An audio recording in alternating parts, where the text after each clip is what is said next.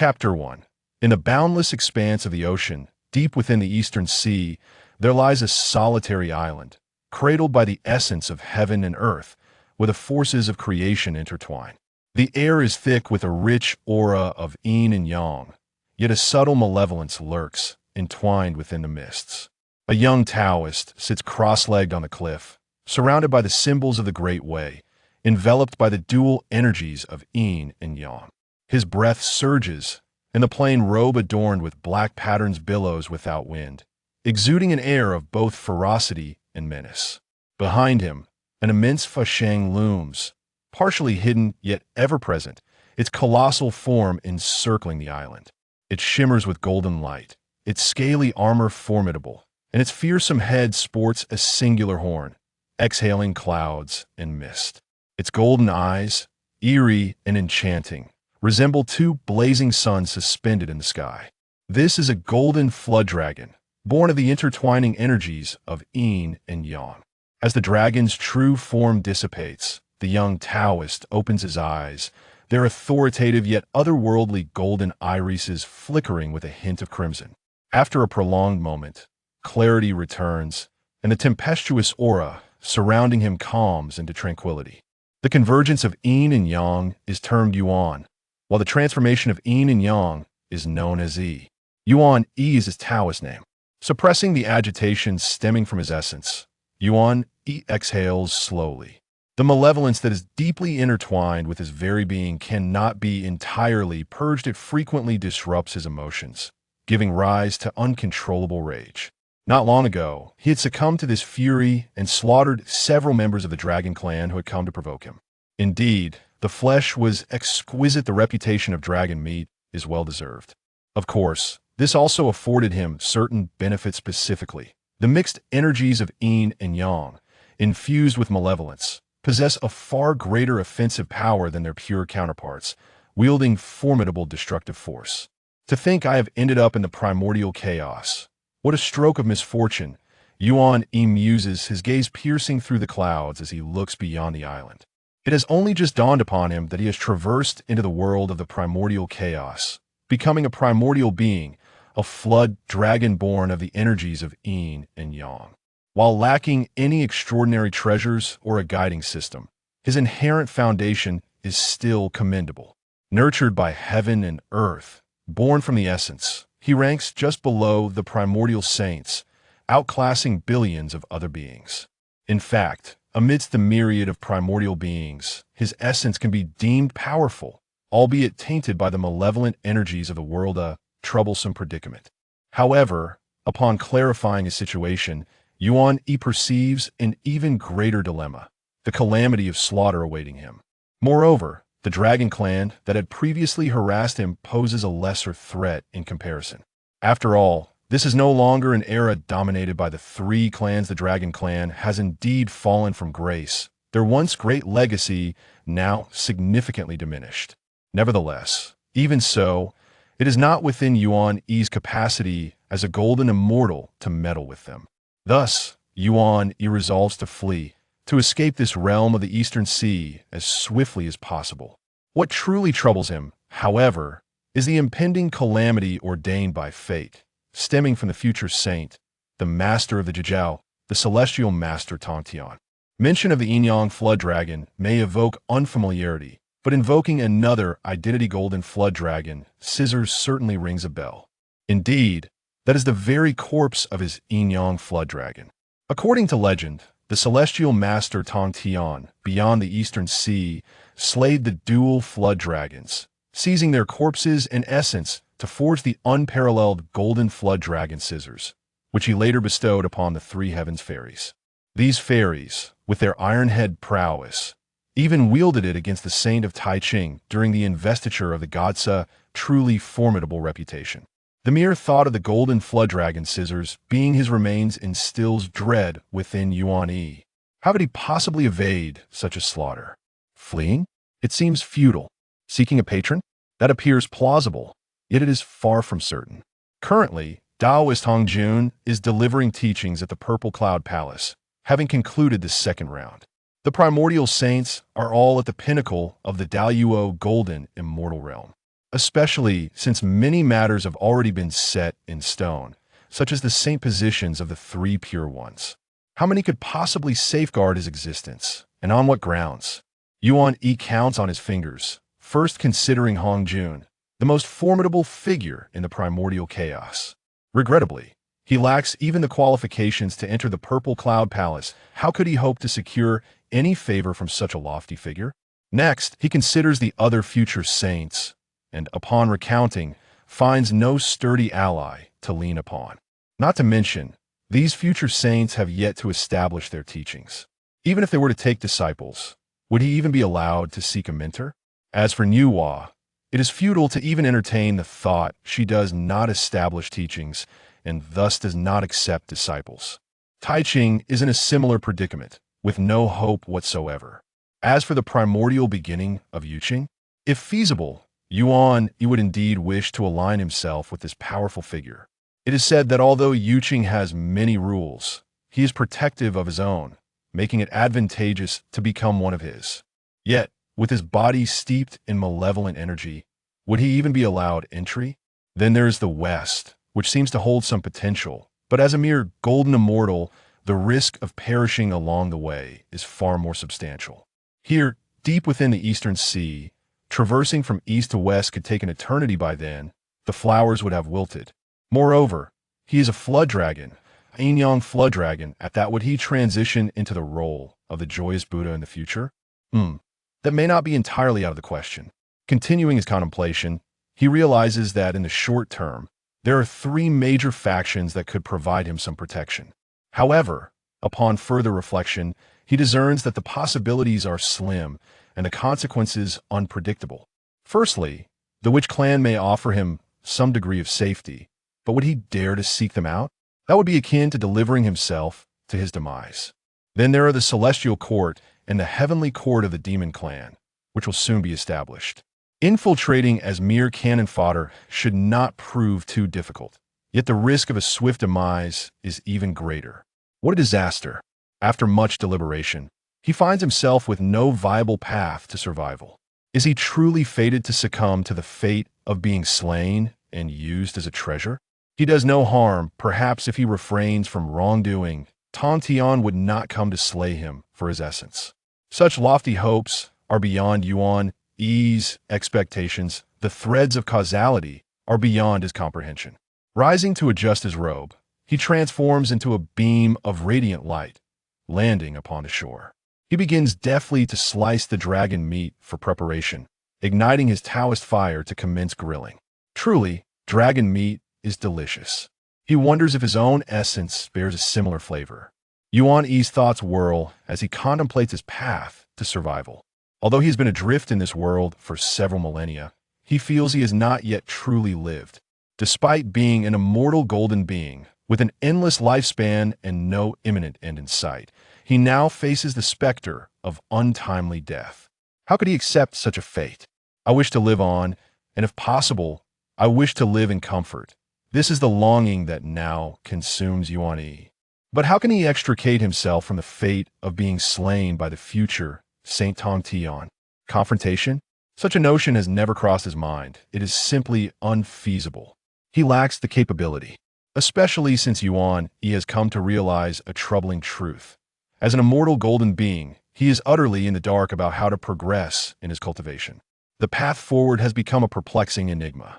The dragon clan likely possesses the legacy of the ancestor dragon, yet he is a flood dragon, not a true dragon. He cannot undergo metamorphosis into a dragon, as that would be fundamentally misguided. After all, he is not like those beings who transform into dragons to elevate their life essence. He is a naturally born flood dragon, which represents the pinnacle of his existence. Should he attempt to morph into a dragon, he could never replace the ancestor dragon. Such transformation would yield him no benefits whatsoever. Recently, a group of self-proclaimed true dragons, the foolish mud eels, even looked down upon him. The primordial Yin-Yang flood dragon, deeming him a mere mixed blood of dragons, coming to his lair to bully him. To make matters worse, one of the female dragons audaciously sought to rob him of his essence, attempting to capture him as a slave. This infuriated Yuan Yi, and in a moment of uncontrolled rage, he dispatched them all and feasted upon their flesh. Did they truly believe that he, a flood dragon steeped in malevolent energy, was easy to provoke? He had yet to engage in any thievery of essence, and yet he found himself targeted by dragons. What absurdity! Wait a moment. Why am I being so stubborn? Since my calamity stems from this future saint, could he not be the very one capable of alleviating my destined tribulation? Who better to thwart Tongshan's murderous intent than himself? After all, he had not wronged the man. To him, eliminating Yuan Yi would merely be a casual act, devoid of necessity. If that is the case, there exists an opportunity for him to cultivate a mindset that dissuades the thought of harming him. Counting the robust allies within the primordial chaos, he yearns to align himself with one, only to realize that Tong Tian is among the strongest of them. To thrive in the primordial chaos, one must possess both formidable cultivation and a strong backing. In this regard, securing Tongshan's favor may prove more achievable. He requires guidance for his cultivation. If he were to attain the status of a disciple, he would gain both lineage and protection. Surely, Tong Tian would not slay his own disciple for the sake of crafting treasures. Such occurrences are unheard of in the primordial chaos, and thus the calamity of death may very well dissipate.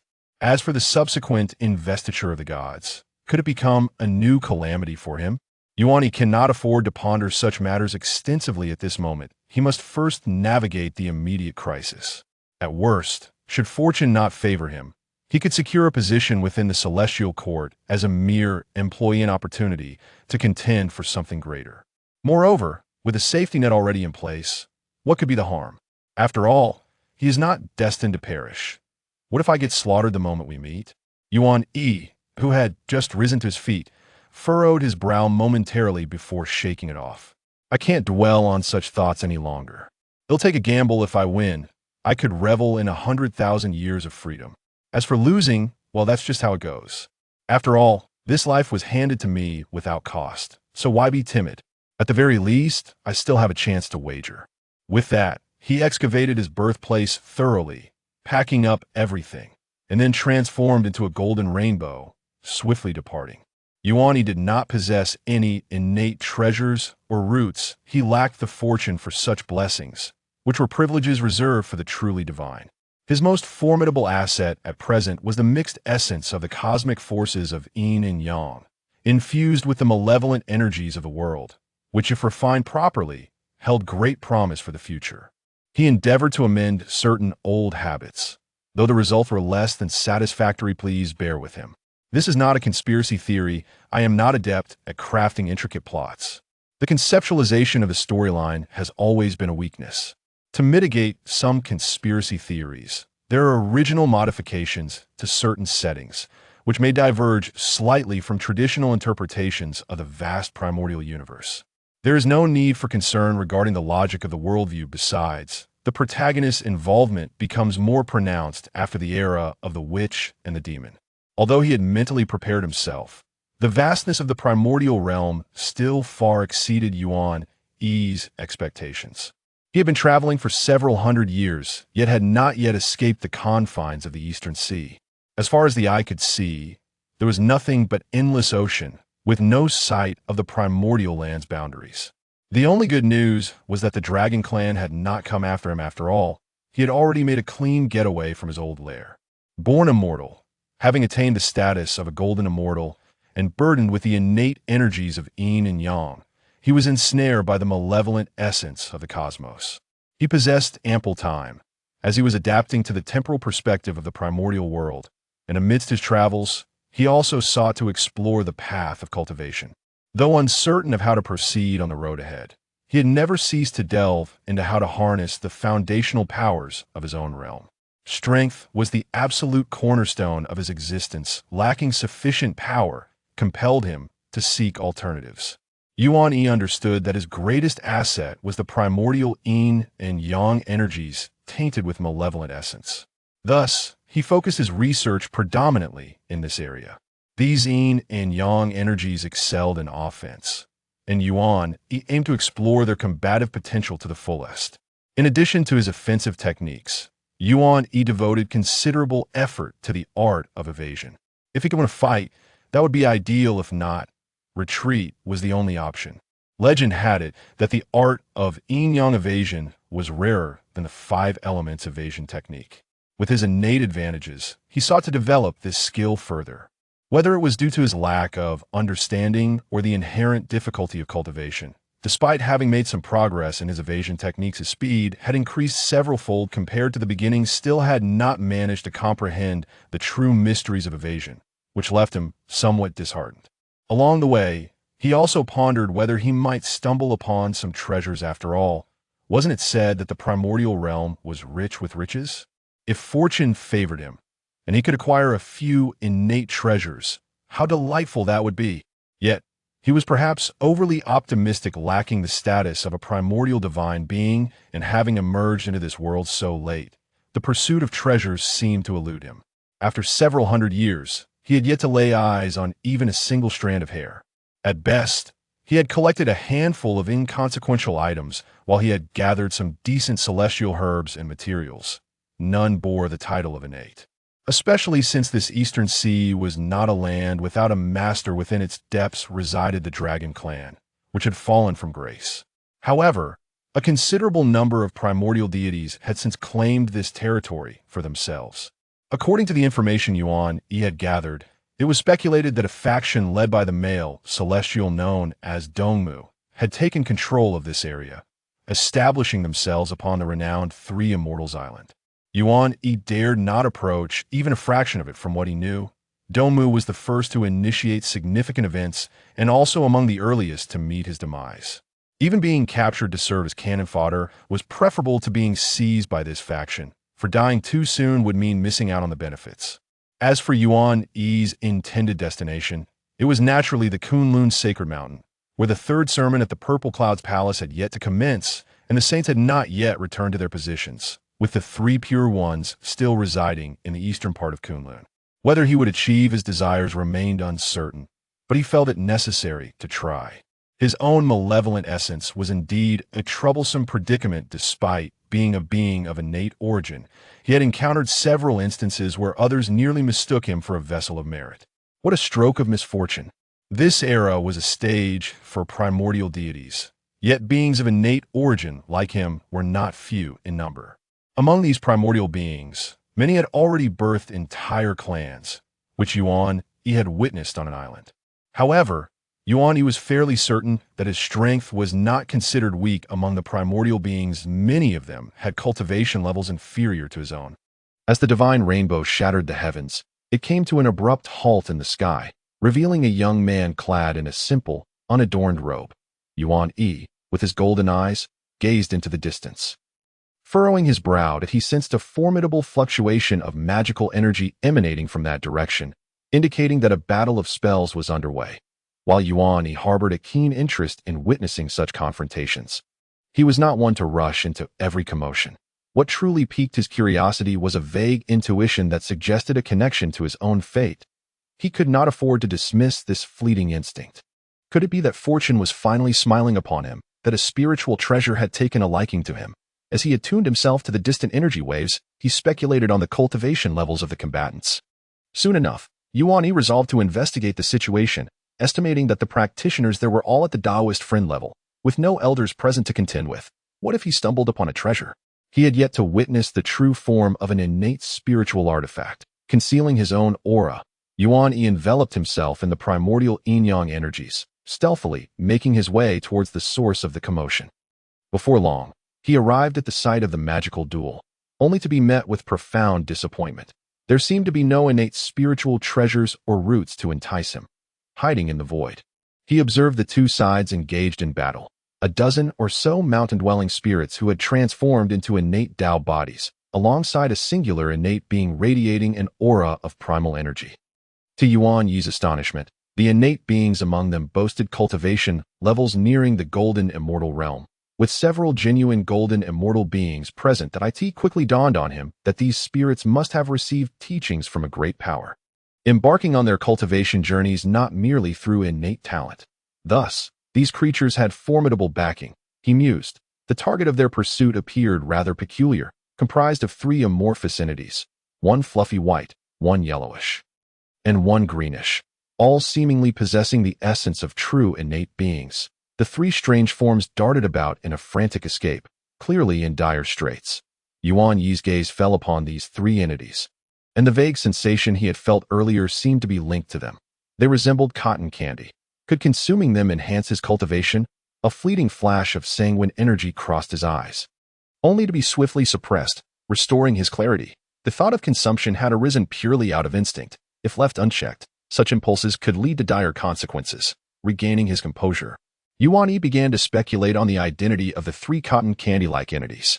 Their shapes, numbers, and colors were all too easy to deduce. Given his limited understanding of the primordial world, he could only surmise a few possibilities. To his surprise, the three entities before him corresponded perfectly to the unmanifested forms of the three heavens: Yun Xiao, Qiong Xiao, and Bai Xiao. Disappointment washed over him. Fortune had not come knocking, and there were no innate treasures vying for his attention. Instead, these three beings, who ought to have been linked to him by fate, were more accurately connected to his previous incarnation, specifically, the owner of the Golden Jiao Scissors. Indeed, it seemed he was experiencing a streak of bad luck. Yuan Yi glanced around, but did not spot the legendary figure Zhao Gongming, the elder brother of the three heavens. Had they yet to cross paths, he observed the fracas with a detached demeanor, initially intending to turn away and spectate from a distance, but then paused, his gaze drawn to the three unmanifested clouds. Was it possible that, unbeknownst to him, he could encounter Tong Tian, while these three were almost destined to meet him? Could they serve as a guide for him? Moreover, if he established a good rapport with them, might his chances of success increase significantly? Perhaps he could secure a safe identity and avoid the fate of being hunted for his treasures. Yet, he pondered, as merely an innate being himself, why would Tong Tian bother to hunt him down, especially when he was on the brink of ascension to sainthood? A fleeting thought crossed his mind. Could the Yin-Yang twin mantis have bullied these three at this moment? He was uncertain, but recalled tales of Zhao Gongming sacrificing his own foundation to protect them before they had fully manifested, thus forging their bond. Could it truly be the work of the Yin-Yang twin mantis? Had he unwittingly become the antagonist in Zhao Gongming's heroic tale? Perhaps, after the fact, Tong Tian would seek vengeance on the Yin-Yang twin mantis, crafting the Golden Jiao Scissors as a gift for the three heavens. As thoughts raced through his mind, Yuan Yi made a decision. Regardless of the truth, he would take on this role, for he relished the opportunity to assist others, especially when there might be rewards in return. Do not fear, my three Taoist friends. I shall aid you in your escape. His voice resonated through the air, reaching the beleaguered trio. Yuan Yi, entwined in the primordial yin-yang energies, raised a hand, and the energies transformed into two swords, one black and one white, striking down upon the pursuers. Who dares to meddle here? The golden immortal level innate being turned to face him, bellowing as its power surged. Yuan Yi paid it no mind, unleashing the yin-yang energies in a torrent of destructive force. In an instant, he sent the others reeling, their ranks shattered and many severely wounded. Even the golden immortal was not exempt. There were disparities even among equals. Yuan Yi could not yet merge the yin-yang energies into a single entity, but he could manifest them as swords, their potency formidable. Without a moment's hesitation, he pressed on, directing the dual swords toward the one being that had withstood his initial assault. With a resounding boom, the air erupted, sending shockwaves across the expanse, leaving a deep scar upon the sea's surface as the opponent was hurled into the depths. I shall escort you. Do not resist, he continued to relay telepathically. In a flash, he appeared beside the three heavens, enveloping them within his sleeve. Although they exhibited a moment of resistance, they soon acquiesced, allowing Yuan Yi to draw them into his embrace. Without lingering, he harnessed the primordial yin-yang energies and swiftly took to the skies. Fleeing from the peril, he altered his course several times, wary of being pursued, for it seemed the adversaries possessed considerable backing, likely a powerful innate being. Thus, he refrained from inflicting fatal blows, solely focused on escape. Given the fortuitous nature of the three heavens, he believed they would not lead him to ruin. Yuan Yi was skeptical of his own luck, yet he placed greater faith in theirs. Meanwhile, the thwarted pursuers, incensed by their failure to capture the three heavens, quickly redirected their focus, spotting a nascent innate being born of a gentle breeze and pursuing it in another direction than on a nondescript island. Yuan Yi concealed his presence with a barrier, releasing the three clouds from his sleeve. The yellow and green entities took refuge behind the fluffy white one, maintaining a cautious distance from him. Thank you immensely for your assistance, kind Taoist. We, the three heavens, shall repay your kindness in due time. Yin Xiao expressed with sincere gratitude, her voice melodious and earnest. It was no trouble at all when faced with injustice. It is only right to lend a hand as fellow innate beings. It is the least I could do. There is no need for concern, Yuan Yi replied casually. His gaze appraised the three clouds before him. They truly embodied the essence of innate beings, exuding a certain charm even in their unmanifested forms. They appeared quite delectable. Yuan Yi averted his gaze, sweeping the surroundings with his spiritual sense, allowing himself a sigh of relief. His ambush, coupled with the fact that they were merely at the Taoist friend level, had facilitated an easy escape that it seemed his ability to elude danger was commendable. However, at this juncture, perhaps feigning exhaustion would better impress upon them the weight of his favor. Yuan Yi was lost in contemplation.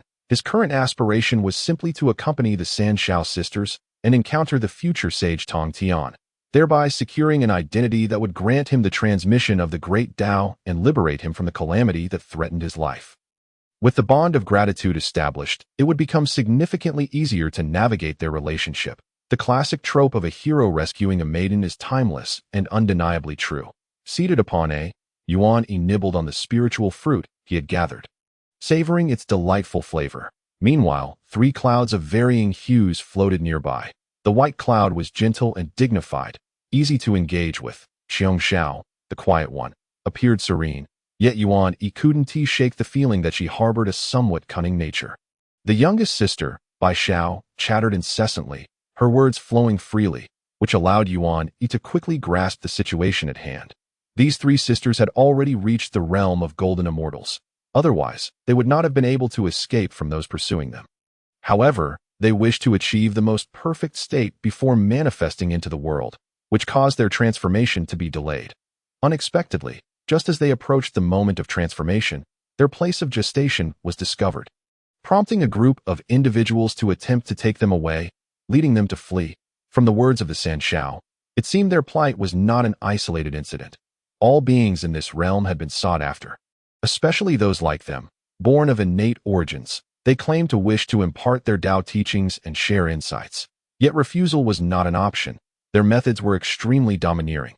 The Jiao sisters suspected that there were multiple innate deities orchestrating these events, attempting to gather all beings of this realm for purposes that were dubious at best. Though Yin Xiao did not specify the suspected culprits, Yuan Yi had his own conjectures. This was the Eastern Sea, and such significant disturbances were likely instigated by the likes of Dong Mu Gong and other innate deities. Were they preparing to establish a celestial court? Did they intend to cultivate a group of underlings? Otherwise, it was hard to fathom why they would go to such lengths, attempting to provide compulsory education to these beings. Yuan Yi was skeptical. Innate deities should not be so idly occupied. It seemed that lingering in this Eastern Sea was no longer feasible. May I inquire where you intend to go next? Yuan Yi asked. After a brief hesitation, Yin Xiao replied, We sisters seek a tranquil place to complete our transformation. As you have pointed out, we can no longer remain in the Eastern Sea. We must head westward to evade the encroaching turmoil. Yuan Yi nodded. Although he recognized the opportunity for importation, Yin Xiao felt a sense of discomfort and wished to distance herself from it. A decision undoubtedly wise, for those who instigate chaos often face the direst consequences. What are your plans, brother? Yin Xiao inquired. Upon learning of the situation, Yuan Yi revealed that he had incurred the ire of certain individuals. Furthermore, he had also faced troubles from the Dragon Clan and was compelled to relocate. If you do not mind, might I suggest we travel together? It would be advantageous for mutual support. This proposition flowed naturally from Yuan Yi's lips. It was imperative to escape, especially with the likelihood of an imminent conflict erupting in the Eastern Sea, where even the aftermath could lead to his demise. Then I am grateful for your companionship. Yin Xiao responded without much hesitation.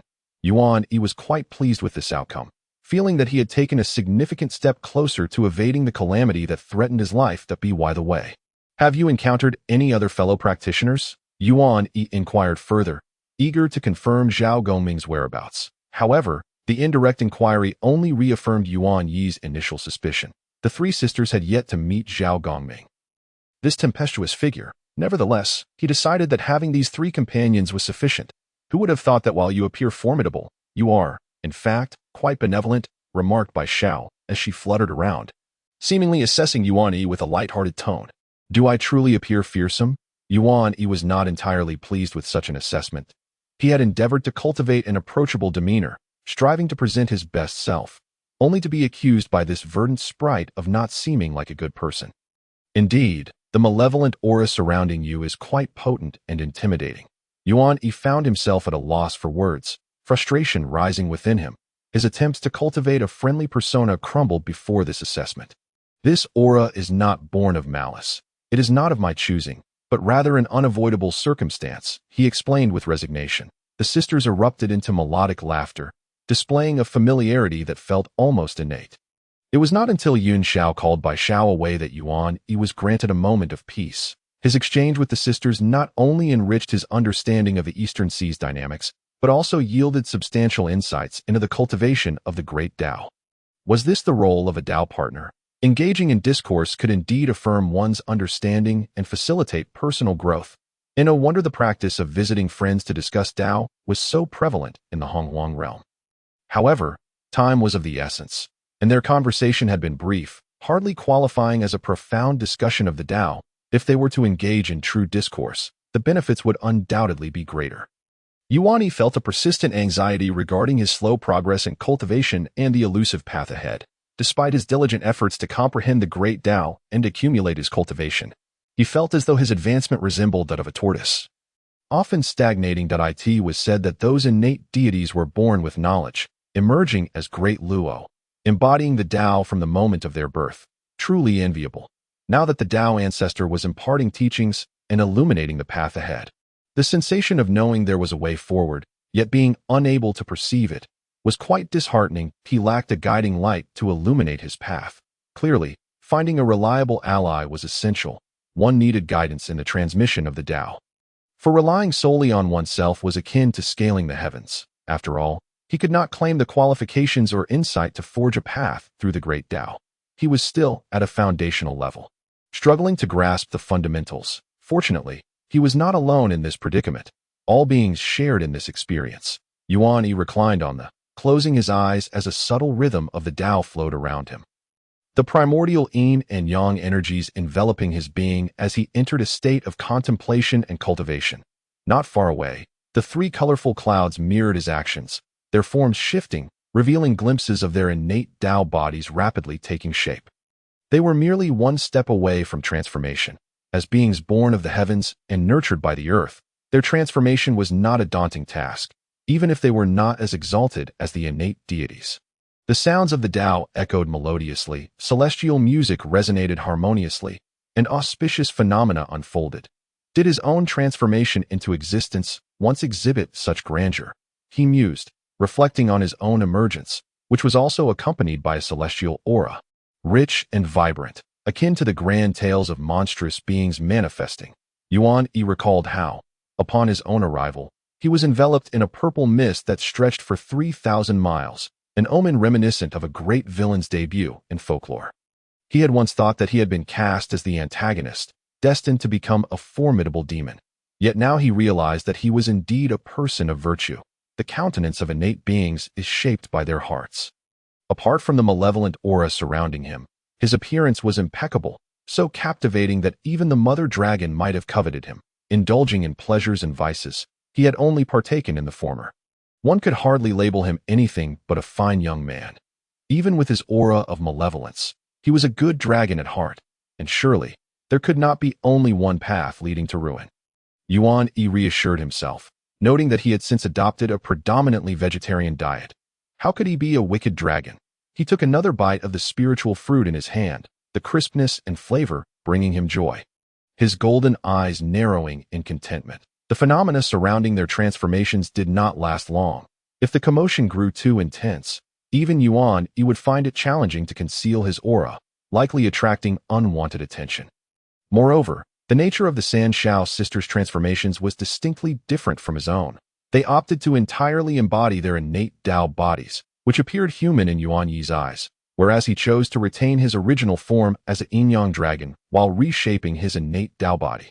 After all, his innate Tao body is inherently powerful, Unlike these 3 cotton candies that merely provoke a desire to taste their sweetness, a veil of mist envelopes the scene, within which indistinct figures flicker.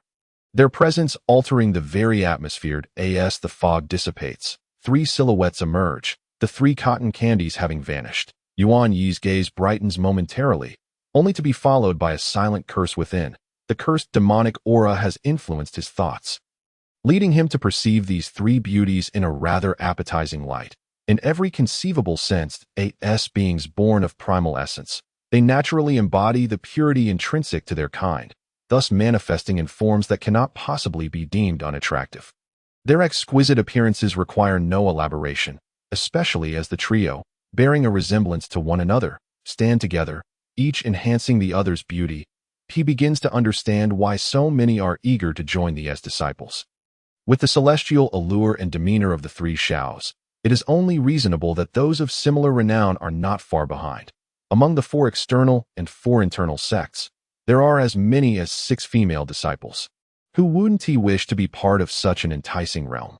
While the 3 share certain physical similarities, their distinct temperaments allow one to discern who is who at a glance. Preventing any confusion, Yun Xiao, clad in a flowing white celestial gown, possesses a visage reminiscent of poetry and painting, exuding an air of gentle grace that is neither lacking in dignity nor poise. Her presence seems soft yet harbors an undeniable strength that commands respect. Like water, she can nourish all silently, yet can also topple cities and shake mountains with her might. The second sister, Xiong Xiao, dressed in yellow, presents a more formidable aura compared to Yun Xiao. While the latter appears approachable, Xiong Xiao's demeanor suggests she is far from easy to provoke. The third sister, Bai Xiao, adorned in green, has large, twinkling eyes that dart about with remarkable vivacity, exuding a sense of clarity and purity, perhaps due to her previous incessant chatter, even appearing as a lively green cloud. She seems restless and energetic, akin to someone with hyperactivity, leading Yuan Yi to perceive her gaze as filled with sparkling wisdom at this moment. The youngest sister is touching her own face, glancing back and forth at her 2 elder sisters, seemingly searching for differences or similarities. Congratulations to the 3 of you on successfully taking form. The path of the great Tao now opens wider before you. Yuan Yi rises and expresses his heartfelt congratulations. The 3 sisters exchange glances, and with a smile, Yun Xiao steps forward and bows respectfully. We are grateful to you, Tao brother, for safeguarding us. This kindness will be etched in our hearts, she declares earnestly. Behind her, Xiong Xiao and Bai Xiao follow suit, their expressions reflecting a serious demeanor. To remember and repay kindness is a virtue, and as they assert their gratitude, Yuan Yi acknowledges it with a smile and a nod. He desires nothing more than for the 3 Xiaos to remember his kindness and guide him, providing him with added assurance. Should the need arise, they might even intercede on his behalf. After all, the gratitude is genuine, and even if it becomes a matter of reciprocation, it is indeed Yuan Yi who has extended the initial kindness, leaving him with a clear conscience. This is not a scheme or conspiracy. Yuan Yi is neither adept at such manipulations nor daring enough to engage in petty tricks when it involves matters that could affect future saints. At this stage, fostering a good relationship with the 3 Xiaos is beneficial and poses no harm. As for what comes after, that can be contemplated later. In the grand tapestry of the function, the 3 sisters have not had the best of fates, yet they have been ensnared by Zhao Gongming. Now, they have yet to encounter him, let alone acknowledge a big brother. It remains uncertain whether their destinies will shift as a result. Such matters do not warrant his concern. Let us not linger on such thoughts. We should depart swiftly to avoid attracting unwanted attention, he suggests. The 3 Xiaos readily agree and promptly set off, continuing their journey towards the vast western wilderness. Lacking strength and support, surviving in this primeval land is fraught with anxiety. One is either preparing to flee or already on the run, living a life of indignity. Yuan Yi feels helpless. The wilderness is indeed a tough battleground, with far too many powerful figures looming above him, leaving him feeling trapped and dissatisfied. Yet, he understands that some matters cannot be navigated merely by evasion, living not about the pursuit of survival. At least there lies a glimmer of hope for the future. Yuan Yi cannot afford to remain idle, often grappling with a reckless urge to take a gamble, likely influenced by his own demonic aura. Perhaps in his previous life, he was never one for gambling. After countless years, Yuan Yi and his companions finally catch sight of the coastline of the wilderness. The day of their landing is near.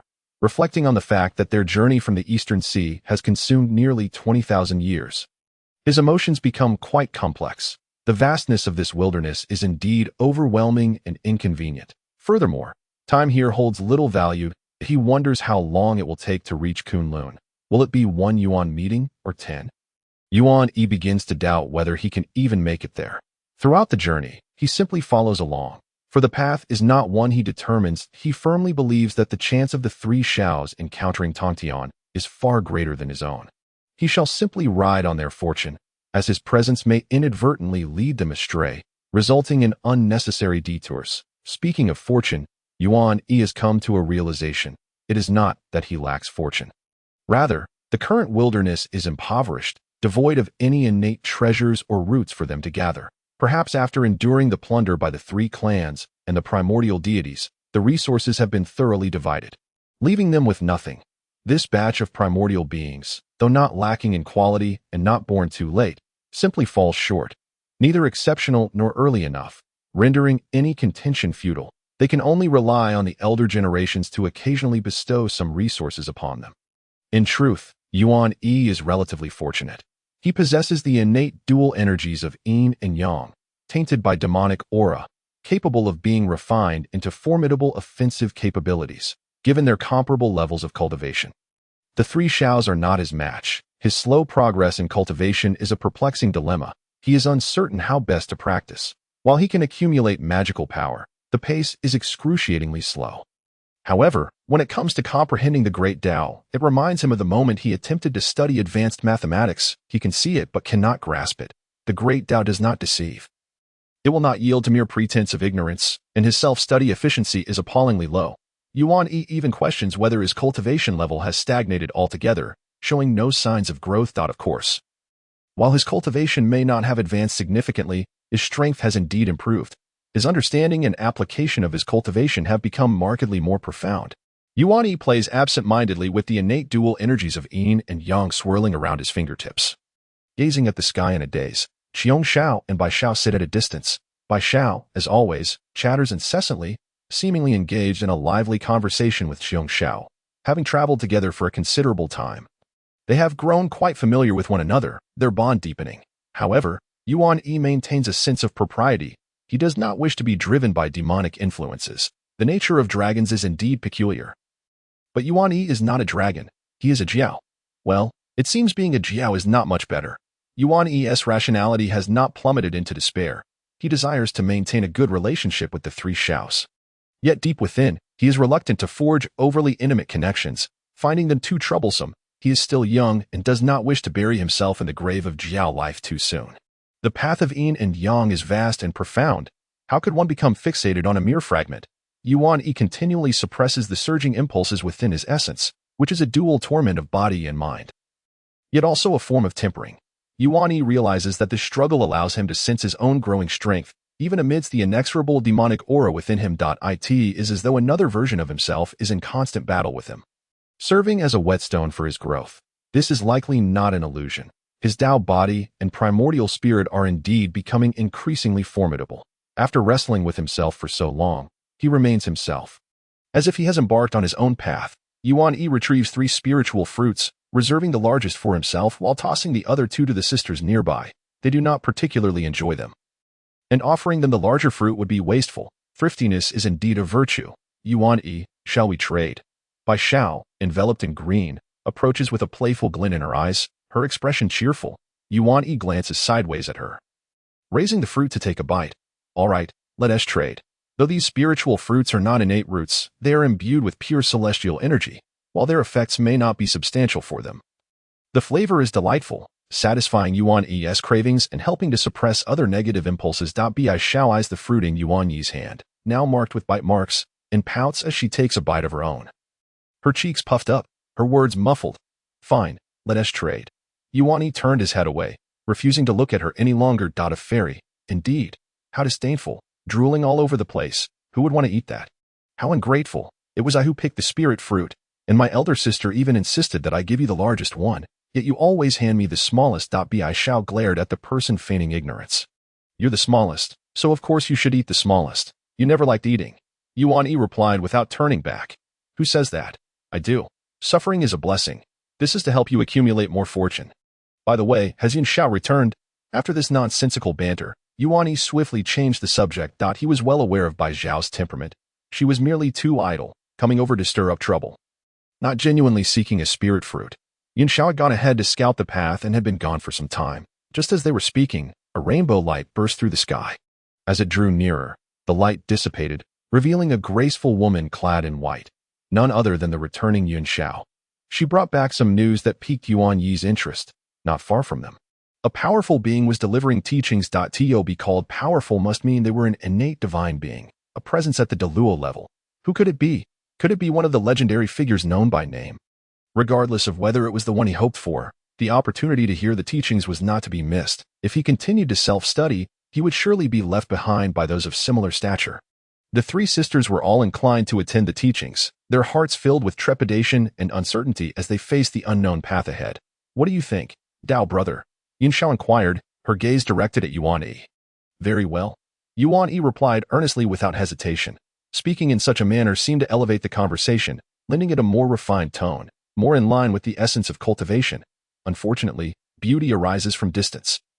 Familiarity breeds a sense of pretense, especially since Yuan Yi was known to be exceedingly casual. This demeanor earned him a roll of the eyes from Bai Shao, who cheekily mimicked him with a drawn-out very well.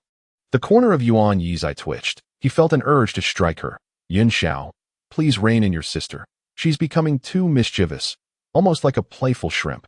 Yin Xiao shot a glare at Bai Shao, but merely shook her head in response.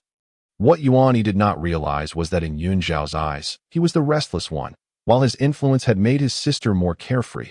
Days later, the four found themselves at the foot of a mountain. Atop the mountain sat a Taoist, meditating and expounding on profound truths, his words weaving an intricate tapestry of enlightenment. Down below, countless beings listened, entranced, unable to extricate themselves from the experience. The teachings had already been underway for some time. Yuan Yi glanced at Yin Xiao. She was indeed steadfast, resisting temptation to return and summon them to join. After all, if they could listen for several days, they might save themselves millennia of arduous cultivation. What a rare opportunity. Yuan Yi's gaze swept over the crowd below before shifting to the Taoist seated at the summit. Who could this be?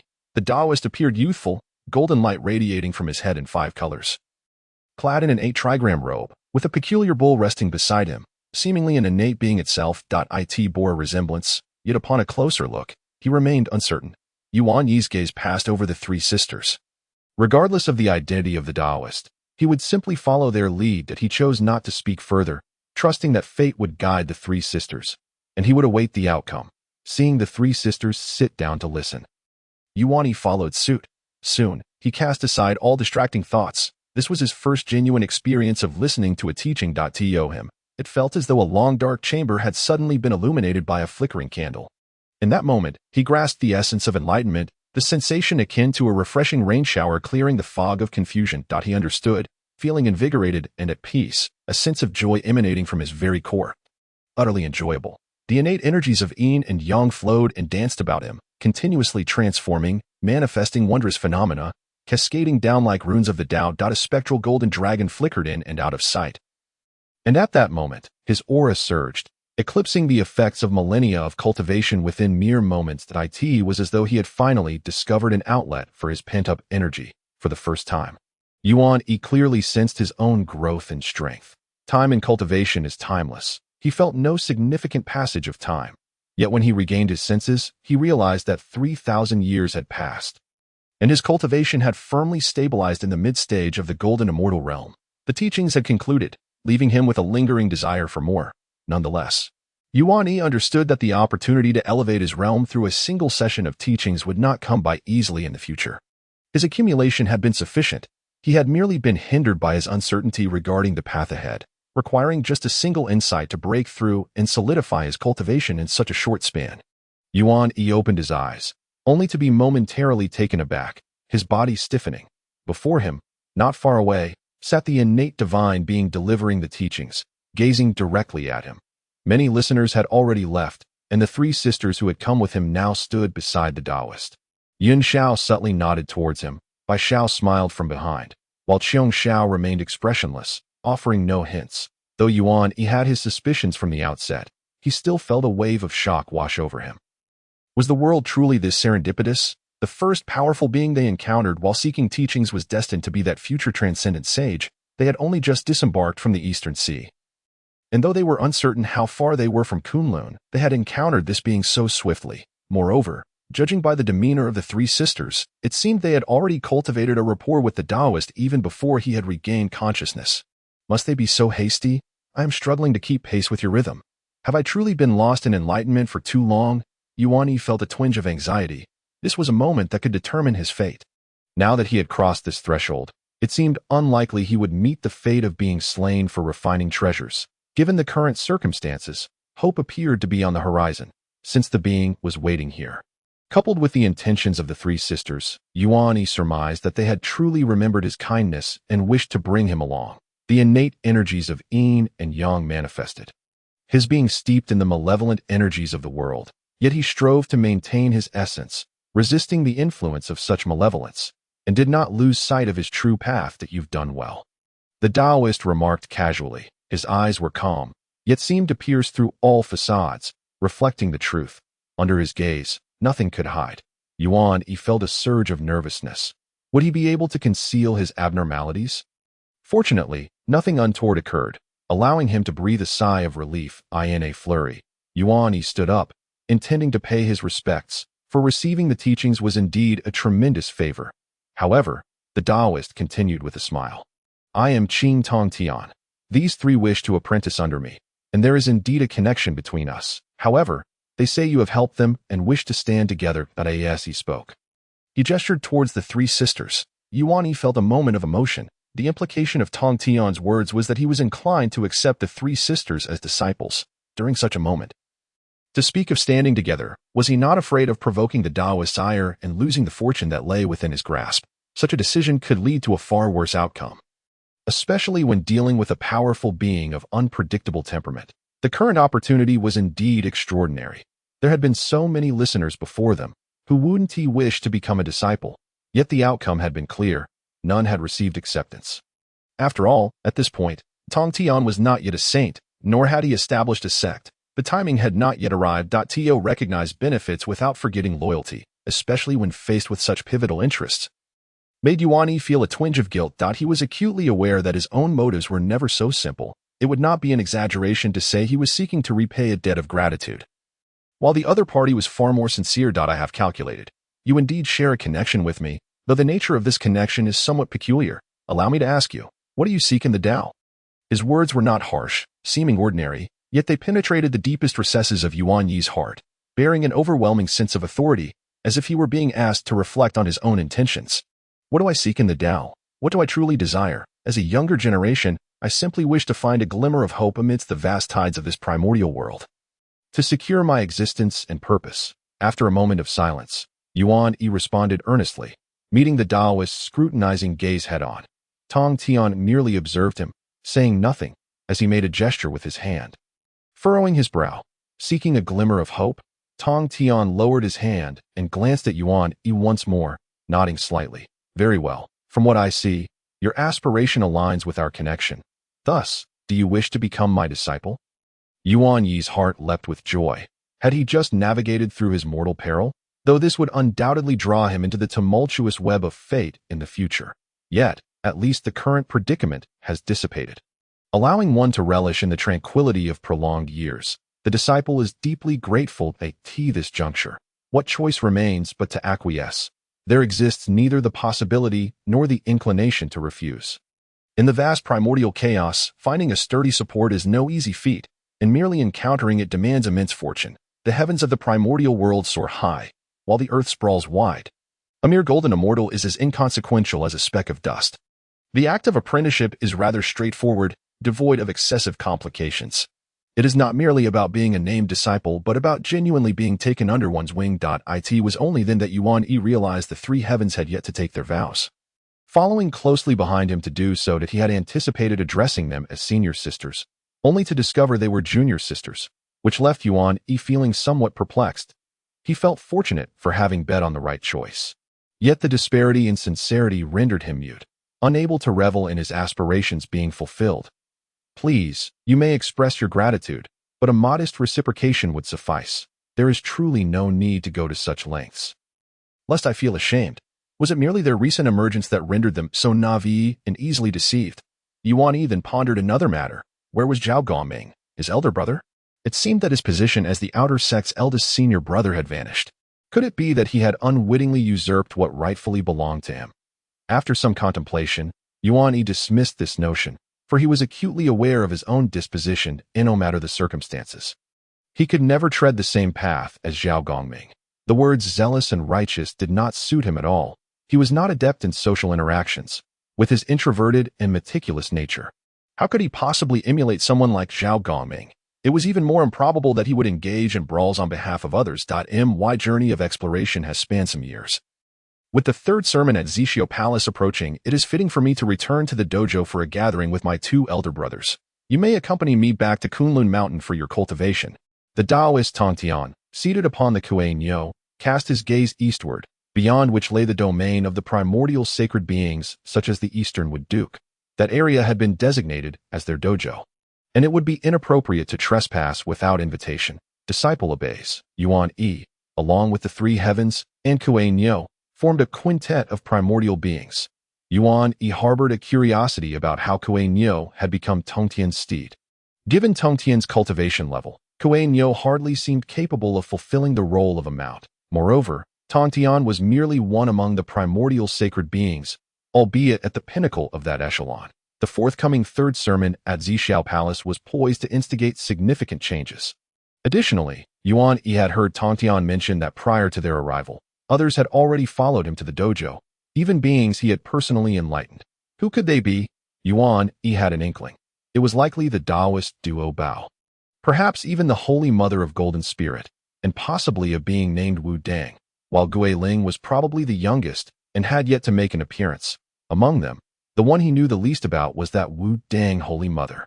He had never heard anything about her origins. With a simple gesture, Tongtian waved his sleeve, effortlessly parting the void, creating a spatial rift. A force enveloped the five of them, propelling them into the fissure.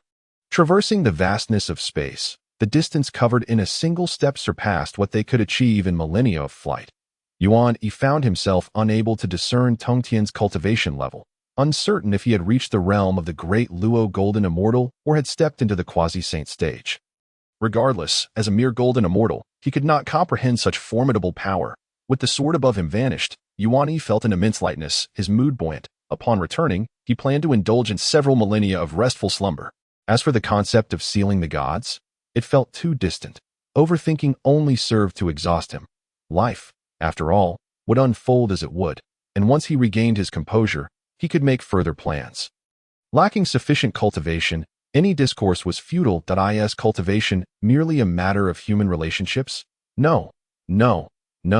Strength is the essence. Without power, one lacks the qualification to engage in matters of human sentiment. In such a circle, there is no place for one who cannot speak. With ample strength, there is no need to delve into the intricacies of human connections. Yuan Yi harbored a disdain for such matters, as he was not adept in them. The time spent traversing the void exceeded Yuan Yi's expectations. It appeared that even these primordial sacred beings were unable to instantaneously manifest anywhere within the primordial realm. On this day, they stepped out of the spatial rift, and before them lay a premier cave of fortune within the primordial world, the ancestral roots of myriad veins. Kunlun.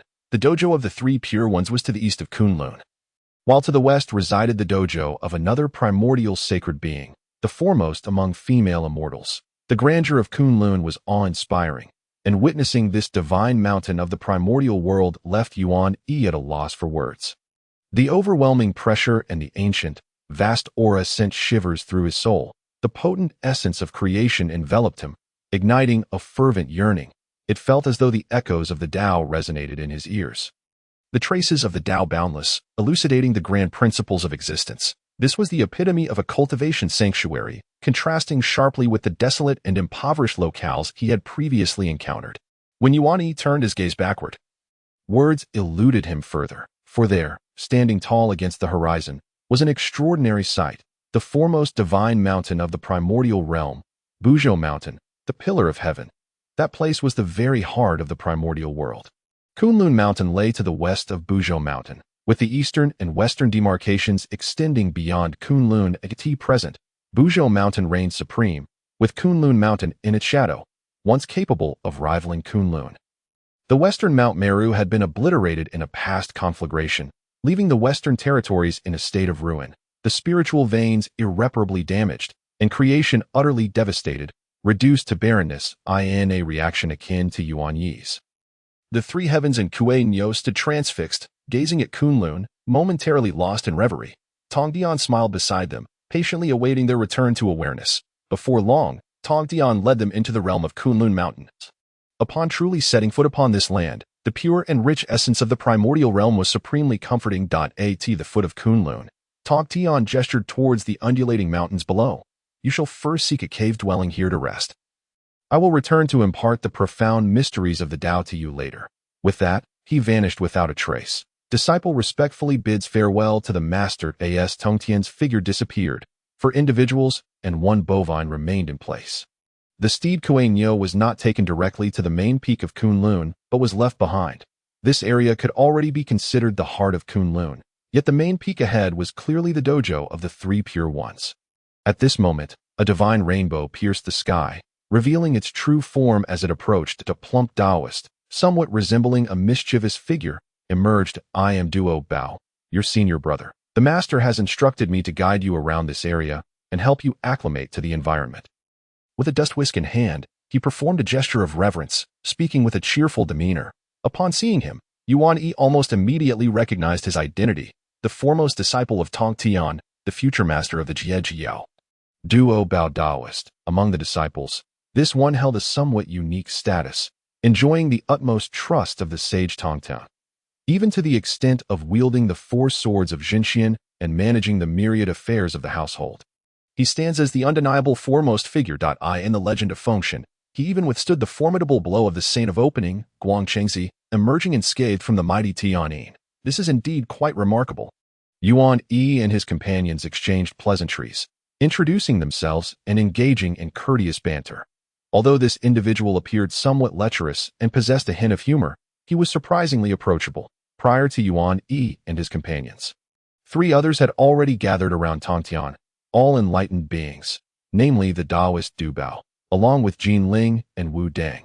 Yuan Yi and his companions were the first among those not enlightened by him to successfully become his disciples. Jin Ling and Wu Dang were in seclusion, thus Yuan Yi and his companions were unable to meet them. Yuan Yi also noticed that the aura surrounding Taoist Du Bao was entirely inscrutable to him, indicating a cultivation level significantly surpassing his own. Someone had imparted the profound truths of the Tao to him directly, placing him well ahead of them. It can be surmised that Jin Ling and Wu Dang were not far behind in cultivation prowess. If the legends hold true, Jin Ling's attainments during the Fengshan era were indeed among the most elite, surpassing even Taoist Du Bao by a considerable margin. Wu Dang also appeared to be no ordinary figure, maintaining an overly humble demeanor that was difficult to gauge. Shortly thereafter, they chose adjacent spiritual mountains to establish their abodes, settling in. Kuei Nyo meandered off elsewhere, as he was not particularly familiar with them. Yuan Yi declined the invitation from the three sisters, opting to select a solitary mountain for himself. It was perfectly acceptable for the three sisters to reside together, but he saw no need to join their revelry. They truly did not regard him as an outsider. Extending their invitation was somewhat perplexing. Yuan Yi thought to himself that the three sisters were still rather naive, unlike the innate divine beings, who are born with knowledge of the world.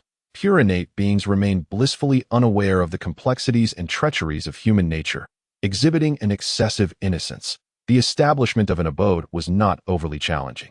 However, creating one suitable for his primary form, the Golden Jiao, would prove troublesome due to its vast size. Yuan Yi was accustomed to his human form, and the construction of the abode could be undertaken step by step, allowing him to take his time. As Kuei Nyo departed, Taoist Du Bao also left, leaving only Yuan Yi and the three sisters. Thank you, three, Yuan Yi said earnestly at that moment, expressing his gratitude for the opportunity to become a disciple. It must be said that although Yunxiao appeared gentle, she possessed no trace of timidity, demonstrating a rather stubborn demeanor. This individual had boldly approached Tongtian to request apprenticeship, and remarkably, Tong Tian had acquiesced. The unremarkable yet smooth process left Yuan Yi at a loss for words. As he had anticipated various dramatic developments, after securing such a fortuitous opportunity, Yin Xiao audaciously proposed that he be the first to become a disciple. She truly had no fear of inciting the ire of a formidable being. Thankfully, her aim was simply and easily achieved. His gratitude was sincere. Dao brother. Yin Xiao paused, shaking her head, stating that it was now appropriate to address him as senior brother.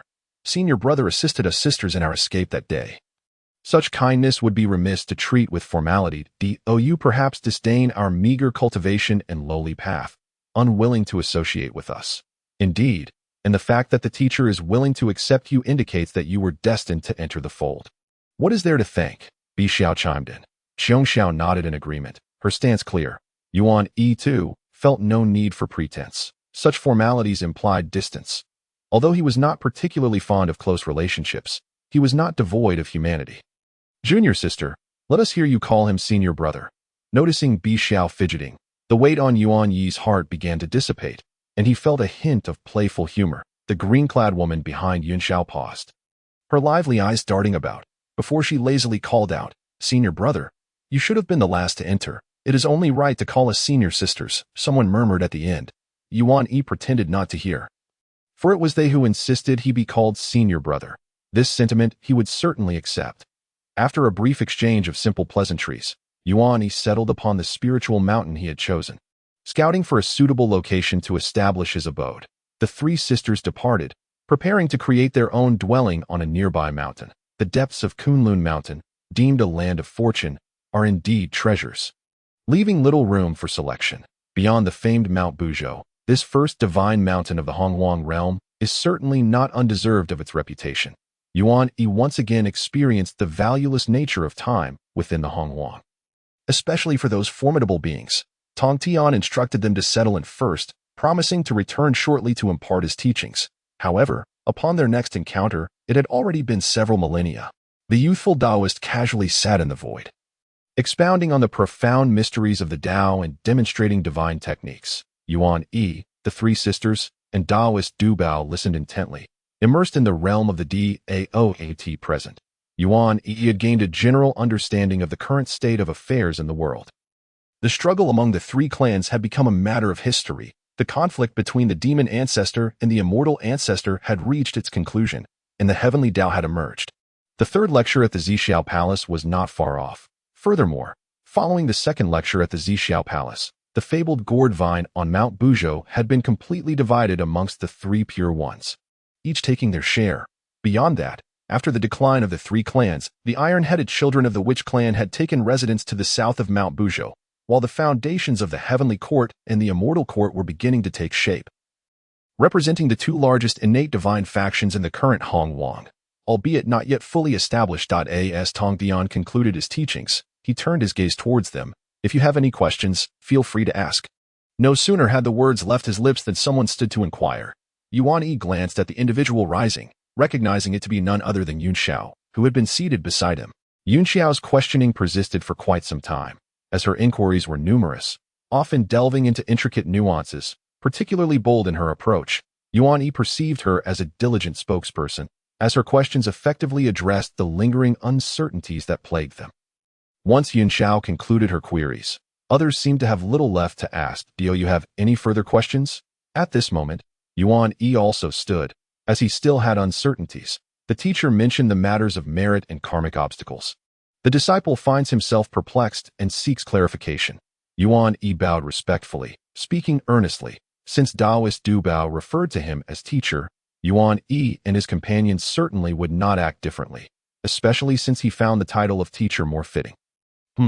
Tong Tian nodded casually, granting permission for his inquiry. He was not particularly fond of formalities, instead preferring a relaxed demeanor, without excessive rigidity.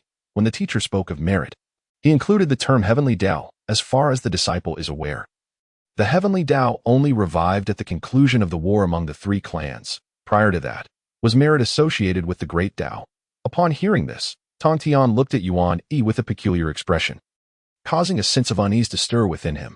Had he erred in his question? Yet, his curiosity remained, as the concept of accumulating merit was a fundamental aspect for those traversing into this realm.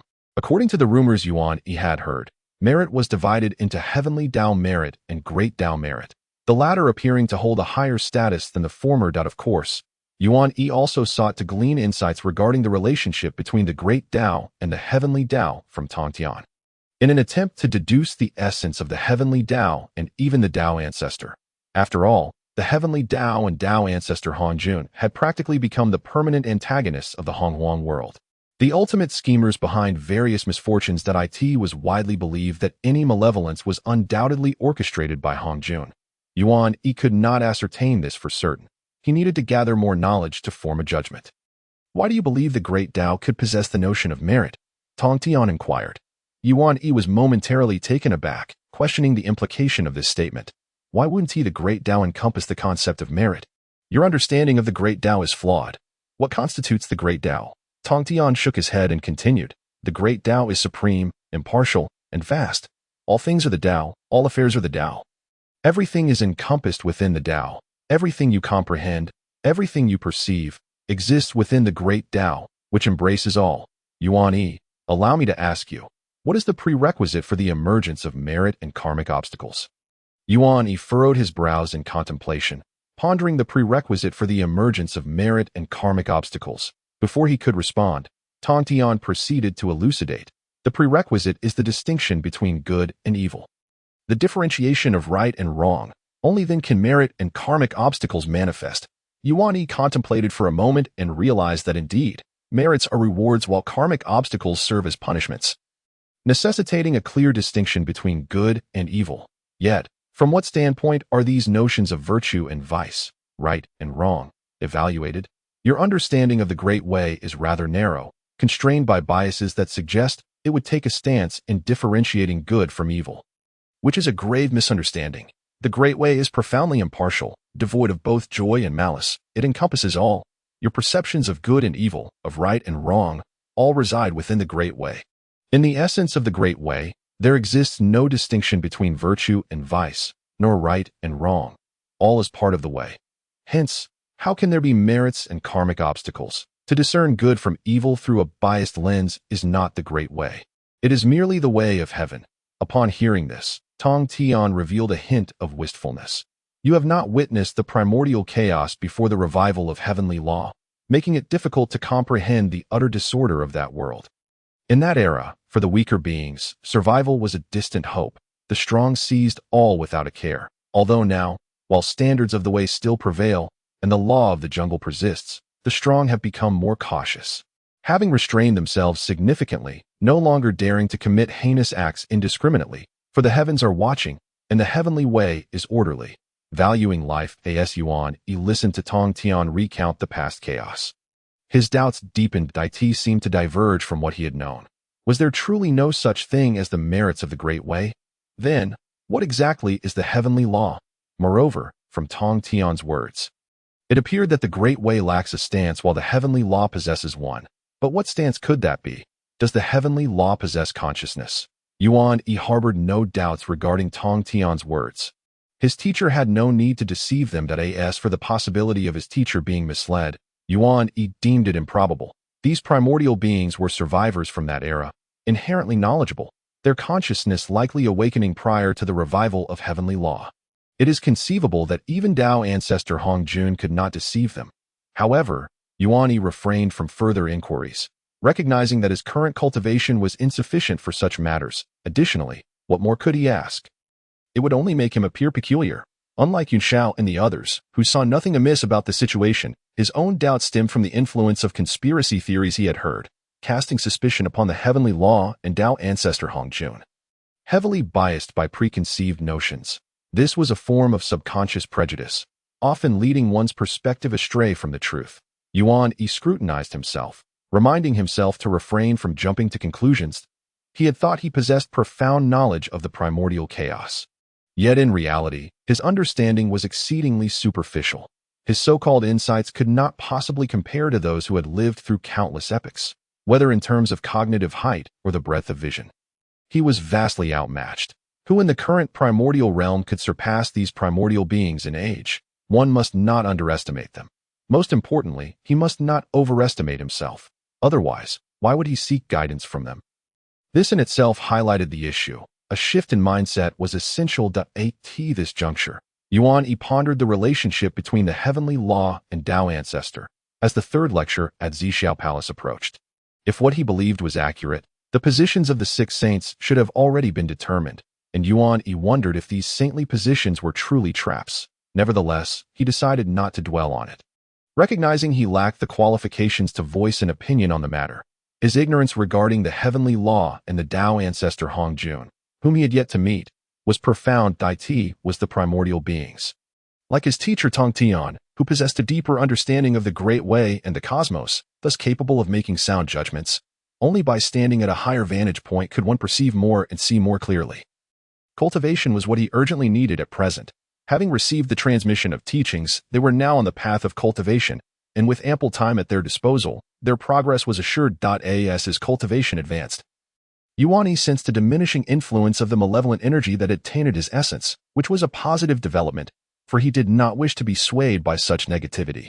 Once no further questions were posed, Tong Tian admonished them to cultivate diligently before departing gracefully. At this moment, less than 10,000 years remained until the commencement of Tao ancestor Hong Jun's third lecture at Zixiao Palace. Yuan Yi sat upon outside his cave dwelling, gnawing on a spiritual fruit while casting glances towards his abode. There, Bai Xiao, clad in green, was inscribing characters for his cave, claiming to bestow it with an auspicious name. Yuan Yi himself was indifferent to the naming of his abode, as he believed he would likely leave Kunlun in the future. It was merely a temporary residence. Bai Xiao, with a somewhat restless disposition, often sought refuge in his presence due to Yunxiao's strictness towards her sisters. However, as he observed, Yuan Yi felt something was amiss. What sort of name was this? Golden Radiance Cave? Sitting upright, he stared in astonishment at the 3 grand characters inscribed by Bai Xiao using the divine script of the Great Way. How is it? What do you think, senior brother? Bai Xiao asked eagerly, her gaze fixed on her creation. You asked me what I think. It's quite difficult to assess. It's not merely a question of whether the name is good or bad, but rather why it feels so familiar. The essence of my being is that of the golden flood dragon, my scales gleaming with golden light. Naming it after the golden radiance seems quite fitting. Does it not? Yuan Yi fell silent, recalling that the Golden Radiance Cave was the abode of the esteemed Tai Zhenren at Qianyuan Mountain. Then what name did your sisters choose for their abode? He inquired, looking at Bai Xiao. Golden Cloud Cave, she replied. Yuan Yi's expression turned peculiar. That name sounded familiar as well. Isn't the Golden Cloud Cave the abode of the esteemed Yuding Zhenren at Yinquan Mountain? Your sisters, with Yunxiao being white, and Xiongxiao not being golden, and you being green, how does Golden Cloud suit you? Yuan Yi was at a loss for words. Moreover, you 3 sisters are clouds, not clouds in the sky. Though they are similar, there is a distinction. Senior brother, you named it Golden Radiance Cave, and our caves are adjacent. Golden Radiance, Golden Cloud, they seem quite close, do they not? Yuan Yi found himself speechless, feeling utterly bewildered. In the present Kunlun, the concept of the 12 immortals had yet to arise. Their second master uncle had not even begun to take disciples, with only the southern polar immortal present. Furthermore, Yuan Yi felt that the timing of his encounter with Tong Tian might have been premature. Although Tong Tian preached widely, he had no intention of accepting disciples apart from a few he had enlightened. As he observed Bai Xiao's remarkable naming ability, Yuan Yi could only nod in agreement. Unable to express any critique. Bai Xiao, do you not need to cultivate? Why do you come here every day? Senior brother, are you finding me bothersome? Bai Xiao feigned an expression of grievance. Well, I did ask a pointless question. He recognized that she was merely avoiding Yunxiao. Yunxiao's urging you to cultivate is for your own good, Yuan Yi remarked. Because Yunxiao treated him with great courtesy and respect, his dwelling had become a sanctuary from her oversight. Yuan Yi did not mind their occasional visits. He merely felt a sense of incongruity. To be honest, from the moment we first met, I felt a strong affinity with you, senior brother, and the same goes for my elder and second sisters. Bai Xiao added. Upon hearing this, Yuan Yi merely smiled without responding, feeling no surprise. Rather, he felt a slight discomfort. Did the 3 Xiaos truly have a connection with him? Perhaps with the spirit treasures forged from his remains. But with the living him, there should have been none. Thus, Bai Xiao's statement did not evoke joy within him. Instead, it felt somewhat unsettling, as if the fate of the Golden Flood Dragon awaited him, leaving him uneasy. As for whether the Golden Flood Dragon's ultimate offensive spirit treasure had vanished due to his continued existence, it was hard to say. Yuan Yi was currently focused on refining the innate yin and yang energies within himself, drawing closer to the essence of the golden flood dragon. With the refining methods imparted by his teacher Tong Tian, he aimed to transform these yin and yang energies into his own innate divine abilities. Yuan Yi was confident that in the future, his yin and yang divine abilities would rival the legendary five-colored divine light of Kong Xian. However, at present, he could only refine them separately into a pair of yin and yang swords, awaiting a time when his cultivation level would rise further. Having delved deeper into the understanding of the duality of yin and yang, one now seeks to attempt the unification of these two forces. Yuan Yi, as a manifestation of the primordial yin and yang energies, embodies the transformation born from their convergence, yet he is not a mere being of yin and yang. His subconscious has dictated his gender form, leading him to predominantly embrace the yang aspect, while the yin within him harbors a greater essence of malevolence, becoming his antithesis. Originally, the source that ought to have nurtured both yin and yang should have birthed a duality. Yet it has only given rise to this singular primordial being. Presently, Yuan Yi has come to a realization. His essence, in comparison to most primordial beings, is indeed stronger, boasting a rich foundation and commendable potential. As Yuan Yi took another bite of the spiritual fruit in his hand, he noted that the fruits of Kunlun held a fragrance superior to those of the outside world, imbued with pure spiritual energy from the heavens and earth. He had heard that his second master uncle possessed an extraordinary innate spiritual root, the Xianxing, one of the most remarkable creations in the primordial realm. Yuan Yi pondered aloud about the flavor of the Xianxing, only to be met with a voice replying, "You have never tasted it. How would you know?" Startled, Yuan Yi realized this was not Bai Zhao's voice. It was unfamiliar to him, marking the first time he had heard it. Turning to see Bai Zhao tugging at his sleeve, he noticed a middle-aged Taoist standing not far away, scrutinizing them with a penetrating gaze. They had been entirely unaware of his presence, nor did they know how long he had been there. The Taoist's visage was ancient and dignified, clad in a neatly arranged Taoist robe, his hair meticulously styled in a top knot, exuding an air of solemnity and seriousness. In an instant, Yuan Yi's intuition sparked, prompting him to hastily pull Bai Zhao to her feet. Bowing respectfully toward the Taoist, disciple Yuan Yi pays his respects to the second master uncle. Bai Zhao followed suit in greeting, although they had yet to meet their teacher as two elder brothers. To Qing and Yuqing from the Three Pure Ones, they had heard numerous tales about them. The presence of this individual was clearly not that of a peer or fellow disciple, making his identity quite easy to surmise. A sense of unease filled Yuan Yi's heart. It was said that the primordial saint despised those adorned in armor, the spawn of dampness and eggs. He was a primordial being, yet also one who bore armor. And moreover, his essence was tainted with malevolence. Was he not precisely the type the Taoist abhorred? Though his respectful address as master uncle might prevent the Taoist from holding a grudge, it would nonetheless leave a negative impression. Yuan Yi was indifferent to others' opinions, provided they did not affect him. However, the Three Pure Ones, particularly Yuqing, certainly fell outside this category. Indeed, only moments ago, he had been curious about the flavor of the Xianxing, which might further incite the Taoist's disdain. In that moment, another thought crossed his mind. Would his Taoist name, Yuan Yi, also evoke ill feelings? The primordial saint's gaze swept over Yuan Yi and Bai Zhao, eventually settling on Yuan Yi. The primordial yin and yang energies give birth, and the malevolent essence intertwines with your origin. Such a pity, yet also rare. Knowing my identity, you refer to me as Master Uncle. Why then do you fear me? For a fleeting moment, Yuan Yi hesitated but ultimately chose to be forthright, understanding that deceit would only backfire and could not be concealed from such exalted beings. A conclusion he had drawn from his deep understanding of the primordial sacred. Disciple bears the mark of malevolence, possessing shallow fortune. I fear I may offend my master uncle, Yuan Yi replied candidly. Upon hearing his response, Yuqing regarded him thoughtfully before calmly stating, Your affliction is not born of personal malice, and is not your fault.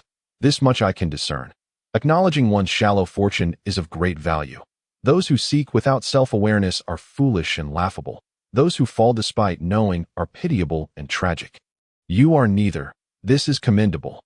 Yuan Yi was taken aback, not only for not being met with disdain, but for receiving a compliment, though it was likely merely a courtesy extended for the sake of his teacher. Tong Tian, it was still a rare occurrence. This was unexpected. The mere presence of this second master uncle was astonishing enough. leaving Yuan Yi puzzled about the circumstances if one were to suggest that he had merely wandered here out of contemplation. Yuan Yi would find that hard to believe. Although they had not met this master uncle, he undoubtedly knew of their presence here, negating the notion of chance. Thus, this second master uncle had come expressly to see them.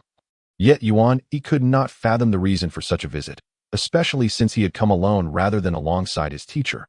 Was it possible that the second master uncle had come to assess them on behalf of their teacher?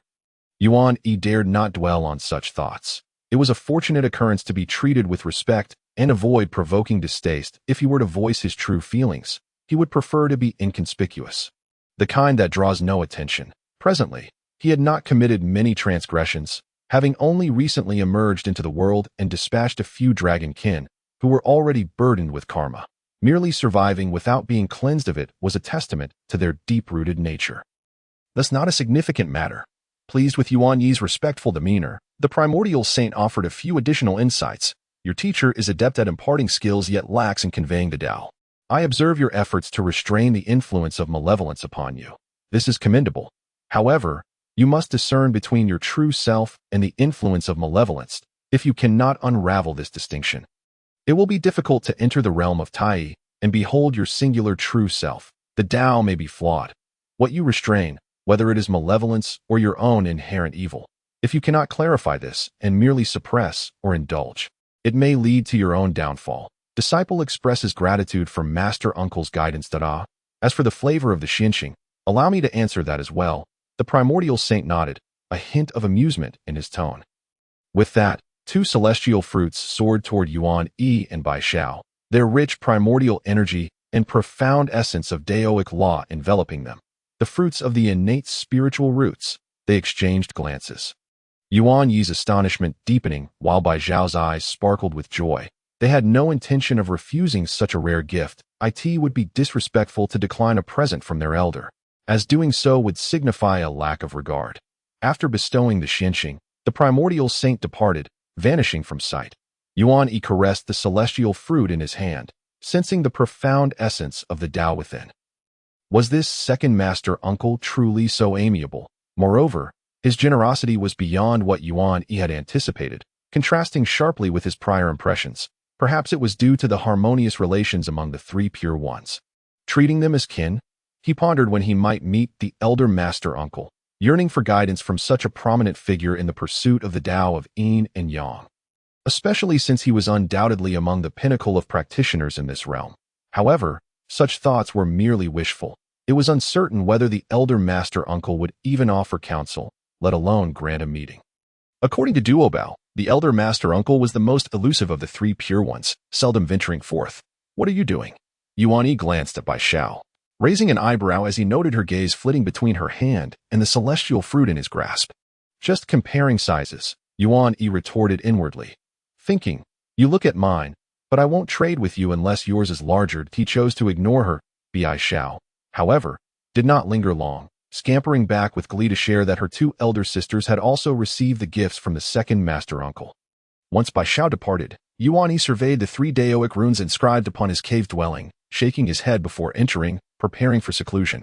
Ordinary spiritual fruits could only satisfy superficial cravings, but the fruits of innate spiritual roots were an entirely different matter. Especially during the initial consumption, one must refine it thoroughly. Perhaps this could lead to significant advancements in cultivation. That a lack of cultivation brings a profound sense of insecurity. Yuan Yi, currently devoid of possessions, yearns to acquire some spiritual treasures. Now that he has a solid backing, he wishes to strive for these treasures, hoping that when spiritual artifacts fall from the heavens, he might be fortunate enough to collect some in the vicinity of Kunlun. Additionally, he has contemplated accumulating merit through celestial paths, yet the results have been less than satisfactory. After consuming the immortal apricot, its delightful flavor enveloped him, and he soon entered a profound state of seclusion to comprehend the Tao. The Jiao sisters found themselves in a similar predicament, also engrossed in their own meditative retreats in the timeless wilderness, where time holds little value. Yuan Yi gradually acclimated himself to the notion that a single retreat could span thousands or even tens of thousands of years.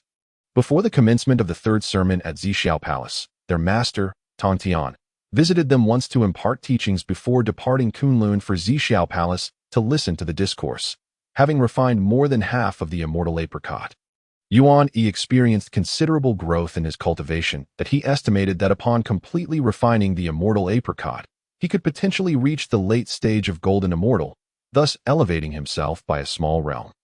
In terms of cultivation, he consistently maintained a slight edge over the Jiao sisters, yet he failed to widen the gap. Conversely, his disparity in cultivation levels with Duo Bao and the others was gradually diminishing. However, their rapid growth phase was nearing its conclusion, making it somewhat challenging for him to catch up in the short term. The days of cultivation were tranquil. The Kunlun dojo served as their ivory tower. Here, they encountered little danger, and there was little for them to do, nor could they do much. In seclusion, they engaged in philosophical discussions among brothers, fostering a harmonious atmosphere, with fewer individuals present. Disputes were scarce. There were only 8 of them under the auspices of the Antarctic Immortal. A balance of Yin and Yang. Yuan Yi was not particularly adept at forming friendships. While his relationships with others were decent, none were exceptionally close. Among the 3 male disciples, the Antarctic Immortal was taciturn. Duo Bao was solely focused on acquiring treasures, wandering around Kunlun Mountain all day, while Yuan Yi, who initially explored the surroundings, eventually settled into his own dojo. Duo Bao possessed an innate talent for sensing treasures. It was unlikely that there were any treasures nearby for him to discover, and he gave up that pursuit. The relationships among the female immortals, however, were much closer. They often gathered for tea and discussions, occasionally inviting Yuan Yi and the others to join. Unbeknownst to them, it had been over 10,000 years since their arrival at Kunlun, yet the time spent with the Jiao sisters felt markedly different. With actual interactions being far fewer, perhaps for this reason, there remained a subtle closeness between the 3 sisters and him, a sentiment reciprocated by Yuan Yi. Nothing seemed to change. Yin Xiao would periodically visit for a chat, inquiring after them, while the second sister, Qiong Xiao, and the youngest, Bi Xiao, were frequent guests. One was reticent, while the other was loquacious. Yet both shared a commonality. They were not particularly docile and harbored a fear of their elder sister. Yin Xiao, the 2 sisters often sought refuge in his presence, especially after inciting Yin Xiao's ire. However, unbeknownst to them, at times, Yin Xiao would come to retrieve them, a situation instigated by Yuan Yi himself. Why did he do this? It was simply amusing to witness their pitiful expressions when Yin Xiao admonished them, adding a splash of color to the otherwise monotonous routine of cultivation. After all, Yin Xiao would never lecture him, always maintaining her graceful demeanor, making her scolding a rare sight. Upon completing the refinement of the immortal apricot, Yuan Yi, as anticipated, broke through to the late stage of golden immortal, nearly 10,000 years having passed since the Sanqing departed Kunlun for Zixiao Palace. Yuan Yi was unaware of the exact conclusion of the teachings at Zixiao Palace. He was merely awaiting the arrival of that pivotal moment. Brother, what are you looking at?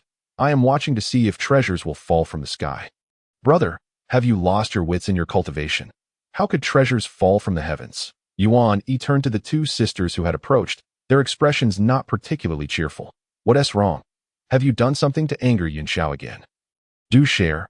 It might amuse me. Qiong Xiao stared at him with a forlorn gaze, while Bi Xiao shot him a disapproving glare, expressing her dissatisfaction with his seemingly gleeful curiosity. In the next moment, Yuan Yi, who had been lounging in his chair, abruptly stood up, his eyes shining with divine light as he gazed upward into the void. Quickly, go fetch your elder sister. Treasures are falling from the sky. He had seen it. High above, a glimmer of spiritual light flashed and plummeted to the land of the wilderness. Though it was merely a fleeting glimpse, he was certain he had not misjudged, for he had been observing for quite some time. Brother, you might fool Bishu with such tales, but she is easily deceived. Qiong Xiao began, her voice laced with skepticism, yet her words were left unfinished, for she had caught sight of the fleeting spiritual light in the heavens, and it seemed that something truly was falling.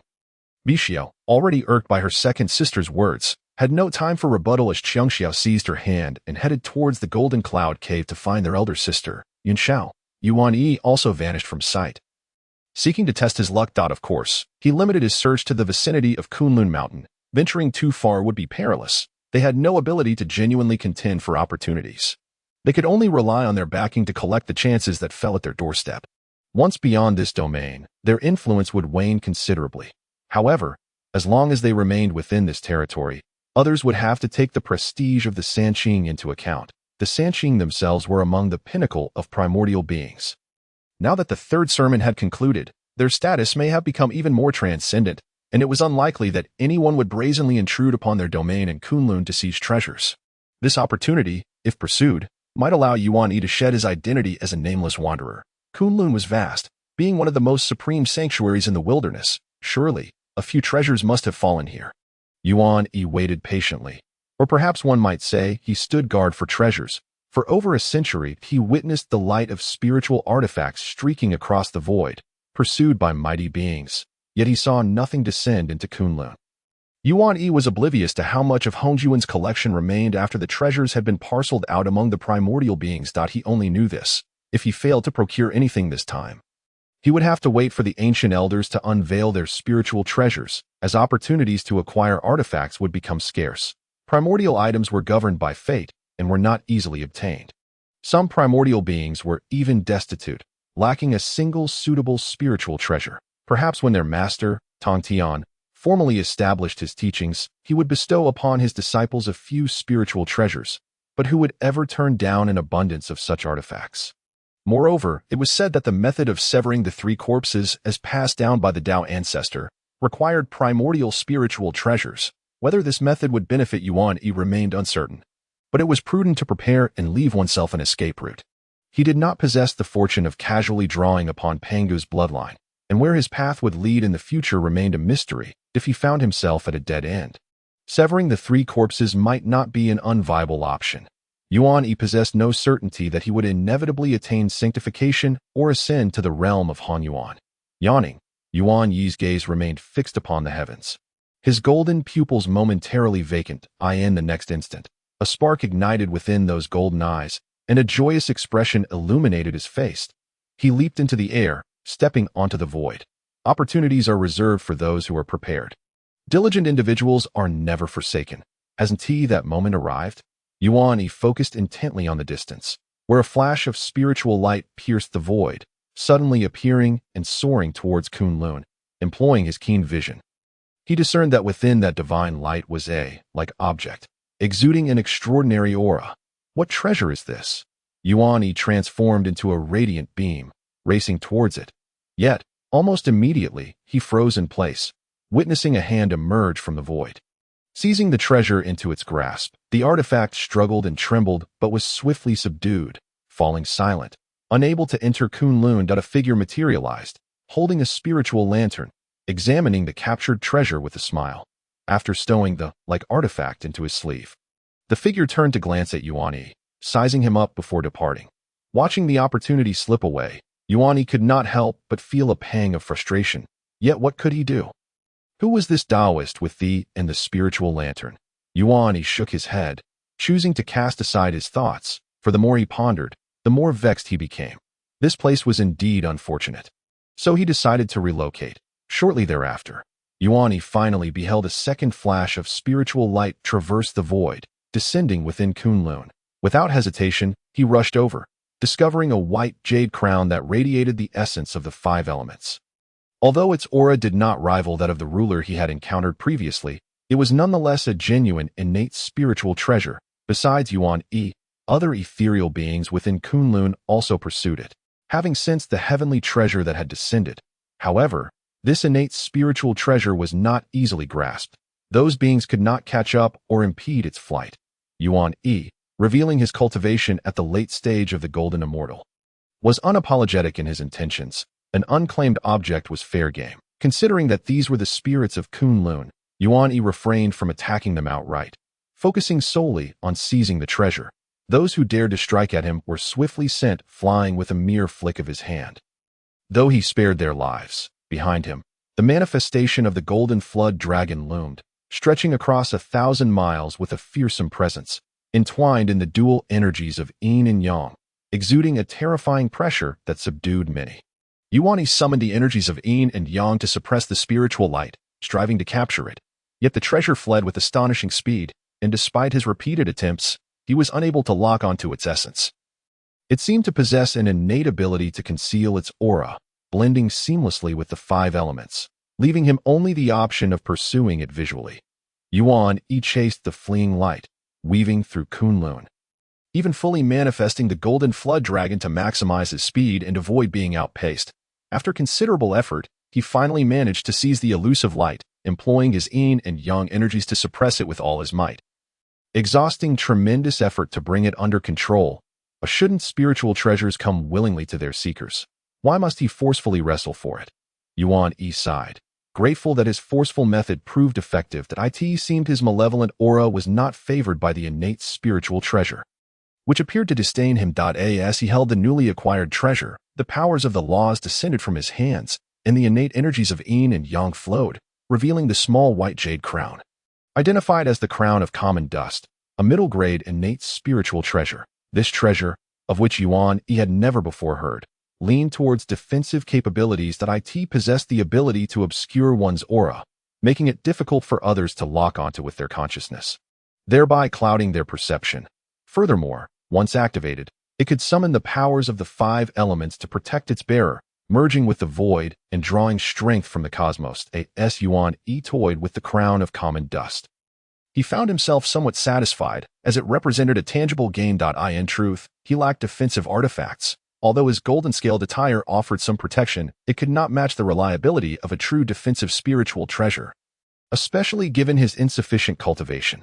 Moreover, he was particularly pleased with its ability to conceal his aura, which could potentially mask the darkened purple energy surrounding him, preventing those who judged by appearances from mistaking him for a villain. As for offensive capabilities, he was not lacking. His innate energies of Yin and Yang served as his most formidable means of attack, rivaling even innate spiritual treasures. Once his cultivation advanced, he could evolve this power into his innate divine ability, and its offensive might was foreseeable. Yuan Yi stored the crown of common dust and wandered within Kunlun for several hundred years, yet heard nothing of note, even after he had preliminarily refined the crown, obscuring his malevolent aura. No discerning innate spiritual treasures or roots seemed to take notice of him. At this juncture, his master and uncle finally returned, prompting Yuan Yi to return to his abode. However, Tian did not summon them immediately. Instead, the 3 heavenly maidens arrived first, bringing news. After the discovery of the heavenly treasures, others had ventured out in search of opportunities, and some had indeed made gains. Taoist Dubao, leveraging his innate talents, had surprisingly found 2 innate spiritual treasures, one a common low-grade treasure, and the other a high-grade treasure, a golden spirit pearl from the source of the 5 elements, which left Yuan Yi feeling somewhat envious. Yet, the others had not fared as well, making Yuan Yi's fortunes appear comparatively favorable. "What treasures have you obtained?" Yuan Yi inquired, directing his gaze towards the 3 maidens. From the expressions of Qiangxia and Bai Xia, it seemed that the trio had also made noteworthy acquisitions. Particularly, Bai Xia's demeanor was quite revealing. From their appearance, it appeared their gains were exceptional, perhaps not inferior to the golden spirit pearl found by Taoist Dubao. The 3 maidens did not conceal their findings from Yuan Yi, and he experienced firsthand the power of the treasure they had acquired. Before Yuan Yi could react, the silent Qiangxia suddenly summoned forth a spiritual treasure. Caught off guard, Yuan Yi had not anticipated that Qiangxia would use him to test the treasure's capabilities. What truly vexed Yuan Yi, however, was that the broken spiritual treasure they had obtained seemed to possess some restraining power over him. Even though he quickly reacted, he could not evade in time and found himself ensnared by a golden rope. In an instant, his divine essence was suppressed, his magical energy stifled, and even his formidable physical body was targeted, rendering him powerless to break free. Yuan Yi's mouth twitched as he regarded the object binding him. It turned out to be a top-tier innate spiritual treasure. Although he had not fully refined it, its power was not to be underestimated, especially as its aura was particularly irksome to him, even provoking feelings of aversion. "Hee, senior brother, what do you think of this treasure we acquired? Care to take a look?" Bai Xia chimed, approaching with a triumphant grin. However, her moment of pride was short-lived, as Yun Xiao promptly delivered a light rap to her forehead, causing her to clutch her head and cease her laughter. The instigator, Qiangxia, was not spared either. The 2 sisters stood aside, nursing their foreheads, their heads bowed in submission. Yun Xiao was the first to free Yuan Yi from his bindings, profusely apologizing while handing the spiritual treasure over to him.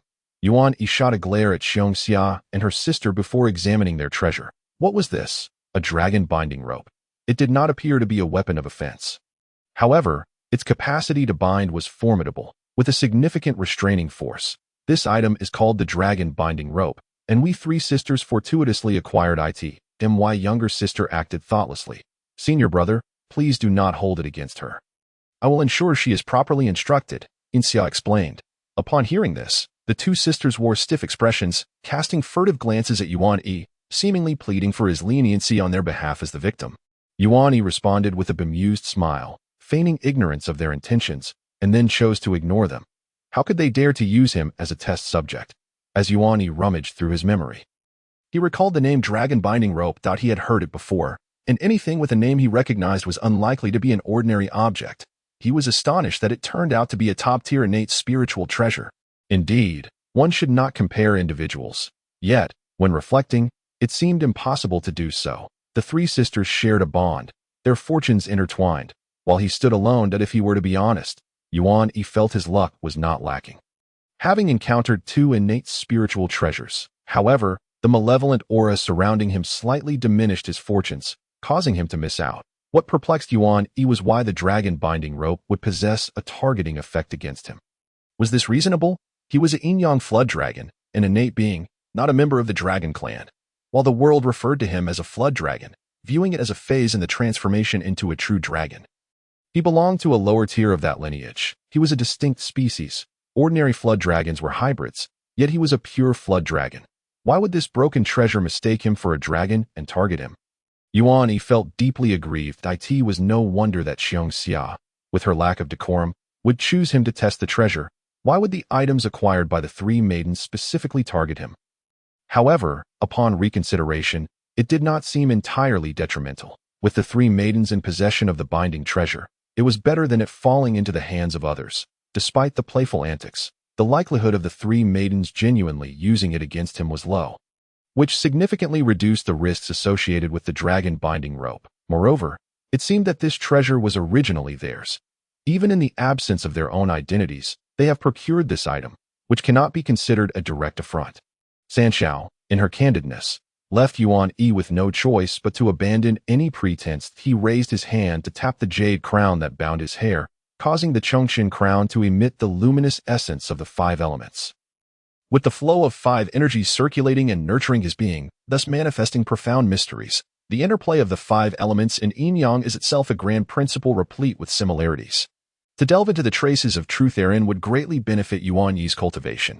Although his path of Yin-Yang is tainted by malevolent energy, leading him to extremes, it is indeed founded upon the duality of Yin and Yang.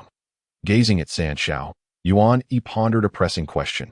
Would he truly be unable to contend against the combined might of these three sisters?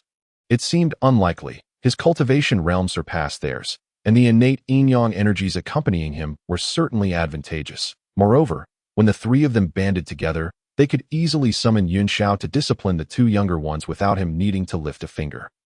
In the future, he must seek to borrow the dragon binding rope from them to explore its mysteries and ascertain if he could uncover a means to unravel its secrets. He surmised they would not refuse. For such a targeted spiritual treasure is indeed irksome. Having departed, Sanxiao returned to their own golden cloud cave, embarking upon seclusion to refine their spiritual treasure and comprehend the profound principles within. Yuan Yi too sought to enter seclusion to refine the Chongqing crown, this mid-grade innate spiritual treasure. Only through its refinement could he truly master it. It was essential for him to thoroughly understand the principles it embodied to unleash the full potential of the treasure. The alignment between the treasure and one's own path is of greater significance than its grade. Should the treasure be of exceptional caliber, such as a supreme treasure, that is another matter altogether. With the return of the three pure ones, each has taken command of an innate supreme treasure. Master Taishang has acquired the Taiji diagram. The second master has obtained the Panga banner. And his own teacher has secured the sword array of Zhuzhen. Now, akin to them, all have entered seclusion to refine their supreme treasures and contemplate the great principles, leaving no time to summon them. Besides the three supreme treasures, the three pure ones have also acquired a multitude of innate spiritual treasures and roots, a fact of which Yuan Yi is well aware. In truth, Yuan Yi harbored a degree of envy towards a particular spiritual treasure held by the second master, known as the Yin-Yang mirror, which would likely resonate more profoundly with his own path. Yet, he lacked the audacity to covet it and dared not entertain such thoughts, uncertain if his teacher possessed a treasure that harmonized with the path of Yin-Yang. Presently, Yuan Yi's offensive capabilities stem from the innate yin-yang energies he has cultivated, while his defenses are bolstered by the mid-grade innate spiritual treasure, the Chongchen crown, seated within his cave, clad in a plain Taoist robe. His hair bound by a jade crown, the light of the five elements flickered around him, and the yin-yang energies flowed.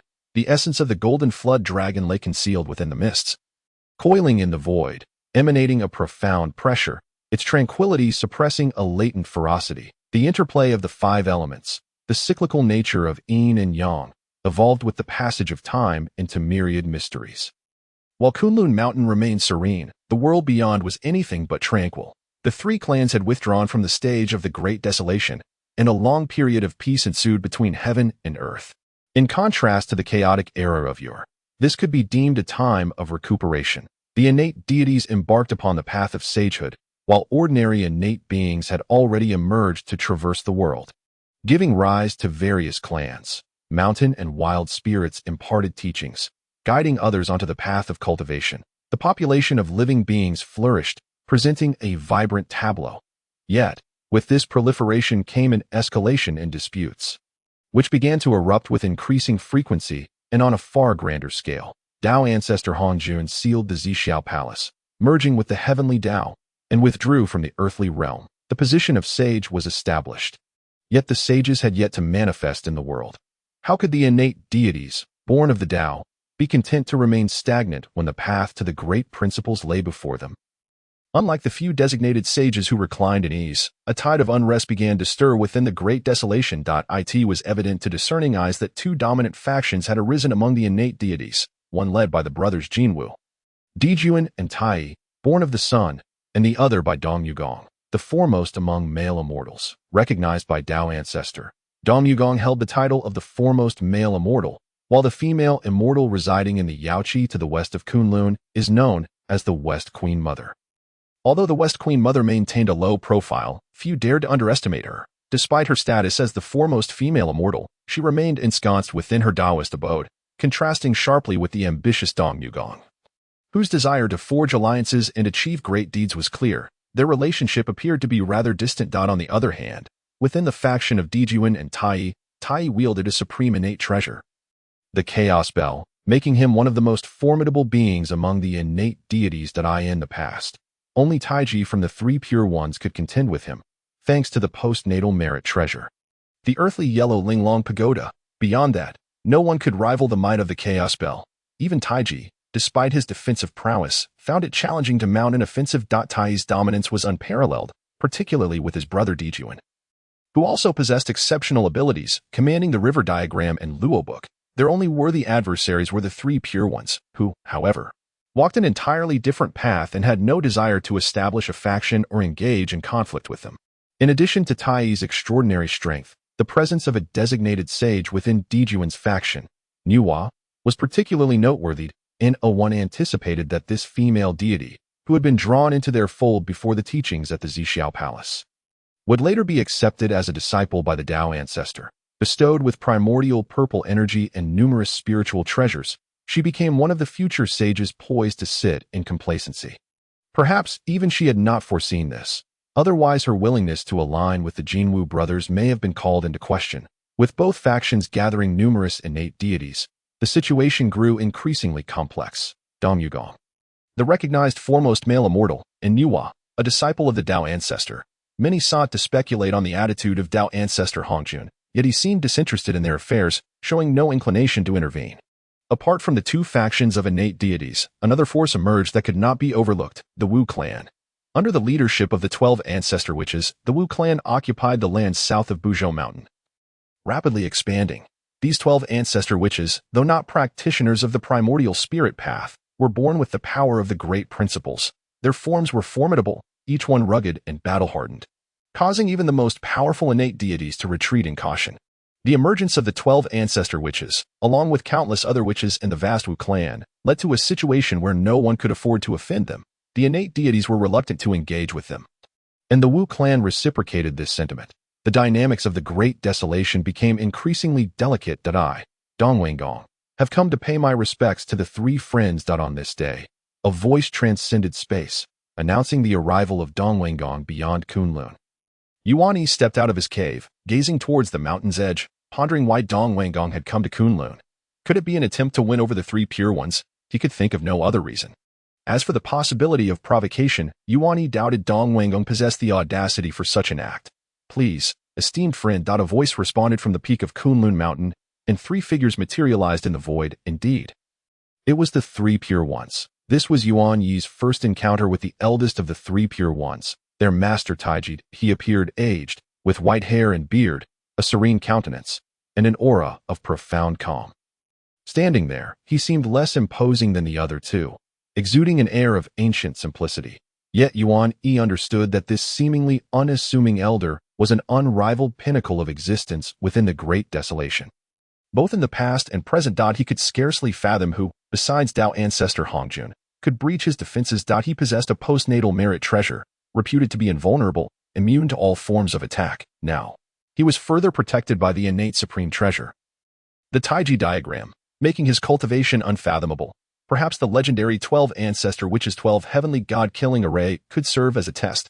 Beyond Kunlun, a figure stepped forth, entering the realm, exuding the vitality of all creation.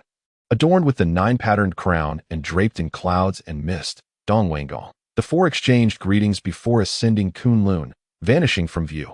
Was this the esteemed Dong Wanggong, the foremost male immortal? What business did he have with his teacher and uncle? Unbeknownst to them, Bixiao had also drawn near, her gaze fixed curiously on the peak of Kunlun. What brings him here? She inquired. Yinxiao cast a glance at Yuan Yi, who remained silent, perhaps anticipating an invitation for their teacher and uncles. Yinxiao offered a response, revealing her astuteness. She seemed to possess a keen awareness of the tumultuous state of the Hongwang. Such speculation was not without merit. However, matters of this nature were of no concern to us.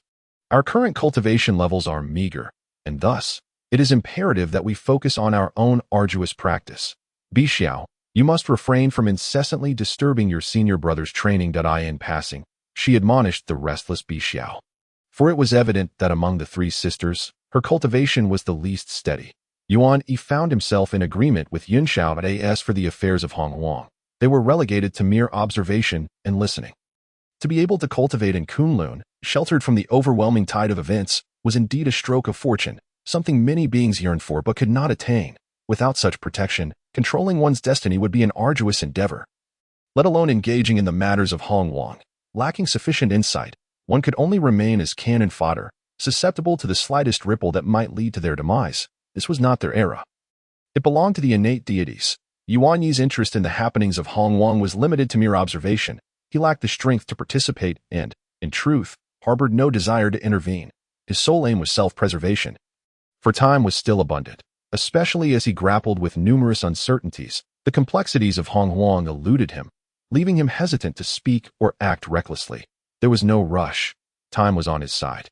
He would watch as the innate deities clashed, awaiting the elders to unleash their treasures, allowing him a closer glimpse into the true state of Hongwang. Centuries later, when Dong Wanggong departed Kunlun, the discussions he held with the three clear ones remained unknown to Yuan Yi and his companions, leading them to conjecture without much concern. Yuan Yi shared a similar hypothesis with Yu Xiao, speculating that Dong Wanggong sought the three clear ones to conspire over the significant matters of Hongwang. However, it was highly likely that his overtures were rebuffed, for they would never acquiesce to a subordinate role, and perhaps even shied away from being associated with Dong Wanggong. Yuan Yi vaguely observed that after leaving Kunlun, Dong Wanggong did not head towards the Eastern Taoist temple but rather journeyed westward, indicating that his teacher and uncle were not his sole targets of visitation. Dong Wanggong's arrival did not alter the status quo of Kunlun. Everything remained unchanged. The three clear ones continued their secluded cultivation. Engaged in philosophical discussions, Yuan Yi and his companions occasionally listened to their teachings before resuming their own practices. He was fortunate enough to ascend the majestic yet somewhat austere main peak of Kunlun on several occasions. There were no grand palaces or opulent abodes, only an unassuming courtyard that served as the shared residence of the three clear ones. In terms of external opulence and comfort, it paled in comparison to the cave dwelling he had constructed himself. For in this regard, Yuan Yi possessed a greater ambition, driven by more worldly desires. Yuan Yi had initially refined the mid-grade innate spiritual treasure, the Tanshan crown, and had made some progress in the 5 elements techniques. His own cultivation of the innate Yin and Yang energies was steadily advancing. and he was experiencing a consistent enhancement across various aspects that in fact, his rate of progress in cultivation surpassed that of the three Xiaos, who had entered the path around the same time. Even the most diligent among them, Yin Xiao, lagged behind him. In the realm of cultivation, time is but an illusion. Yuan Yi was gradually acclimating to the temporal concept within Hongwang, where superficial periods of seclusion could stretch over millennia. As for the duration of profound retreats, there were no limits. Yuan Yi had contemplated venturing out, yet his strength did not permit it. The renown of the three clear ones was sufficient to protect them within Kunlun, but not enough to enable them to roam freely across Hongwang. Engaging in secluded enlightenment and leisurely strolls within Kunlun, the most he could do was playfully tease the frequently visiting sisters. Xiong Xiao and Bai Xiao, Yin Xiao, being excessively earnest, was rather less amusing. Cultivation had unexpectedly become his greatest source of enjoyment. However, the malevolent energy he had been forcibly suppressing was increasingly difficult to quell, intensifying over time, which led him to keep Bai Xiao and the others at bay for an extended period. Though not deeply acquainted with Duo Bao and the others, he had grown familiar with them to some extent. Duo Bao was a treasure enthusiast. Jin Ling had a fiery temper and impressive combat capabilities, albeit with average expressive abilities, while Wudong was a rather unremarkable presence, appearing devoid of temperament. Among the trio, Jin Ling was the strongest, while Wudong appeared the weakest on the surface. Yet, Yuan Yi suspected that Duo Bao, the eldest brother, might actually be the weakest. Of course, with his considerable collection of treasures, if he were to wield them, his strength might reach another level. However, Duo Bao was more enamored with the treasure-seeking process itself than with the fruits of his labor, akin to a fisherman who relished the act of fishing more than the consumption of fish. In contrast, the Antarctic immortal under the tutelage of his second uncle was a figure whose cultivation level Yuan Yi could not discern clearly, though he could only surmise it to be similar to Jin Ling's. Nearing the threshold of the Tai realm, his combat prowess was formidable, yet he was not particularly combative, having been deeply influenced by his second uncle's demeanor, adhering to decorum and seldom engaging in disputes. Unbeknownst to them, nearly a full Yuan meeting had elapsed. What jolted Yuan Yi from his meditative state was a monumental event reverberating throughout the realms of Hongwang. Above the eastern sea, Dongwang Gong established the celestial court on the three immortal islands, proclaiming to all beings of Hongwang his intent to establish order among the myriad lives and to guide the path of immortality. His resounding voice echoed across the expanse, resonating within the hearts of all beings, as he claimed the title of the foremost male immortal, endorsed by the Tao ancestor, thus gathering a multitude of innate deities to converge upon the three immortal islands, amassing immense fortunes to that moment. Golden lotuses sprang forth in the void, auspicious clouds stretched for miles, the sound of the Tao resonated ceaselessly, and extraordinary phenomena abounded, accompanied by the overwhelming power of celestial merit that engulfed the world. Coalescing into an ocean, Yuan Yi and his companions emerged from their cave dwelling, gazing towards the eastern sea. Countless beings across Hongwang mirrored their actions, yet responses varied greatly among them. Of the three clear ones, only two revealed themselves, standing in the void, while the eldest uncle remained hidden, seemingly indifferent. Regardless, the establishment of the celestial court was a significant event for the denizens of Hongwang, destined to leave a profound mark within the annals of time. Yet, does this signify the dawn of a new era of prosperity? Time alone would unveil the answer. The celestial court's objective was to lead the path of immortality, establishing order and regulations for the immortal beings of the entire Hongwang. A task far from simple. Even with the backing of the Tao ancestors' endorsement as the foremost male immortal, not all would acknowledge his authority. Dongwang Gong was no ordinary innate deity. Yet his personal prestige was insufficient to command respect. In terms of strength, true cultivation was the bedrock upon which one stood. Yuan Yi lounged languidly in the pavilion before his cave dwelling, his golden eyes fixed on the east, pondering the emergence of one who sought to position himself as the central figure of this era. Alas, the adage "gather grain before proclaiming oneself king" might have suited him better. No, Yuan Yi shook his head. It wasn't merely a matter of time. From the outset, Dongwang Gong had likely never possessed such an opportunity. The further the timeline extended, the less advantageous it became for him, gradually eroding the prestige associated with being the foremost male immortal.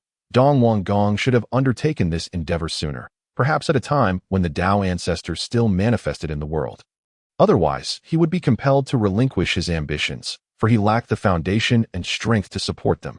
Evidently, Dong Wanggong was unwilling to resign himself to mediocrity. His earlier visit to Kunlun, beyond the invitation, likely bore a hint of testing the waters. If the celestial court were to falter and Dong Wanggong were to be ousted, would there be any benefits to be gleaned? Yuan Yi mused, only to abandon that line of thought almost immediately. Lacking the requisite strength, he was unworthy of even scavenging. What was he contemplating? As for relying on his teacher, Tongtian, Yuan Yi's perception of the depths of Honghuang's intricacies grew increasingly profound. Some matters were not as superficial as he had initially believed, and his limited understanding held no value for the quasi-saints. Tongtian was hardly inclined to trust the words of these disciples. Which quasi-saint would heed the musings of a golden immortal? Furthermore, for Yuan Yi, possessing a rudimentary awareness of the overarching trends was his only advantage. Should any changes arise, he would be unable to steer the course, ultimately leading to the loss of that advantage, leaving him with nothing, or worse, courting disaster. He also yearned to glimpse the Hutu ancestor or at least become familiar with her. But did he dare? Should he venture forth, he would likely meet his demise, becoming nothing more than a meal, and even then, he might not have the honor of being presented before the Hutu ancestor which, after tidying his disheveled hair, he stretched languidly and decided to recline. Sitting was far less comfortable than lying down. In this world, there were only two categories of affairs, those that pertain to me and those that do not. At present, the latter applied. Rather than fretting over the quasi-saints' disputes over the Tao, it would be far more meaningful to coax Bai Xiao into seeking a reprimand from Yun Xiao, a task made challenging by Qiong Zhao's cunning nature, as she often placed the blame on Bai Xiao. Though in the end one cannot escape their own fate, nor can they deceive the heavens. With a flick of the wrist, a spirit fruit flew from the cave and landed in his palm. Yuan Yi was about to take a bite, but suddenly paused, lowering his gaze to the fruit in his hand, his eyelid twitching, which mischievous soul had placed a bitten fruit into his plate. Leaving behind a distinct tooth mark, a mouse turned into a spirit. Soon, Yuan Yi's expression darkened.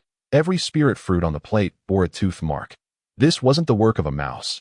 It was surely a monkey turned into a spirit. Such extravagant wastefulness could only be attributed to a certain great sage in the peach garden. Was it Qiong Xiao who had done this? Or had Qiong Xiao incited Bai Xiao to do so? When had this occurred? It was utterly unethical. Gazing at the fruit marked by teeth, Yuan Yi was filled with disdain and casually buried it in the ground. The Eastern Prince established the immortal court, aiming to set the order of the primordial world and lead its myriad beings. The Tao ancestor created the immortal path and transmitted it to the world, and the name of the immortal court somewhat borrowed the legitimacy of the Tao ancestor. Many responded to the call of the Eastern Prince's immortal court, and while their own foundations were lacking, the title of the foremost male immortal recognized by the Tao ancestor was indeed useful. The information accessible to Yuan Yi was quite limited, and those who were aware of the names of the innate deities were even fewer. Among the many innate deities, Yuan Yi only heard of two relatively familiar names, Jin Yuanzi and Hong Yun. It was said that Hong Yun had a friendship with the Eastern Prince and readily accepted the invitation, bringing along his close friend Jin Yuanzi.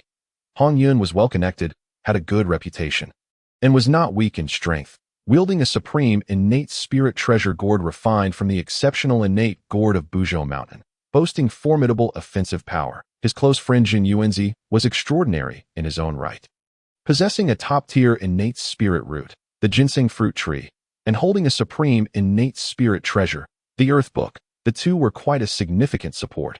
Although neither directly joined the immortal court, they expressed their support nonetheless.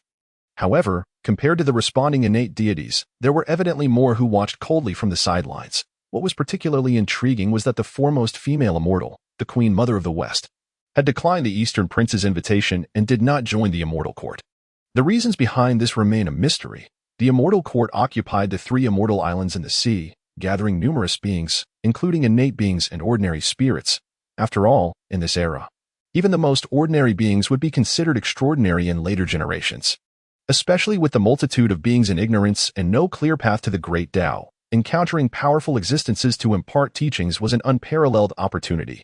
The immortal court began to transmit the teachings to the world, causing quite a stir. The beings felt grateful for their benevolence, gathering beneath the immortal court, and boundless fortunes surged forth accordingly. The might of the immortal court drew attention. After countless years, the primordial world trembled once more. As the sun star birthed Emperor Jun and Tai, who stood atop Buzhou Mountain, proclaiming their authority and illuminating the hearts of the myriad beings. Buzhou Mountain, the foremost divine mountain of the primordial world, supported the heavens and had successively given birth to the gourd vine and the 24-grade creation blue lotus. Both divine artifacts, its oppressive aura gradually dissipated. Buzhou Mountain was no longer as unattainable as before. The brothers, Emperor Jun, gathered a multitude of innate deities, occupying Buzhou Mountain, now establishing the heavenly court after the immortal court. Different names signified the same actions. While the immortal path and the heavenly path had their distinctions, tracing their roots revealed no difference. The establishment of the heavenly court caused a commotion even greater than that of the immortal court, due to its more substantial foundation, especially with Tai Yi's presence and that of the future saint. Moreover, Emperor Jun's extraordinary capabilities attracted more innate deities to his side than the Eastern Prince. From its inception, the heavenly court exhibited a trend of overshadowing the immortal court. Such a situation naturally displeased the Eastern Prince. While both the immortal court and heavenly court coexisted, who was the true orthodoxy? Who had the right to establish the order for the beings of the primordial world? This was a contention of doctrinal legitimacy, as well as a struggle for the great Tao. The two factions had been at odds even before their establishment, and many disputes had arisen, which now escalated into direct conflict. However, both sides were still relatively restrained. And the reasons for this were clear to all. They were testing the attitude of a certain existence, one who could truly decide the fate of the primordial world with a single word, the Tao ancestor. Hongjun Yuan Yi was equally observant, curious about the Tao ancestor's reaction, as he yearned to discern the position of this Tao ancestor. He had heard too many conspiracy theories from later generations, and it seemed that the Tao ancestor, Hongjun, was always lurking behind the scenes, leaving Yuan Yi perplexed.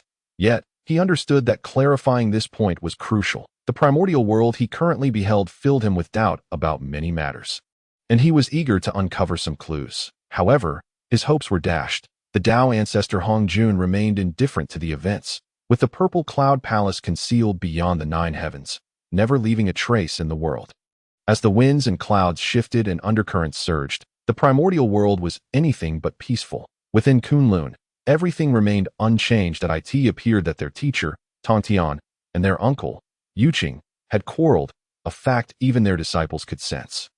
Yet, they remained unaware of the cause of the quarrel and were powerless to intervene. Yuan Yi felt quite helpless in this regard. He certainly did not wish for the Sanqing to split, for a division would mean 3 revered saints as protectors in the future. Yet what could he do? Though he was a disciple, currently, only Duo Bao had a slight influence on teacher Tongtian, and even that was minimal. Even if Tongtian was a carefree individual, they, as disciples, dared not speak recklessly, let alone instruct Tongtian on matters. The golden immortal teaching the quasi-saint was akin to an old longevity star-consuming arsenic. The disparity in their levels was too great, leaving them unqualified to worry. Yuan Yi sometimes wondered how those born as great Luo golden immortals perceived them. Did they see them as one might observe ants? He was uncertain, for his perspective had always been low, habitually accustomed to viewing these deities through the lens of a mortal. After one of their teachings, Tongtian departed from Kunlun, embarking on a journey through the primordial world, seeking his own path to sanctification. Not only Tongtian, but the other 2 uncles also ventured out to explore. Cultivation and seclusion seemed to be their only pursuits. Even if he wished to be productive, he lacked the strength. Yuan Yi couldn't even step beyond the protective embrace of Kunlun. Others were much like Yuan Yi. Duo Bao toiled within Kunlun, while Jinling preferred to discuss the Tao with others, even seeking Yuan Yi a few times. Fortunately, Yuan Yi's cultivation was low. Otherwise, he feared he might be dragged into a debate. Jinling was indeed the first to advance to the Tai realm. Outpacing Duo Bao and Wudang.as for Nanji Xianwing, he rarely made an appearance, leaving Yuan Yi uncertain of his cultivation level. After a recent gathering, Jinling broke through into Tai and entered seclusion, settling down. At this moment, Yuan Yi truly solidified his own late-stage golden immortal cultivation. When Yuan Yi emerged from his seclusion, the news he received was both anticipated and sudden, leaving him stunned for a considerable time. Not long ago, a great battle erupted over the Eastern Sea between the Heavenly Court and the Immortal Court. The outcome was as he had known. The Immortal Court was annihilated, and the Eastern Prince fell beneath Tai Yi's chaotic bell. This struggle for doctrinal legitimacy had scarcely begun before it abruptly concluded, ushering in its curtain call. Emperor Jun was decisive. Before the conflict between the Heavenly Court and the Immortal Court erupted into full scale, He chose to engage in a decisive battle, annihilating the immortal court in a single stroke. This took many by surprise, admiring his courage and resolve. After all, the Eastern Prince was recognized as the foremost male immortal by the Tao ancestor. Even the Eastern Prince himself had not anticipated that Emperor Jun would strike so cleanly, igniting a direct war between the heavenly court and the immortal court. The Eastern Prince had invited many to assist, setting up his self-created 10,000 immortals grand array. Yet it was ultimately futile, leading to his demise under Tai Yi's hand, his true spirit silenced, the time of return unknown. The ever-kind-hearted Hong Yun rushed to the scene, hoping to mediate, but nearly got swept into the fray. It was only due to Jin Yuanzi's protection that he managed to escape unscathed. In just a brief gathering, the immortal court was obliterated in a single battle, with the quasi-saint Eastern Prince falling on the spot, alongside dozens of other innate deities meeting the same fate. The disparity in foundation between the two sides was even greater than anyone had anticipated. The immortal court became a part of history, and the heavenly court began to clear this obstacle, initiating plans to establish order among the beings. Such an outcome elicited a sense of melancholy.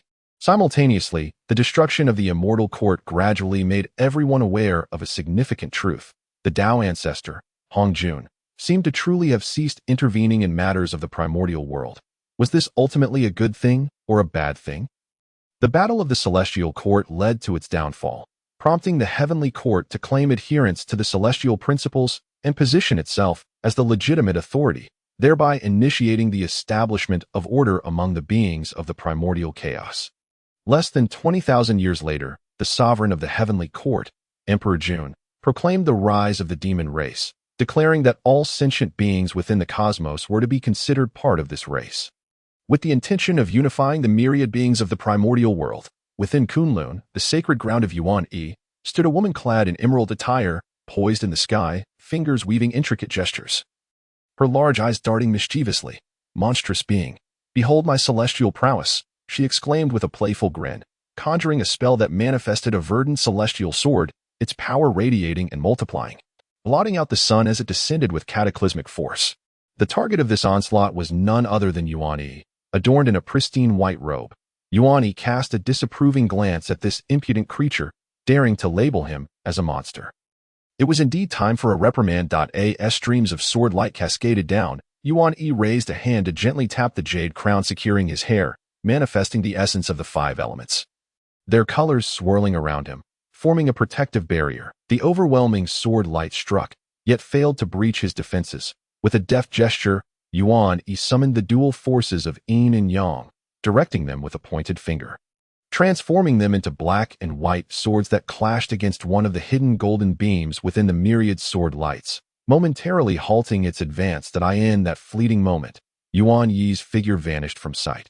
He had mastered the art of evasion and, with the aid of the same crown, delved into the path of the 5 elements, achieving a foundational understanding of elemental evasion techniques, simultaneously, as his essence was rooted in the forces of Yin and Yang.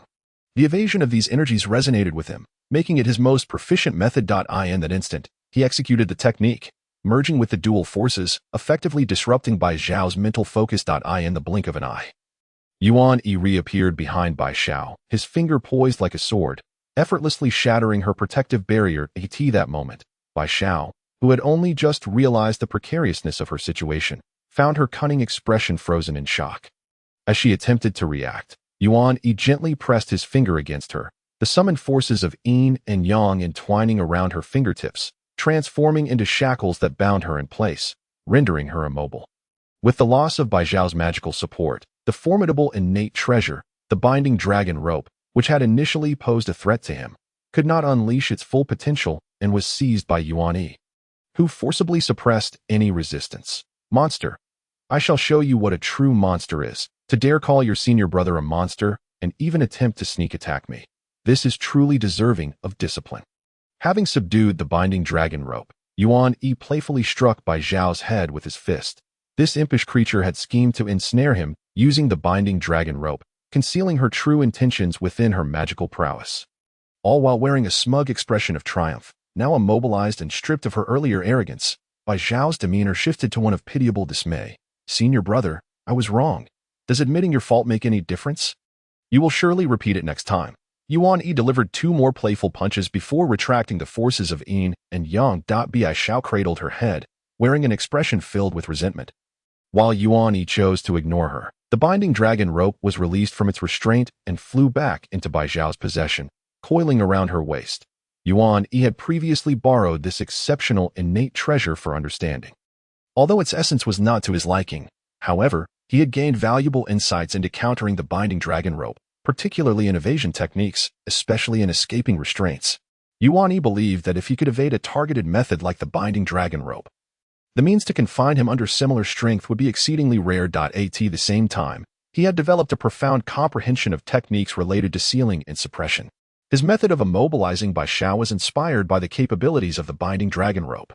Given its resemblance to the binding dragon rope, there seemed to be an implicit connection to the dragon race, leaving Yuan Yi with complex feelings. The binding dragon rope had classified his golden serpent as part of the dragon lineage, and yet he had derived from it a means specifically targeting himself. Just moments ago, Bai Xiao had appeared dejected, but in the blink of an eye, her expression brightened with joy, her transformation so rapid that Yuan Yi found himself unable to keep pace. Senior brother, according to the Heavenly Court's definition, you are considered a demon. Bai Xiao brought up this matter once more. And what of you? Yuan Yi replied nonchalantly. Are you a demon? Bai Xiao shook her head. We share the same roots. If you are not, how could I possibly be a demon? The Heavenly Court's definitions hold no relevance for me. If we were to follow their definitions, nearly all beings in this world would be encompassed, including our teachers and other primordial beings. Even the Tao ancestor Hongjun is defined as a demon, a transformation of primordial energy into Hongjun. Yuan Yi had inquired about the origin of this Tao ancestor from his teacher, Tian, for he was curious whether the tales of the Tao ancestor achieving enlightenment as a cricket were true. However, Tian had clarified that the Tao ancestor was born from the first wisp of primordial energy, akin to the fallen demon ancestor. You think Emperor Jun would dare to label the Tao ancestor a demon among the other primordial beings, aside from those affiliated with the Heavenly Court, who would willingly identify as demons? Many clans would also refuse to acknowledge themselves as such. The definition of demons is far too expansive. As a primordial being himself, Yuan Yi could hardly consider himself part of the demon race. Presently, the Heavenly Court thrived in power and prestige, with numerous primordial beings joining its ranks, drawing countless clans to its cause. These beings included primordial entities and those awakened to intelligence from the wilderness, as well as spawned clans influenced by the sacred pathways, much like the former Dragon, Phoenix, and Qilin clans. Many beings willingly identified with the demon race, seeking the protection of a powerful entity, just as Yuan Yi himself did. For their lives were as cheap as grass, and everything was a struggle for survival. The multitude longed for order, for chaos brought untold suffering, leaving countless souls perishing in obscurity. Only within order could the weak find space to exist. Indeed, Yuan Yi pondered, does the Heavenly Court not fear opposition from other primordial beings? The Tao ancestor had yet to make an appearance, whether in tacit approval or indifference, leading other primordial beings to likely share a similar stance. Moreover, with the current strength of the Heavenly Court, ordinary entities would not dare to confront them. Maintaining the status quo was the wisest course of action. The formidable presence of Tai Yi could silence dissenters. Yuan Yi speculated that, aside from the Wu clan, who remained preoccupied with their own affairs, only the 3 pure ones, wielders of innate treasures, could stand against the Heavenly Court. Even the few designated future saints lacked the strength to challenge them. The Wu clan showed no concern for the Heavenly Court, while the 3 pure ones remained spectators. Who else would dare to intervene? The broader definition of demons reflected Emperor Jun's greater ambitions. He genuinely sought to establish order among the beings of the primordial chaos. While there were undeniable benefits to this approach, every advantage came with its drawbacks. The repercussions could be dire if he were unable to bear the consequences. Yuan Yi believed that Emperor Jun was digging his own grave, having failed to account for the Wu clan, by categorizing all beings under the demon race. The insatiable entities of the Wu clan would inevitably target the demons as prey.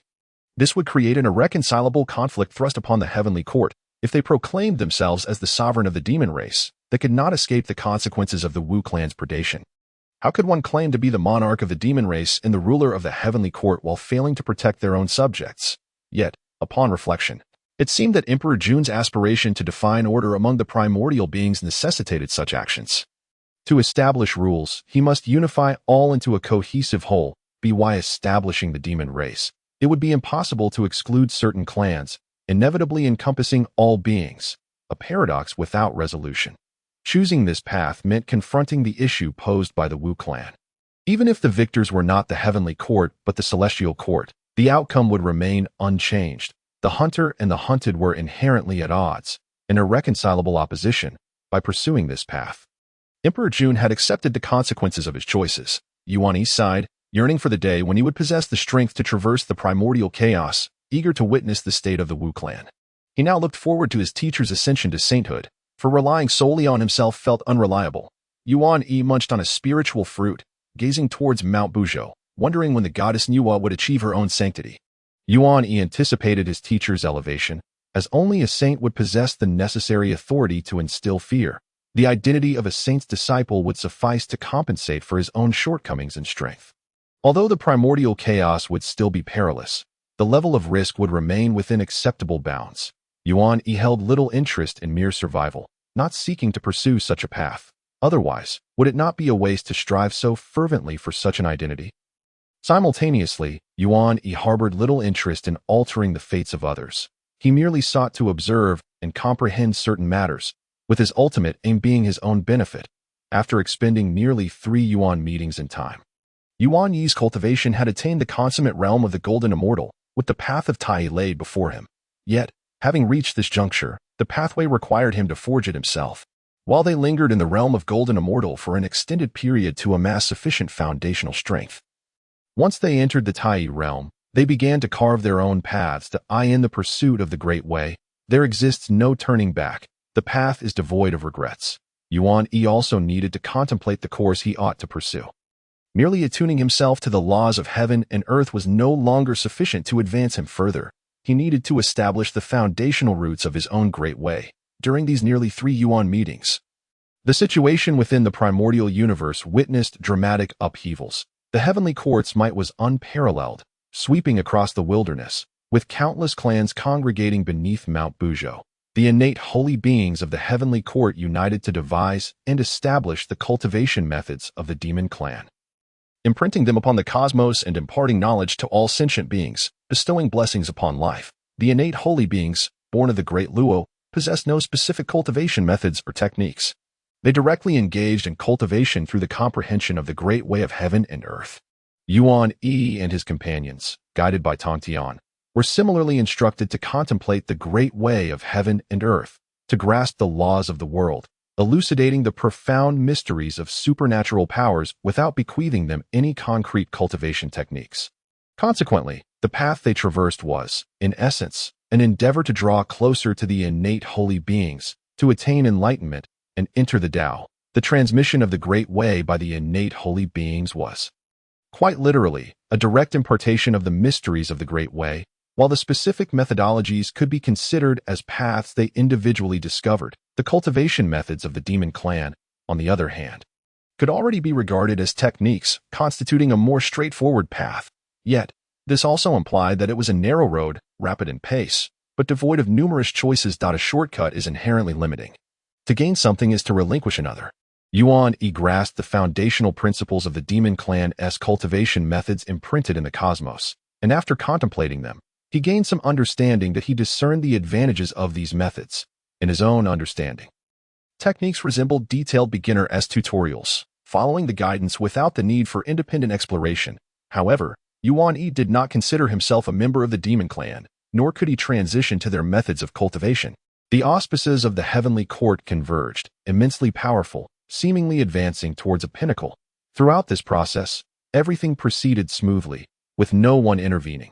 Among the occurrences, only 2 matters piqued Yuan Yi's interest. The first was the venerable Hongyun, who had dared to intervene during the fierce conflict between the heavenly court and the immortal court, and who was also one of the bearers of the primordial purple energy. Hongyun met his demise. On his return journey from the abode of his close friend, Jin Yuanzi, at Mount Wanshou, he was besieged by the innate holy beings of the heavenly court and ambushed by Kuanping, resulting in the destruction of his body and the dispersal of his essence.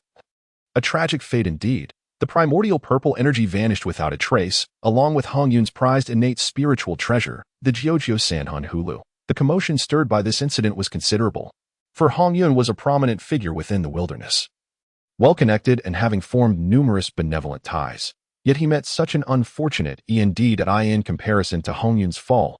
The second incident was even more infuriating for the Heavenly Court. The Heavenly Court established the demon clan, inviting all spirits to pay homage. Yet an unexpected event occurred. The region south of Mount Buzhou saw a starkly low influx of arrivals to the Heavenly Court. The cause was certainly not due to the South's barrenness or lack of life. The cataclysm of ferocious beasts from an earlier epoch had ravaged the lands north of Mount Buzhou. Thus, the desolation there was only second to that of the western lands, which had suffered severe damage to their veins. The reason for this situation was simply that the region south of Mount Buzhou was the stronghold of the Witch Clan. The demon clans that came seeking refuge became a buffet, delighting the Witch Clan and enraging the Demon Clan, while the innate holy beings of the Heavenly Court felt their faces burn with shame. Consequently, the Heavenly Court dispatched envoys to the Witch Clan to demand an explanation, only to find themselves barely escaping, viewed as prey. This incited the wrath of the Heavenly Court's powerful beings. As innate holy beings, how could they endure being regarded as mere game? How could they allow the hard-won prestige of the Heavenly Court to be squandered in such a manner? Thus, conflict erupted between the Heavenly Court and the Witch Clan. Even more incredulous was the fact that the mighty Heavenly Court and the Demon Clan proved to be no match for the Witch Clan. Suffering heavy losses in several battles, countless ordinary demons perished, and even innate holy beings fell prey to the 12 ancestor witches, with several great Luo beings meeting their demise. The 12 ancestor witches were formidable, and the Witch Clan was not to be underestimated, a common understanding among many. Yet, few realized the extent of the 12 ancestor witches' power. They did not cultivate their primordial spirits nor comprehend the Great Way. Yet their ancestral bodies were invulnerable, impervious to myriad laws, and exceedingly powerful. The Heavenly Court's champions retreated in defeat, unable to secure even a single victory. Though Tai was indeed powerful, he could not withstand the combined might of the 12 ancestor witches and the formidable innate treasures. When faced with the ancestral bodies of the witches, the effectiveness of their abilities diminished significantly. Moreover, the 12 ancestor witches possessed additional trump cards, such as the 12 capital heavenly god-destroying formation, which summoned the true form of Pangu. The force of a single strike surpassed the level of quasi-saints, a fact painfully validated by the Heavenly Court. It was also the first time Yuan Yi witnessed the appearance of Taoist patriarch Hongjun within the primordial realm.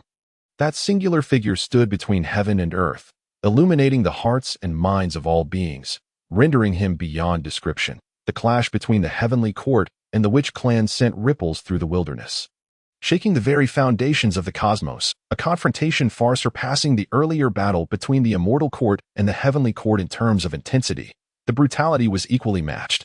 The Demon Clan and the Witch Clan engaged in a bloody melee, transforming the base of Mount Buzhou into a sea of corpses and rivers of blood, with malevolent energy soaring to the heavens.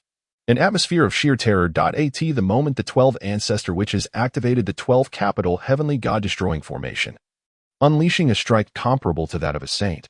It seemed as though the primordial realm was on the brink of collapse. It was at this juncture that Taoist patriarch Hongjun, who had not appeared since the third preaching, manifested, intercepting the blow of the 12 capital heavenly god-destroying formation and forcibly halting the conflict. From then on, the Heavenly Court, the Demon Clan, and the Witch Clan were compelled into a state of enforced tranquility, with minor skirmishes continuing but no grand battles ensuing. Concurrently, subtle messages conveyed that Taoist patriarch Hongjun had issued a decree forbidding saints from intervening in the grand tides of the primordial realm.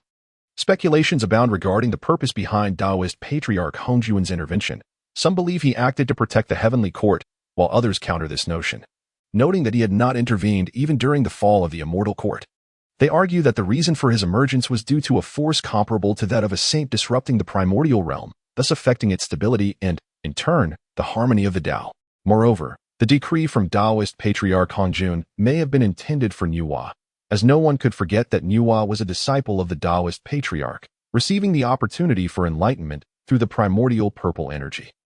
What Taoist patriarch Hongjun truly contemplated remains shrouded in mystery. It appears he has never intended to elucidate his thoughts to anyone, with the purple cloud palace still concealed beyond the night skies. Yuan Yi too pondered the intentions of Taoist patriarch Hongjun, aligning with the facts he was privy to. Was it truly the Taoist patriarch orchestrating everything from the shadows? Was he the hidden hand? Such original perceptions could easily sway his thoughts toward such conjectures. Yet, the profound reverence that his teacher, Tong Tian, held for Taoist patriarch Hongjun prevented him from making such rash conclusions. Yuan Yi discerned that not only Tong Tian but also his two Shirbua held genuine respect for Taoist patriarch Hongjun. A sentiment that seemed authentic rather than feigned if given the choice. Yuan Yi would prefer not to view Taoist patriarch Hongjun as a hidden puppet master, not out of excessive admiration, but simply because such a primordial realm would be perilously dangerous. Furthermore, he hoped to have the time to verify a certain matter concerning the ancestral witch, Hutu. Yuan Yi had previously inquired of his teacher, Tong Tian, whether the primordial realm was solely governed by the heavenly Tao, the three talents of heaven, earth, and humanity, or if there existed paths beyond the heavenly Dao. At that time, Tong Tian regarded him as if he were a fool, unable to comprehend why he would pose such a question. Yuan Yi felt somewhat foolish for having asked, and thereafter refrained from casually bringing up legends he knew. Tong Tian explained to him that the heavenly Tao was the great path evolved from the Tao fruit of the Pangu great deity. Akin to the great Tao yet distinct from it, the great Tao encompasses all, manifesting in myriad forms that in the context of the primordial realm. The heavenly Tao was synonymous with the great Tao. The implication was straightforward. The heavenly Tao was the singular truth of the primordial realm. Even Yuan Yi's inquiries about the earthly Tao, in Tong Tian's view, were questions difficult to fathom.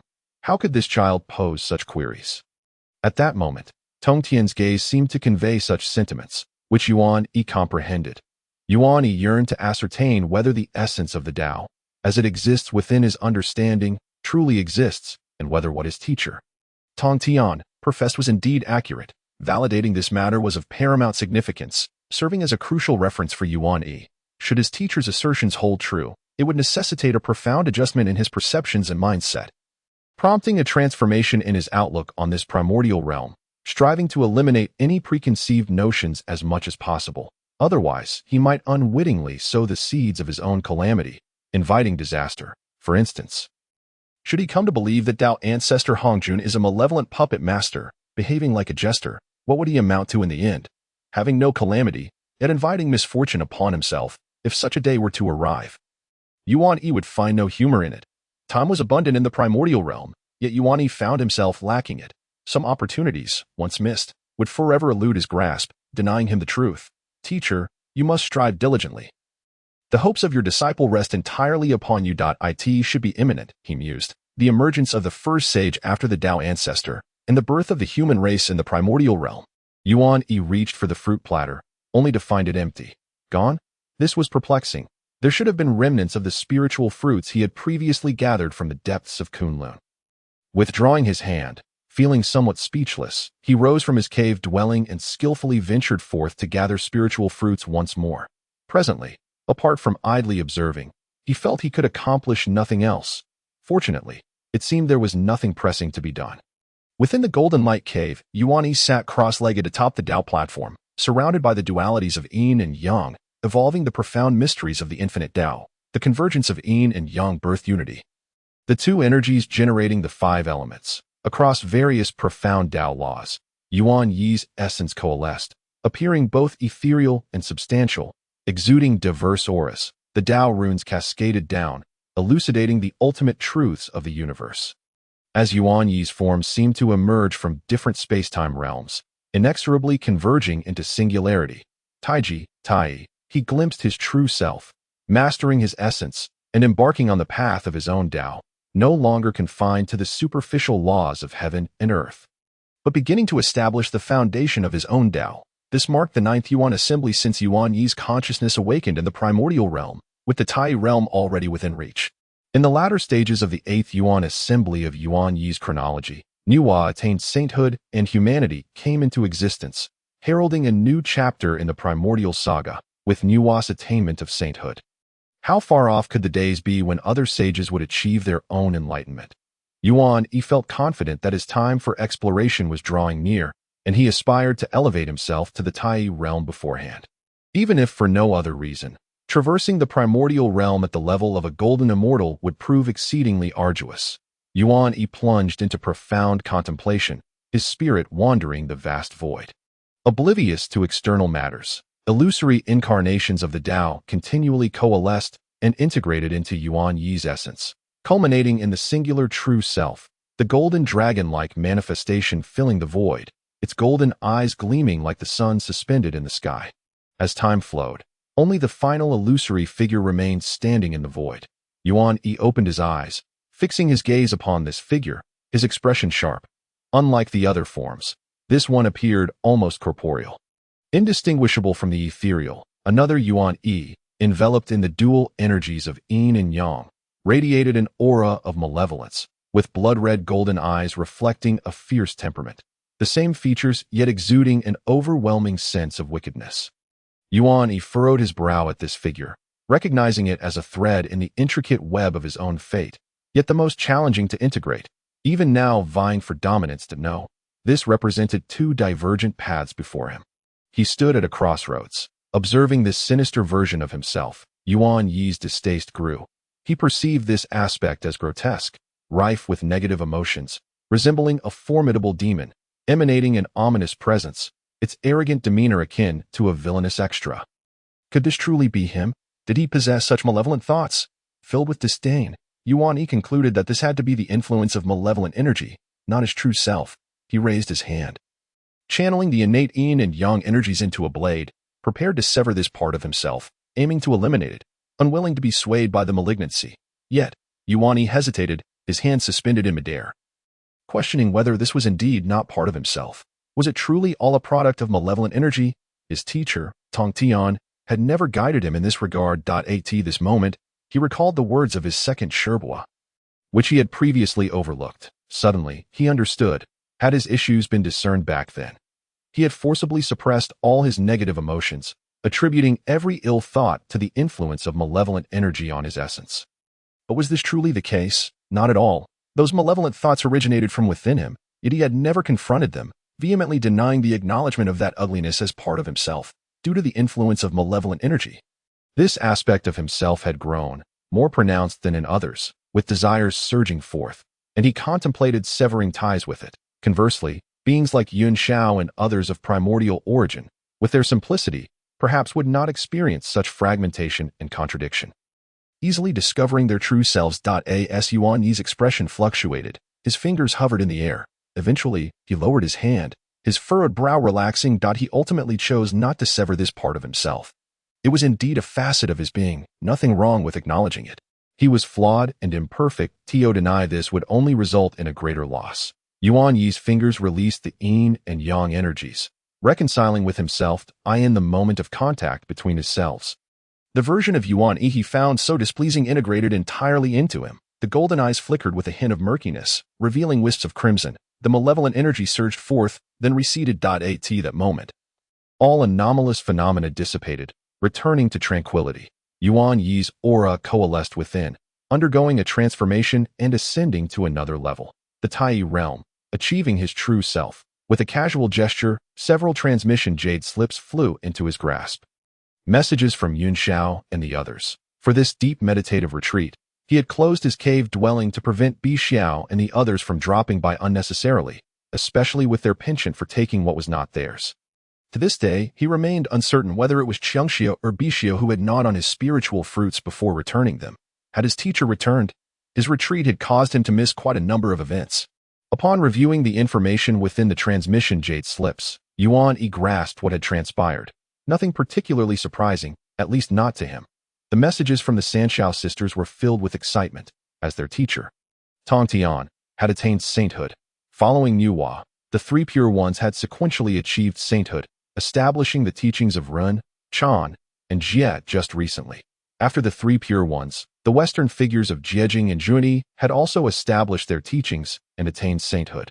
During this multi-epic period, all six sages had returned to their rightful places. Yuan Yi stood, straightening his robes and adjusting his hairpin, dispelling the cave's protective formations before stepping outside. Upon exiting, he encountered two figures chatting in the pavilion, both of whom turned to look at him. It was none other than the sisters Qiangxiao and Bi Xiao among the Sanshao. Senior brother, you finally emerged from seclusion. Congratulations on attaining the Tai Dao. Bi Xiao exclaimed with a smile. Xiong Xiao, more reserved, also offered her congratulations, her gaze appraising him. Yuan Yi even suspected she was contemplating whether the dragon binding rope would still be effective against him. Perhaps it was merely his imagination. Our teacher will be back soon. Senior brother Dao Bao and the others are preparing to welcome him. Eldest sister sent us to invite you to join us, Qiangshu stated earnestly. All right, thank you. Let us proceed. Yuan Yi replied without hesitation. The three teachings had already been established. Without further ado, Yuan Yi enveloped the two sisters in a flash of light, soaring through the void. The Tai realm diverged significantly from that of the Golden Immortal. Their powers were incomparable. Senior brother, why does your aura feel somewhat different? Xiongxiao inquired, frowning. Does it? Yes, it seems to have grown more fierce, Bi Xiao murmured softly, suggesting that even the vicinity around her senior brother felt increasingly perilous. Yuan Yi was perplexed. How had he become more fierce? He was no bloodthirsty demon. He had never harbored ill intentions toward the Sanshao, the ones he was most familiar with. Your gaze has changed as well. Xiongxiao observed. Xiongxiao uttered a phrase, her gaze questioning. Is it like this? Indeed, at that fleeting moment when he had observed Xiongxiao and Bai Xiao together, an unusual sentiment had arisen within him. One that he had not forcefully suppressed as he had done in the past, leading to a slight revelation of his inner thoughts. However, he acknowledged that while such feelings were natural to humanity, they merely represented a confrontation with oneself, and to allow them to govern one's actions would be an entirely different matter. Though he felt a closeness to the three Xiaos, he did not possess the same untainted purity as these primordial beings. In his eyes, they remained blissfully innocent entities. Before long, after attaining the status of a saint, Tong Tian returned to the Kunlun Mountain Dojo, accompanied by several newly accepted disciples. Upon catching sight of this group, his gaze instinctively settled upon a robust young man, whose presence exuded a certain ethereal grace, reminiscent of a breeze, a true embodiment of a windswept gentleman. Although it was their first encounter, Yuan Yi could not help but speculate about his identity. After all, who else could it be but Zhao Gongming, a manifestation of a strand of pure breeze from the heavens, entering under Tong Tian's tutelage? Yuan Yi glanced at the three Xiaos standing beside him, an odd expression flickering in his eyes.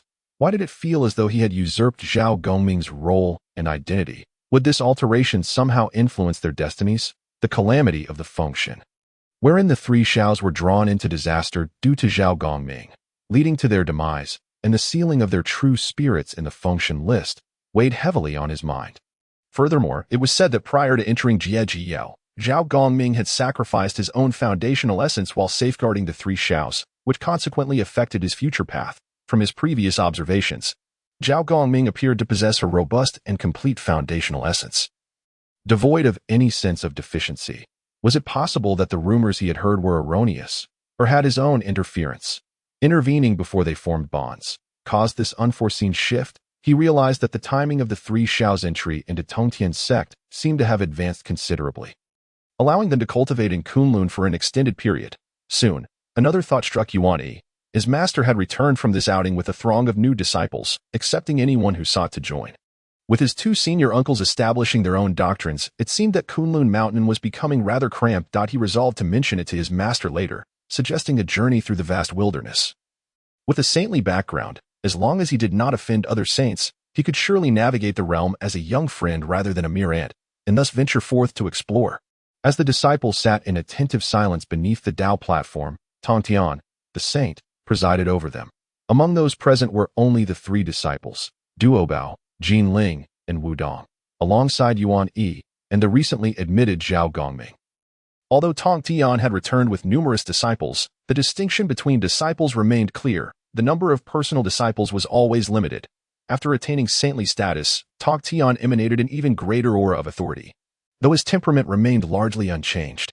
The pressure of his presence, whether from a quasi-saint or a fully fledged saint, was unfathomable, offering little discernible difference to Yuan Yi and the others. One notable distinction between personal disciples and ordinary ones was that while the latter merely listened to teachings, the former could actively seek guidance from Tong Tian. At that moment, Tong Tian was imparting wisdom and answering queries, assessing their cultivation. Duo Bao, Jin Ling, Wu Dong, and Yuan Yi had all stepped into the Tai realm, while the three Xiaos were likely not far behind. Given their foundational roots, they possessed ample potential for further advancement. Moreover, their foundational essences were relatively comparable, unless extraordinary opportunities arose. The differences in their early cultivation speeds would not be significant. It was merely a matter of who possessed greater endurance to progress further. Although Yuan Yi had received guidance later than the others, he was aware that sequential progress was essential to cultivation. For Yuan Yi, the most notable change was Zhao Gongming, who, in his memory, had been the external senior brother but was now a junior disciple. Having reached the mid-stage of the Golden Immortal Realm, not far from its later stages, before Tongtian's return, his senior and second uncle had already come back to Kunlun, the former bringing along a soul disciple, an innate human born of the creation of the Saint Enhua. His second uncle, Yuqing, had yet to take on disciples, seemingly preparing for the forthcoming entrance examination, setting thresholds for acceptance. It was somewhat vexing for Yuan Yi that although they had entered the sect earlier, they would now have to refer to others as senior brothers. Due to the sequence of establishing teachings, Jie Jiao came last, with Tongtian being the third among the three pure ones. Thus, they were obliged to address the master's disciple as senior brother, as the human teaching preceded theirs. Furthermore, once the teaching was established, many other matters changed accordingly. It was almost as if they were re-establishing their discipleship at this moment. Currently, their master was none other than the leader of Jie Jiao, the Saint Tongtian. The three disciples, blessed by Tongtian himself, were regarded as inner disciples, while Yuan Yi found himself designated as the outer disciple's senior brother, a role that brought him some consternation. The position of senior brother was burdensome, as it entailed responsibilities and oversight. Though it was Duo Bao who truly held the title of senior brother, Tongtian had entrusted him with the management of disciples, after arranging a myriad of matters. Tongtian waved his hand, and the surrounding space was instantly enveloped in radiant spiritual light. The eyes of the several disciples, including Yuan Yi, sparkled with excitement. What Tongtian presented was not merely any object, but treasures and spiritual roots, all of which were born of the innate essence, suffused with the ethereal aura of the primordial. Among these treasures, many were of the highest quality, innate spiritual treasures, a spectacle they had never witnessed before. Having traversed the wilderness, their master had collected a few innate treasures and had been bestowed with numerous spiritual artifacts at Zhixiao Palace.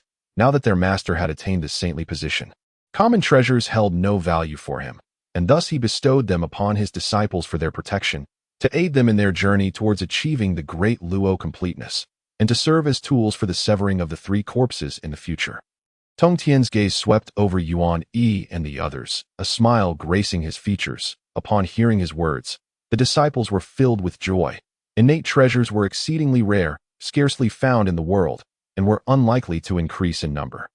Their power was one aspect, but more importantly, the profound principles contained within these innate treasures offered immense benefits for their cultivation. Of course, the foremost importance lay in the term innate, the indestructible spiritual light of the innate treasures, and the method of severing the three corpses could only be sustained by such treasures, highlighting their unique utility. While Yuan Yi harbored some reservations about the method of severing the three corpses, he recognized that having a path was better than being devoid of one.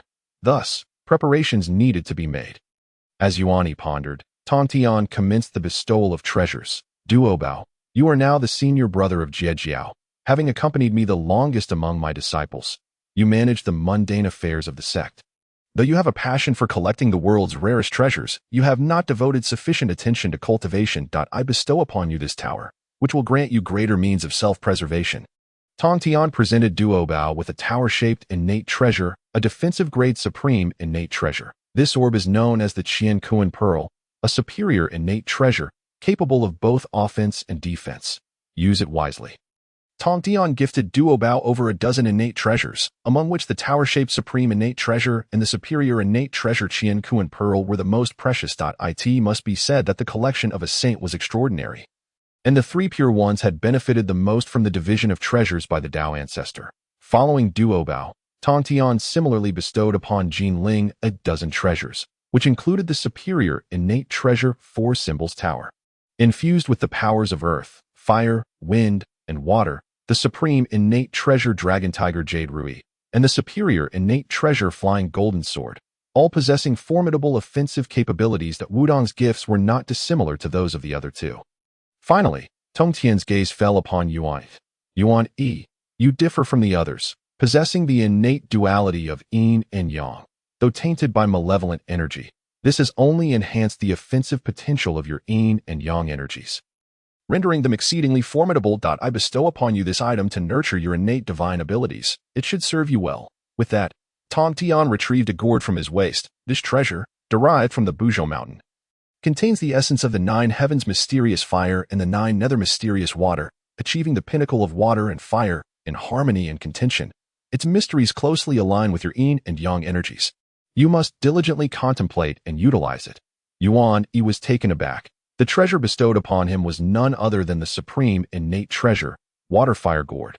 This was inherently a powerful offensive artifact. Designed to nurture his innate Yin and Yang energies, it was indeed appropriate. Thank you, Master. Yuan Yi accepted the gourd and bowed respectfully. The other treasures were of more ordinary ranks, with the Water Fire Gourd standing out as extraordinary. Even among supreme innate treasures, it belonged to the highest echelon. Additionally, Yuan Yi had heard a rumor about 3 innate treasures sharing the same origin if one were to utilize it to sever the 3 corpses. The likelihood of traversing the path of the sage would increase significantly. Indeed, it may be the only way to truly achieve the unification of the 3 corpses and reintegrate oneself. However, the spiritual treasures that meet such conditions are quite scarce, with the most readily recalled being a few 12th grade celestial lotuses, followed by these several gourds. After Yuan Yi, the next in line is the 3 Xiaos, among the myriad spiritual treasures bestowed upon them by Tong Tian. 2 exceptional innate spiritual treasures stand out, one of which is the renowned Han Yuan Jin Do, a figure of great repute in later legends. The other, expected to be the most illustrious offensive spiritual treasure. The Jin Jiao Jian is absent, as Yuan Yi, transformed from the Jin Jiao, occupies the position of senior brother beside them, naturally lacking the Jin Jiao Jian to bestow upon them. Instead, Tong Tian has granted another outstanding innate spiritual treasure, the Jin Feng Zhan. This treasure embodies the ultimate offensive power derived from the 5 elements Tao, having been tainted by the aura of the Phoenix clan during the 3 clans' war. Its might is extraordinary. Despite its name suggesting gold, it is not golden but rather multicolored, corresponding to the powers of the 5 elements, exuding a noble elegance and undeniable beauty. Yuan Yi glanced at the 3 Xiaos, pondering the peculiarities of these 3 sisters, who are either dragons or phoenixes, possessing 2 exceptional innate spiritual treasures, the Binding Dragon Rope and the Jin Feng Zhan. They have indeed gathered the essence of both dragon and phoenix. The spiritual treasure bestowed upon the younger disciple Zhao Gongming is particularly peculiar, a set of 24 Ding Hai Shinju, classified as innate top-grade treasures, capable of suppressing and confining an entire realm. This item belongs to the category of water spiritual treasures, perfectly aligned with Zhao Gongming, whose essence manifests as the clear wind. This is the advantage of being a disciple of a sage. At this moment, the spiritual treasures they possess may well surpass those of many innate deities. After the distribution of treasures concluded, Tong Tian departed, while Yuan Yi and the others returned to their respective abodes. The newly acquired spiritual treasures require ritualistic refining, allowing one to contemplate and comprehend their mysteries. In addition to obtaining the Water Fire Gourd, an exceptional innate spiritual treasure, Yuan Yi also acquired several inferior innate spiritual treasures and 2 inferior innate spiritual roots, presumably gifts from his master Tong Tian. Unlike others who would immediately begin seclusion to refine their treasures, upon returning to their cave, the 3 Xiaos decided to engage in further distribution, setting aside other treasures. They currently hold 3 exceptional spiritual treasures. Notably, these 3 exceptional innate spiritual treasures are far from ordinary. The 3 sisters, originally one entity, indistinguishable from one another, find little need for rivalry over possession. However, they do occasionally compete over which sister wields which innate spiritual treasure. Among the 3 treasures, the most unique is the Han Yuan Jin Do. Xiong Xiao and Bai Xiao have no particular thoughts about it, allowing their eldest sister Yun Xiao to take hold. As for the remaining 2, the Binding Dragon Rope and the Jin Feng Zhan, the sisters exchanged glances, each harboring their own thoughts. The Binding Dragon Rope is used for suppression and confinement, while the Jin Feng Zhan is employed for offense, making it difficult to determine superiority between the 2. Yet, the pleasing appearance of the Jin Feng Zhan stirred a sense of restlessness in the already spirited pair, observing her 2 younger sisters engaged in a silent stare-down. Yun Xiao shook her head, choosing to ignore them, and promptly entered seclusion to cultivate the Bai Xiao. Gazing at Xiong Xiao, revealed an innocent and radiant smile. Sister, could you perhaps let me have it? Third sister. It is improper to grow weary of the old, Xiong Xiao replied, disregarding Bai Xiao's radiant face. Her tone somewhat melancholic. At the end, she cast a glance towards the departing figure of their eldest sister Yun Xiao. Leaning in closer to Bai Xiao's ear, moreover, this Jin Feng Zhan holds no restraining effect on our senior brother. Bai Xiao paused, her expression filled with confusion. What do you mean? Xiong Xiao spoke mysteriously. I have a lingering suspicion that our senior brother intends to sneak away, and look, he hardly interacts with senior brother Duobao, appearing quite aloof. His cultivation is also superior to ours. If he were to sneak out to play, he certainly wouldn't take us along. Just think, if our senior brother is absent, when eldest sister scolds someone, there would be no one to intervene. As she spoke, Xiong Xiao gestured as if to grasp at the binding dragon rope. Bai Xiao, initially bewildered, soon comprehended.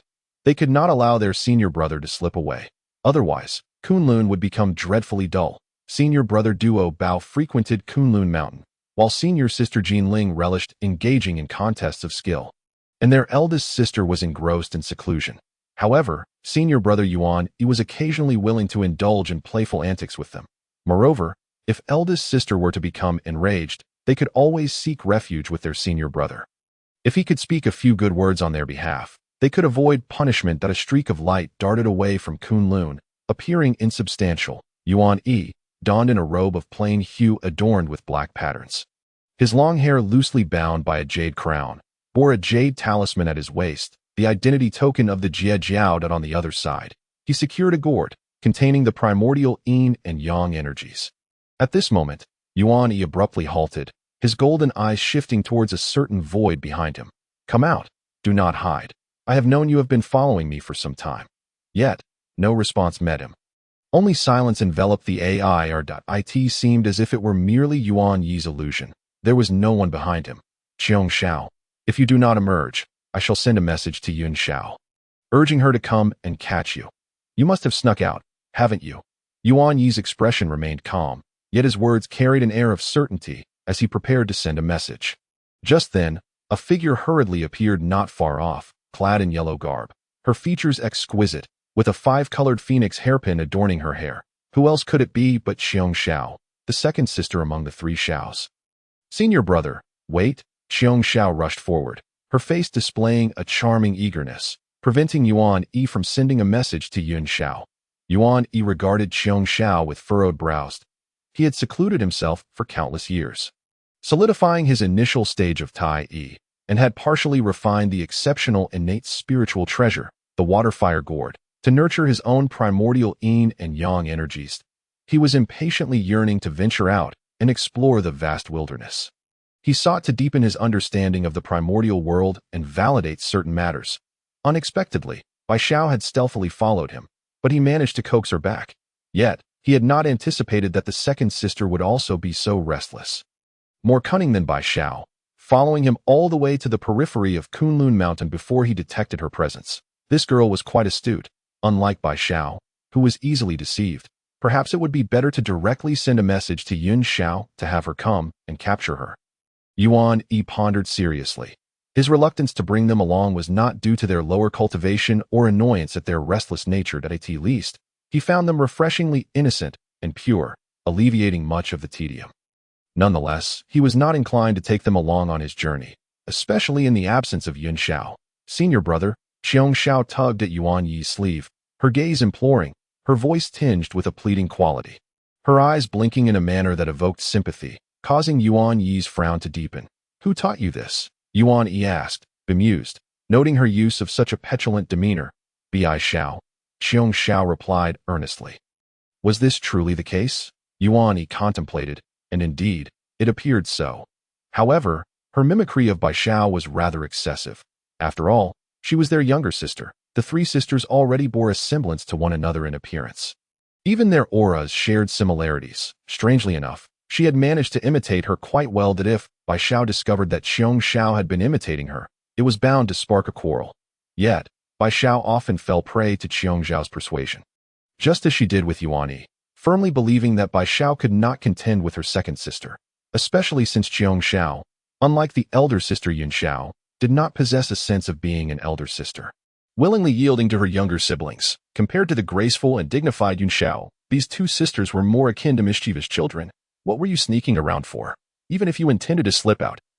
There was no need to follow me. If I follow senior brother, eldest sister will surely feel at ease. Otherwise, she would never agree to let me out. Sneaking out would only lead to being caught and scolded by eldest sister. Qiong Xiao lowered her head, her gaze evasive. Yuan Yi, feeling helpless, recognized the truth in her words. This was the very reason why the two sisters often used him as a shield against Yun Xiao. Yun Xiao tended to be rather strict when managing her younger sisters, wielding considerable authority. Yuan Yi, however, possessed a natural immunity to her admonitions, rendering her lectures futile. Yuan Yi's thoughts churned as he contemplated how to cleverly send Qiong Xiao back.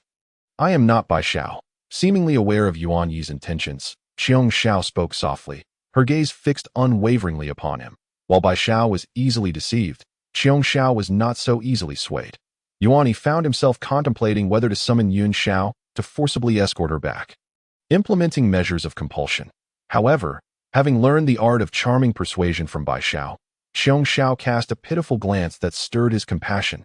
Very well, but let it be clear first. You must communicate clearly with your elder sister. And you must adhere to my guidance. No reckless behavior. Qiong Xiao beamed with joy, nodding enthusiastically like a chick pecking at grains. That I knew you were the best, senior brother. Furthermore, you shall explain matters to Bai Xiao yourself.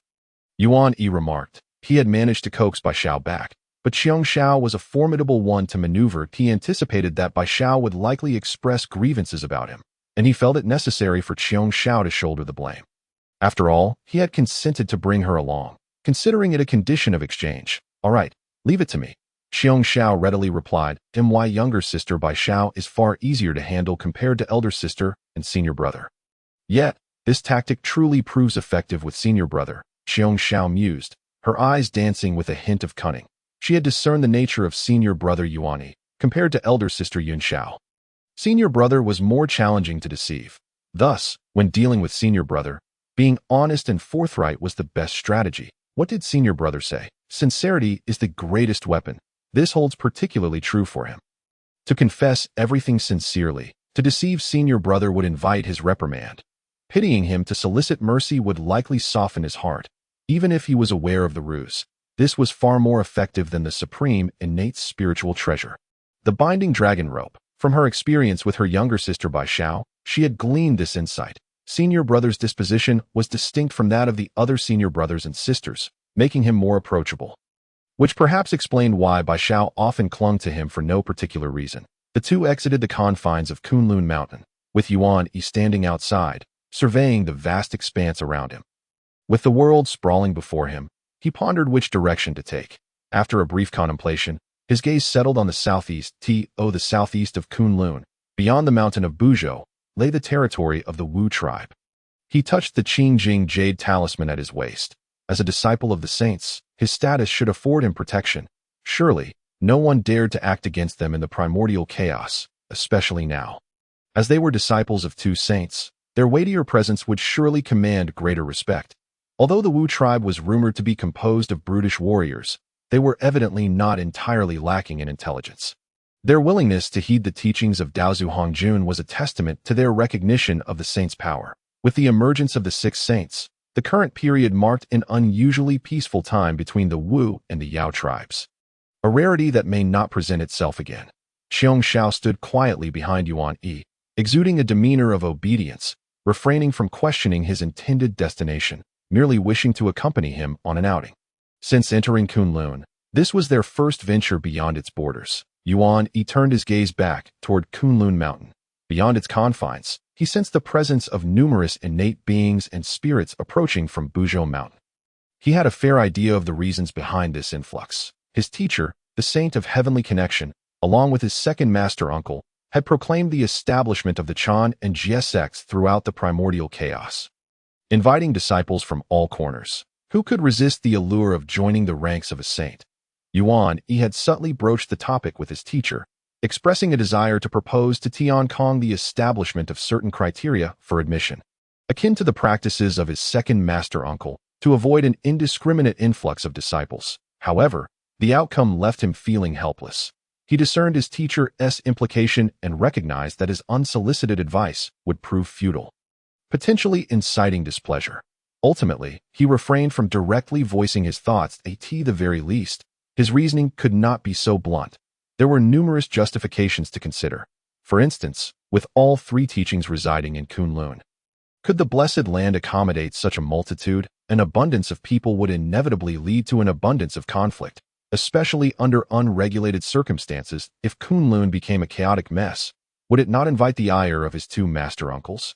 Yet, Yuan Yi understood that speaking up would be of no use, as he could not sway them. He could not fathom why his teacher established such doctrines. What compelled him? As if a hint of obsession lingered within. Aside from Yuan Yi, few would dare question his teacher's decisions. Thus, he chose to withdraw from the fray, realizing that involvement would be futile and render him an outlier. He hoped that upon his return from his travels, the state of Kunlun would not devolve into chaos. "Senior brother, what are you gazing at?" Noticing Yuan Yi standing there in a daze, seemingly lost in thought, with a hint of worry in his eyes, Qiang Shao could not help but inquired. "It's nothing. Let us proceed," Yuan Yi replied, retracting his gaze and shaking his head. As he sped southeastward, 3,000 years passed, and Yuan Yi arrived south of Buzhou Mountain. Here lay the stronghold of the Wu tribe, million strong, led by the 12 ancestors of Wu, divided into 12 major clans, with countless tribes spread widely. As time progressed, the territory of the Wu tribe continued to expand into broader realms. The lands occupied by the Wu tribe were a nightmare for other clans, for they were not to be trifled with. After witnessing the true state of the Wu tribe, Yuan Yi fell silent. Given the Wu tribe's rate of expansion and consumption, it was inconceivable for the Yao tribe to avoid conflict with them, unless the latter possessed no capacity for resistance whatsoever. Undeniably, the Wu tribe was exceptionally formidable, not only boasting top-tier combat prowess, but also a multitude of powerful Wu beyond the ancestors. Meeting the ancestor of Earth, Hutu, seemed even more challenging than anticipated, even as a disciple of a saint. The Wu tribe extended only a modicum of respect, enough to prevent him from becoming a meal, but little more. There was no chance to engage with even an ordinary Wu. However, if possible, Yuan Yi genuinely wished to make contact with Ancestor Hutu. Was there truly no such thing as a passage to the underworld? What if, moreover, even if he eventually confirmed his teacher Tongtian's assertions as valid and devoid of any underworld passages? Hutu's status was undeniably extraordinary. Yuan Yi stood atop the mountain, gazing down at the hunting Wu tribesmen, enveloped in silence. Behind him, Qiongshao sat idly on swinging her legs. As senior brother lingered in this area for a considerable time. However, she did not find this place particularly appealing, nor did she comprehend what was so captivating about the Wu tribe, especially since senior brother seemed quite intrigued. The Wu tribe did not cultivate the primordial spirit, nor did they comprehend the great Tao, relying solely on brute strength. Their atmosphere thick with murky energy, often infused with a heavy aura of malevolence, rendering them ill-suited for cultivators of the celestial path. Especially with the way the Wu tribe regarded senior brother, their gazes akin to those of hunters eyeing prey, their salivating expressions suggesting they might devour him, which vexed Qiongshao considerably. Presently, Qiongshao had already reached the pinnacle of the golden, immortal realm. Attempting to step into the Tai realm, this period of wandering the primordial chaos and contemplating the ways of heaven and earth had proven more fruitful than rigorous meditation, and she anticipated that it would not be long before she ascended to the Tai realm. If she could achieve this before elder sister, it would be even better, Qiongshao mused, as this might lead elder sister to exercise less control over her. Yuan Yi, of course, was oblivious to the jumbled thoughts swirling in Qiongzhao's mind. He was deliberating whether to abandon his original plan, realizing that the ancestor of Earth was not someone he could meet on a whim. Perhaps he should head east to see the humans born from the creation of the Saint Nuwa. It was said that his master uncle had once imparted teachings to the humans when he first established his sect, and that region should be safer. Just as he pondered this, the water and fire gourd tied to his waist suddenly stirred, causing Yuan Yi to pause in surprise. What is happening? Yuan Yi grasped the gourd at his waist. Although he had only completed the preliminary refinement, fully comprehending the mysteries within the gourd was no simple task, and he could not yet unleash its full potential. However, Controlling the gourd was within his capabilities. He sensed a peculiar stir within, as if drawn by some unseen force. This left Yuan Yi perplexed. What could provoke such a reaction from the water and fire gourd? Could it be that a spiritual treasure was emerging nearby? Yuan Yi's spirit delved deeply into the atmosphere, seeking to sense the fluctuations of energy around him, only to see his expression shift slightly. The aura he detected emanated from the depths of the Wu tribe's territory and seemed to be approaching rapidly. This was troubling. Without a moment to ponder further, Yuan Yi swiftly turned and grasped Xiong Zhao's hand, invoking the innate dual energies of Yin and Yang to envelop them both, instantly transforming into a beam of light that soared through the void. He was unaware of the nature of the rapidly approaching presence or its connection to his water and fire gourd. Yet, he was not prepared to face an unknown entity recklessly, though Xiong Zhao was oblivious to the unfolding events. She sensed Yuan Yi's urgency and refrained from questioning him, allowing herself to be swept along by his light, secretly readying her golden phoenix hairpin. Just as Yuan Yi's light took flight, he observed the space ahead shatter like glass subjected to a fierce blow.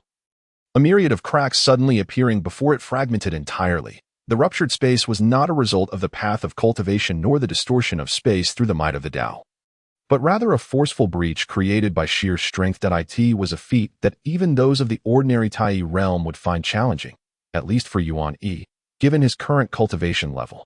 It was a formidable task, as traversing the vastness of the cosmos was beyond his reach. The primordial world's fabric was too resilient. From the shattered space, a potent pressure surged forth, rife with malevolence and a wild energy. A gaze pierced through the chaos, and Yuan Yi felt an unsettling familiarity with the way the Wu tribe regarded him. At that moment, an intense sense of danger washed over him. This aura was at least on par with that of a great Luo existence.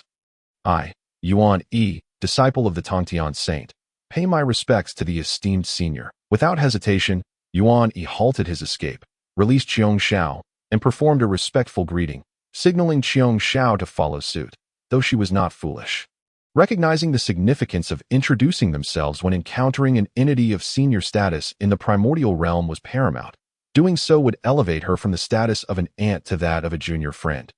A lesson imparted by her elder brother, which she had faith in, given its sound reasoning. I, Xiong Zhao, disciple of the Tongtian saint, pay my respects to the esteemed senior.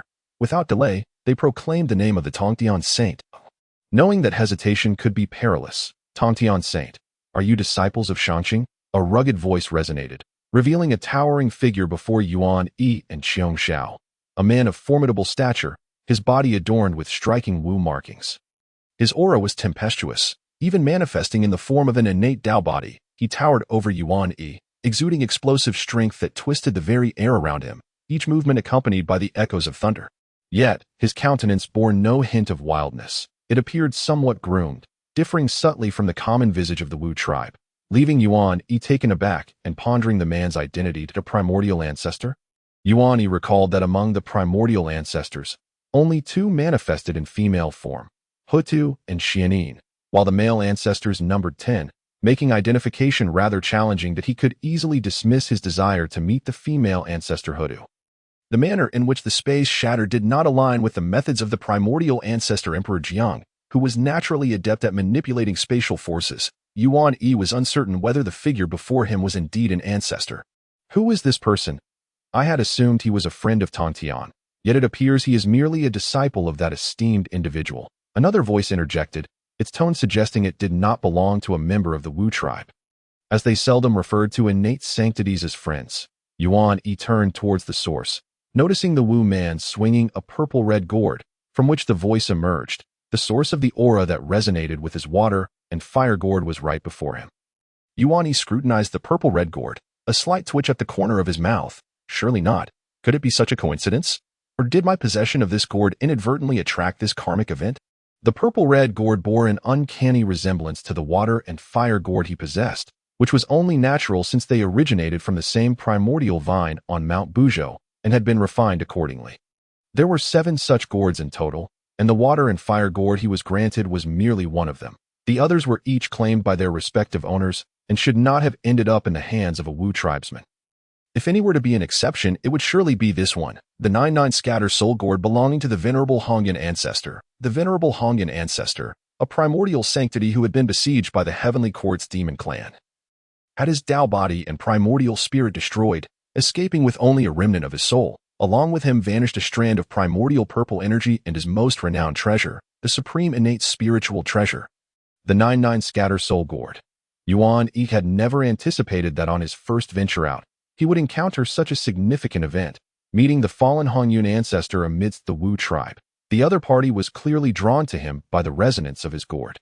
Could this truly be deemed an accident? An ethereal figure emerged from the gourd, revealing a kind-faced Taoist clad in red robes. I am Hongyun. Do not be alarmed, my young friends, that I harbor no ill intentions and shall not bring harm to either of you. Yuan Yi was taken aback, having set out intending merely to engage with the Wu tribe, yet he found himself face-to-face with the illustrious Hongyun ancestor. A situation he had never envisioned. He was perplexed as to why the Hongyun ancestor would be mingling with a member of the Wu tribe, especially one who was not an ordinary tribesman. Seated together, Yuan Yi and Xiong Xiao faced a purple-red gourd, with the ethereal form of the red-robed Taoist standing before them. The imposing Wu man sat across from them, his gaze scrutinizing, though he soon lost interest, seemingly disengaged. From Hongyun, Yuan Yi learned the identity of the Wu tribesman, de Wu Xing Tian. While Xiong Xiao lacked knowledge of this, Yuan Yi was well acquainted with the name, stirring a complex array of emotions within him. Xing Tian, one of the great Wu, was immensely powerful. Furthermore, in the myths passed down through generations, this figure bore an even more renowned identity, particularly when Yuan Yi recalled a certain legend involving the Flame Emperor and Hongyun. If the Flame Emperor were indeed the reincarnation of Hongyun ancestor, what kind of pairing was this? Had they already entangled themselves together at such an early stage? I had been ambushed by Kuanping and besieged by the strong of the heavenly court, nearly perishing with no means of escape. Thus I sought refuge among the Wu. Hongyun succinctly explained at that time. Although the demon clan had not yet established itself, and the heavenly court had not declared war on the Wu, the area inhabited by the Wu was dense with turbid energy and malevolent aura, making it a suitable refuge given that the Wu themselves did not cultivate their primordial spirits. The heavenly court, while powerful, dared not provoke the 12 primordial ancestors by storming into the Wu territory, and it was equally challenging for the Wu to locate him. Thus he managed to evade the heavenly court's pursuers. Yuan Yi was curious about how Hongyun became associated with the great Wu Xing Tian, and what that relationship entailed. The answer he received was once again beyond his expectations. What relationship? There was none. Given that the Wu do not cultivate primordial spirits and cannot utilize innate spiritual treasures, coupled with the fact that Hongyun possessed no physical form, merely a remnant of his soul, the Wu tribe found him of little interest. After all, a remnant soul was not sustenance, and spiritual treasures held no value to them. Even the most extraordinary innate spiritual treasures are of no use to the witch clan, which is precisely why they have been preserved. Otherwise, his soul imprint would likely have been erased, and the spiritual treasure would have changed hands, the very reason he is still able to solicit the assistance of the great, which Xingtian is. Quite frankly, due to his remarkable culinary skills, his mastery in the culinary arts is commendable, and knowing the witch clan's fondness for food, he leveraged this talent to establish a rapport with them, thus fostering a semblance of friendship. The witch clan holds little interest in innate divinities, viewing them as no different from the demon clan.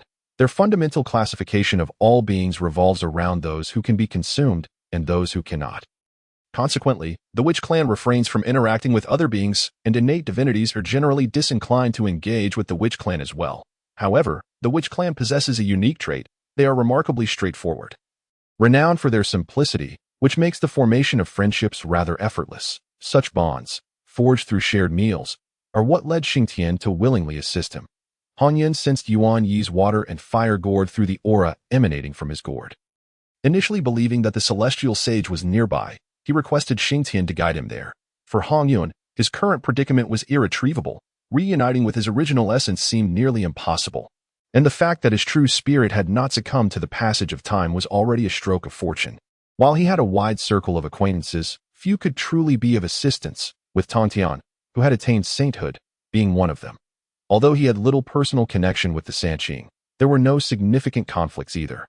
Notably, the visitor was Tongtian rather than one of the other two from Sanqing, which increased the likelihood of receiving aid. Unfortunately, upon arrival, he discovered that it was not Tongtian but rather his disciples.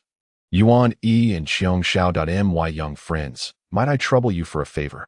Hong Yun asked, his gaze fixed on Yuan Yi. Yuan Yi pondered for a moment before responding. What is it that the esteemed senior wishes of me? I have a close friend, Yuanzi of Wanshou Mountain, whom I wish to meet. Could you escort me to seek out my friend Tontian? The implications of such a request weighed heavily on Yuan Yi's mind. Would this endeavor bear consequences? Could he take on this responsibility? He contemplated the matter seriously. Each innate divinity was intricately connected, and the repercussions could be beyond his capacity to bear. Tontian had accepted him as a disciple, imparted great wisdom, and bestowed upon him treasures. At this juncture, he could not afford to bring trouble upon his master. Would this affair of Hong Yun's yield benefits or detriments, not for himself, but for his teacher Tongbian and the future of Jiao? Hong Yun's uniqueness entailed vast ramifications, and barring unforeseen circumstances, he might well be linked with the future of humanity.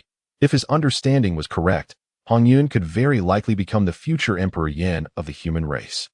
What implications would this have for Jiao? Yuan Yi found himself uncertain. Regarding the possibility of entanglement with humanity, he did not consider it much since his current identity was not that of a human. Thus it could not serve as his primary standpoint. Why not simply request the assistance of Xingtian directly? Yuan Yi ventured. Xingtian cast a sidelong glance at him, flashing a grin, prompting Yuan Yi to fall silent. Hong Yun understood the underlying inquiry. Why not directly ask the great witch Xingtian to escort him to Wanshou Mountain to meet his old friend? To this, Hong Yun could only offer a wry smile, clearly indicating that such a request was untenable, that a small favor might elicit a willingness from the other party. Yet the more cumbersome requests were met with reluctance, particularly the journey to such distant lands as the West. Furthermore, the relationship between the witch clan and the demon clan was far from cordial. A great witch may not necessarily be able to protect Hong Yun, rendering it perilous. If the demon clan were to become aware of the existence of Hong Yun's ancestor, one could only speculate on the Heaven Court's response. Even Xingtian would struggle to conceal such secrets, lacking the means to do so at that point. It was conceivable that Hong Yun might entirely fade into obscurity, dragging Xingtian into the fray as well, resulting in his name being added to the list of the missing. Yuan Yi grasped the situation and refrained from further inquiries. He was not familiar with Xingtian's temperament, but rumors suggested that the witch clan was not known for their patience. Xingtian, as depicted in legends, was a figure of considerable arrogance. He feared inciting the great witch's ire and receiving a violent reprimand, a fate far worse than his own. This moment, which should have been an opportune time to engage with the witch clan, left him feeling hesitant and uncertain. He glanced at Xiongxiao beside him, who blinked her eyes in response. That it was clear that he could not rely on her for suitable counsel. Ultimately, Yuan Yi nodded in agreement, but only to escort Hong Yun back to meet his master. Tongtian.as for the subsequent matters, he would defer to his master's judgment, not presuming to make decisions on his behalf. Once the arrangements were settled, Hong Yun conversed with the great witch Xingtian for a while longer but did not leave immediately. Instead, Yuan Yi and the others were invited to the witch clan as guests, indicating that while Hong Yun may not hold significant standing within the clan, he certainly possessed some degree of influence. Yuan Yi could hardly refuse. Being invited by a great witch was an honor not to be taken lightly, lest one risk losing favor. Would the witch clan consider cooking him as part of their feast? Yuan Yi dismissed such thoughts, recognizing that if they truly harbored such intentions, escape would be futile, rendering speculation pointless. However, upon hearing Xingtian's inquiries, he felt an involuntary chill run down his spine, a sense of foreboding. After a prolonged scrutiny, Xingtian finally asked, "Is the meat of the dragon clan delectable? Esteemed senior, you just thought I am a creature born of heaven and earth, not of the dragon clan. Should you desire to taste dragon meat, I would be more than willing to assist. I possess some knowledge in the culinary arts," Yuan Yi replied cautiously, recalling that he had a few dragon carcasses left from previous encounters. Yuan Yi would never claim to be of the dragon clan. He was a Jiaolong, a Golden Jiao, a being of Yin and Yang, distinctly separate from dragons. Oh, is that so? You do realize that I have little patience for boastful individuals. I would not dare, he replied. Soon after, Xingtian expressed dissatisfaction with their slow pace, seizing both Yuan Yi and Xiongxiao, and with a powerful kick, shattered the space around them, stepping into the void. Such sheer force, utterly unrestrained, was a testament to the terrifying nature of the witch clan. Yuan Yi felt a mix of emotions as he was lifted off the ground. Two gourds, water and fire gourd, and Jiao Sen Hun gourd, hanging from his waist. The night enveloped the landscape like a veil. The moon hanging high above, Within the witch clan's encampment, bonfires roared, and the clansmen reveled in their exuberant energy, creating a lively atmosphere. Yuan Yi and Qiong Shao, under the auspices of the esteemed ancestor Hong Yun, found themselves welcomed into the heart of the clan. For practitioners of their tranquil path, such revelry was unprecedented, particularly for Qiong Shao, who, since her and her sister's emergence into the world, had evaded Kunlun and remained there. Living a life of tranquility, had never witnessed such boisterousness. Impressive. I had presumed that those of you who cultivate alongside innate divinities would merely feast upon the wind and dew. Yet here you are demonstrating such culinary prowess. Xingtian remarked, as Yuan Yi conjured ethereal flames, cooking the flesh of an unknown great beast infused with blood essence over the fire, drizzled with the juices of spirit fruits and celestial herbs. Releasing a rich aroma. As Xingtian spoke, his massive hands casually patted Yuan Yi's shoulder. The great witch's manner of eating was quite unrestrained, and he proved to be straightforward. Once a modicum of familiarity was established, forging ties was not overly difficult. Yuan Yi winced at the unexpected force of the pat, his teeth gritted. His Jiaolong form was indeed tough-skinned, but that was relative to whom he compared himself. While the average witch clan member might be manageable, this great witch was a being second only to the ancestral witches, renowned for their physical prowess, and even among great witches, Xingtian's strength was formidable. Given his slightly elevated cultivation, the force behind his casual touch felt considerably heavy. Seeing that Xingtian was in good spirits, Yuan Yi felt a sense of satisfaction. Hong Yun's words rang true. The bonds with the witch clan were not difficult to forge. His current endeavor was indeed aimed at endearing himself to this great witch and strengthening ties. Yuan Yi had not abandoned his aspirations. He wished to seek the ancestral witch Hutu to validate certain matters. If the circumstances proved insurmountable, he would relent. However, now that the opportunity had presented itself, it was not one to be squandered. If he could cultivate a friendship with the great witch Xingtian, the probability of encountering the ancestral witch Hutu would rise significantly. Moreover, this great witch might one day find himself entwined with humanity. Winning Xingtian's favor appeared to be a feasible task. Silencing his tongue would suffice. Yuan Yi also discerned that the witch clan existed as a cohesive community. Although there exists a distinction in status and rank, the closeness or distance in relationships is not solely determined by strength. Perhaps, in comparison to ancestral shamans, the innate sacred beings are deemed far superior. While Xingtian exudes an imposing presence, he seldom carries an air of superiority. At least Yuan Yi understands that had it been any other quasi-saint or Deluo, they would not casually sit beside a mere Tai realm ant like him, and might not even acknowledge his presence. Not far away, the men and women of the Wu tribe are gathered around a bonfire, engaged in what appears to be a dance, imbued with a naturally harmonious rhythm. Exuding an aura of mystery, Yuan Yi sniffed the air, raising an eyebrow at the rich and intoxicating fragrance that lingered. Is this the sin of wine? Yuan Yi was somewhat taken aback. Does the Wu tribe possess such a thing already? This divine nectar brewed from spiritual fruits is known to be crafted by many innate sacred beings, yet he did not anticipate that the Wu tribe would also have it. Moreover, it seems strikingly similar to the divine nectar cultivated by the innate sacred beings of Yin-Yang. No, Yuan Yi suddenly realized, this is not a product of the Wu tribe at all, but rather something imparted to them by Hong Yun. He cast a glance at the remnants of Hong Yun's spirit across from him. He seemed to have mentioned teaching the Wu tribe many things, thus fostering a semblance of camaraderie. At that moment, Yuan Yi turned to look behind him, his brow furrowed deeply. Qiong Shao, what are you scheming? Huh? What do you mean, senior brother? Nothing at all. Heh. Qiong Shao, who had been stealthily approaching from behind, straightened up, blinking innocently. Yuan Yi immediately discerned her unusual demeanor. Her fair cheeks were tinged with a faint blush. Her gaze appeared clear yet was clouded, and she exuded a strong scent of alcohol. Has this girl gotten drunk? That is somewhat understandable. However, Qiong Shao was stealthily clutching a club as thick as a thigh behind her back. Inching closer, what on earth is she planning? Yuan Yi found himself at a loss for words. What do you intend to do? He inquired, pointing at the item behind her.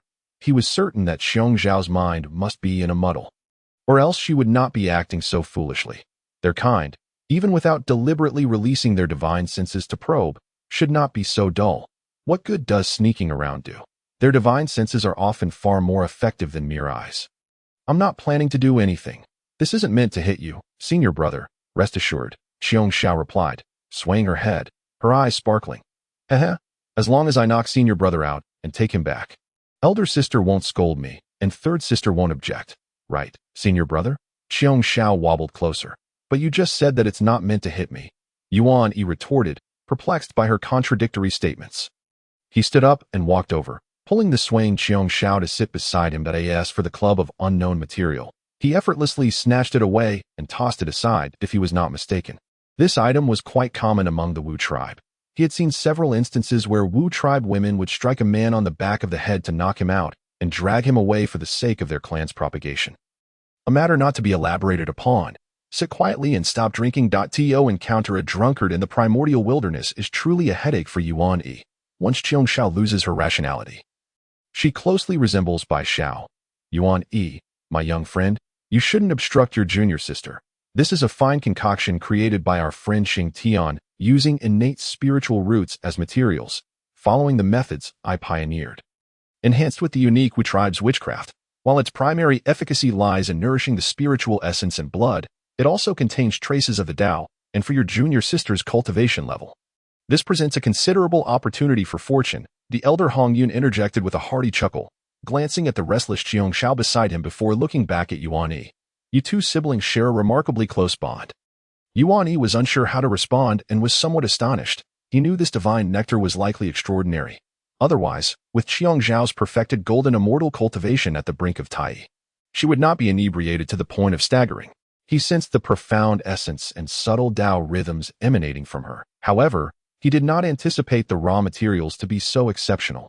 Even the most ordinary innate spiritual roots are imbued with the essence of the primordial, making them extraordinary. Undoubtedly, this is a remarkable item, with the sole side effect being its intoxicating nature. Judging by Qiong Zhao's current state, her intellect seemed to be waning. After a brief moment of hesitation, Yuan Yi shook his head. Very well. As her elder brother, he would keep an eye on Qiong Xiao. Even if she were to lose consciousness, such an opportunity would be worth it. Perhaps it could lead her to a chance for ascension to the Tai realm. He also sensed a faint change in her aura.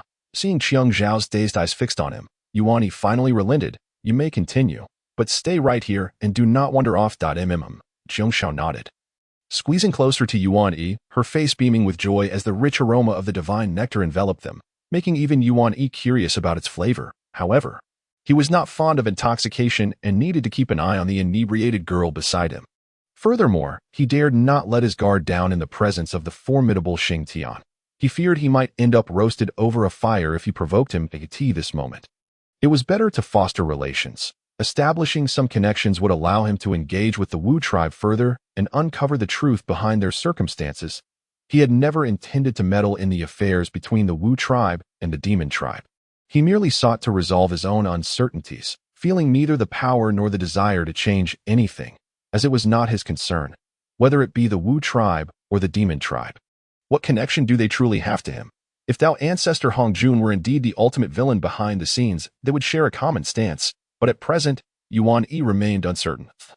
He merely wished to observe, lest he inadvertently invite disaster upon himself.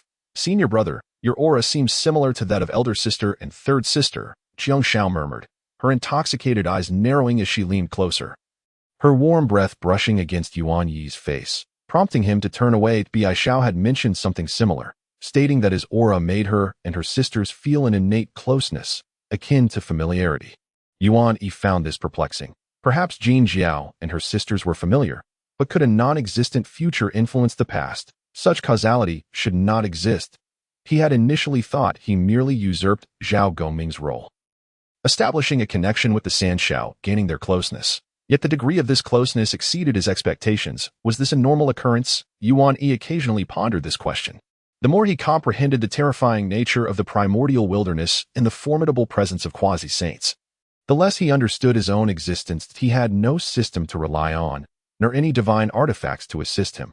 Thus, why did this variable manifest?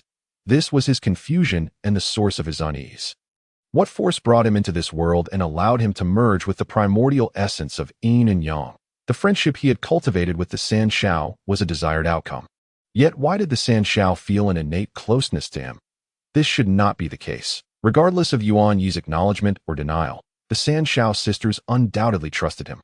This was evident as Qiong Xiao In her state of drowsiness, leaned against his shoulder, completely unguarded. At least Yuan Yi would never do such a thing. He preferred to remain alert at all times and thus particularly loathed the moments when his own murderous intent spiraled out of control. Xiong Zhao's eyes were shut, her consciousness teetering on the brink of slumber, mumbling to herself, a stark contrast to her usual reticence when sober. Yuan Yi caught snippets of her worries about sneaking out and facing reprimands from elder sister and complaints from third sister. Even mentioning using Yuan Yi as a shield against scolding. Yuan Yi's lips quirked slightly, yet he remained silent, inwardly thinking, "You deserve it. Yin Xiao scolding you? I must be sure to witness how you fare under her reprimand." Moreover, this girl even tricked Bai Xiao into bringing the binding dragon rope to restrain him. It is indeed quite excessive of you. And to think you have wasted my spiritual fruit. It appears you and Bai Xiao are in cahoots. This matter requires a discussion with Yun Xiao, those two mischievous fellows on the outskirts of Kunlun Mountain. The fabric of space suddenly ruptured, expelling a figure from its depths. Yuan Yi glanced back at the swiftly closing rift. Shaking his head with a hint of exasperation, the last time, he had traversed the void normally under the guidance of his master, Tong Tian. Yet this time, he had been unceremoniously hurled into this realm by the formidable shaman, Xing Tian, who shattered the space to cast him back to Kunlun. The distance traversed this time was incomparable to the last, and it nearly whisked him away entirely. Such brute force was astonishingly direct. However, it was fortuitous in a way, as it spared him the need to journey for thousands of years, bringing him swiftly to his doorstep. Clad in a simple robe, Yuan Yi stood amidst the void. With a gourd hanging from either side of his waist on his back, he carried a figure soundly asleep, inebriated from the elixir of the shaman tribe, blissfully unaware of her surroundings. Originally, Yuan Yi intended to store Xiong Xiao within a spiritual treasure to bring her along. But she had fallen into a deep slumber and subconsciously resisted, making it exceedingly difficult for him to do so, while it was not impossible to forcibly place her into the treasure space. Yuan Yi refrained from using force, as she was not his enemy. Thus, he carried her back instead. Yuan Yi felt that the legendary figure, Hong Yun Laozu, was somewhat misleading, that he had merely mentioned that one would be intoxicated for a brief period before awakening. Yet the duration turned out to be significantly longer than Yuan Yi had anticipated. When he inquired further, he learned it could last for centuries. Is this what you call a brief slumber? Fortunately, he had refrained from drinking. Otherwise, both he and his fellow disciples might have been ensnared in the shaman tribe's embrace for centuries. Truly absurd. Of course, it was undeniable that this elixir belonged to the shaman Xing Tian. A precious item indeed, a rare boon for them. Yuan Yi had also brought some back, intending to savor it later. The shaman tribe was not stingy, and having served as Xing Tian's cook for quite some time, he had earned a modicum of goodwill, at least not being regarded as mere prey. As he entered the Kunlun mountain range, Yuan Yi sensed the changes. The population had increased dramatically since his departure.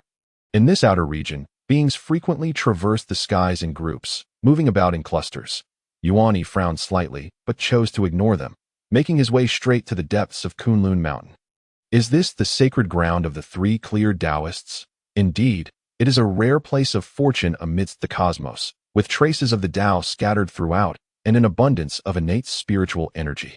The three clear Taoists are truly blessed. The voice of Hong Yun Laozu echoed within the 99 scatter soul gourd. Though merely a remnant of soul, it was far beyond what Yuan Yi, at the early stage of Tai Yi, could comprehend. Having been unceremoniously tossed into the void by Xing Tian, he was still under the protection of this formidable being. Hearing that the three clear Taoists had now all attained enlightenment and established their teachings, Yuan Yi shook his head. I am not entirely certain. The affairs of the Jie Jiao are managed by my senior brother Duo Bao, and I am still unaware if they have entered the fold. Yuan Yi was reluctant to involve himself in such matters, as it might lead others to suspect he sought to usurp power and overshadow Duo Bao. Moreover, he merely wished to ensure his own safety. Along with that of the San Shao, he held no interest in such affairs, nor did he agree with his master Tong Tian's indiscriminate acceptance of all into his fold, before he could return to his cave dwelling. The Golden Light Cave, two radiant figures swiftly approached, revealing the silhouettes of two women. Yuan Yi Shi Xiao, Yin Xiao said, her gaze landing on the unconscious Xiong Xiao on his back, offering him an apologetic smile. Xiong Xiao has caused you trouble. I Xiao glared at Yuan Yi with a pout, for she had secretly followed him but had been tricked back by her brother, Seeing her elder sister Qiong Xiao only intensified her displeasure. How could her sister, the traitor, run off with their brother for fun without including her? Yuan Yi disregarded Bai Xiao's resentful glances and greeted the two before handing Qiong Xiao over to Yun Xiao. He gently removed Qiong Xiao's hand from his sleeve and turned to Yun Xiao. Qiong Xiao has encountered some fortuitous opportunities. She may have a chance to step into the Tai realm. Please take her back and settle her in, while I seek out my master. Yun Xiao sensed Qiong Xiao's essence and, though puzzled by her current state of muddled consciousness, was not overly concerned. As she was with Yuan Yi, upon hearing his words, Yun Xiao was somewhat surprised, but simply nodded in agreement. Shi Xiao, feel free to attend to your matters. I shall take good care of Qiong Xiao. With that, she took Bai Xiao by the hand, leading the unconscious Qiong Xiao back to their cave. Although Bai Xiao was reluctant to return, wishing to confront Yuan Yi about being deceived, she soon complied. Dutifully following Yun Xiao back, I will settle the matter of your teeth marks on my spiritual fruit with you later, Yuan Yi remarked. Bai Xiao shrank back, hiding behind Yun Xiao. It was all my elder sister's idea. I was wronged at Bai Xiao, ever eager to admit fault, was well understood by Yuan Yi. She may acknowledge her mistakes, but she would not amend her ways. As he watched Yun Xiao and the others depart, Yuan Yi turned his gaze toward the main peak of Kunlun Mountain. Just as he was about to take a step forward, a voice reached his ears. His master, Tong Tian, had called out, "Back already? Since you have matters to discuss, come forth to in." The next moment, Yuan Yi vanished, reappearing atop Kunlun Mountain, where his master sat casually on the Dao platform. Master, Yuan Yi bowed respectfully.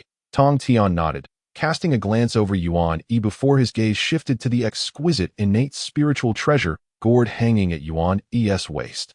A flicker of complexity crossing his expression. Hong Yun Daoist. The moment Yuan Yi brought forth the presence of Hong Yun Laozu to Kunlun Mountain, Tong Tian perceived his essence. The ethereal figure of Hong Yun manifested. Glancing at Tong Tian with a moment of complexity in his eyes. Congratulations, Daoist, on attaining the path of a saint, Hong Yun remarked, acknowledging their previous acquaintance. Though their interactions had been few, they were still familiar with one another. Upon meeting again, one had attained enlightenment while the other remained in a state of incomplete essence, a testament to the fickleness of fate and the intricacies of causality. After exchanging a few pleasantries, Hong Yun expressed his purpose, requesting Tong Tian's assistance in concealing his heavenly secrets to visit his dear friend, Zhen Yuanzi, without drawing the attention of the demon clan or the heavenly court. He lacked the power to traverse to Wanshou Mountain independently and feared bringing trouble to his old friend at a saint. Tong Tian was more than capable of providing such assistance. Even formidable beings like Kuanping or Di Juntai would remain oblivious to his actions.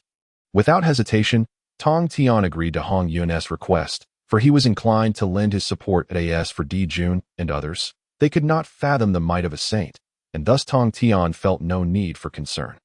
With Tong Tian's promise secured, Hong Yun felt a wave of relief wash over him, expressing his gratitude. Thank you, Daoist. If there is ever an opportunity in the future, I shall repay this kindness. Tong Tian merely shook his head. There is no need to concern yourself with such trivial matters. Yuan Yi is a disciple of mine. When a disciple seeks assistance, it is my duty as a teacher to lend a hand.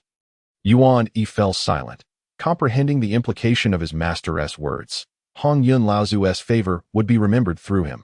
Indeed, while Hong Yun's goodwill may seem insignificant to Tong Tian, it held considerable value for Yuan Yi and his peers. Yuan Yi had not initially intended to assist Hong Yun, yet Tong Tian had placed this weighty favor squarely upon his shoulders. Not to mention, the goodwill from Hong Yun's old friend, Zhen Yuanzi, would undoubtedly be beneficial for Yuan Yi. With the matter settled, Tong Tian revealed that he had no intention of personally visiting Wanshou Mountain. Instead, he would send Yuan Yi there to fulfill this task. Undoubtedly, this was a thorough transfer of Hong Yun's favor to Yuan Yi. Yuan Yi's emotions stirred momentarily, prompting a slight shift in his thoughts. He halted his departure, gazing at the purplish-red gourd at his waist, and inquired, Hong Yun Sr., I have matters to discuss with my master. May I request that you first proceed to my cave to rest briefly? Hong Yun held no objections to this matter, and the Jiao scattered soul gourd flew straight down Kunlun. Upon seeing Hong Yun depart, Yuan Yi turned to look at his master. Tong Tian's expression was tranquil, his gaze casual. What matter do you wish to inquire about, my disciple?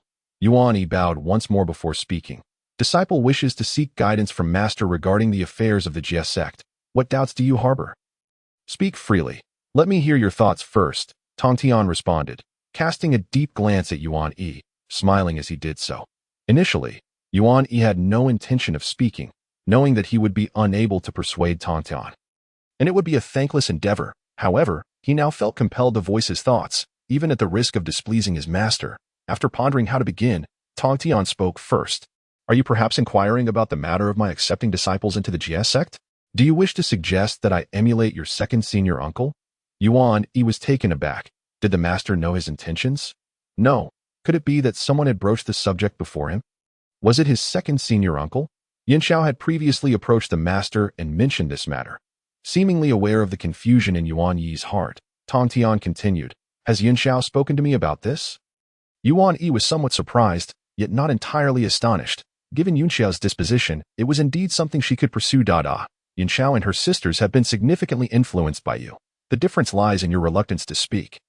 While Yin Xiao often articulates what you wish to convey. Thus, I am already aware of what you wish to express. Is Yin Xiao my mouthpiece? Have I influenced the San Xiao? Yuan Yi fell into contemplation, unable to deny it.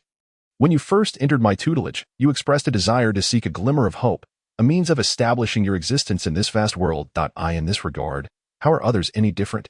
They are just like you, without distinction. Since I accepted you and Yin Xiao into my fold, how could I now reject others? I understand that you resonate more with your second senior uncle's approach on this matter. However, that is his path, the way of the Chan sect, which follows the heavenly principle, distinguishing good from evil, and the depths of blessings and curses, merits and karmic obstacles. Yet, it is not the way of our Jia sect.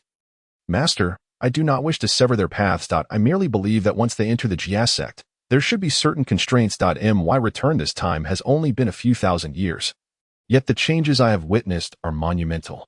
Upon my return to Kunlun, I have seen many disciples acting recklessly, without restraint. If this continues, it will inevitably lead to trouble, especially considering that in the future, the number of Jia sect disciples will surely be countless. If it remains as it is, even you, Master, though a sage, will find it difficult to avoid being burdened by us. Moreover, your second senior uncle will surely disapprove of this. I worry. Yuan Yi did not voice his concern directly, fearing conflict between his master and second senior uncle. Rules? To establish rules, one must have a standard for measurement. Yuan Yi, are you aware of the difference between yourself and Duobao and the others? Tongtian inquired. The difference from Duobao and the others. Yuan Yi frowned. In your understanding, you instinctively categorize the world into good and bad, distinguishing right from wrong. Your actions are akin to the heavenly way. Tongtian elucidated. Yuan Yi felt a chill in his heart. It was indeed the case. In this aspect, his thoughts were deeply rooted, and he held a clear understanding of good and evil. But was this not correct? This also indicated that he possessed a strong sense of self-awareness, fundamentally different from Duobao and the others. His strong sense of self was an advantage, preventing him from losing his way, yet it also confined him, limiting his own potential. You still remember when I spoke to you about the distinction between the great Tao and the heavenly Tao? The distinction between the great Tao and the heavenly Tao. Yuan Yi recalled, realizing it was the answer his master provided when he had inquired about merits and karmic obstacles. The master had once said that the great Tao does not concern itself with merits and karmic obstacles since it knows no distinctions of good and evil, right and wrong. All things are part of the Tao. Everything exists within the great Tao. Only the heavenly Tao establishes the order of good and evil, thus giving rise to merits and karmic obstacles. Yuan Yi understood. He now grasped his master's meaning. To establish rules, there must be standards for good and evil. Yet the master believed that the great Tao encompasses all, and the concepts of good and evil are limitations. Thus, the Jia sect does not establish rules for constraints. Just because all things are part of the Tao, and everything exists within the great Tao, whether good or evil, all are included within its embrace. Was the master attempting to transcend these limitations? If all is part of the Tao, then to have no rules is to align with the principles of the great Tao. Master, we are dull-witted. Unlike you, who are born with knowledge, the great Tao you speak of is far too lofty for us to reach. Yuan Yi struggled to find words, knowing that Tongtian's perspective was from a higher vantage point. However, he could not escape his own stance, and thus could not acknowledge his master's views. Of course, The master did not require his disciples' agreement. Just as the great Tao accommodates all, his doubts too fell within the master's inclusive perspective.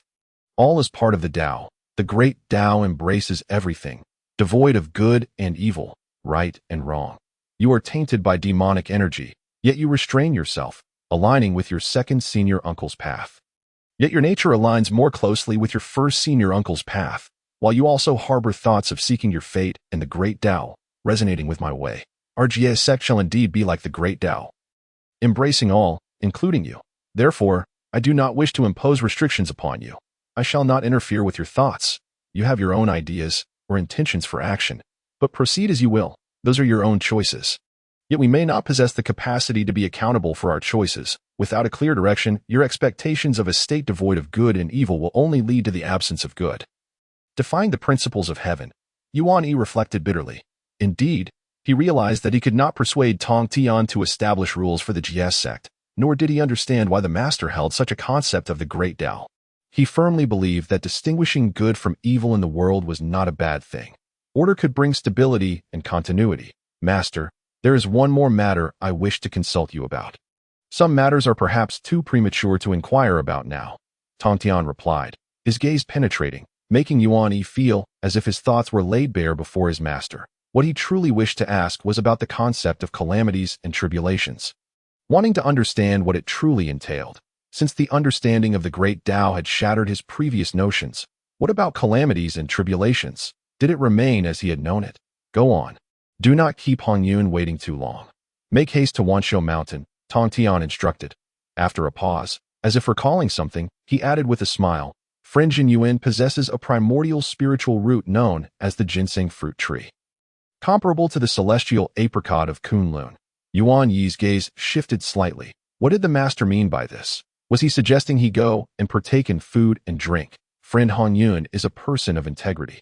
And so is friend Jinying.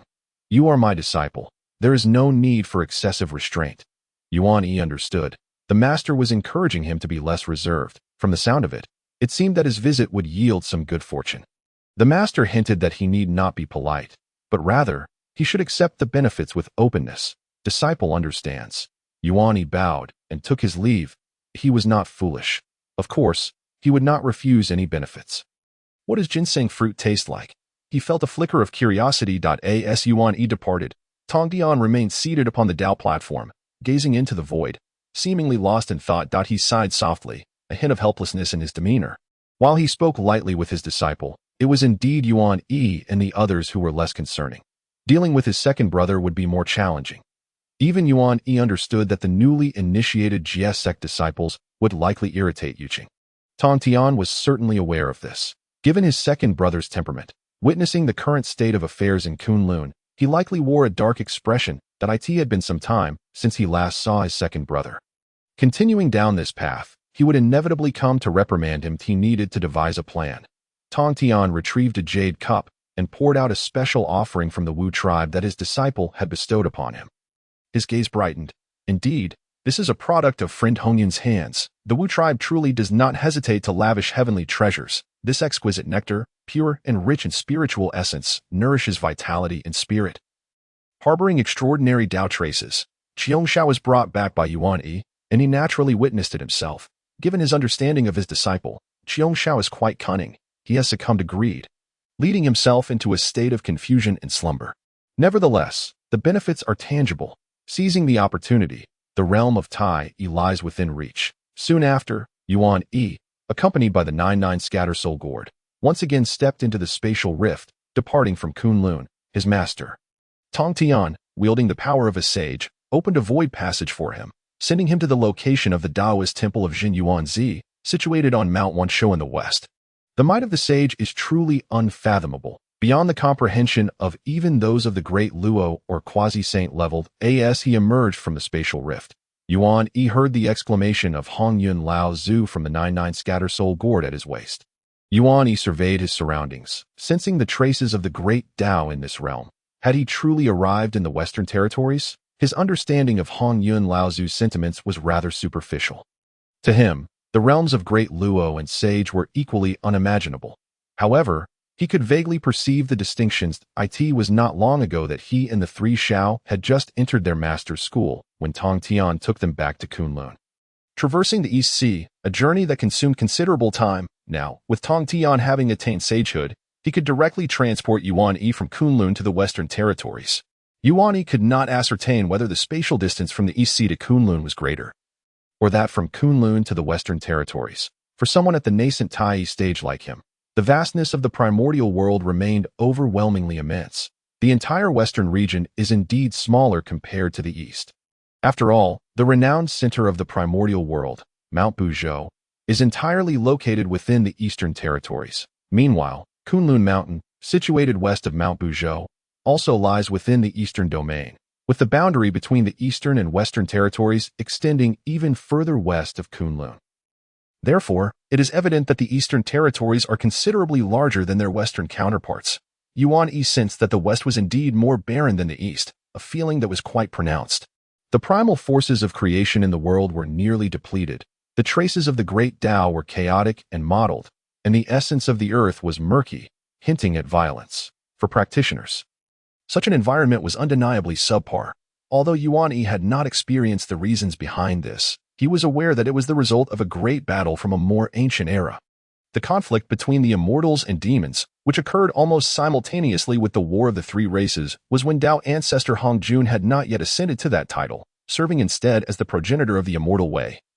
Perhaps to be termed the immortal ancestor. In a great battle with the demon ancestor Luo, who in this Western territory, the clash was earth-shattering, even though both were not yet beyond the great Luo level at that time. They were extraordinary. Originally comparable to Kunlun, Mount Shumi was significantly damaged during this battle, resulting in the severance of the infinite divine mountain. By the time the dust settled, the demon ancestor Luo, who had directly detonated the Earth's essence of the entire Western territory, nearly obliterating it entirely. Even the Tao ancestor Hong Jun lacked the strength to intervene, leading to the current state of the West. Yuan Yi even knew that what he now beheld in the West was already a patched-up version. The Western faith was supported by the two saints, Jian and Zundi, who established the Western teachings on Mount Shumi, and their vast merits were indeed tied to the restoration and organization of the Earth's essence throughout the Western territories. One could only imagine the scene in the Western territories prior to such restoration. The barrenness of the West was not an exaggeration. Influenced by his preconceived notions, Yuan Yi held little fondness for the Western teachings and the two saints, particularly since he was still a disciple of the Jiao. Yet, he had to acknowledge that their diligent efforts in mending the Earth's essence indeed constituted great merit, deserving of the title of sage. Yuan Yi arrived at a location not far from the Taoist temple of the innate sage Jin Yuanzi on Mount Wanshou, under the guidance of Hong Yun Laozu. Yuan Yi traversed the skies with remarkable speed. As he progressed, he felt a notable change in the environment. The chaotic essence of the earth and the thin primal forces of creation seemed to dissipate rapidly. The closer he approached Mount Wanshou, the more pronounced the transformation became. It was akin to an oasis within a vast desert. My old friend Jin Yuanzi possesses an exceptional innate spiritual treasure. The Earth Book, though merely a supreme innate spiritual treasure, it differs from ordinary ones, capable of harnessing the Earth's essence for defense, unmatched by most in the primordial realm. In terms of defensive prowess, perhaps only the supreme treasure held by your master uncle, the Ta Ching Dao friend, the heavenly yellow Linglong Pagoda, could rival it. During that great battle, my old friend utilized the might of the Earth Book to protect this realm as best as he could, safeguarding it from calamity, which is why you now behold this scene. Unfortunately, at that time, Jin Yuanzi could only defend this corner of the world and could do no more. As Hong Yun Laozu explained to Yuan Yi the reasons behind the evident changes in the world. He also recounted the calamity that befell the entire West. Eventually, he spoke of the current Western teachings, the two saints Jian and Zundi, expressing a hint of admiration in his tone, which struck Yuan Yi as rather peculiar. For he was aware of the conspiracy theories surrounding Hong Yun's downfall, often implicating the two saints of the West, suggesting that it was a means to settle the karmic debts from his ascension to sagehood. Thus, Yuan Yi inquired further about the events surrounding the teachings at the Purple Shao Palace, subtly probing about Hong Yun Laozu's decision to offer his seat to them. From what Yuan Yi had heard, the reasoning seemed somewhat strange, attributing it to Hong Yun's kind-hearted nature, depicting him as a quintessential good person. Having interacted with him over the past few days, Yuan Yi did not deny that Hong Yun was indeed a benevolent, innate sage. However, he seemed far from foolish. Merely possessing a good-hearted demeanor felt like a weak explanation. What was Hong Yun Laozu's treasure? The 99 Scatter Soul Gourd, renowned for its fearsome reputation. Surely its master, and even its wielder, could not be merely a naive Good Samaritan? Yet, Hong Yun's response took Yuan Yi by surprise. Hong Yun revealed that the reason he offered his seat to the two was due to their actions. He stated that Jane and Zuni were delayed because they were busy mending the Earth's essence. At that time, although the Western territories had been devastated, many innate sages still survived. Yet only these two stepped forward to organize the Earth's essence and perform repairs, nearly neglecting their own quest for enlightenment. Out of such considerations, Hong Yun willingly offered his seat to the latecomers, which inadvertently offended Kunpeng. Especially after the Tao ancestor conferred the foundation of sagehood, the Hongming Purple Aura. Many believed that the bestowal of the Hongming Purple Aura was directly linked to the seating arrangement at the Purple Shao Palace, deepening Kunpeng's resentment towards him. Moreover, Hong Yun had an extensive network of friendships, having once been on good terms with the Eastern King and having stood up for the Heavenly Court, attempting to mediate the conflict between the Heavenly Court and the Celestial Court. Thus, Kunpeng seized the opportunity to incite the strong figures of the Heavenly Court to ambush him, leading to his current tragic fate. Yuan Yi listened quietly, intrigued by these ancient secrets, eager to glean information from the first-hand account. Hong Yun's clarity regarding the intricacies of all these matters surprised Yuan Yi. The entanglement of cause and effect was complex yet simple. When Hong Yun recounted these events, his tone was calm and casual, seemingly devoid of deep-seated grievances. How could a senior in such circumstances maintain such composure? Yuan Yi could not help but ask. What does it matter if one is not at peace? The law of cause and effect prevails in this world. Such is the nature of existence. With this tribulation, it is my destiny. Although it is the fruit of yesterday, it may yet serve as the cause for tomorrow. The tides of fate ebb and flow. And there are indeed traces to be discerned as I speak. Yuan Yi has already traversed the outer realms of Wanshou Mountain. While it may not rival Kunlun, it is nonetheless a celestial paradise sought after in the southern lands. Upon entering this place, the venerable Hong Yun released his aura, no longer concealing it. Before long, a spatial rift appeared a short distance before Yuan Yi, from which a figure emerged. This was a middle-aged Taoist, clad in an ample, flowing robe of bright yellow, exuding an air of both gravitas and antiquity. The Taoist wore a crown, his demeanor imposing and dignified, exuding the unmistakable aura of one blessed with profound fortune. Shrouded in a powerful presence this moment, his gaze fell squarely upon Yuan Yi, fixating on the purple-red gourd at his waist, remaining silent. Within his gaze, a barely concealed ire mingled with a hint of surprise. Without the need for introduction from Hong Yun, Yuan Yi recognized the identity of the visitor. This was the master of Wanshou Mountain, the Grand Patriarch of Earth Immortals, the preeminent sage, Jin Yuanzi. Hong Yun manifested his ethereal form. Smiling at his old friend, Jin Yuanzi calmed his emotions, a smile breaking across his face as he tempered his imposing presence. I had heard of your ambush by that knave Kunpeng and sought your whereabouts throughout the wilderness. But alas, I could not find you. That I feared your true spirit had succumbed to silence. Uncertain of your revival, that I never imagined you would appear here today. It is indeed fortuitous. After speaking, Jin Yuanzi turned his gaze to Yuan Yi. And who might this young friend be? Yuan Yi replied. I am Yuan Yi, a disciple of the Tontian Saint, sent by my master to accompany Senior Hong Yun on this visit. That I humbly greet you. Esteemed elder, he performed the respectful gestures of a junior, stating his name and identity. A disciple of the Tongtian Taoist? I see. Thank you for your efforts in accompanying my old friend, Jin Yuanzi remarked, surprise flickering in his eyes, yet his demeanor remained exceedingly amiable.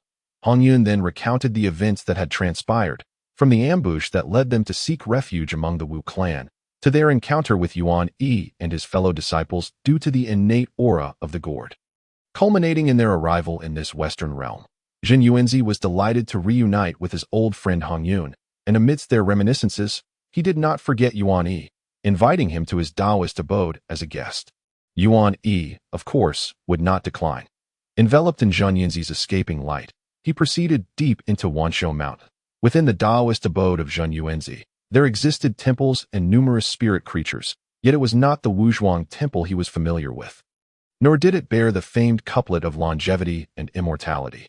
Yuan Yi occupied the main seat, a purple-red gourd resting beside him, as Han Yun revealed his corporeal form. Yuan Yi, uninterested in the nostalgic exchanges of old friends, focused solely on the fruit platter before him, which captivated his attention. The platter held 5 exquisite spirit fruits, and it must be said, Yuan Yi was indeed generous. It was evident that the bond between Han Yun and Yuan Yi was profound.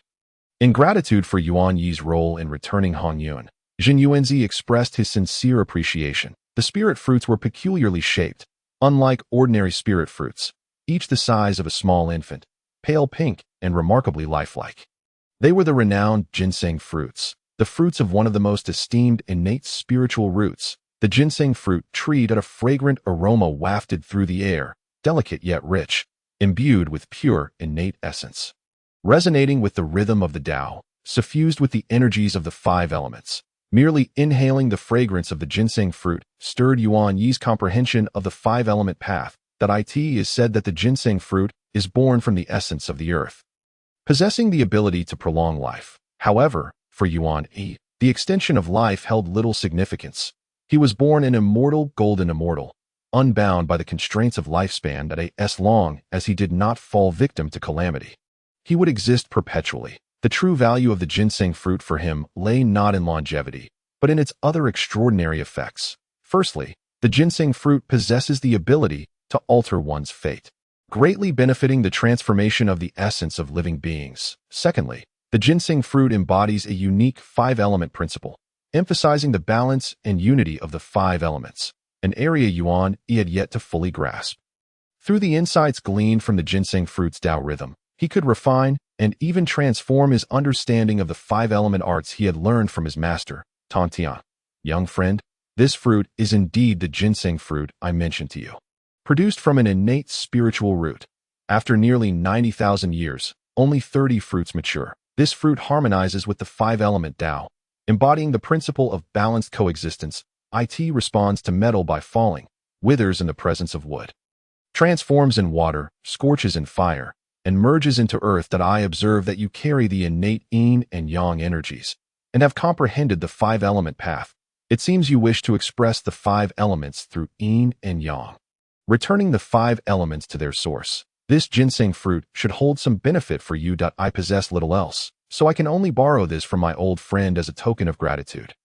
Do not be modest. This moment, Han Yun turned to smile, saying, "These fruits, feel free to handle as you wish." With a hint of implication in his words, Yuan Yi stood to express his thanks.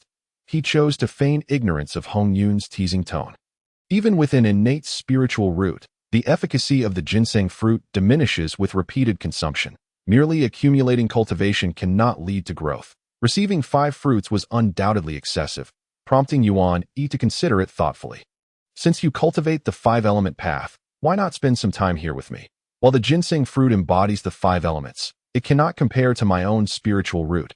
After consuming the ginseng fruit, it would be beneficial to contemplate beneath the ginseng fruit tree. Yuan Yi suggested. Contemplate beneath the ginseng fruit tree? Yuan Yi's heart soared at the prospect. Such an opportunity was rare indeed. He had only glimpsed his master's innate spiritual root, the celestial apricot, a few times, with no chance to truly comprehend it.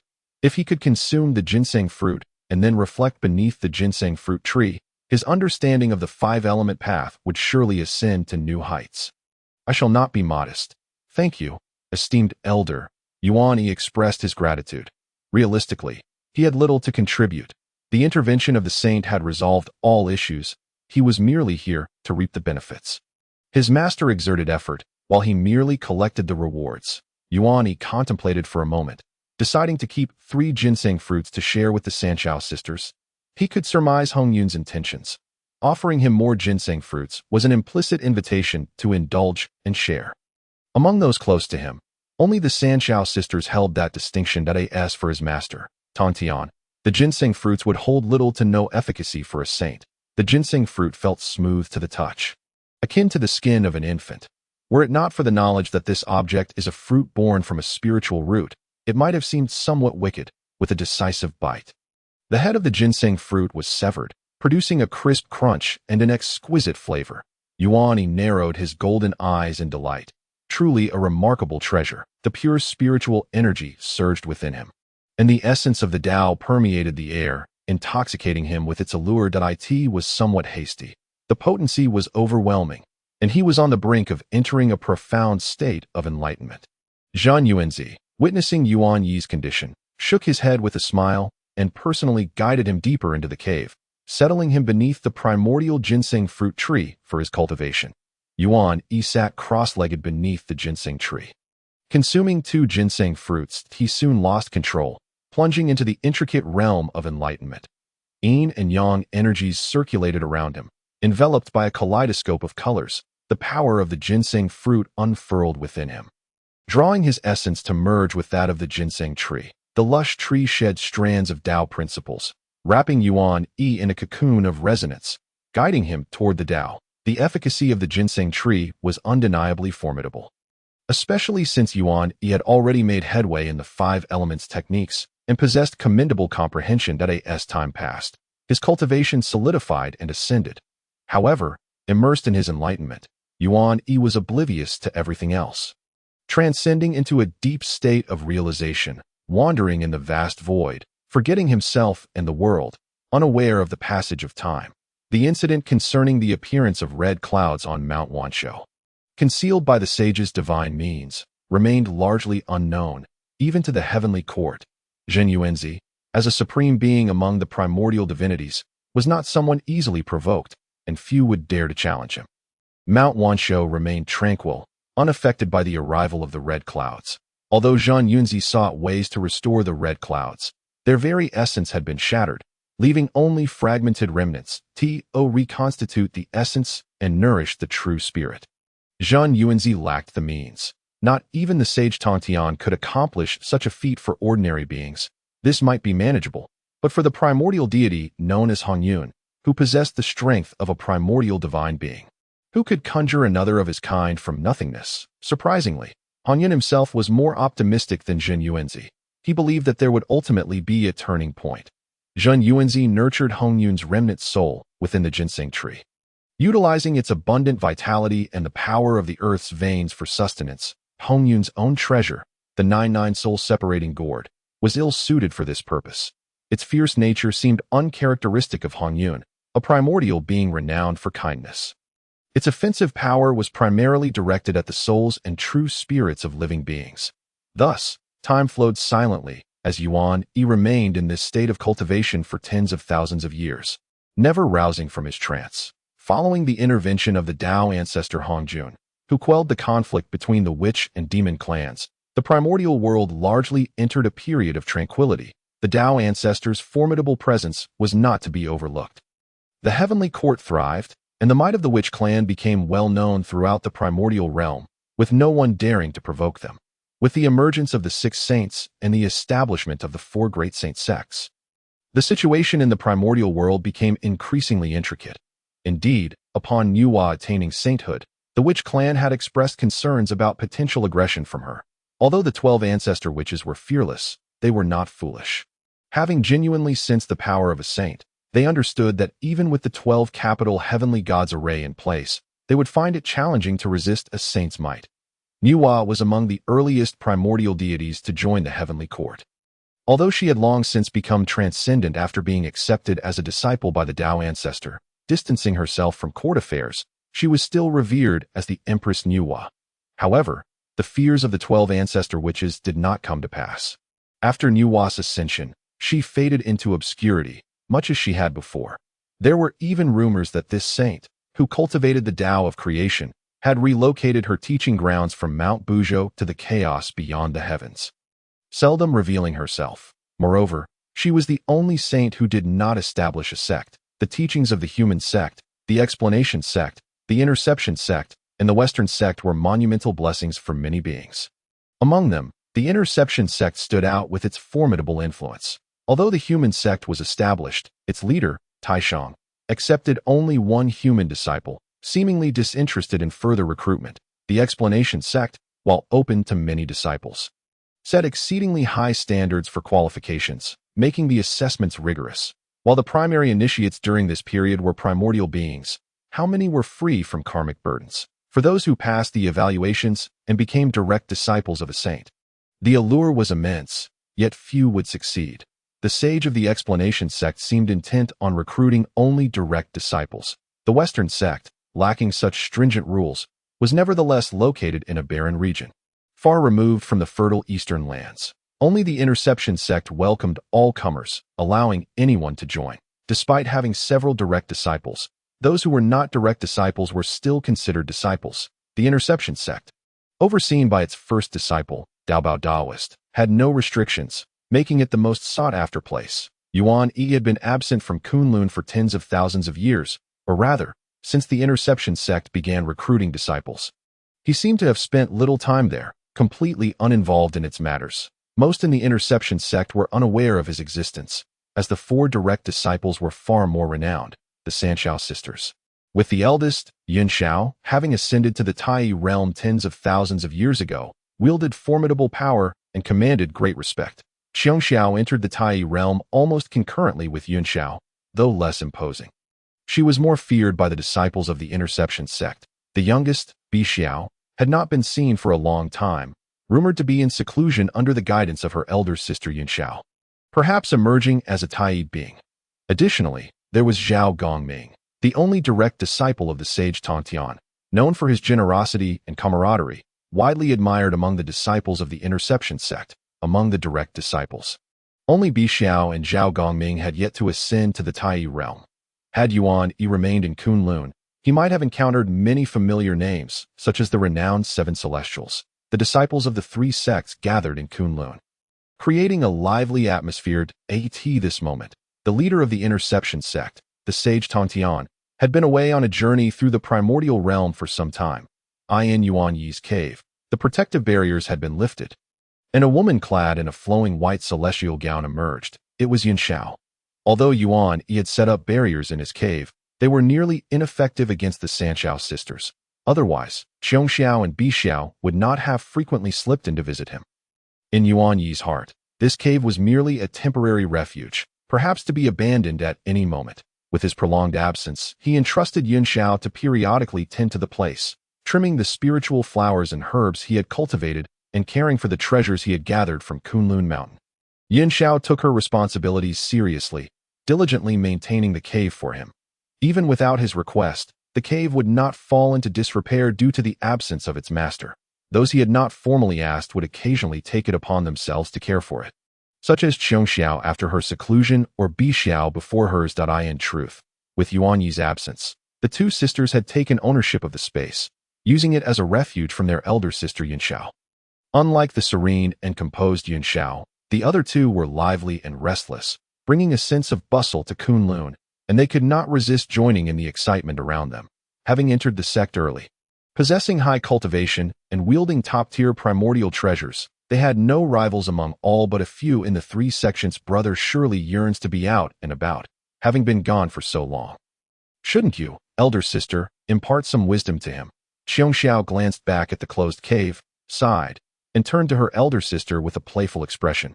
Yin Xiao shot her a disapproving glance, stating, "Brother acts with his own considerations.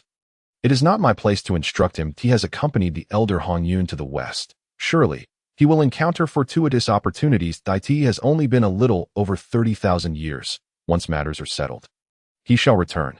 Xiong Xiao merely regarded her elder sister in silence, reflecting that while brother had his own thoughts, he often lectured them, clearly favoring him.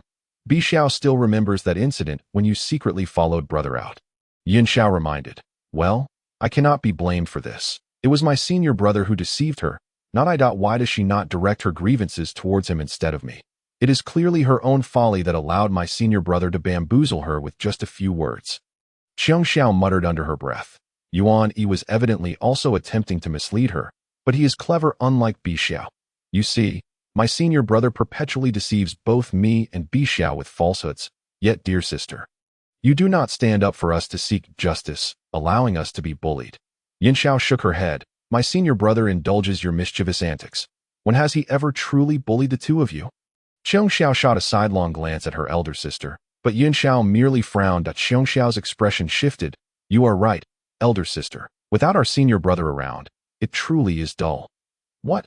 Do you wish to escape again? Although the Hong Huang appears tranquil now, it is fraught with peril if you find yourself too idle. Return and meditate, copying scriptures to refine your temperament. Xiong Xiao opened her mouth, but dared not argue further. The punishment of transcribing scriptures had initially been proposed by senior brother Yuan Yi. Yet now their elder sister frequently imposed it upon them. She and Bi Xiao no longer dared to provoke Yu Xiao's ire, for there was no one left to plead on their behalf. I am merely worried that if senior brother delays his return any longer, we may no longer be here, Xiong Xiao whispered. Elder sister, is what senior brother Duo Bao said true? Yin Xiao fell silent for a moment before nodding. It should indeed be true. However, she did not elaborate further. Their master, the saint of Tantian, had ventured out for a journey, ostensibly in search of a new location to establish the teachings of the Jia sect.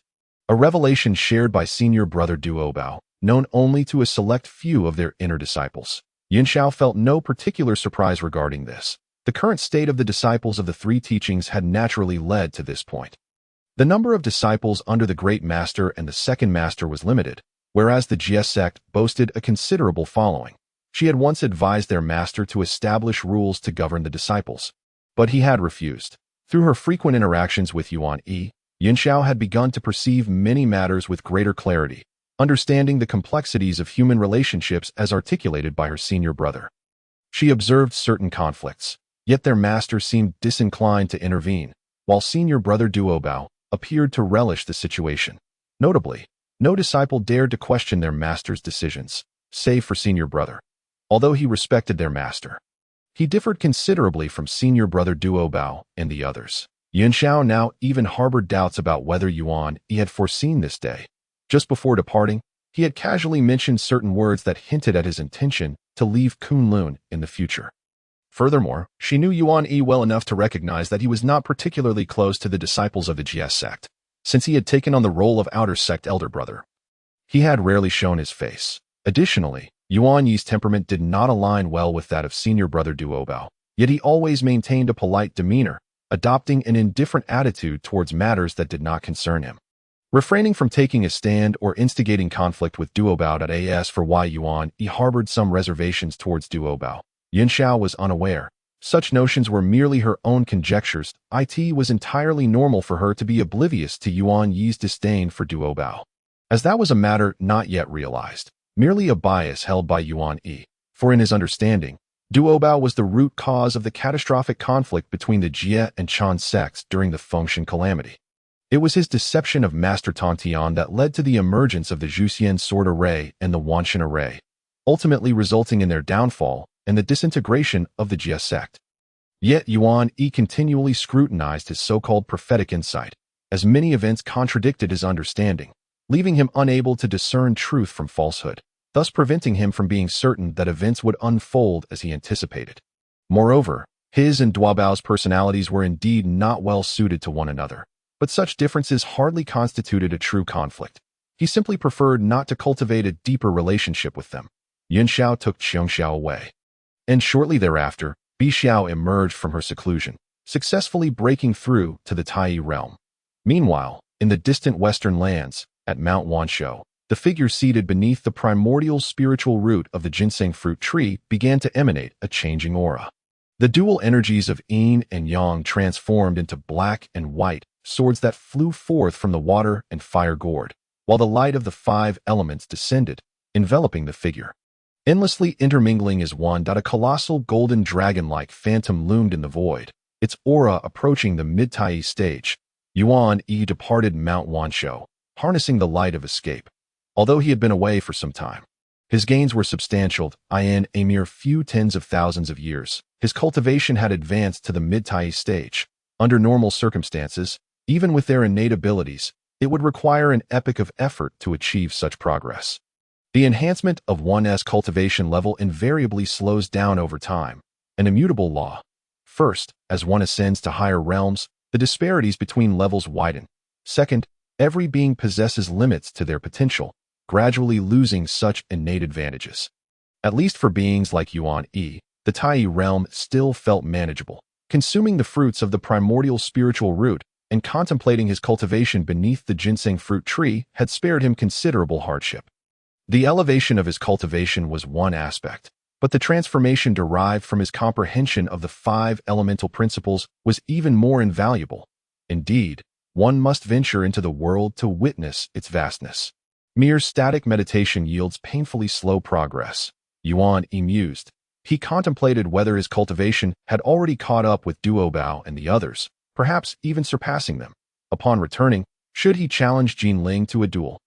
This particular senior sister, possessing formidable combat skills, had attempted to guide him several times, and Yuan Yi had a good memory. If he were to elevate his cultivation, it would only be right to reciprocate her kindness. Furthermore, as the outer sect elder brother, he needed to establish his presence. He had been too reclusive, which posed a problem. Upon exiting the territory of Mount Wanshou, Yuan Yi dispersed his escape light and retrieved a jade talisman. A gift from Master Tongtian, intended to facilitate his journey, allowing him to traverse the void and return to Kunlun. Regrettably, this item was consumable to travel from Mount Wanshou back to Kunlun at the Tai realm.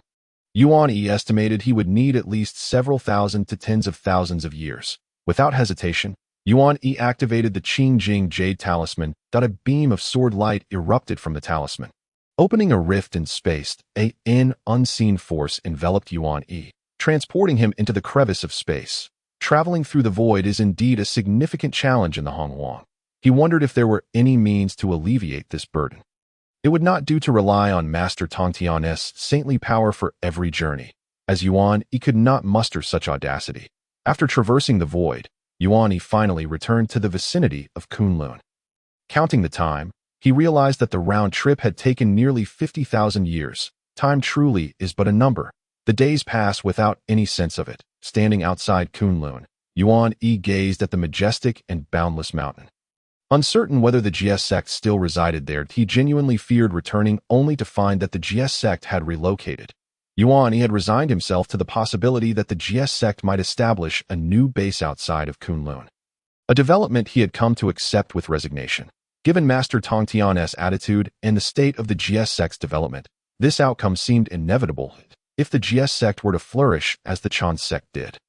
Kunlun Mountain would certainly be capable of accommodating the presence of all 3 teachings. However, the number of disciples in the Jia sect was indeed excessive and ever-increasing. Should things continue this way, significant issues would arise from various aspects. Yuan Yi understood this profoundly. Even disregarding the second master's attitude, his own Master Tongtian's nature would inevitably lead to such a day. For Yuan Yi, the good news was that the 3 pure ones had not fallen into the discord he had imagined. Master Tongtian and the second master often debated and even argued, but it remained confined to discussions of the Tao. Rather than trivial matters, Yuan Yi, do not elevate the status of saints too high, for they too are beings, yet do not diminish their worth, for they are indeed sacred. This was once the warning given to him by Master Tongtian. A sentiment Yuan Yi grasped only vaguely. It seemed he had not returned too late. Observing the fleeting escape lights, he understood he had overthought. The Jia sect still thrived within Kunlun, having not relocated. Were the Jia sect not present, Kunlun would not be so lively. Halt! Bold demon, dare you trespass into Kunlun? Behold my magical treasures. At the moment when Yuan Yi was momentarily lost in thought, a delicate shout suddenly rang out from the front. Following that, a streak of golden light shot forth, resembling a graceful dragon, moving with astonishing speed and directly attacking Yuan Yi, accompanied by an indistinct force of restraint that surged towards him. Upon hearing the voice and witnessing the golden light, Yuan Yi's expression darkened slightly. This rascal Bai Shao has taken a turn for the worse, launching a sneak attack with his magical treasure before even announcing his presence. Is this how you greet your senior brother upon his return? Yuan Yi's mind stirred, and the water and fire gourd at his waist opened wide. Instantly, the 9 heavens mysterious fire and the 9 nether mysterious water erupted forth, transforming into 2 majestic qilin of water and fire. Charging towards the supreme innate spiritual treasure, the binding dragon rope, that Bai Shao was merely at the early stage of the Tai realm, and there was a whole minor realm separating them. Even though the binding dragon rope had some restraining effect on him, how could it possibly overcome him? Yuan Yi had considerable experience dealing with the binding dragon rope, and the power of the water and fire gourd was far from ordinary. The water and fire Qilin entangled with the binding dragon rope, preventing Bai Xiao from drawing it near. Yuan Yi's gaze shifted towards the green-clad woman who had revealed herself, his eyes narrowing slightly as a benevolent smile graced his lips. Bai Xiao, is this how you welcome your senior brother? Have you thought about how many scriptures you are prepared to transcribe? At this, Bai Xiao instinctively shrank her neck, her eyes darting around, appearing hesitant. However, Yuan Yi was not deceived by Bai Xiao's demeanor. She was far too inexperienced to fool him. Her acting skills were rather mediocre, especially since Bai Xiao had always been one to make mistakes without learning from them. She would dare to do it again next time. Suddenly, Yuan Yi raised his hand, his fingertips entwined with the black and white essence of innate Yin and Yang, reaching directly into the void.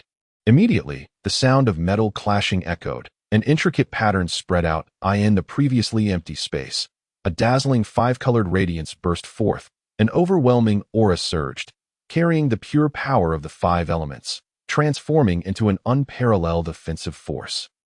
Entirely different from his spiritual treasure, with exceptional might. Within the five-colored radiance was a small hairpin, its patterns resembling a phoenix poised for flight. The supreme innate spiritual treasure, the golden phoenix hairpin, bestowed by their teacher Tong Tian upon the three Xiaos, was an ultimate offensive treasure, its brilliance most commonly held by the second sister Qiong Xiao. It was not just Bai Xiao who had come. Qiong Xiao was also present, had both of them. Having achieved the Tai Yi Dao fruit, come to test their senior brother? Yuan Yi had no doubt that, if their strength permitted, these two sisters would genuinely attempt to bind him, such audacious little rascals. Yuan Yi's fingertips entwined with the innate Yin and Yang essence, which was his companion treasure. Its power, though not on par with that of a supreme innate spiritual treasure, could be wielded with utmost precision, allowing him to unleash his full strength, possessing the potential for growth. With the nurturing of the water and fire gourd, its power escalated even further. The water and fire Qilin effortlessly blocked Xiong Zhao's sneak attack. With the black and white essence swirling at his fingertips, holding back the supreme innate spiritual treasure, the golden phoenix hairpin. Not only that, but Yuan Yi also activated the five-element technique. The harmonious flow of five-element power surged forth, aiming to bind the golden phoenix hairpin. So it truly is my senior brother. I apologize for the oversight. Please do not take offense. Upon seeing her attack thwarted and the golden phoenix hairpin blocked, the revealed Qiong Xiao immediately ceased her resistance, her expression earnest, as if she had genuinely misjudged the situation. Yuan Yi glanced at her. Misjudged? Can one truly misinterpret the jade token of a disciple of the Jie Jiao hanging at my waist? I was mistaken and am willing to accept punishment from my senior brother. This fellow Qiong Xiao, upon sensing Yuan Yi's benign gaze, quickly admitted her error, transforming from her earlier aggressive demeanor into a docile figure ready to accept her fate. Meanwhile, Bai Xiao, noticing her elder sister's swift surrender, realized the gravity of the situation and quietly retreated a few steps, leaving even the binding dragon rope unclaimed as she turned to flee, observing the disparate reactions of the two sisters. Yuan Yi shook his head. Thus, Bai Xiao truly lacks the cleverness of Qiong Xiao. Run? Where do you think you can escape to? Can you evade my grasp? Just wait until I have your elder sister Yin Xiao deal with you.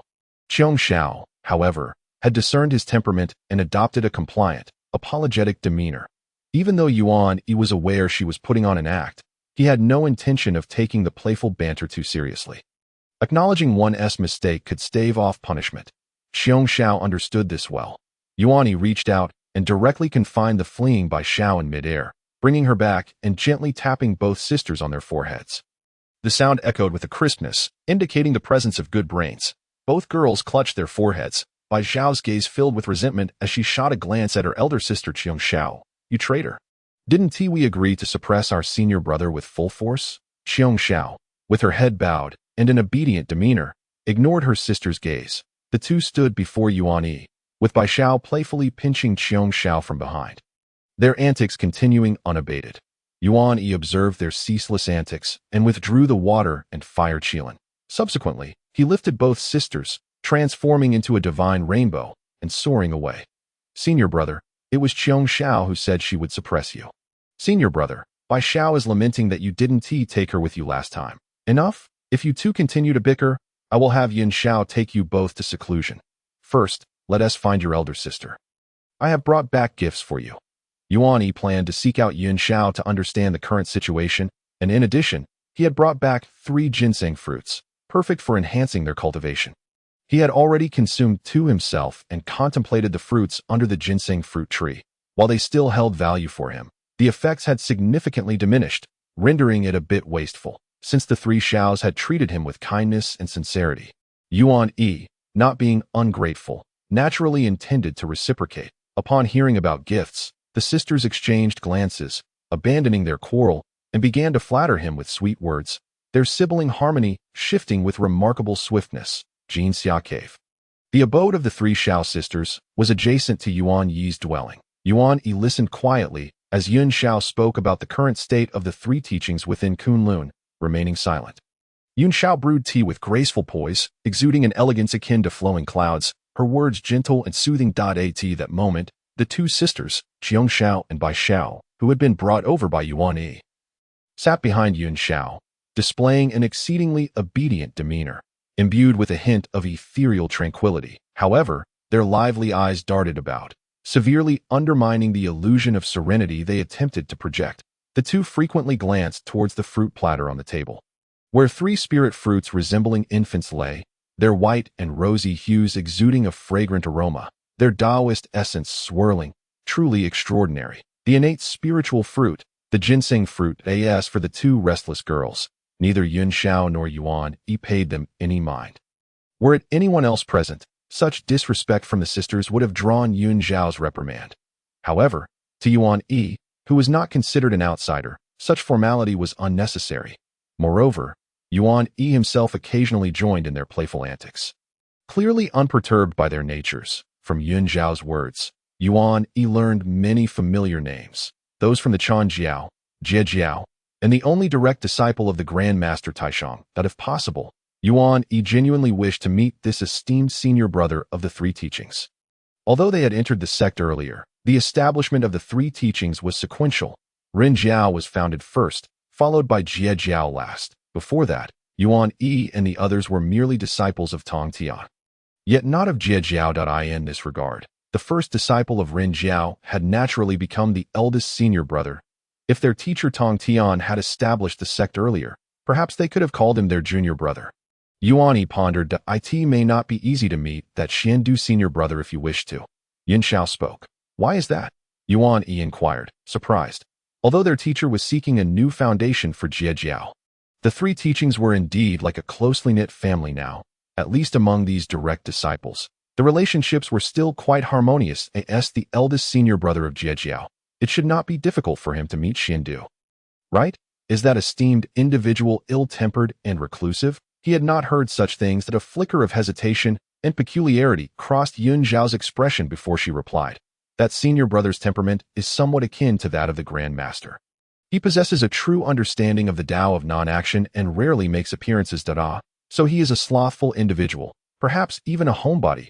Yuan Yi realized. After all these years in Kunlun, they had seldom seen the Grand Master Taishang. This direct disciple of the Grand Master seemed to share a similar disposition. Yuan Yi also wished to see what the beings crafted by the Saint Inhua looked like, only to find that it turned out to be a sluggard. However, there is no need for you to be anxious, as the Xiandu senior brother will surely make an appearance soon. It seemed as though a memory had resurfaced. Yin Shao blinked her eyes and spoke once more. Brother Xuandu will likely accompany us for that matter. He is the sole direct disciple of Master, and he cannot decline. Thus, he must make an appearance. This is the inherent challenge of being the only seedling. Of course, the advantages of being a lone seedling need not be elaborated upon. What matter do you refer to? Yuan Yi inquired, intrigued by Yuan Xiao's somewhat ambiguous words. Not long ago, the heavenly court sent invitations to our teacher and many notable figures within the wilderness, indicating a collective gathering to witness a momentous event. Yuan Xiao explained that a momentous event. They have invited our teacher. Yuan Yi furrowed his brow, pondering the significance of this occasion. An inkling of suspicion arose within him. Could it perhaps be the heavenly wedding? A flicker of peculiarity passed through his eyes. Such a monumental event that would stir the wilderness, particularly at this juncture when sages are summoned, seemed to align solely with the notion of the heavenly wedding. Brother has returned at the most opportune time. Should he delay any longer, he might miss such a grand occasion, Yin Shao remarked, her gaze fixed on Yuan Yi, not failing to catch the fleeting oddity in his expression. Could it be that brother is already privy to what this event entails? Yuan Yi shook his head. He would not voice his conjectures. To possess foresight regarding an unprecedented event within the wilderness would raise suspicions. Trusting the San Shao was one matter, yet some truths were best kept from the ears of many. Yin Shao, however, did not dwell on it further, nor did she press for more information. This invitation from the heavenly court pertains to the wedding of the celestial emperor. Brother, are you aware of the significance of a wedding? To become Dao partners, Yuan Yi replied, feigning ignorance. Yin Shao shook her head. Yes and no. It is not a conventional Dao partner relationship, but rather something more unique. Intertwined with the principles of Yin and Yang, the creation of all things, her voice remained calm, yet there was an involuntary lightness to it, her demeanor serious as her gaze shifted slightly to the side. Yuan Yi appeared to remain blissfully unaware of Yin Xiao's rare display of embarrassment, leisurely sipping his tea. Why would he require Yin Xiao to elucidate the meaning of a wedding? In his perception, the term Dao partner instinctively conjured images of such a bond. It was amusing to observe Yin Xiao earnestly explaining concepts of Yin and Yang, which he found rather entertaining. Brother, having been born with the innate duality of Yin and Yang, you must possess a deeper understanding of these matters than I. Yu Xiao remarked, seemingly noticing the peculiar expression on Yuan Yi's face. She cleared her throat, averting her gaze, her tone imbued with a hint of playful reproach. Yun Xiao teasing him felt like a consequence of being influenced by her two younger sisters.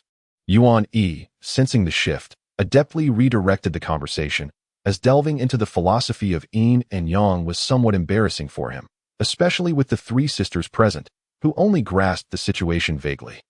When others are unperturbed, it is oneself who feels the awkwardness. Truly a trial. He pointed to 3 ginseng fruits on the fruit platter. You ought to choose an appropriate time to consume these ginseng fruits. In my humble opinion, this event hosted by the Heavenly Court presents us juniors with an excellent opportunity to broaden our horizons. It would be a shame to miss it. The 6 sages of the wilderness. The demon clan, numerous innate beings. Encounters with them are invaluable, as they are not inherently knowledgeable. Gaining experience will greatly benefit their cultivation.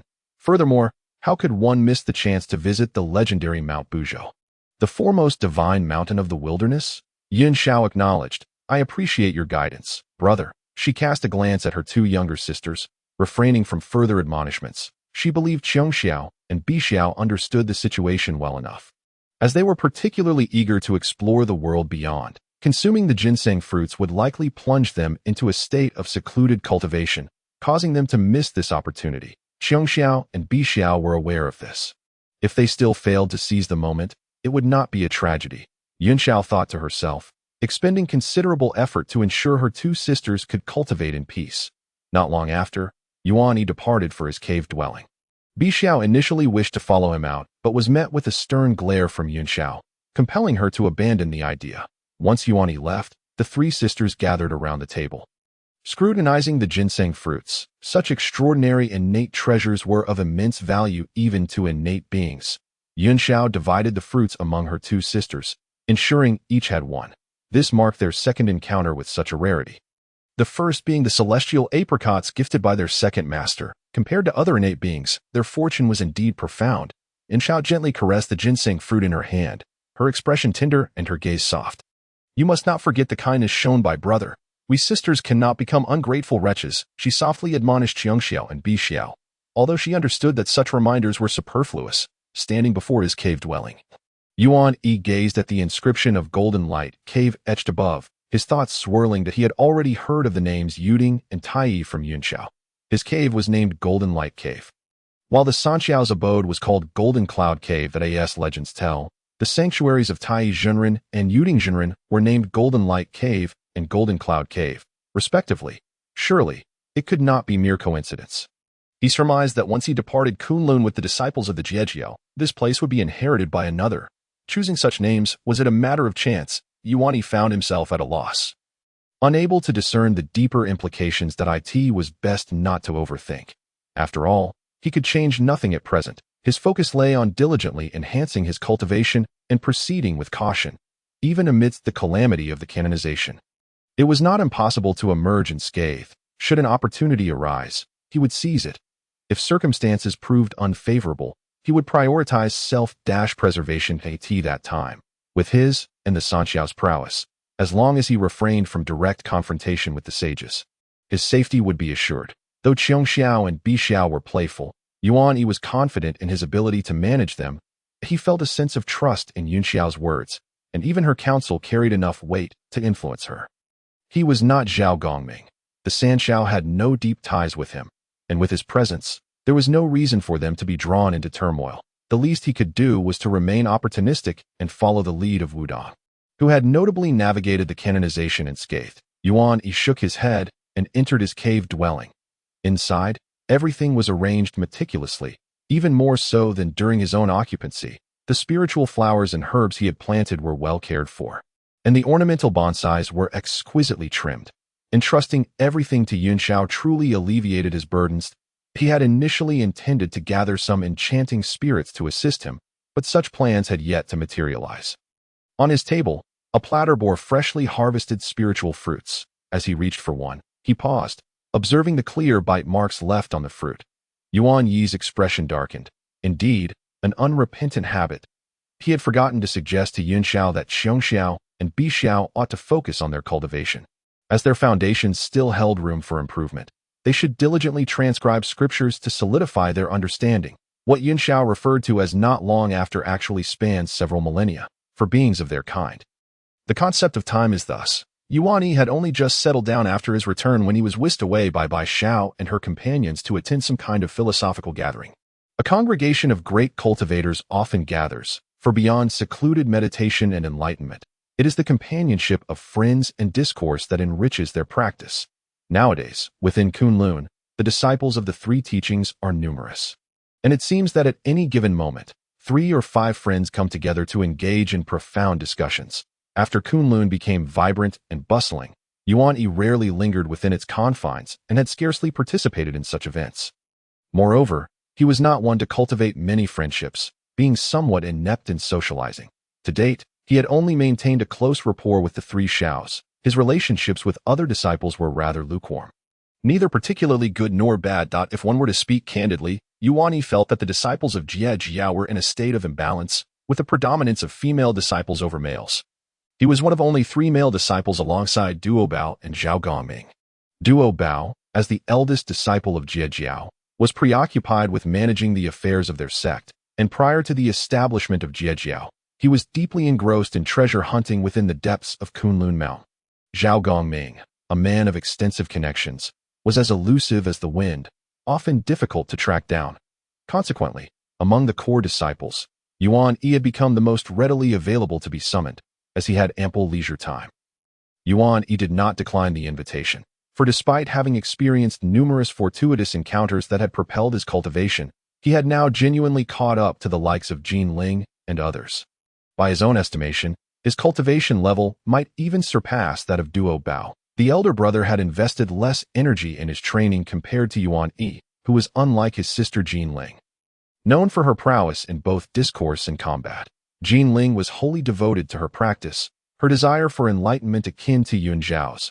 Though their paths of cultivation diverged, Jin Ling's combat abilities were notably superior, while her ascetic practices were comparatively fewer. In addition to these few core disciples, there were 1 or 2 others among Jie Jiao's current disciples whose strengths were noteworthy, such as the enigmatic Wu Yunxian. Although he had joined Jie Jiao relatively late, he had encountered great opportunities prior to his initiation, having listened to the teachings of great beings, rendering him quite extraordinary. More than a dozen individuals gathered. Each took their respective seats in meditation. This small assembly, initiated by Sister Jin Ling, was indeed modest in scale, inviting only the core disciples of Jie Jiao and a few attendant disciples, despite the multitude of Jie Jiao disciples. The number of core disciples was still fewer than that of the second uncles Chan Jiao, but Bai Xiao had a penchant for lively gatherings, and Xiong Xiao was no less enthusiastic.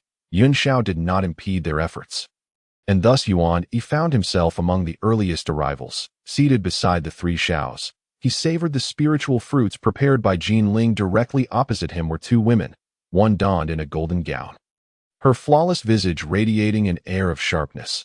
This was Jin Ling. In stark contrast, the woman beside her, Wu Dang, dressed in white, exuded a tranquil presence, her aura almost imperceptible to this moment. Jin Ling's piercing gaze was fixed upon Yuan Yi, her eyes narrowing slightly. Yuan Yi sensed her scrutiny but chose to ignore it. She was a combative spirit, whereas he was not one to engage in conflict. It has been some time since we last met, and your cultivation seems to have progressed remarkably. Shall we engage in a discourse? Jin Ling's invitation was straightforward, revealing her keen interest. Sister, your profound cultivation is beyond my reach. I have merely chanced upon a few fortuitous opportunities.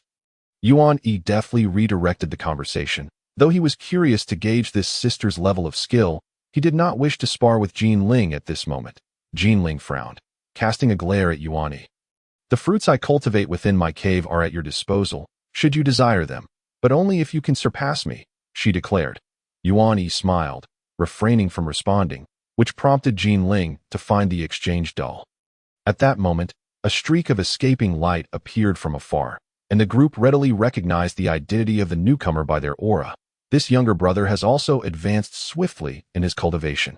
Nearing the threshold of Tai Yi, Jin Ling should extend her guidance to him, Yuan Yi remarked, playfully drawing the recently arrived individual into their conversation. This younger brother is far more agreeable than a certain someone who always finds excuses to decline. It is rare to see him, Jin Ling replied. As the breeze settled, a tall young man, the recently arrived Zhao Gongming, appeared at a distance. Greetings, esteemed sisters, he began, immediately bowing in respect, but his gaze halted abruptly upon noticing Yuan Yi. Ah, brother Yuan Yi is also here, Zhao Gongming acknowledged, somewhat surprised by Yuan Yi's presence, which was seldom felt due to his low profile in Kunlun. Yuan Yi and the others rose in return, and Jin Ling gestured for Zhao Gongming to take a seat. All core disciples of Jie Jiao were present, except for the eldest brother Duo Bao, who was occupied with sect matters. The inner disciples included Jin Ling, Wu Dang, and the outer disciples Yuan Yi, Yin Xiao, Xiong Xiao, Bai Xiao, and Zhao Gongming. Before long, several others arrived, notably those later referred to as the Seven Attendants in subsequent legends. Their status was somewhat peculiar. They were neither core disciples nor typical Jie Jiao disciples. By standing within Jie Jiao, their status ranked just below that of Duo Bao and Jin Ling, comparable to that of the outer disciples. More importantly, their cultivation levels were formidable. Particularly, Wu Yinxian bore a striking resemblance to Yuan Yi. Being rooted in the innate golden mustache arowana, his cultivation only marginally inferior to Yuan Yi's current level. It was uncertain what opportunities he had encountered prior to this, but it could be said that Yuan Yi possessed considerable fortune, though not entirely exceptional. Each individual had their own share of fortuitous encounters. As they exchanged greetings, Yuan Yi scrutinized these vaguely familiar yet unfamiliar faces. Jin Guang Xian, Qiu Shou Xian, Jin Gu Xian, Ling Yi Xian, Pai Lu Xian, and the long-eared Ding Guang Xian. Yuan Yi's gaze lingered on long-eared Ding Guang Xian for a moment, a lean figure with prominent cheekbones. Exuding a somewhat delicate aura, his eyes a translucent crimson. Yuan Yi found this curious. It was said that long-eared Ding Guang Xian's true form was that of a rabbit, and the delicate demeanor seemed incongruous for a creature often associated with such a description. Of course, Yuan Yi's prolonged observation was not merely for this reason. He recalled that during the Feng Shun battle, this Ding Guang Xian had betrayed Jie Jiao, wielding a precious artifact of his master, Tong Tian, and subsequently defected to the Western teachings, earning a notorious reputation as a traitor. There were even rumors that upon the Western teachings' ascendance to Buddhism, he became the joyous Buddha. The joyous Buddha? This individual also practiced the duality of Yin and Yang. Yuan Yi could sense some qualities of a Yin-Yang person, yet he could not ascertain the nature of his cultivation. His understanding of these individuals was rather limited. But perhaps he should pay closer attention in the future to discern their true nature, for precaution's sake. Brother Yuan Yi, please. Jin Ling's gaze was intense as she held a top-grade, innate spiritual treasure. The flying golden sword, with the dragon and tiger Rui, suspended by her side, while the four symbols tower of the same grade manifested behind her, depicting the elements of earth, fire, wind, and water. Observing Jin Ling's enthusiasm, Yuan Yi noted her unwavering dedication. This was a perfect opportunity for him to experience her abilities firsthand and assess his current strength, given that she was a commendable reference among his peers. I kindly ask sister to show mercy and temper her strength. Yuan Yi returned the gesture with a serene demeanor, The primordial Yin and Yang energies manifested, transforming into two celestial swords of black and white that encircled him. A subtle aura of malevolence exuding from his presence. His golden eyes became tranquil and profound, reminiscent of Jinling's crystalline and sharp gaze, yet distinctly different. It is not prudent to be excessively understated. Yuan Yi needed to exhibit a modicum of skill, ensuring others recognized that he, the outer sect's senior brother, was merely humble, not lacking in ability, lest he be underestimated. He did not wish for certain individuals to foolishly provoke him, mistaken in believing him an easy target, nor did he want to be seen as merely riding on the coattails of the three celestial sisters. That would be quite undesirable. Although Yuan Yi harbored no ambition to contest authority with Duo Bao, he still sought to secure a significant voice within the Jie Jiao. Even if he could not rival Duo Bao, he desired to be acknowledged. Moreover, the three celestial sisters undoubtedly stood by his side. As long as they were not at odds with their teacher, Tong Tian, Yuan Yi believed they would choose accordingly, and that sufficed. Thus, when Jinling once again invited him to discuss the Tao, Yuan Yi accepted without hesitation. The discourse could be divided into literary and martial exchanges. The former involved each participant interpreting the Tao and elucidating the Great Way, corroborating one another's insights in a more amicable manner. The latter, however, was far more direct, revealing the true essence of their capabilities. Given Jinling's prowess, she naturally opted for the more straightforward approach. Upon hearing Yuan Yi's words, Jinling merely chuckled softly, offering no further comment. Her youthful visage, even when graced by a faint smile, bore no trace of gentleness. With a swift motion, she summoned the dragon tiger Jade Rui, which soared forth, taking the form of a dragon and tiger. Conjuring a tempest of power, the sound of dragon roars and tiger howls reverberated, striking terror into the hearts of those present. Those of weaker cultivation risked falling prey to the overwhelming aura, destabilized by the resonance of the Great Way, losing their advantage. Though Yuan Yi had limited interaction with Jinling, he was far from ignorant of her capabilities. Behind him, a golden dragon Dharma form materialized, its presence compressing the void, elusive yet imposing, its golden eyes gradually transforming into extraordinary pupils, embodying the essence of Yin and Yang, akin to the sun and moon hanging in the sky. The sounds of dragon roars and tiger howls failed to disturb him in the slightest. Yuan Yi gently tapped the waterfire gourd at his waist, summoning the waterfire Qilin, which rose to meet Jinling's dragon tiger spirit, subtly gaining the upper hand. Yuan Yi possessed a slight advantage in cultivation, and though both wielded exceptional innate spiritual treasures, the inherent power of the treasures was evenly matched. Jinling commanded the supreme dragon tiger Jade Rui, yet could not contend with Yuan Yi's prowess. The four extraordinary beasts engaged in a fierce struggle, their residual magical energies intercepted by others to prevent devastation. The waterfire Qilin, born of the 9 heavens' mysterious fire and the 9 nether dark water, was ferocious and relentless, pursuing and tearing at the dragon tiger. The situation was clear. Jinling's connection with the waterfire gourd was indeed profound, and it was evident that the dragon tiger Jade Rui alone could not withstand the might of her junior brother. Observing this, Jinling's expression grew even more exhilarated. As she spoke, she retracted the dragon tiger Jade Rui and summoned the 4-symbol tower, a high-grade innate spiritual treasure that floated behind her. Now, junior brother, behold my 4-symbol tower. The ancient, unassuming tower exuded a heavy aura, instantly transforming to a height of 9 layers, rising to pierce the heavens. The tower's surface was etched with the traces of the Great Way, manifesting the power of the 4 symbols, casting a formidable pressure that descended upon them. The elements of earth, fire, wind, and water each evolved into the forms of 4 extraordinary beasts, coalescing into a united force to besiege the Qilin emerging from Yuan Yi's waterfire gourd. Yuan Yi furrowed his brow. The 4-symbol tower was merely a high-grade innate spiritual treasure, its power inferior to that of the supreme dragon tiger Jade Rui, yet it was now being employed to counter his waterfire gourd. Nevertheless, while the 4-symbol tower may be a high-grade innate spiritual treasure, it was a formidable weapon that integrated both offense and defense, demonstrating a far more balanced utility than the extreme nature of the dragon tiger Jade Rui. In terms of offensive power, the 4-symbol tower excelled in suppression and confinement, its destructive capability far inferior to that of the waterfire gourd. yet its comprehensive functionality allowed it to hold its ground against the gourd.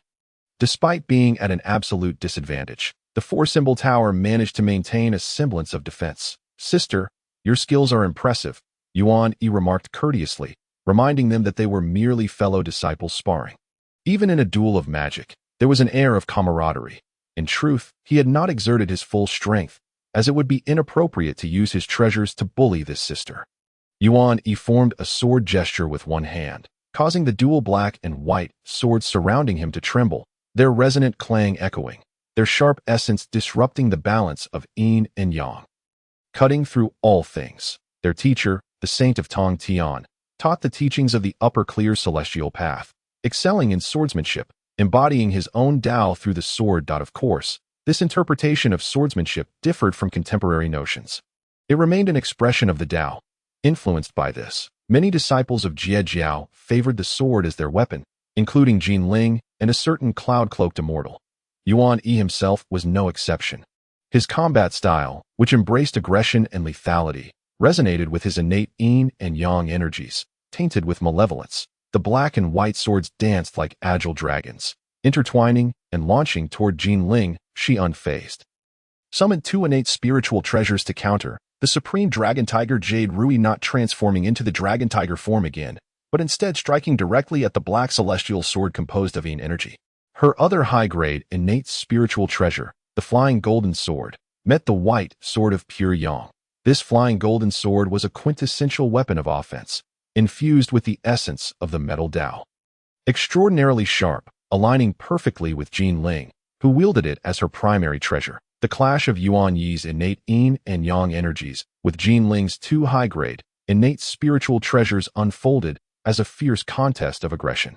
The intensity of their confrontation was less than that between the water-fire gourd and the four-symbol tower, yet the destructive force unleashed was far more astonishing. Their respective treasures clashed mid-air.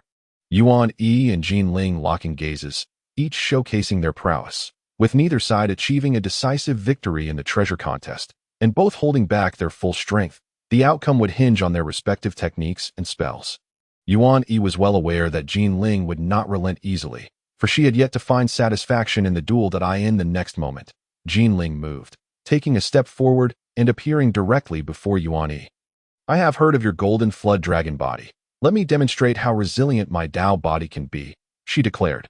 Jin Ling chose not to employ spells or techniques, opting instead to contest Yuan Yi in the strength of their physical forms. "Sister, do take care," Yuan Yi warned, refusing to retreat. Like a drifting dragon, he radiated golden light, meeting Jin Ling's descending fist head-on, also refraining from using spells or techniques, instead channeling the strength of his Tao body. The immense force converged, a pure display of power that resonated through the void with a thunderous roar. The two exchanged powerful punches, both staggering back as a result. It was evident that Yuan Yi's Tao body exhibited superior strength. Jin Ling's power fell short in comparison.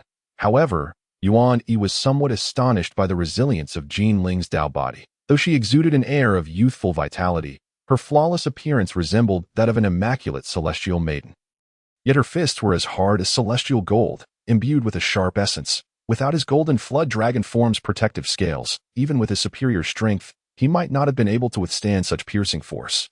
What, then, was the true nature of Jin Ling's body? Could it possibly be some form of celestial gold? Yuan Yi pondered this as he watched Jin Ling retreat momentarily before lunging at him once more. Still not employing any spells or techniques, her determination to engage him in a contest of Tao body strength was palpable. Although Yuan Yi's Tao body was formidable, he had not extensively trained in the art of pure physical combat.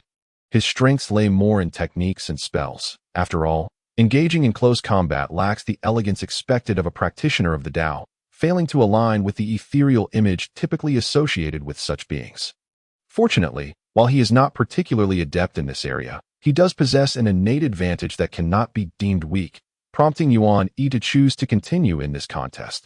The relentless thunderclaps reverberated through the heavens and the earth, resembling a fierce battle between two warriors of the Witch clan, rather than a duel of cultivators. The pure physical strength invoked a resonance with the laws of the universe, manifesting numerous extraordinary phenomena. The intensity of such physical prowess left the onlookers profoundly moved, They were primarily practitioners focused on cultivating mystical arts, and encounters of this nature were indeed rare, observing the clash between Yuan Yi and Jinling. From treasures to physical forms, and ultimately to the arts of Tao and divine abilities, the gazes of the spectators shifted noticeably. Even the three celestial sisters, who knew Yuan Yi best, were not entirely aware of his true capabilities. The playful banter between Yuan Yi and Qiang Xiao and Bai Xiao could hardly be taken seriously, for their cultivation levels fell significantly below his own. Moreover, Yin Xiao would never engage in such frivolities. Consistently refraining from participating in such antics that in the face of the combative Jinling, Yuan Yi did not hesitate to employ a considerable amount of his true abilities in terms of treasures. The balance was hard to determine. Jinling possessed a supreme innate spiritual treasure, along with two high-grade innate treasures, adept in both offense and defense. Yuan Yi, on the other hand, wielded only one genuine supreme innate treasure, relying on the accompanying innate energies of Yin and Yang to compensate. Yet, these innate energies were truly extraordinary and harmonized with his being, enabling him to withstand Jinling's supreme treasure, the Lunghu Jade Rui, and her high-grade innate treasure, the Flying Golden Sword. However, in the realm of treasures, he could not gain the upper hand, and surpassing Jinling would require a significant investment of time. Nevertheless, Jinling assessed that to counter Yuan Yi's innate Yin and Yang energies, she would need to rely on one supreme and one high-grade innate treasure, resulting in her resorting to using the Four Symbols Tower, a high-grade innate treasure, to defend against Yuan Yi's water and fire gourd. This clearly demonstrated that Yuan Yi's long-term cultivation and nurturing of his innate Yin and Yang energies were formidable, rivaling the powers of innate treasures in terms of physical form. Yuan Yi held a marked advantage. The formidable Yin-Yang Golden Flood Dragon far exceeded a typical physical form, exhibiting no weaknesses in spiritual strength. Yuan Yi continuously utilized the innate Yin and Yang energies to nurture both his physical body and spirit. Their cultivation of the Tao aimed for the spirit to embody the great principles. The pursuit of their physical forms was not for resilience, but for clarity, seeking a purity akin to untainted crystal. Few cultivators favored brawling, and Yuan Yi's innate advantages were apparent in the domain of divine abilities. Yuan Yi was equally proficient, using Yin and Yang as a foundation to evolve the five elements techniques. Particularly after comprehending the five elements principles embodied in the ginseng fruit tree, he achieved a balance among the five elements, culminating in a subtle transformation that harmonized with Yin and Yang, allowing for the release of even greater powers. With each movement, the interplay of Yin and Yang unfolded, encircled by the five elements, enabling him to effortlessly wield various offensive techniques against Jinling. However, the paths pursued by Jinling and Yuan Yi diverged. Her approach to the great Tao was more extreme. Having reached the pinnacle of her understanding of the Golden Tao, her brilliance unmistakable. In style, they bore some resemblance, both preferring proactive offense over passive defense, resulting in their duels always manifesting as mutual assaults, with their divine abilities exceptionally sharp. Currently, Yuan Yi possessed genuine divine abilities that included five elements escape techniques, Yin and Yang escape techniques, and the mastery of the five thunder techniques derived from the five elements. Named the five thunders, they were essentially the five energies transformed into thunderous attacks, of which Yuan Yi had merely begun to grasp the fundamentals. As for the reverse chaos Yin-Yang divine ability, which he yearned to comprehend, it represented his most formidable offensive technique, yet he had only scratched the surface, hardly achieving mastery, and he had not intended to use it against Jinling. As the chaotic remnants of their magical energy subsided, the auras surrounding them dissipated, and they each retracted their treasures. "Thank you for your restraint, senior sister," Yuan Yi expressed with a bow, acknowledging the conclusion of their sparring, which had not definitively determined a victor. Yet, they both held a clear understanding of their respective standings. However, Yuan Yi's politeness was met with a dismissive glance from Jinling, who retorted, "You clearly held back. I showed no mercy. It is you who concealed your true abilities." Her tone suggested a hint of dissatisfaction regarding Yuan Yi's lack of full effort. Yet, Jinling was not one to dwell on trivialities, her fervor for competition only intensifying that as Yuan Yi entered the Tao later than her. His current cultivation level had already caught up, and indeed even surpassed hers to some extent, igniting her competitive spirit and stirring thoughts of venturing out to explore. She had heard that Yuan Yi had garnered numerous opportunities during his travels, allowing him to ascend from the early stage of Tai Yi to the mid-stage in just a few tens of thousands of years. I look forward to seeking your guidance again next time, junior brother. Jinling's words bore a sincerity that felt far from mere pleasantry, earnest as Yun Xiao was when admonishing Qiong Xiao and Bai Xiao.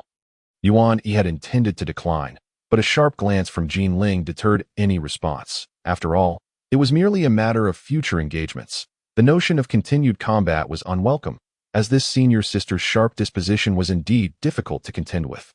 Although he had never truly bested her, he was reluctant to grant her another opportunity to reclaim her pride in their next encounter. Thus he resolved to avoid direct confrontations in the future. By the way, remember to take the spirit fruit tree from my cave when you return, as I will not deliver it to you. Jinling suddenly halted her steps towards her seat and turned back to Yuan Yi.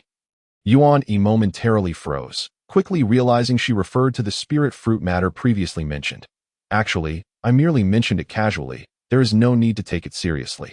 However, seeing that Jinling was entirely serious, he recognized that refusing her might only provoke her displeasure. This senior sister was straightforward and not one for jest. Yuan Yi expressed his gratitude.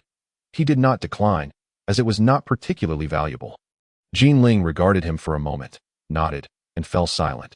Yuan Yi returned to his seat, noticing a slight shift in the gazes of the others upon him, something he certainly observed. His objective had been achieved. As the eldest senior brother, his infrequent appearances had indeed hampered his ability to establish authority and credibility. Occasionally demonstrating his prowess was necessary for enhancing his influence within the sect, while he could choose not to speak. He could not afford to be entirely ignored. These were two entirely different matters. Although Jinling did not manage sect affairs like the elder brother Duobao, her reputation was still immensely high, attributed to her formidable strength and profound cultivation. Among their peers, she was undeniably at the pinnacle of existence, a status that even Yun Xiao could not compare to. The only one close in strength was Wu Dang. Yet in terms of treasures, Wu Dang could not match Jinling.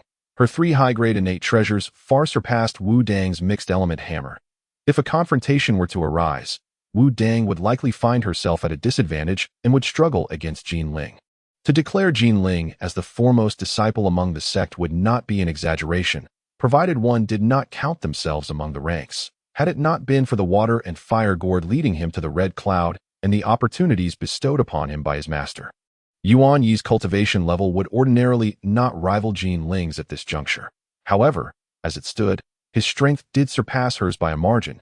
Such prowess would naturally afford him a certain level of prestige, even if he remained uninvolved in sect matters. With this thought, Yuan Yi discreetly glanced at the woman in white beside Jinling, Wu Dang, another inner disciple. Although she had made numerous appearances, her presence remained notably understated.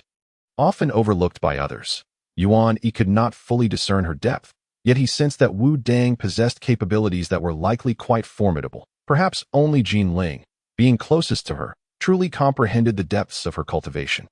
Yuan Yi speculated she was not far behind Jinling to eye in the discussion among the dozen or so practitioners. Each gleaned insights and verified their understandings, fostering mutual growth. Such exchanges were immensely beneficial to their cultivation. Had it not been for Yuan Yi's aversion to crowds, he might have contemplated participating more frequently in such gatherings. Nearly a millennium had passed in the midst of these discussions, during which the elder brother Duobao had visited. But his stay was brief, as he was quite busy and did not linger long on this day. The chime resonated from Kunlun Mountain, the Tao sounds reverberating through the cosmos, melodious and grand, signaling the summons of their sect's disciples. Yuan Yi looked towards the main peak of Kunlun. Was it time to ascend to the heavenly realm of Buzhou Mountain? Fortunate indeed was the occasion for oneself to behold the legendary deities of old. Instilling within Yuan Yi a sense of eager anticipation, the gathered assembly were rife with speculation, and thus the discourse drew to a close, each individual harnessing their ethereal light to ascend towards the pinnacle of Kunlun. Upon the summit of Kunlun Mountain, a contingent prepared to embark towards the heavenly court for their appointment. Though the esteem of the Dijun brothers and the heavenly court may not suffice to summon the 3 revered sages, the prestige of a single sage proved ample. Even the esteemed master Taiching accompanied his disciple Xiandu, while teacher Tongtian and second master naturally followed suit. Presently, Master Taiching boasted but one direct disciple, a solitary seedling, while second master had the most. With a total of 13, the disciples of Jie Jiao numbered merely 8, accompanied by 7 attendant disciples. Yuan Yi stood at the forefront, flanked by Duo Bao on his left and Wu Yunxian on his right, with San Xiao and Zhao Gongming behind him. Ahead was their mentor, Tongtian, along with his steed, Kuei Niu. Brother Niu, the flavor of this spiritual fruit is quite exquisite, is it not? At this moment, Yuan Yi found himself mingling with the great beast. As Kuei Niu raised a hoof to pat him with evident satisfaction, it was indeed a serendipitous encounter. While Yuan Yi's camaraderie with Duo Bao and the others was somewhat shallow, he had grown more familiar with his teacher's steed. Previously, while scouring Kunlun Mountain for delectable spiritual fruit trees, he had chanced upon Niu elaborate. Kuei Niu was itself a primordial entity, akin to Yuan Yi and his companions in essence, yet chose not to assume a human form, opting instead for the path of a mount. Nevertheless, despite being a steed, the stature associated with being a sage's mount was exceptional, warranting respect and deference from the disciples, who would even address it as senior brother. Having accompanied teacher Tongtian for a far longer span than these direct disciples, Kuei Niu was no ordinary companion. Master Taiching possessed a formidable blue bull, second master rode a 9-dragon sandalwood chariot, while teacher had Kuei Niu, and even Sister Jinling possessed a low-grade primordial spiritual treasure, the 7 fragrant carriage. This prompted Yuan Yi to contemplate acquiring a steed himself. However, he found himself dismissive of ordinary creatures, while those that caught his fancy were beyond his means to tame. Brother Niu, it is time for us to depart. Observing Master Taiching make his move, teacher Tongtian summoned Kuei Niu to carry him forth into the void. Yuan Yi and the other disciples followed closely behind, journeying towards the heavenly court. In terms of a sage's power, the East Kunlun was not far from Buzhou Mountain. They traversed the void for but a brief span before directly descending before Buzhou Mountain. This marked Yuan Yi's inaugural approach to this primordial divine mountain, the pillar of heaven, and the awe it inspired was beyond words. The aura of creation surrounding Buzhou Mountain was far more potent than that of ordinary paradises. With traces of numerous grand principles lingering in the air, the vastness of Buzhou Mountain was immeasurable. Even the peak that pierced the azure heavens revealed but a glimpse of its grandeur, rendering the entirety impossible to behold. Standing before Buzhou Mountain, despite being a being of the Tai realm, Yuan Yi could not help but feel diminutive in comparison to the might of the primordial cosmos. Even the Tai seemed utterly inconsequential. Is it true that the ancestral which Gong fractured this mountain? How did he accomplish such a feat? Yuan Yi found it hard to fathom. The others appeared to share his sentiments. As it was their first visit to Buzhou Mountain as well, an overwhelming ancient pressure emanated from Buzhou Mountain, enveloping Yuan Yi and the others, stirring within them an almost instinctual reverence, as if compelled to prostrate themselves in worship. Its majesty quelling any thought of resistance to that moment. A gentle breeze swept by, and the weight pressing upon them dissipated, allowing them to regain their bearings. The initial confrontation with the mountain's oppressive aura proved challenging, particularly as this pressure originated from the realm of principles. The deeper one's understanding of the Tao, the more profound the sensation of this weight. Teacher Tongtian's voice resonated from the forefront.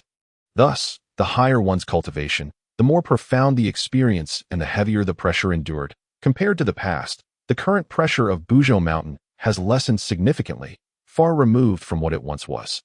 Second Master remarked, "Indeed, I recall a time when we, the primordial deities, vied to ascend this sacred mountain, seeking to comprehend the lingering essence of the great Pangu, pursuing the path of the Tao. Back then, the aura of Buzhou Mountain rendered even the Deluo golden immortals unable to make headway. The essence of Buzhou Mountain is dissipating." Yuan Yi absorbed this information, quietly committing it to memory. Perhaps this was his sole opportunity to ascend Buzhou Mountain in person. Enveloped by the strength of his teachers, the group ascended directly to the summit of Buzhou Mountain, where the heavenly court was established. Connecting to the starry expanse above, this was the stronghold of the demon race. As the sages arrive, it is a failure on our part not to extend a warm welcome. Dijun offers his respects here. A voice called out as they approached the heavenly court. Upon hearing the name, Yuan Yi could not help but gaze anew. Was this the renowned primordial deity birthed from the sun star? The three-legged golden crow, Dijun, sovereign of the demon race, and the heavenly emperor. Before them stood over a dozen figures, the foremost clad in a resplendent golden robe, exquisitely adorned with images of the great sun, exuding an inherent nobility in every gesture. Even in the presence of three sages, he maintained his composure, truly befitting one who commanded the loyalty of numerous primordial deities. Beside him was a figure bearing a striking resemblance. Also donned in golden robes, yet unlike the refined demeanor of Dijun, this one radiated a more domineering and aggressive aura. A primordial bell swirling with chaotic energy hung by his side, exuding an inscrutable force. This was Dijun's brother, the nearly invincible Eastern Emperor, Tai Yi. Trailing behind them were the 10 great demon saints of the heavenly court and the Kunping Taoist, all of whom were indeed of the quasi-saint realm, capable of severing their 3 corpses that I in the presence of these primordial deities. Yuan Yi and his companions were very much the juniors. This was Yuan Yi's first encounter with such a multitude of quasi-saints. The power of the heavenly court was indeed formidable. In addition to the dozen figures, Yuan Yi surveyed the surroundings, noting the celestial soldiers and generals visible everywhere, and was somewhat taken aback by their formidable presence. Many of these celestial soldiers were of golden immortal cultivation, with some generals already reaching the Tai realm, and what he had witnessed was merely a modest corner of the heavenly court's vast foundation. Just how many powerful beings resided within the heavenly court now? A double-digit number of quasi-saints. How many Deluo existences could there possibly be? Surely, Tai beings were not commonplace. Were golden immortals merely relegated to the status of minor foot soldiers? Among the primordial beings of Jiao, the vast majority of peers had yet to step into the Tai realm, with the most advanced among them, he and Jinling, having only recently entered the mid-Tai stage. Was this the effect of gathering the fortune of heaven and earth? And what of their established demon race cultivation methods? As Yuan Yi sensed the aura surrounding them, he recognized a distinct difference from his own cultivation of the immortal path. Their essence was far more chaotic and fierce, lacking the clarity and purity of his own, their foundations seemingly less solid and robust. While Yuan Yi was lost in contemplation, the group was ushered into the heavenly court. At that moment, the heavenly court was bustling with life, filled with numerous primordial deities, all of whom represented formidable figures to Yuan Yi and his companions. The 3 pure ones, as sages, were indeed generous to accept the invitation, and thus arrived somewhat later than others. Despite this, thanks to their teacher's influence, Yuan Yi and his party found themselves seated relatively near the front, positioned just behind a host of powerful beings. With the offerings of spiritual fruits and exquisite nectar laid before them, all of exceptional quality, approaching the treatment afforded to those mighty existences. This was the weight of being a junior friend, and there was no need for further elaboration. The identity of a sage's disciple was unmistakably evident. The celestial palaces and jade towers shimmered in radiant hues, various auspicious phenomena manifesting as the sounds of the Tao resonated incessantly. The stars showered down their luminous light, while the sun and moon harmoniously illuminated the realms. Seated at his designated place, Yuan Yi observed an array of heavenly materials and earthly treasures upon the table. Suffused with rich spiritual energy, beside him stood a beautiful woman of an unknown race, attending to him. Yuan Yi was curious. Was the method by which primordial deities brewed their divine nectar a self-taught skill? How widely disseminated was this knowledge? Beside Yuan Yi, Bai Xiao shared the table with him, while Yin Xiao sat with Qiong Xiao, careful not to place the 2 sisters together, as Yin Xiao harbored reservations about them.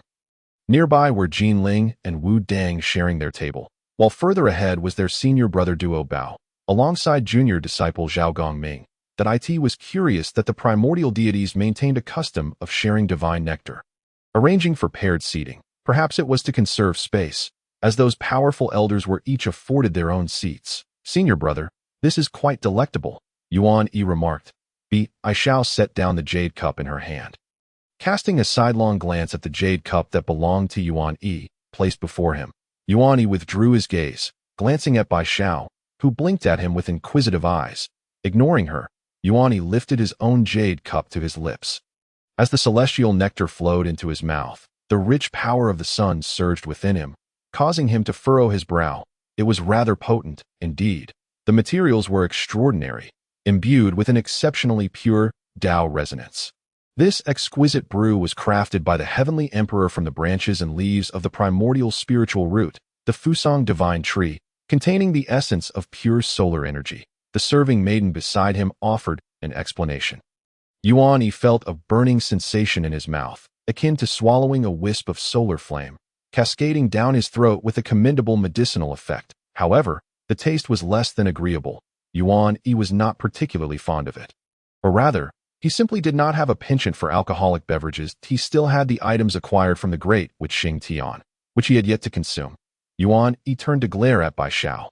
Did this fellow really claim it was delightful? In response to his gaze, all he met was the back of her head. Turning his attention elsewhere, he noticed Qiong Xiao exchanging mischievous glances with her sister. The two conspiring together.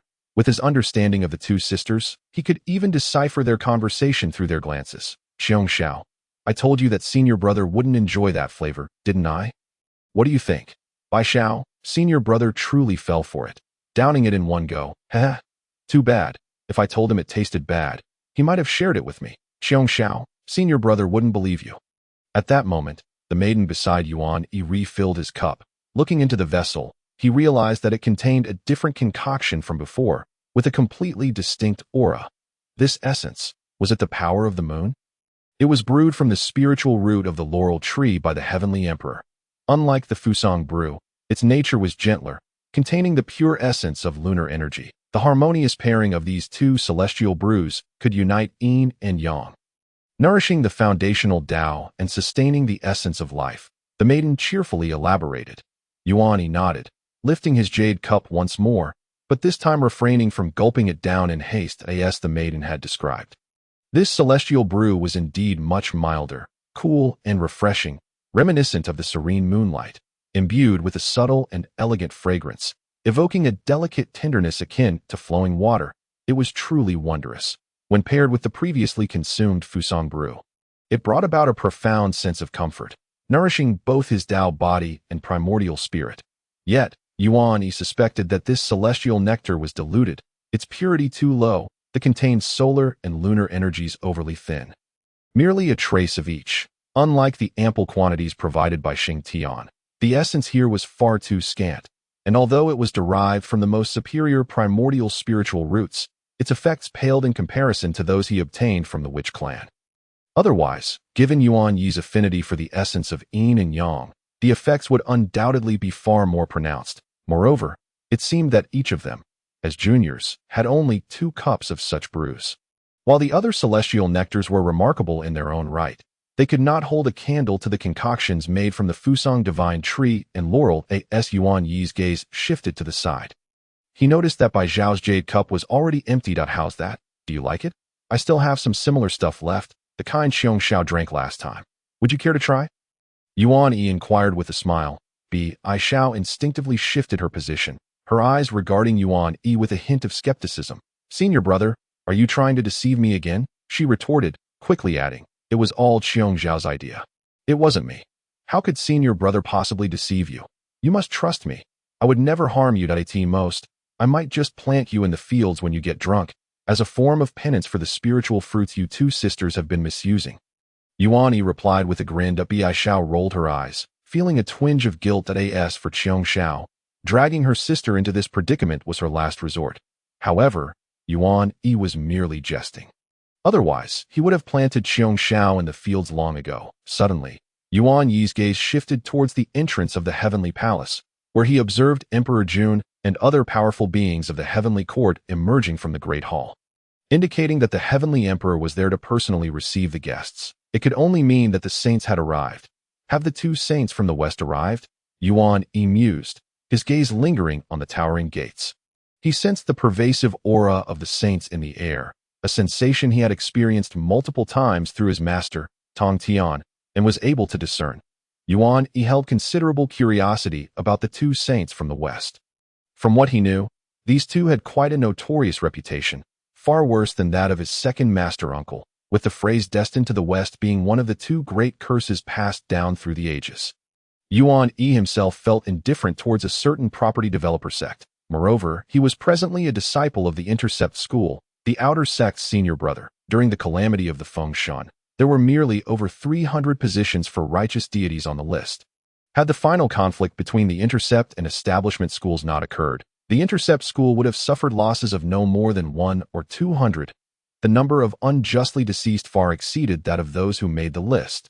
With the disciples of the Intercept school who were ultimately ferried away by the Western sect occupying a significant portion, this was not the outcome Yuan Yi wished to see. However, after his interaction with Hong Yun, he discovered that this primordial saint held a certain respect for the two Western saints, which was quite unexpected and contradicted his understanding, prompting Yuan Yi to reevaluate his biases. Additionally, his master, Tong Tian, had informed him that saints are human, yet also divine. He was all the more eager to witness the notorious duo of saints, to discern their true nature. Before long, he saw Emperor Jun personally leading a group into the hall.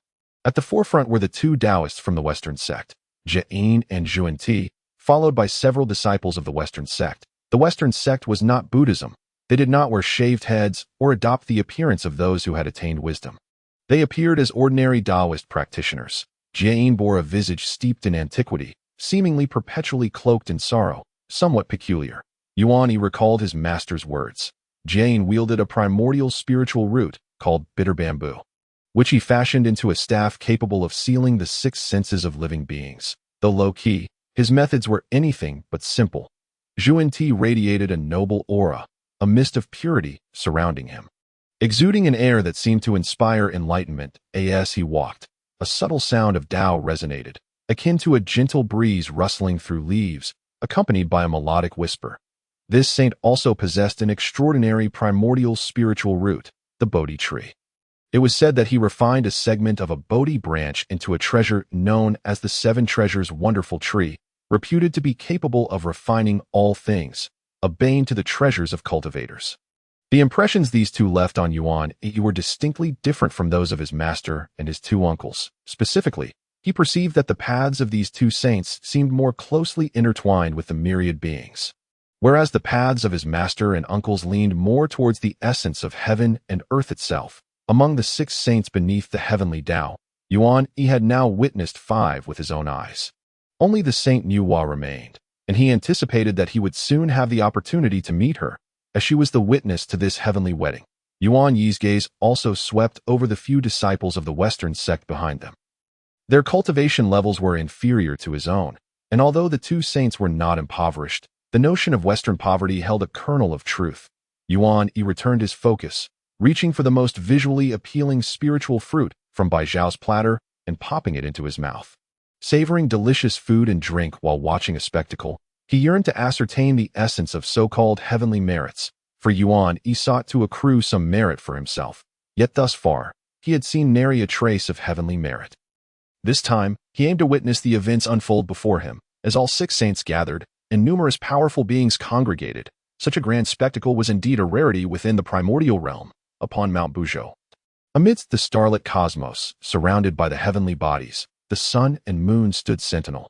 The heavenly palace loomed magnificent, and the mightiest converged, with the saints in attendance. However, Zhen Yuanzi was notably absent. Yuan Yi did not catch sight of him. Nor could he find anyone corresponding to the image of the primordial saint, the old ancestor of the river of the underworld. He was uncertain whether he too had not arrived. Yuan Yi felt a keen interest in this formidable being, reputed to be undying, whose blood sea never dried, particularly as he found this primordial saint to possess a unique character. Notably, he emulated the Saint Nuwa in creating the Shura race, while mimicking the 3 purities and establishing the Shura sect, a tale that had already circulated through the primordial heavens. While many powerful beings spoke of this with a hint of jest, it nonetheless attested to the capabilities of the river of the underworld. His actions were unparalleled, and witnessing several saints achieving enlightenment and becoming saints would undoubtedly inspire many imitators. Only he, the one from the river of Hades, truly accomplished something noteworthy, albeit not to its full extent. Aside from this, Yuan Yi also caught sight of a familiar figure, after the Tao ancestor's 3rd sermon. When treasures were scattered across the vast wilderness, the first innate spiritual treasure he beheld was obtained by that individual. Originally, that shaped innate spiritual treasure was destined to fall within the Kunlun realm. Yet it was pursued and intercepted outside Kunlun Mountain, leaving Yuan Yi to watch as the opportunity fled from him, forever out of reach. That moment, he was unaware of the name of this innate sage. He merely recalled that the figure held a spiritual lamp, which was also an innate spiritual treasure. Now, upon seeing that figure again, Yuan Yi finally recognized their identity, a renowned existence, known as Randang, the Taoist of the lamp. Thus, Yuan Yi came to understand what the innate spiritual treasure he had missed that day truly was, and a sense of regret washed over him. If all had gone as expected, it would have been the supreme innate treasure, the Qian Koan. Within it resided the essence of heaven and earth, merging the paths of Yin and Yang into one. Besides being a formidable innate spatial treasure, it also possessed the power of measuring the cosmos and delineating the realms, bearing some resemblance to a certain postnatal supreme treasure. Yuan Yi recalled that, according to legend, this Randang Taoist used this item in conjunction with the 24 sea calming pearls belonging to Zhao Gongming to evolve into the 24 celestial heavens. An extraordinary feat indeed. Such a spiritual treasure had slipped through his fingers. Had it not been for Randang intercepting it before it could reach Kunlun, he might have had a chance to vie for it. Especially since the 24 sea calming pearls were in the possession of his master, Tantian. Nevertheless, despite his regrets, Yuan Yi knew that certain matters could not be forced, and he lacked the capability to pursue them. Especially since, at that time, both his master and his uncle had yet to return and were not within Kunlun. The other party also halted outside Kunlun, never setting foot within, existing on a delicate boundary. He wondered whether the interception of this fate was related to the other party's future entry into the Chan sect. Yuan Yi discreetly cast a glance at Zhao Gongming, who sat beside Duo Bao, before shifting his gaze away to At that moment. The innate supreme treasure, the chaos bell, trembled, its chimes resonating throughout the vast wilderness, echoing in the hearts of all living beings. Streams of starlight descended, and within the ripples of the bell's sound, the Tao was manifest, the laws materialized, reflecting the myriad scenes of heaven and earth, the imprints of countless races, and the various branches of the demon race. In a hazy vision, countless beings bowed down, transforming into wondrous manifestations. The protagonists of today, Emperor Jun and the two lunar goddesses, stood atop a high platform, illuminated by the sun and moon. Emperor Jun donned a golden robe, adorned with the brilliance of 1,296 stars. The golden flames of the sun flowing and enveloping him in solar-powered, Shi He and Chang Shi, the two lunar stars, stood to either side, sharing similar paths yet exhibiting starkly different demeanors.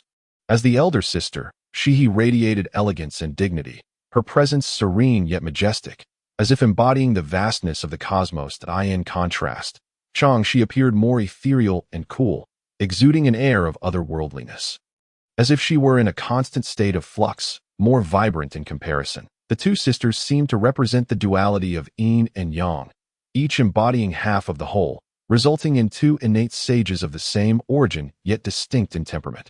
The appearance of these innate sages was flawless, born of the Tao, without blemish, embodying the beauty of the Tao that required no further embellishment. Furthermore, as incarnations of the lunar essence, they epitomized the most exquisite interpretation of feminine beauty. At this moment, Emperor Jun and the two sisters stood at the center of the celestial realms, surrounded by the sun and moon, Yin and Yang harmonizing, an ineffable energy permeating the cosmos. Yuan Yi gazed upon this magnificent spectacle.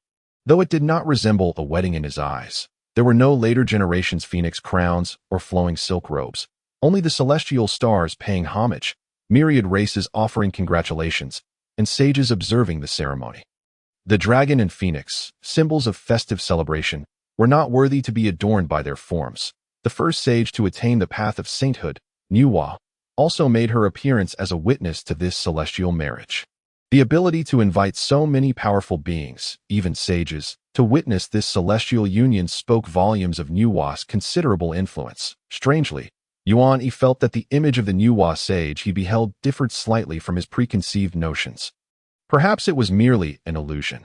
Nuwa, cradling the exquisite innate spiritual treasure, stood before Emperor Jun and the two sisters, the intricately embroidered red silk ball emanating a rich aura of causality, transforming into garlands that surrounded her. The power of causality materializing around her, weaving endlessly together. Behind Nuwa, a divine form manifested, distinct from the innate Tao body, representing her true divine aspect. Human body, serpent tail, standing tall between heaven and earth, exuding an aura of undeniable authority. Yuan's gaze fell upon Emperor Jun and the two sisters, yet she uttered not a word. Yuan Yi felt a resemblance between her demeanor and his own experiences in the past. Perhaps he was overthinking it. This celestial marriage lacked an officiant. Yuan was merely a witness. Emperor Jun stepped forward, his voice resonating across the vast wilderness. The Tao of heaven and earth, the coalescence of Yin and Yang, the creation of all things.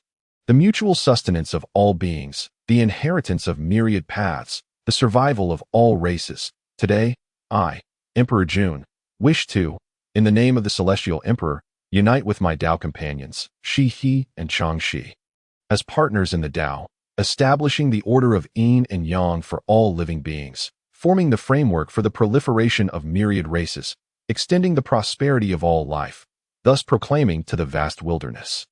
From this day forth, Yin and Yang shall harmonize, sharing joys and sorrows. The Tao shall not be solitary, witnessed by heaven and earth. I asked the sage Yuan to be our witness, his voice, harmonizing with the Tao, transformed into a rule of order, merging into the fabric of the universe, the sound of the Tao resonating, spreading forth, imbued with an enlightening significance. Yet, this significance felt somewhat peculiar, and it seemed that only Yuan Yi perceived the strangeness. He sensed the disseminating Tao intention, yet discovered it to be of no use to him, for this enlightenment was too rudimentary, akin to the level of introductory texts, just as Emperor Jun had stated. It aimed to establish the distinctions and order of Yin and Yang for all living beings, essentially a form of enlightenment directed towards the myriad races, addressing the fundamental path of Yin and Yang. Or rather, one of the most basic principles within that path. Yuan Yi found no need for such elementary education. He had not anticipated that the celestial marriage orchestrated by Emperor Jun would yield something so simplistic. This left an odd expression in his eyes. However, in an instant, the peculiarity in Yuan Yi's gaze dissipated. He realized that it was ultimately his own limited perspective and overly presumptive reasoning. What he had taken for granted was, in fact, the very essence of the most fundamental and unshakable truths of heaven and earth. The essence of this celestial marriage lay not in the ceremony itself, but in its core, the order of Yin and Yang for all living beings. The path of proliferation for myriad races, undoubtedly the fundamental Tao for the sustenance of life. This celestial marriage could only be conducted by Emperor Jun, who, in his capacity as the Celestial Emperor, possessed the authority to exemplify the order of Yin and Yang for all races. After all, he was the only one qualified to set an example for the order of Yin and Yang among the myriad races. Had it been any other sage, it would likely have been unfeasible. However, this celestial emperor had initiated a precedent for a triad of companions, or rather, a favorable beginning. Yuan Yi mused, as his gaze shifted towards Tai Yi, who stood nearby, striking the bell for his elder brother. Although the lunar and solar realms each had two divine beings, they had not achieved a harmonious 2+2, instead transforming into 3+1. Could this be considered an imbalance of Yin and Yang? Celestial Emperor Jun had established the order of Yin and Yang harmonizing in a triad, yet the focus lay on the harmony of Yin and Yang, rather than on the triad itself. Only Yuan Yi, this outlier with a skewed perspective, remained fixated on the notion of a triad. Simultaneously, he was among the few who grasped the essence of this celestial marriage. Those innate sages, born with knowledge, naturally saw through everything. Yet, this bore little relevance to them and had no significant impact. Outside of them, how many could truly perceive this? After all, they still belonged to the stage requiring the infusion of introductory knowledge, especially since the beings present could be regarded as eternally immortal entities. Even the various women serving on the sidelines exhibit a lack of concern for the continuation of the Yin and Yang. The true essence of development lies in the establishment of an order that possesses a broader significance, aligning with the evolutionary path of the celestial way, an understanding that Yuan Yi has come to grasp. Prior to this, all beings were indeed divided into Yin and Yang, with distinctions between male and female. Even the primordial sacred beings were not exempt. Yet, this Yin and Yang lacked a definitive order and was riddled with chaos. Jun set forth as a paragon, establishing fundamental rules for this order of Yin and Yang.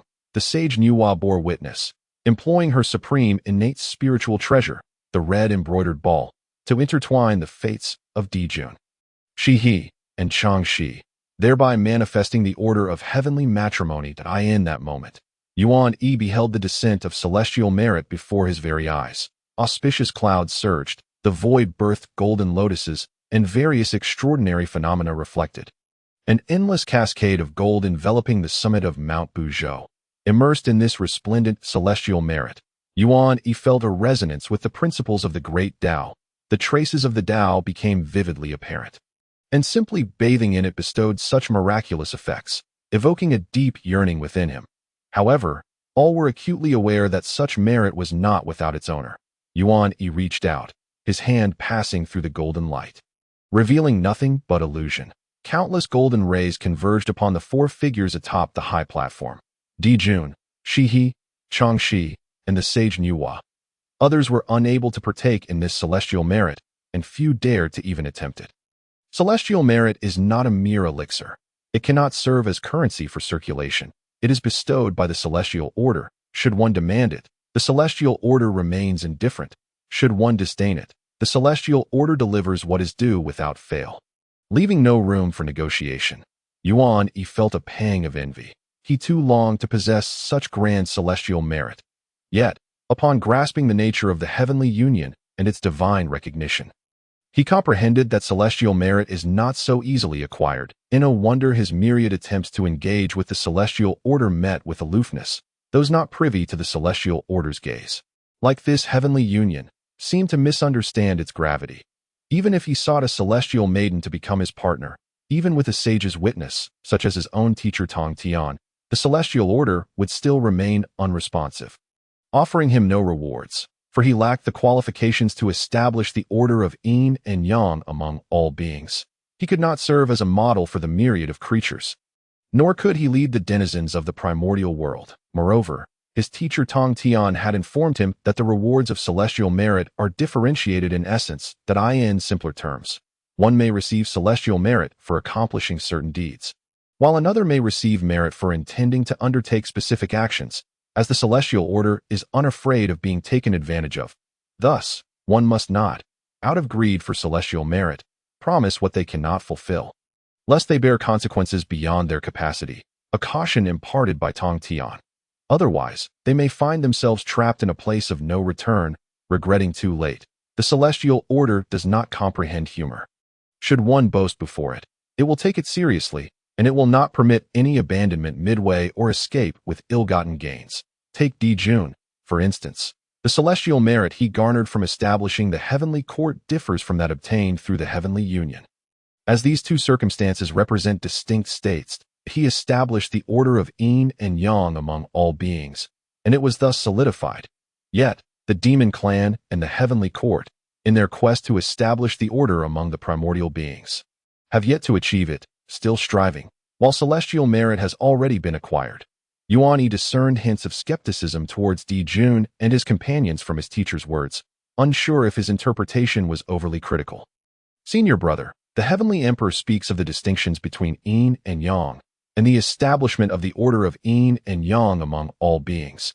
Given that you embody both innate Yin and Yang energies and cultivate the path of Yin and Yang, would it not be permissible to refer to you as senior sister as well? As Yuan Yi pondered, Bai Xiao whispered beside him, her tone laced with evident mirth. Without turning his head, Yuan Yi raised his hand to lightly strike. So you are merely seeking to find fault with me, your senior brother, regarding the distinction of Yin and Yang. The fundamental Yin and Yang distinctions among beings have no bearing on my cultivation of the path of Yin and Yang.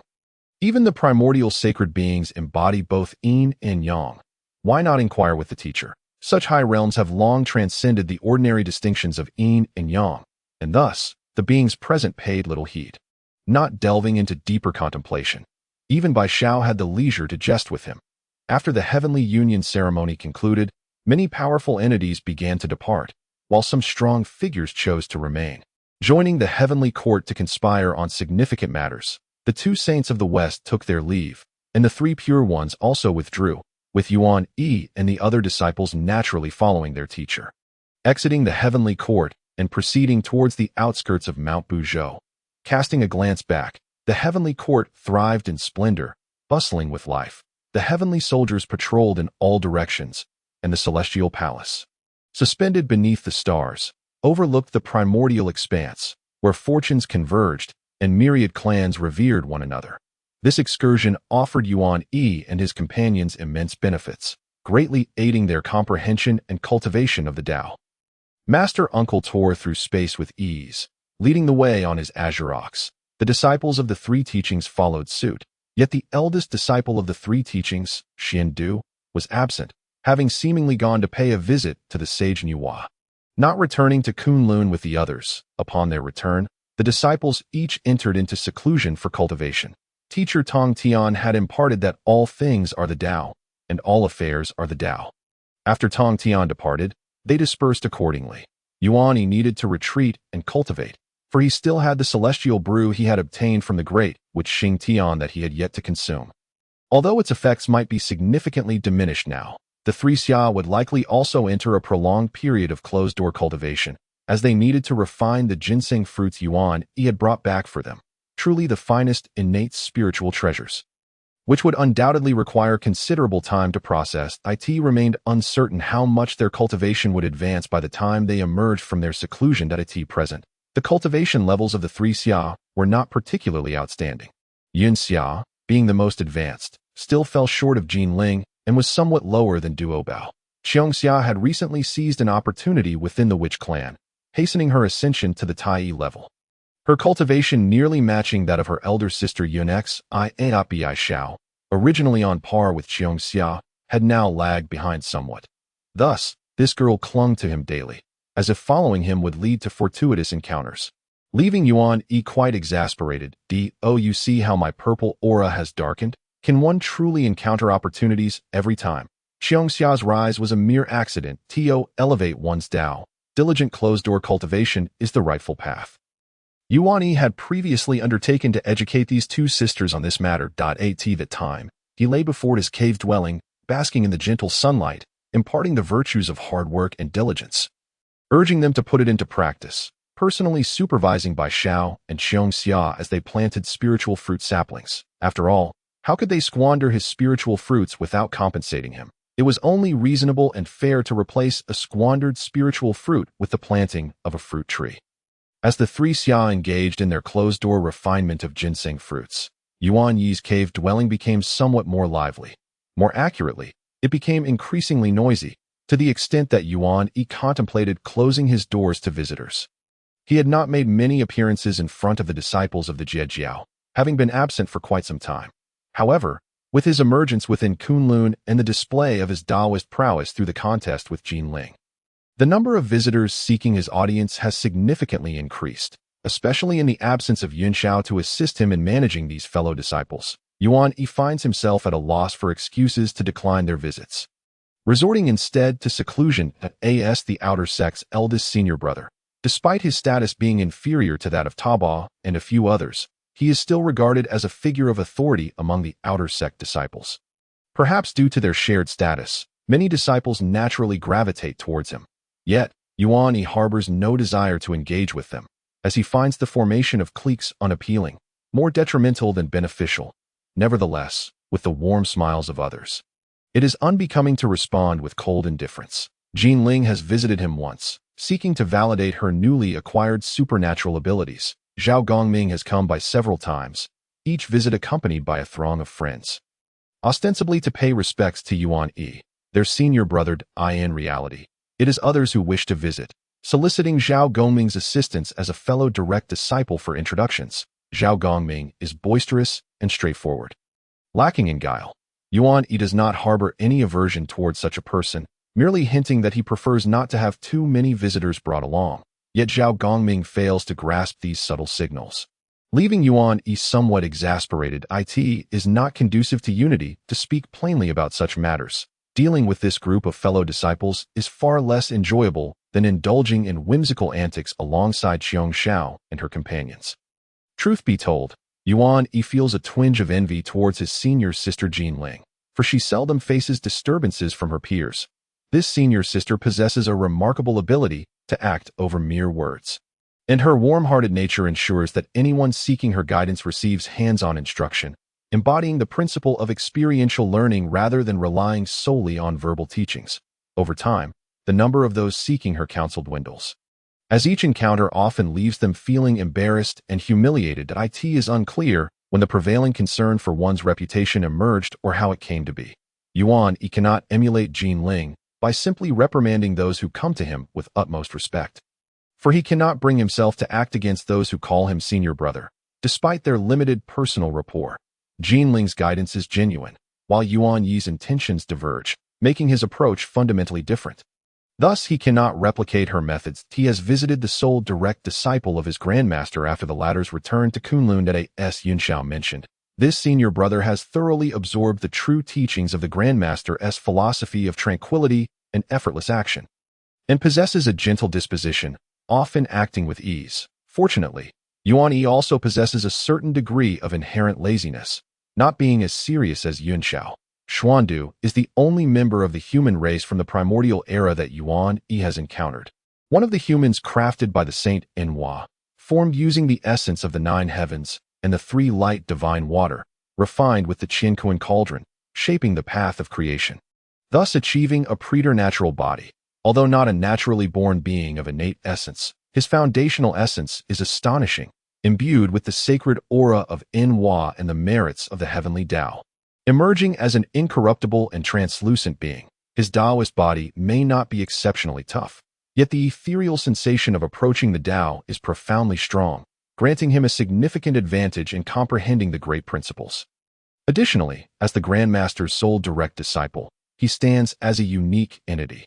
This senior brother casually consumes the celestial elixirs crafted by the Grandmaster as if they were mere candy, and the foundation for his meditation and even sleep is laid upon the innate treasure.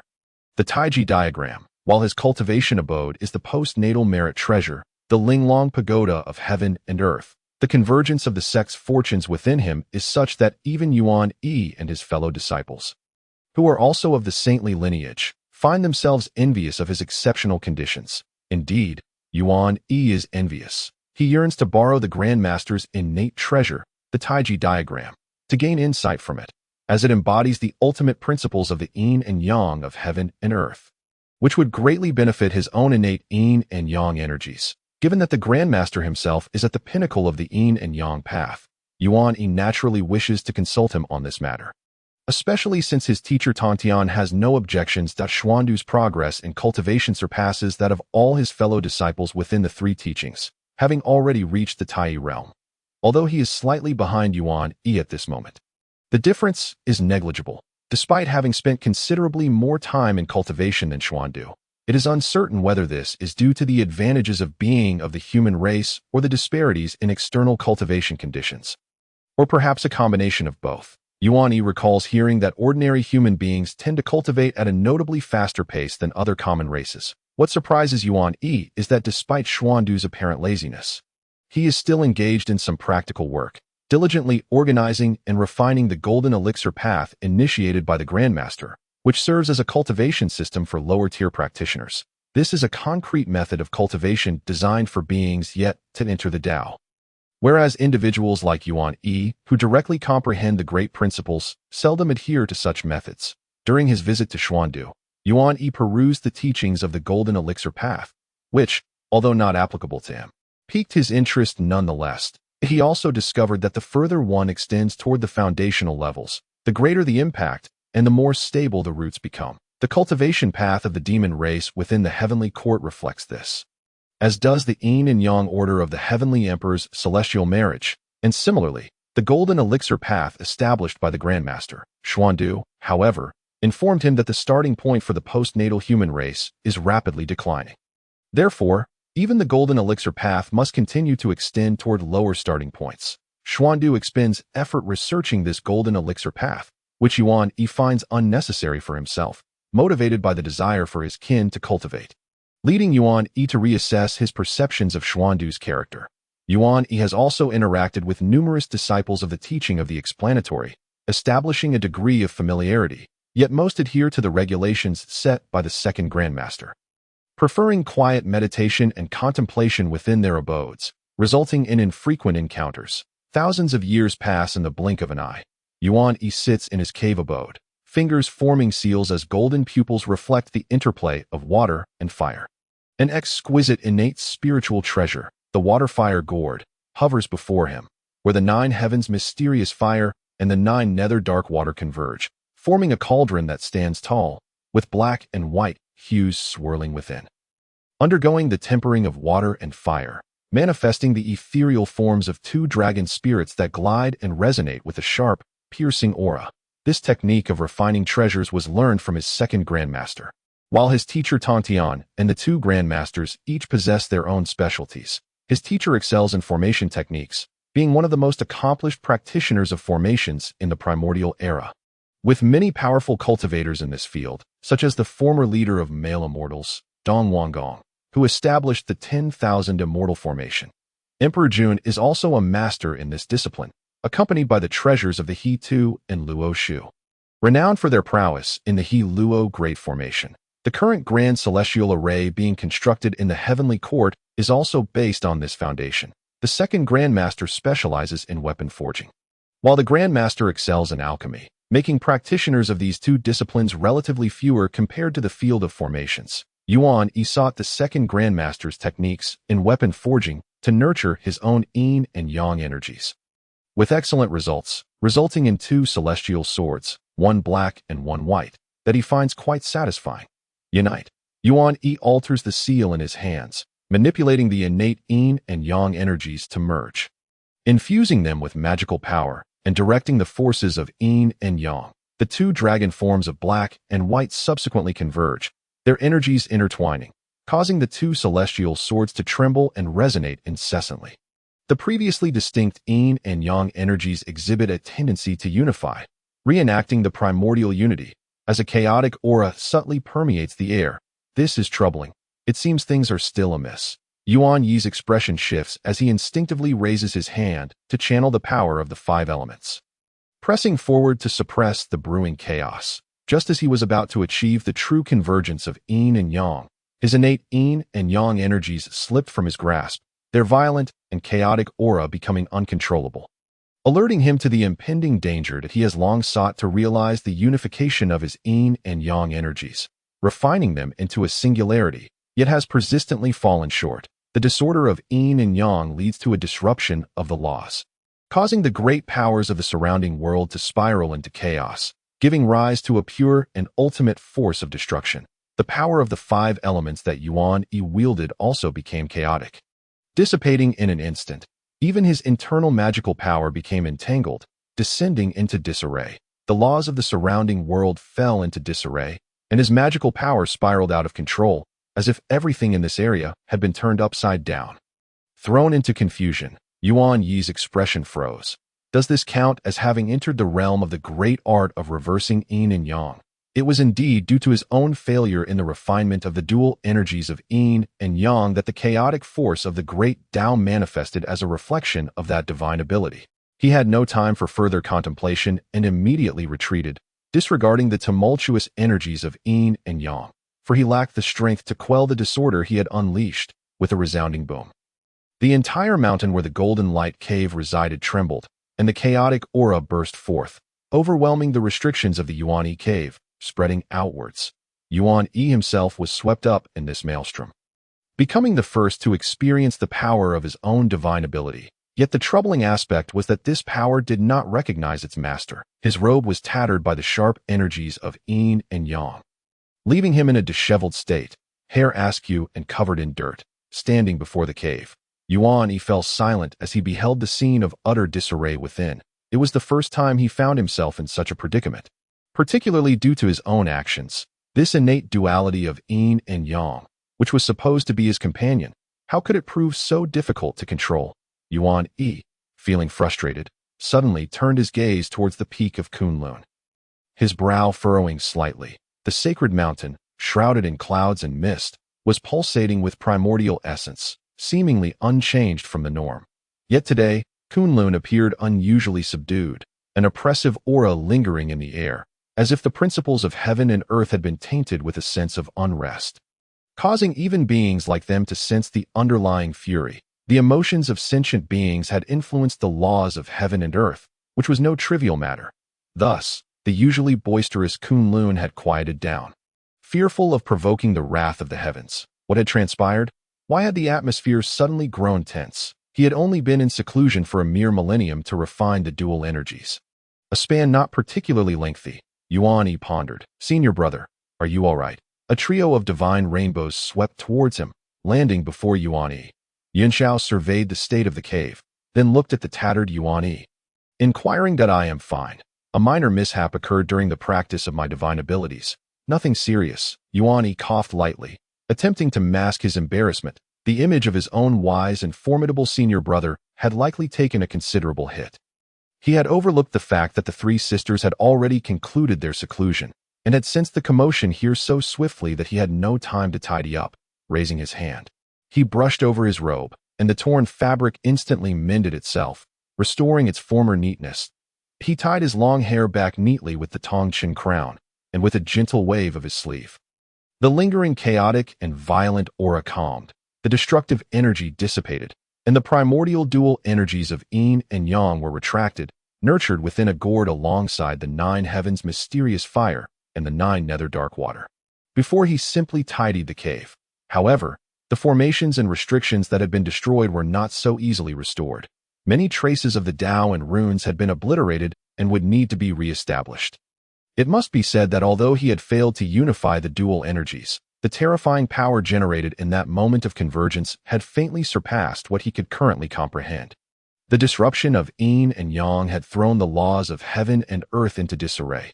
Spells and divine abilities were all affected, and even the powers within the cultivators were drawn into chaos. Whether spells, divine arts, or spiritual treasure formations, they would likely all face disruption, rendering any contest of wits and abilities significantly diminished. Under the disorder of heaven and earth, all things became extraordinarily fragile, easily severed. This was the inherent nature of the sharp essence of the Golden Jiao Scissors, affirming that his path had not been misguided. Simultaneously, Yuan Yi scrutinized the changes in the three sisters. Their cultivation levels had undoubtedly increased. But they could not be compared to Yuan Yi's initial state, as he had consumed 2 ginseng fruits and comprehended the Tao beneath the ginseng fruit tree, coupled with his profound understanding of the 5 elements, which he practiced diligently, yielding greater benefits and directly breaking through after tens of thousands of years in seclusion. In contrast, while the 3 sisters had reaped substantial benefits, the effects were not as pronounced, failing to create an opportunity for breakthrough, which explained their early emergence after merely a few thousand years. It seemed the effects of the ginseng fruit still lingered, not having been fully refined. Yuan Yi regarded the 3 sisters with a discerning gaze and spoke candidly. We sisters have lagged somewhat in our understanding of the great Tao. Thus we have preserved part of the medicinal effects for future use, when our insights are sufficient for a breakthrough. Yun Xiao explained without reservation. An anomaly. You say? What has transpired? I heard from senior brother Daobao that a dispute occurred between the master and the second elder, and the second elder is in a rather foul mood. Bi Xiao chimed in. A dispute? Is that not quite normal? Yuan Yi was perplexed, as such occurrences were far too common. Yet he had never witnessed the second elder's emotions fluctuate so dramatically, affecting the powers of heaven and earth, and remaining unsettled for so long. This was unprecedented. Generally speaking, their master, Tongtian, was often the one to express emotions more openly, while the second elder tended to remain aloof and composed, his demeanor stern and detached. This time, however, it was different. Xiong Xiao shook her head, stating that according to senior brother Nanji, the second elder was genuinely enraged this time. So, what exactly is going on? Yuan Yi inquired, looking at the 3 sisters, who were more informed than he was. He could not comprehend how such an argument could arise, let alone one that incited genuine anger. Such a notion seemed illogical. The 3 sisters exchanged glances, and it was Yun Xiao who spoke first. The master has found a suitable location to establish a mountain gate, and is discussing with the 2 elders about relocating the Jie sect from Kunlun. But the 2 elders disagreed, leading to the dispute. Yuan Yi was even more confused. The reason their master, Tongtian, sought to move the Jie sect from Kunlun was precisely due to the overwhelming number of disciples, which disrupted the tranquility of Kunlun and would, in time, lead to dissatisfaction from the 2 elders. Yet the two elders opposed this move. How could this be considered a genuine conflict? It seemed illogical for such an argument to erupt suddenly. When the master mentioned the relocation of the Jia sect, it displeased the second elder, who suggested expelling the raucous Jia sect disciples, which would equally restore tranquility to Kunlun. This sparked a debate between the master and the second elder. Yin Xiao elucidated further. Then, Yuan Yi gestured towards himself and then towards the three sisters, inquiring with his expression. Yin Xiao momentarily paused, then smiled lightly and shook her head, indicating that it did not pertain to them. The second elder's intent was simply to allow only the direct disciples of the three sects to remain in Kunlun, while the rest of the disciples could be assigned elsewhere at the master's discretion or even dismissed. Yuan Yi found this proposition reasonable, though he merely entertained the thought, knowing their master would never agree nor act as selfishly as he might. Just as he and Yin Xiao had previously advised their master against the matter of joining the sect. The master held his own convictions, the reasons for which remained elusive in reality. Only the situation of the Jia sect was so peculiar. The human sect had only one disciple, and the Chan sect had only direct disciples. With no distinction between inner and outer sections, yet the Jia sect, apart from its direct disciples, had countless registered disciples, which accounted for its large number of followers. To be candid, these few direct disciples had long been cultivating in Kunlun. Aside from the most recent addition, Zhao Gongming at that time, the second elder had shown no disdain towards them, and Yuan Yi, along with the three sisters, had even received a welcoming gift, a fruit of innate spiritual roots. The celestial apricot. Yuan Yi was uncertain about Dao Bao and the others, but he was certain he had not received any special favoritism. They had likely all received welcoming gifts. Yuan Yi recalled that even Zhao Gongming had not been neglected. As Zhao had disclosed this during their discussions on the Dao, from this perspective, it seemed that, at least up until now, there had been no prejudice against these direct disciples. Did the master not agree? Has the move been settled? Yuan Yi asked. Yin Xiao nodded, her gaze reflecting a complex mixture of emotions, mirroring Yuan Yi's own nuanced feelings. However, he had been mentally prepared and did not find it particularly surprising. Yuan Yi had the persistent feeling that his master, Tongtian, seemed to harbor a hint of urgency, though the reasons eluded him. They often spoke of saints being able to perceive the past and future, as if observing the patterns with an outstretched hand. He truly wished to understand what insights those at such heights could glean. Saints are indestructible through the ages, untouched by cause and effect. What, then, were they truly pursuing? Destiny? Reputation? Such trivial matters. Based on my recent interactions, Yuan Yi feels they are not worth the concern. However, it is difficult to ascertain the truth. Yuan Yi is reminded of another matter. That of the way and its merits. As he busies himself with the restoration of the damaged formations and prohibitions within the cave dwelling, he hears the resonant sound of his master's fishing drum, signaling the gathering of disciples from the Jia Jiao sect for an audience. The four companions dare not delay. The repairs must be set aside temporarily as they soar into the sky on beams of rainbow light. With the arrival of the fishing drum's call, the celestial beings of Jia Jiao assemble. The sect leader, the Saint of Heaven, sits upon a high platform, flanked by his personal disciples on either side, with Yuan Yi standing at the forefront on the right. Currently, the disciples of Jia Jiao number in the thousands, and this is Yuan Yi's first experience witnessing all the disciples within Kunlun gathered in one place. In the past, even during teachings, attendance was seldom so complete, and Master Tongtian rarely enforced strict oversight. However, Yuan Yi realizes he has underestimated the scale of Jia Jiao, as the congregation of thousands at this moment exceeds his expectations. Most of the disciples are innate beings, with a smaller number being postnatal spirits born in the vicinity of Kunlun Mountain, though many beings aspire to join the ranks of the saints. The number that can reach the Kunlun sanctuary in the vast expanse of Honghuang is limited. The wilderness is too immense, and travel is fraught with difficulty. Moreover, with the demon race currently in their prime and the heavenly court at the height of its power, many factions identify themselves with the demons. During this gathering, Master Tongtian does not deliver a discourse, but calmly announces a significant decision. Jia Jiao will be relocating from Kunlun to a new foundation beyond the Eastern Sea, specifically to the legendary three immortal islands, once the domain of the celestial court. Penglai, Fangzhong, and Yingzhou, these three islands are renowned as prime realms of fortune in the world, nurturing supreme transformations. discovered by the foremost immortal, Dong Wang Gong, and serving as the foundation of the celestial court. After the celestial court suffered defeat in its rivalry with the heavenly court, even the blessed lands of the three immortal islands fell silent and desolate. Now, this forsaken land has been found by their master Tongtian, who intends to restore it as the new entrance for Jiao. Upon hearing the name of the three immortal islands, Yuan Yi instinctively glances at the Sanjiao sisters beside him.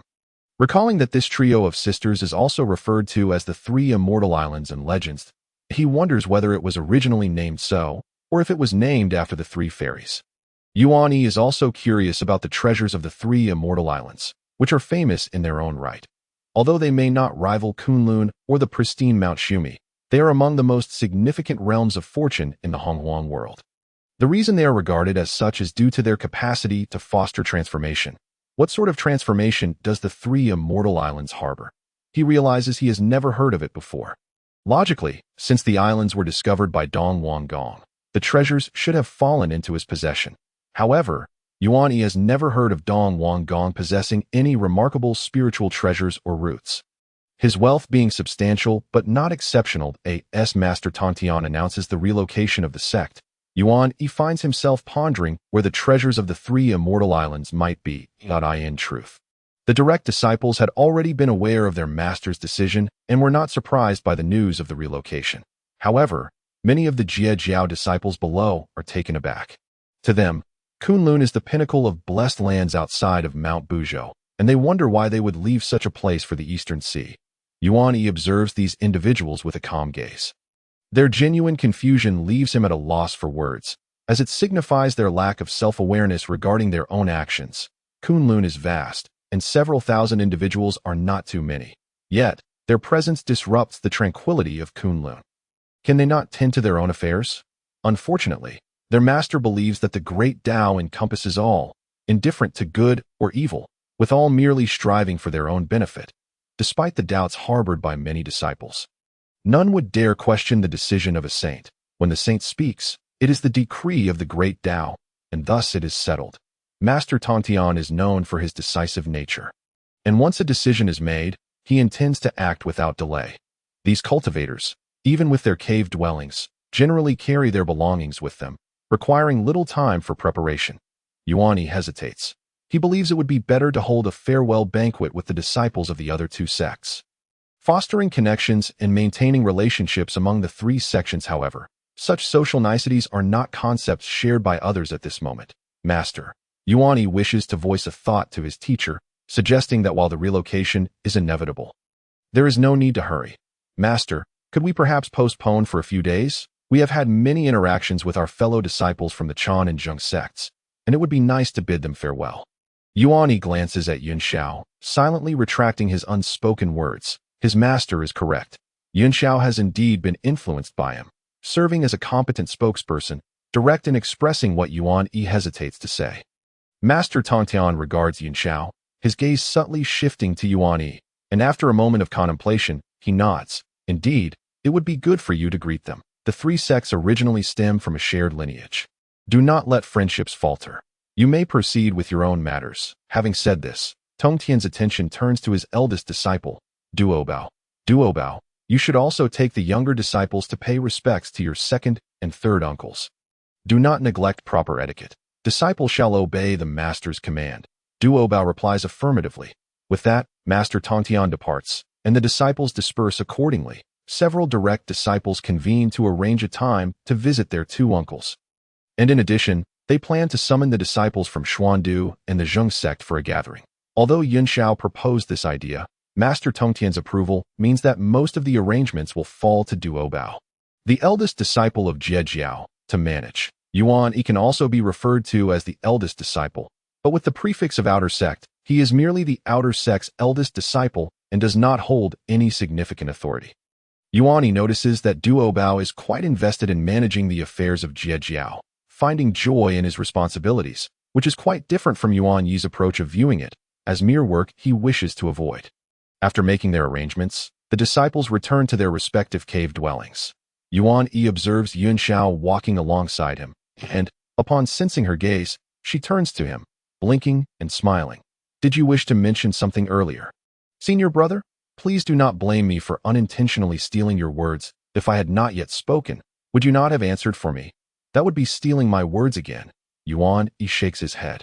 Realizing he cannot fault a diligent spokesperson, he ought to be grateful to his junior sister for speaking on his behalf, saving him the effort of doing so himself. Yin Xiao smiles, her demeanor warm and gracious, exuding a charm that makes her approachable and reliable.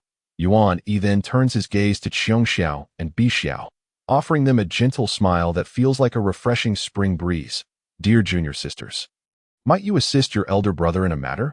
Bi Xiao looks at Yuan Yi with confusion, while Qiong Xiao takes a subtle step back, her gaze towards Yuan Yi tinged with skepticism, given Qiong Xiao's understanding of this elder brother.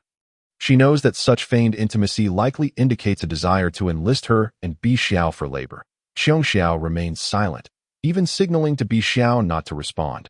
Unfortunately, Bi Xiao does not grasp the meaning of her look. All right, what is it that you need help with, senior brother? Bi Xiao asks, albeit with a hint of apprehension that it's nothing grand.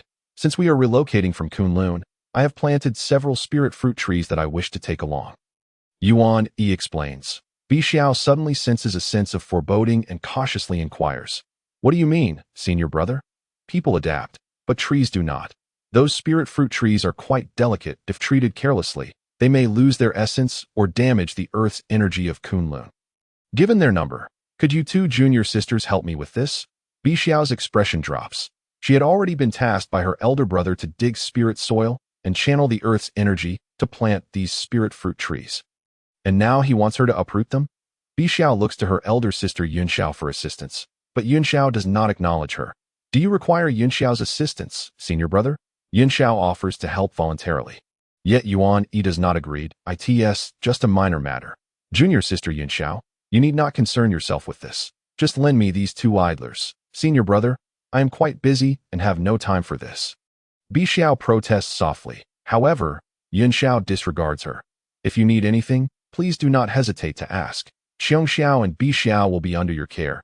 Just ensure they do not cause any trouble. The elder sister swiftly made the decision to sell her two younger siblings without a moment's hesitation.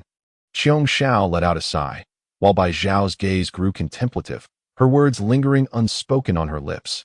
Yin Xiao departed, returning to the Golden Cloud Cave. Come, my two junior sisters, once we're done, I shall treat you to some spiritual fruits, Yuan Yi said with a smile, casting a pleased glance at the two reluctant laborers he had captured.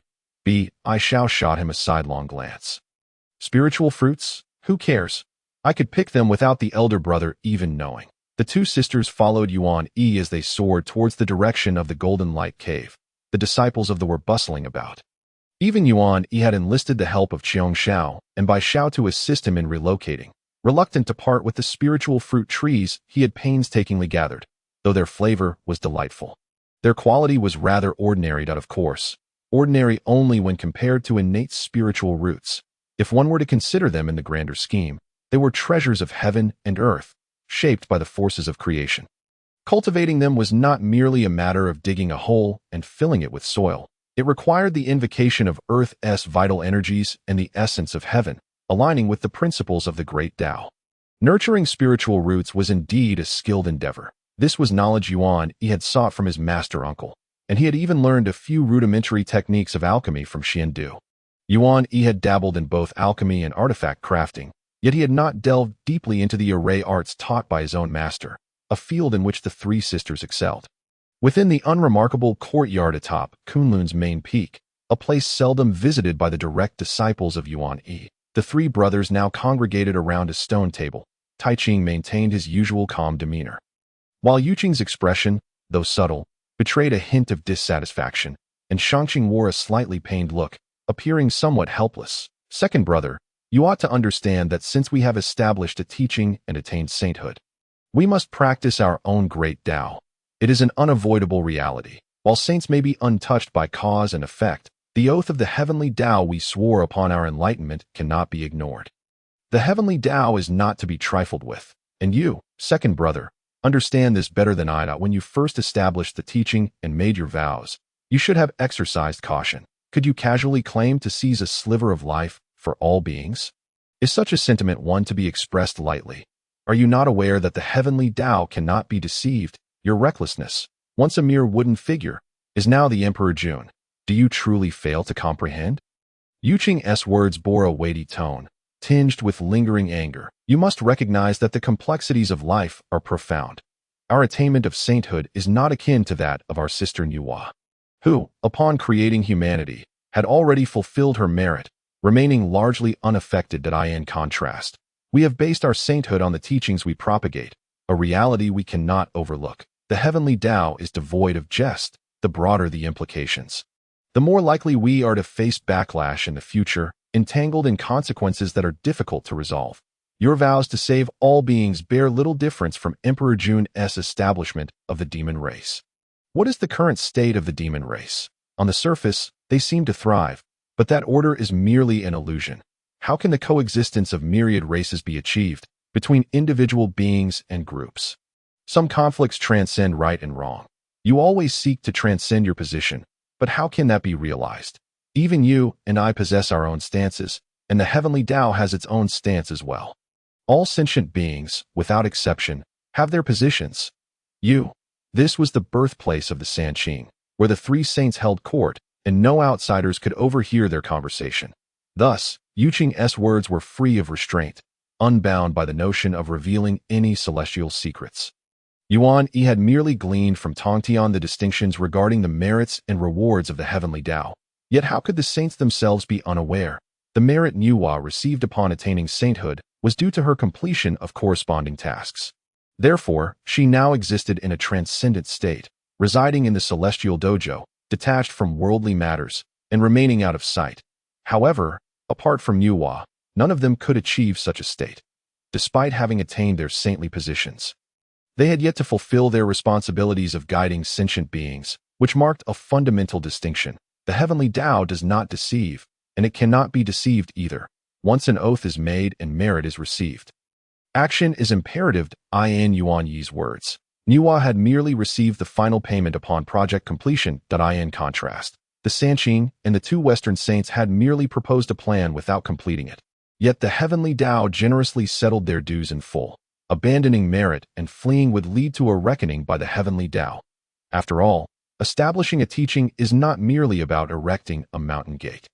This situation was not limited to the five saints of the four great teachings. The heavenly court and the demon race faced similar, if not greater, complications. The saintly teachings pertained solely to the merits of guidance, while the heavenly Emperor Jun was tasked with establishing order among the myriad beings of the primordial world.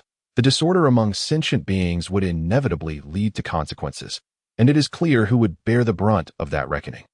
In Yu Qing's perspective, Tongtian's vows regarding the heavenly Tao encompassed too broad a scope, and his teachings were excessively vague, making them susceptible to backlash. The heavenly Tao is ruthless, allowing no room for bargaining.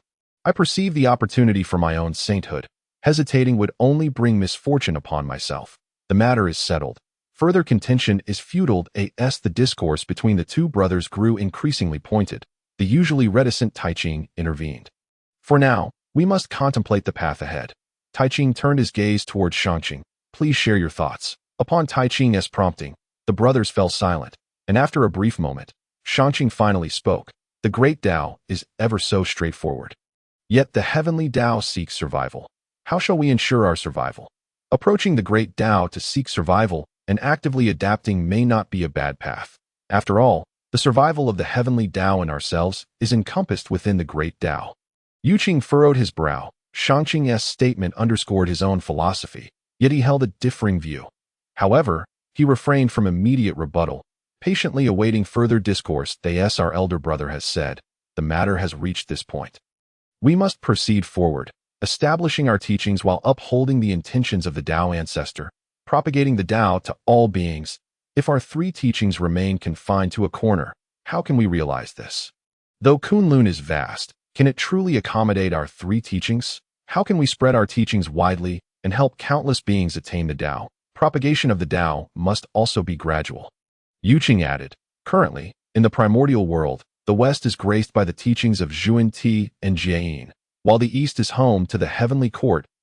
Why shall venture to the Eastern Sea, a place on the fringes of the primordial world, which has previously experienced the fierce battles of the heavenly court and the celestial court. It is the rightful place for me to propagate the Tao.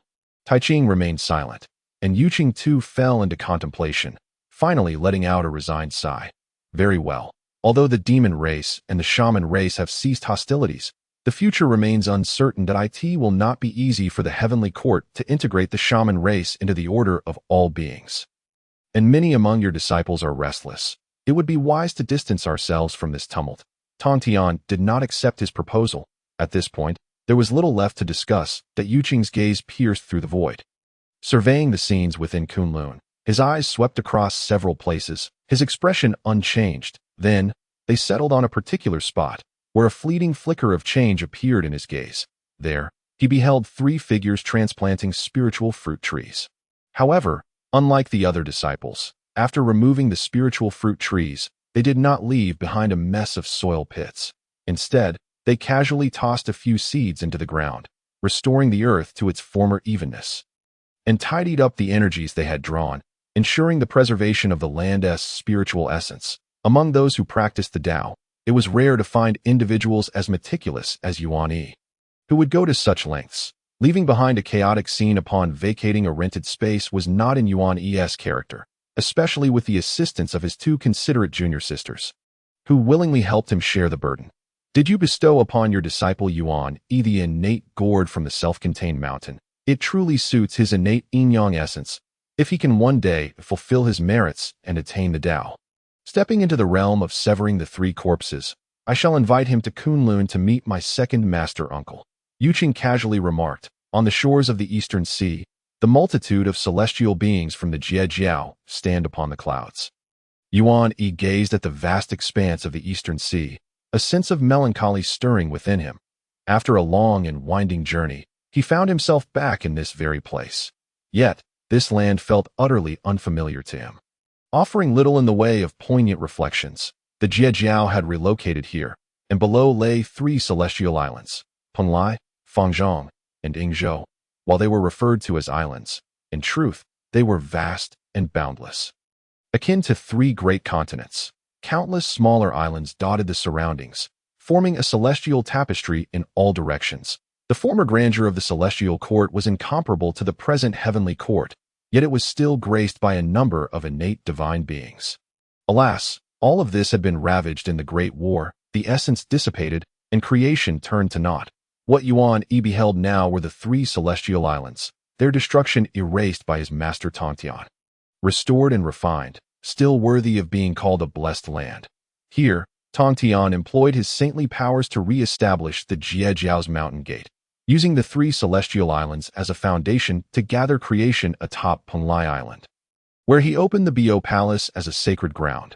The disciples of the Jie Jiao, centered around the 3 celestial islands, sought suitable spiritual islands for their cultivation. As direct disciples, Yuan Yi and the 7 fairies settled around the 3 celestial islands. Yuan Yi sensed that the atmosphere had shifted since the Jie Jiao's relocation. There was a certain restraint that lingered within Kunlun Mountain. Standing in the void, he pondered the most appropriate choice for his own sacred ground. His birthplace was not here, and he had no intention of seeking it out. His original abode, tainted by malevolent energy, had long since lost its essence, and its resemblance to the lair of a supreme demon made it unworthy of his identity as a disciple of a saint. Moreover, the search seemed futile, a needle in a vast ocean. Simultaneously, Yuan Yi yearned to claim an island for himself as a sanctuary, wishing to avoid the noisy company of his fellow Jie Jiao disciples. Their chatter was incessant, and he craved tranquility. Have you chosen a sacred ground, senior brother?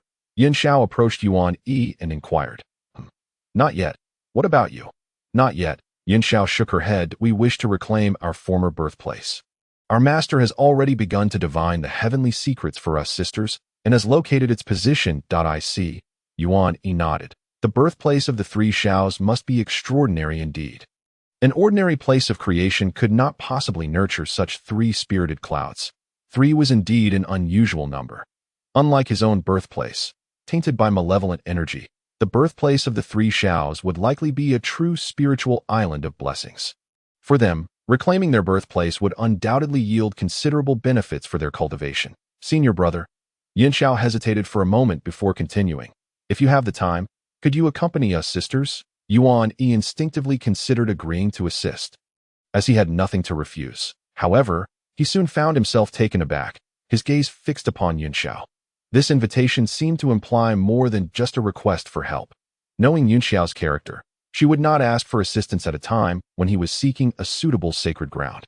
It felt reminiscent of a similar invitation she had extended upon his arrival at Kunlun. What do you think, senior brother? Well, Yuan Yi hesitated, sensing this was not mere misunderstanding. Yet, he desired a sanctuary of his own. And there were indeed suitable islands nearby that if senior brother does not mind the noise from Bi Xiao and the others, you could settle with us, sisters, Yin Xiao suggested, recalling his previous mention of his birthplace being tainted by the energy of the world, rendering it unsuitable as a sacred ground. Knowing your temperament, you would likely prefer not to be crowded with your fellow disciples. Rest assured, we have ample space for you to cultivate spiritual fruits, she added, inviting him to stay at their abode. Yin Xiao's straightforwardness left Yuan Yi unable to feign ignorance. At that moment, she switched to a private transmission, her voice directly reaching Yuan Yi's ears. To be honest, senior brother, our sister's former birthplace may possess another layer of creation. I sensed something of the sort before, but was uncertain and lacked the strength to explore it. The aura felt somewhat perilous. Now, we wish to return and take a look. And I sincerely seek your assistance. Another layer of creation? Yuan Yi pondered. What could that be? Wasn't the greatest blessing of the three Xiaos their apprenticeship under the Saint Tongtian? Suddenly, a certain legendary item came to mind. Associated with the formidable three Xiaos, besides their remarkable cultivation and the three treasures, the primordial golden dipper, the golden cudgel, and the dragon binding rope, they possessed something else of great significance. According to legends, the three Xiaos had used this item to vanquish the 12 immortals of the Chan Jiao, compelling the second martial uncle, the Saint Yuqing, to intervene personally. The formation, the Nine Curves Yellow River Formation. Could the creation Yin Xiao referred to be related to this item? It was no ordinary artifact. In terms of formations, its renown was second only to a handful of great arrays. Moreover, unlike other great formations, the Nine Curves Yellow River Formation required fewer practitioners to establish, relying solely on the three Xiaos themselves to in this regard. Only their master's sword array for slaying immortals could surpass it, whether it was the great array of the zodiac or the grand formations of the 12 ancestor witches. They demanded far stricter requirements for personnel. If this truly were the case, the fortunes and blessings of these three sisters were indeed extraordinary. Reflecting on his own situation, Yuan Yi considered, well, I too possess the innate dual energies of Yin and Yang. Then I shall accompany you. Yuan Yi nodded, accepting Yin Xiao's invitation. His interest in the renowned Nine Curves Yellow River Formation was piqued, and he wished to witness it firsthand. Of course, he had no other thoughts regarding this treasure belonging to the three Xiaos. Ultimately, Yuan Yi was not particularly fond of formations. Those famed great arrays seemed to have rather unfortunate outcomes, akin to an unbreakable curse. Furthermore, formations were, after all, reliant on external forces, the power of heaven and earth, and the strength of others, to unleash powers that exceeded one's own. Yuan Yi held little faith in the might of formations. More importantly, he had no intention of usurping anyone's fortune, let alone that of the three Xiaos. Those who treat me with sincerity, how could I deceive them? Knowing there were fortunes at stake, Yin Xiao still invited him along, which was not something an ordinary person would do, who would want to share their fortunes and blessings. Upon hearing Yuan Yi's agreement, Yin Xiao beamed with a warm and graceful smile. Then I shall trouble you, senior brother, no need for such formality. If senior brother says so, then I shall not be polite. Yin Xiao replied playfully, a rare hint of mischief in her tone. Yuan Yi was momentarily taken aback, shaking his head with a smile. When shall we depart? There is no time to waste, if senior brother is free. Shall we set off now? All right. Yuan Yi had no objections. Yin Xiao promptly called for Qiong Xiao and Bai Xiao, and the four of them, following the direction divined by their master Tongtian, soared westward. The birthplace of the three Xiaos was surprisingly located closer to the primordial land rather than deeper within the eastern sea. Above the eastern sea, a cloud rushed swiftly toward the primordial land. Not pressed for time, Yuan Yi and his companions opted for a leisurely journey atop the clouds, gliding over the sea's surface rather than using rapid evasion techniques. Yin Xiao navigated the clouds while Yuan Yi relaxed alongside the two sisters, Xiong Xiao and Bai Xiao. Yes, conserving energy, Yin Xiao remarked, that aura of fortune and creation carries a somewhat perilous essence to that moment. Xiong Xiao and Bai Xiao were engaged in a hushed discussion regarding naming their future sacred ground. Despite not having reclaimed their own sacred ground yet, they were already preoccupied with such trivial matters. Bai Xiao, inexplicably enthusiastic about naming, proposed, "What do you think we should call our sacred ground? How about the three celestial islands? You, me, and our elder sister, three celestial beings. But Penglai, Fangzhong, and Yingzhou are already known as the three celestial islands. And that is where our Jie Jiao's mountain gate resides. Isn't that inappropriate?" Xiong Xiao countered. "What does it matter? The master wouldn't mind. These three celestial islands are not the same as the three celestial beings' islands. They are two different matters," Bai Xiao insisted. "There's also another point. You forgot to count senior brother." Xiong Xiao reminded her. Bai Xiao paused, realizing her oversight. You're right that we definitely need to choose a more fitting name." "You need not involve me in your naming," was what Yuan Yi intended to convey. "How about calling it the Four Saints Island instead?" Bai Xiao, however, proposed yet another name, gesturing towards Yuan Yi, Yin Xiao, and Xiong Xiao, indicating herself, her senior brother, and her elder sister, "You and I." Yuan Yi was left speechless. Bai Xiao, are you perhaps afflicted with a naming affliction? Previously, there were the Golden Light Cave and the Golden Cloud Cave. And now you suggest the Four Saints Island? Perhaps it would be best if you refrained from naming altogether. Take saint as a title. Does that not seem rather ostentatious? We are merely at the Tai realm at present." Yuan Yi reminded. "What of it? Given the foundation of my senior brother and our sisterhood, we shall undoubtedly reach the quasi-saint realm in the future. A quasi-saint is still a saint, is it not? The heavenly court has its 10 great demon saints, does it not?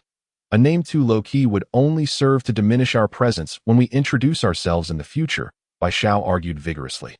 Even Xiong Xiao was convinced, agreeing with her reasoning. Ultimately, while the two sisters possessed differing personalities, they shared striking similarities in certain aspects. Neither was inclined towards modesty or restraint. They both preferred names that resonated powerfully. In truth, even if they did name it the Four Saints Island, it would not pose a significant issue. Those who might take offense would not be the sort to concern themselves with such trivialities. Saints are either their teachers or their uncles. Which saint would quibble over such minor matters? It would be unbecoming of a saint, would it not? As for others, they were of even less consequence. The reason Yuan Yi found it inappropriate was due to his recollection of legends wherein disciples of the Jie Jiao were known as the Four Saints. The Four Saints of Nine Dragons Island, Wang Mo, Yang Sun, Gao Yuqian, and Li Xingba. These four, one could say, bore the unmistakable appearance of unsavory characters, and Yuan Yi had some recollection of them. Moreover, these four were acquaintances of the plague god, Lu Yu, and were neighbors. Sharing a name with them gave Yuan Yi an uneasy feeling, especially considering the Golden Light Cave and the Golden Cloud Cave that preceded it. He felt a certain trepidation regarding the name Four Saints. At this point, Yuan Yi could hardly fail to understand that the Taoist sanctuaries of Tai Zhenren and Yuding Zhenren, namely the Golden Light Cave of Qianyuan Mountain and the Golden Cloud Cave of Yuquan Mountain, were clearly his and the three Shao sanctuaries, and it was not merely a matter of coincidental naming. It seemed that after the Jie Jiao relocated from Kunlun, their former sanctuaries had been inherited by these two. Yuan Yi and his companions had entered Kunlun early, and the spiritual mountain they chose was anything but ordinary. Even though Kunlun was replete with spiritual mountains, their sanctuary was among the most prestigious locations. In fact, prior to the Jie Jiao's departure, Tai had visited him and mentioned this matter. Yuan Yi had not refused, for with their people no longer in Kunlun, it seemed somewhat unreasonable to occupy the best place and leave it vacant. Now that Bai Xiao proposed the name Four Saints Island, Yuan Yi could not help but overthink. It was best to avoid entanglements with fate. The matter of naming their sanctuary could be deliberated later. The pressing concern was to reclaim their sanctuary first. Yin Xiao interjected, bringing the discussion to a close. Upon hearing her elder sister's words, Bai Xiao had no choice but to obediently silence herself. Setting the matter aside, Yuan Yi turned his gaze towards Yin Xiao, only to find her looking back at him, her gaze seemingly filled with inquiry, though she remained silent. Could it be? Did Yin Xiao speak up because of him? He found himself doubting whether Yin Xiao had indeed mastered a form of divine insight akin to the rumored heart perception. Did she truly notice his hesitation? It seemed she understood him too well. Or perhaps she was simply overly observant. He merely harbored a fleeting thought, yet she discerned it. Clearly, Xiong Xiao and Bai Xiao, who spent more time with him, lacked such perceptiveness. Suddenly, Yuan Yi's gaze shifted forward, his brow furrowing. Has something transpired, senior brother? Yin Xiao immediately sensed the change in Yuan Yi's demeanor and inquired.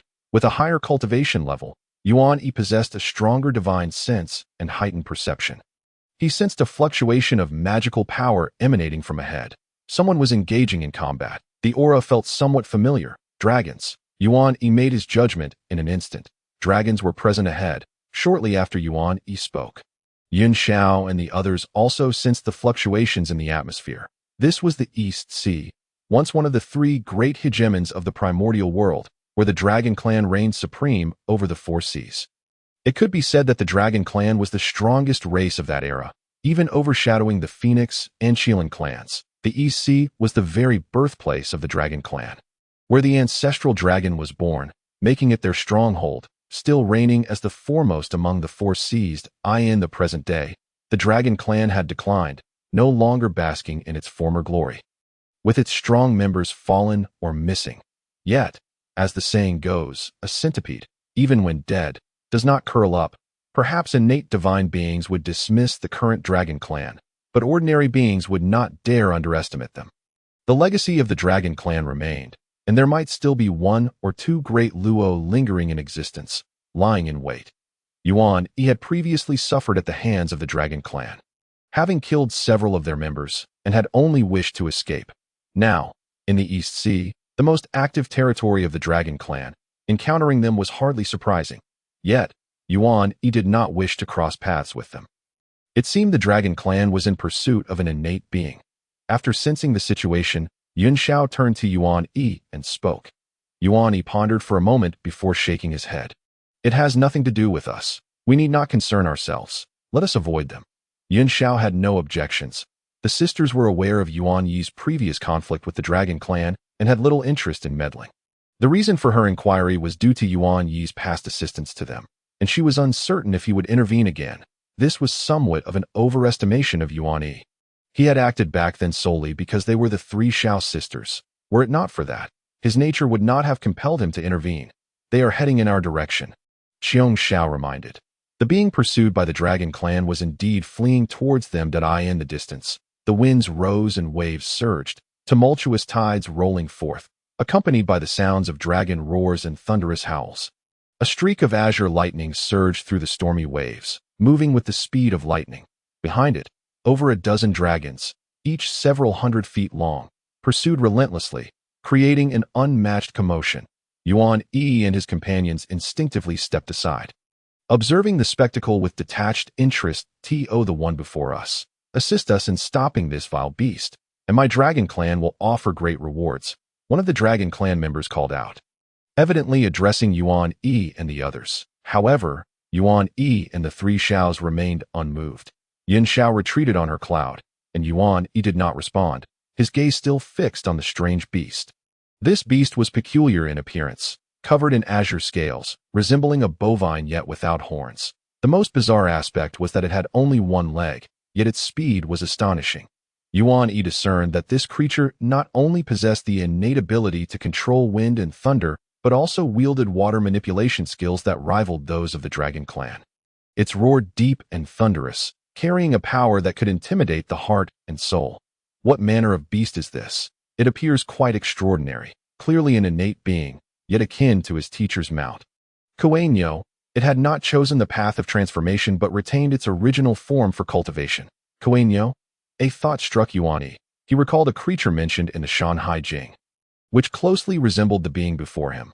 Moreover, the name was strikingly similar to that of his teacher's mount, Tong Tian, sharing almost the same pronunciation. It was called Kuei-nyo.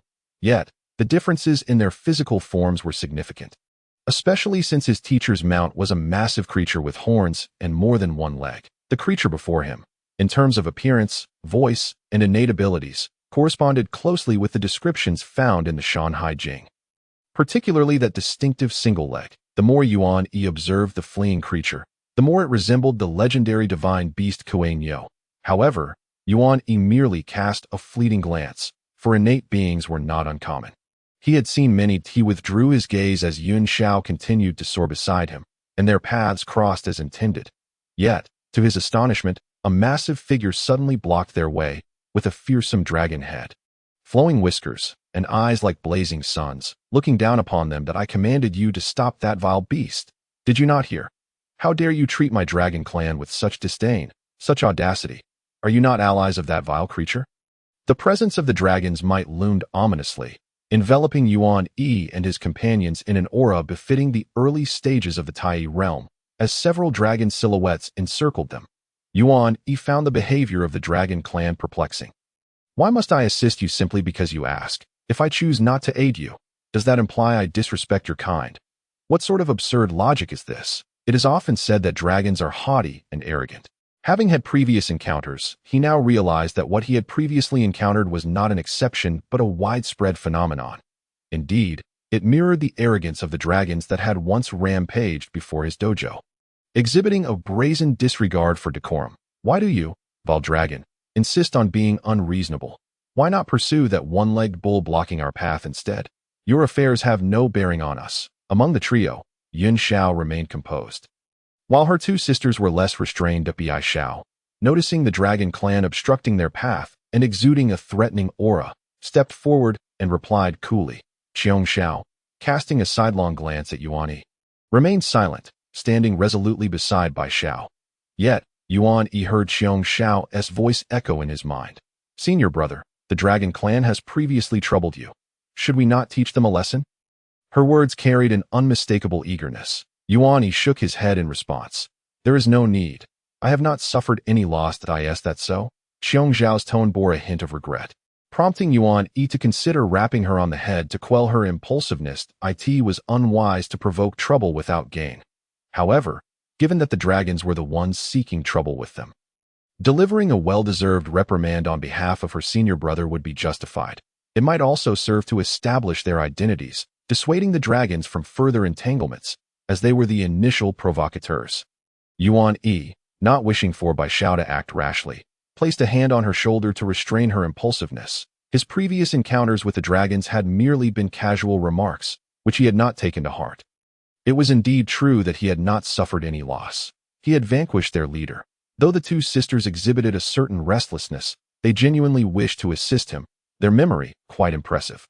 Disciples of the Jie Jiao, Yuan Yi, what teachings do the esteemed dragons have for us? Yuan Yi pulled Bai Xiao back and stepped forward, announcing his identity as his aura radiated outward. As for the oppressive aura exuded by the dragons, it dissipated upon contact. Not only did they fall short of his cultivation level, but even at an equal level, they were still insignificant in comparison.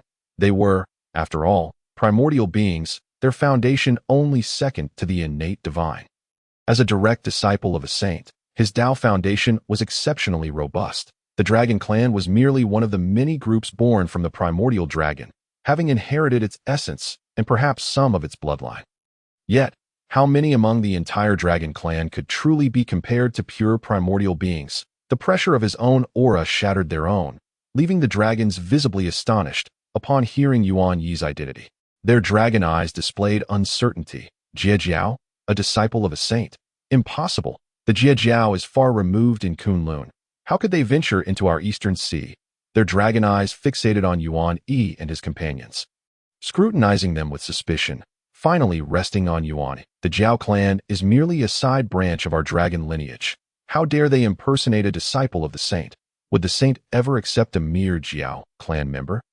Yuan Yi fell into silence. My identity as a disciple of a saint not credible. Do you dragons possess such confidence to doubt it? He felt little inclination to engage in dialogue, especially given the condescending demeanor of the dragon before him, which irked him. You, who are but a mere offshoot, dare to compare yourself to my senior brother? My senior brother is a primordial being. What relevance do you dragons have to him?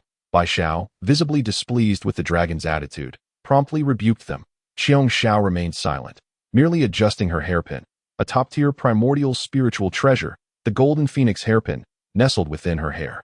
Yun Xiao furrowed her brows, the gentle aura in her gaze dissipating somewhat, replaced by a fierce intensity. Yet she continued to await Yuan Yi's decision. Begone! Yuan Yi suppressed the rising tide of negative emotions within him. His voice calm and indifferent. Should you dare obstruct our path again, it will be regarded as an affront, and I shall eliminate you, demanding an explanation from the Dragon Clan thereafter. Yuan Yi had no desire to misuse his status as a disciple of the saint for reckless deeds. Thus, he remained restrained, constantly reminding himself not to bully others due to his position and to avoid embroiling the Jie Jiao in unnecessary troubles, lest he become no different from those he detested.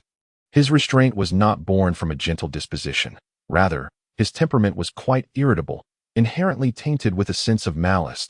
He simply had not allowed himself to unleash it. He hoped the dragons would exercise wisdom, recognizing that the road is wide enough for all to traverse without conflict. However, excessive retreat and a lack of assertiveness would not align with the identity of a saint's disciple if the other party was willing to reason. Yuan Yi would not hesitate to engage in discourse if they were unwilling. He would be even less inclined to reason with them. Avoiding trouble is not synonymous with perpetual submission, given the Dragon Clan's profound heritage.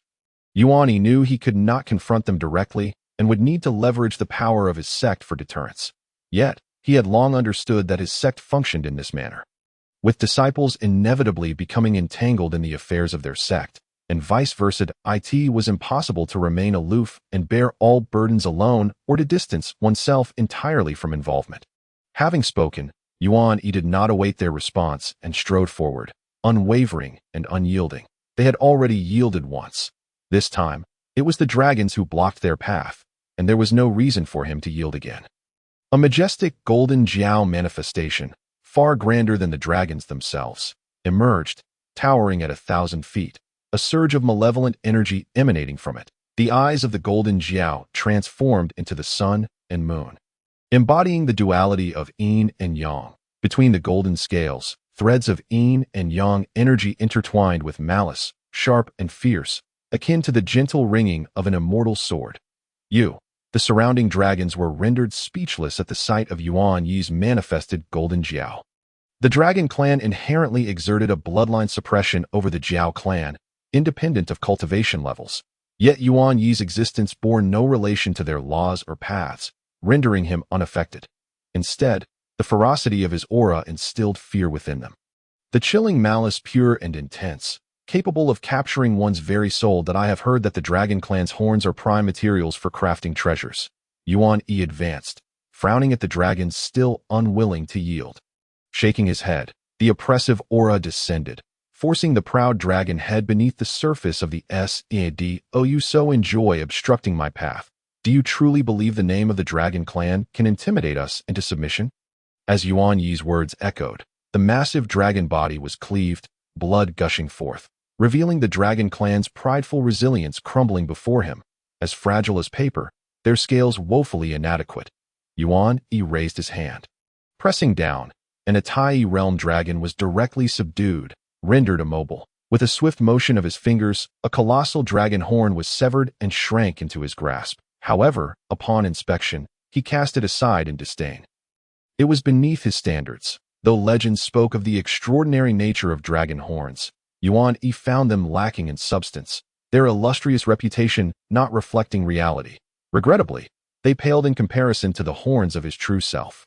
The scent of blood pervaded the air as the waters below turned crimson. Yuan Yi glanced at the subdued Dragon Clan before retracting his gaze, inhaling deeply to quell the surging malice within. Please clear the way. Thank you. In the midst of his speech, the Golden Jiao manifestation swept its tail, sending the one-horned dragon and the surrounding dragons tumbling away, ultimately refraining from delivering a lethal blow. However, should these dragons remain obstinate, he might find it difficult to show restraint as the Yin and Yang energies receded, the malevolent aura dissipated, revealing the pure golden hue of Yuan Yi's essence, calming his own presence. Turning back, he observed the trio enveloped within his manifestation. Xiong Xiao and Bai Xiao were curiously exploring, with Bai Xiao even brandishing the exquisite primordial spiritual treasure, the binding dragon rope, as if engaged in a playful duel. Yuan Yi's eye twitched slightly, Though this was merely a manifested form and not his true self, he couldn't help but wonder what they were up to, especially Bai Xiao. Sensing Yuan Yi's gaze, Qiong Xiao subtly withdrew her hand, while Bai Xiao hastily concealed the binding dragon rope behind her. Senior brother, your manifestation is truly magnificent and awe-inspiring. Qiong Xiao remarked that is that so? Senior brother is usually reluctant to let us take a glimpse. Quite stingy indeed, Bi Chao interjected. Their true forms resembled a swirl of yellow and green clouds, lacking any semblance of intimidation. Even Yuan Yi remarked that they were quite beautiful, a comment that left them feeling somewhat dissatisfied. Senior brother's earlier demeanor was genuinely frightening, his fierce countenance more intimidating than that of the eldest sister. What are you saying? Yun Xiao glanced sideways, a smile gracing her face as she regarded the two sisters. Sensing the precariousness of the situation, the two instinctively edged closer to Yuan Yi, afraid to speak. Indeed, the wrath of the eldest sister was far more dreadful than that of senior brother.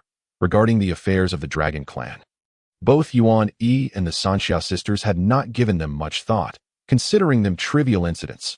The current Dragon Clan was no longer the once mighty sovereign of the primordial wilderness. Only the Dragon Clan itself remained ensnared in the glories of the past. Unwilling to awaken, the era belonging to the three clans had long since concluded. Deep within the East Sea, the resplendent crystal palace shimmered with brilliance, a remnant of the Dragon Clan's past splendor that had yet to fade. The patrolling soldiers donned their splendid celestial armor, a variety of rare spiritual roots radiating ethereal light, presenting a grand familial atmosphere. You claim that the one who harmed your kind identifies as a disciple of a student of the sage.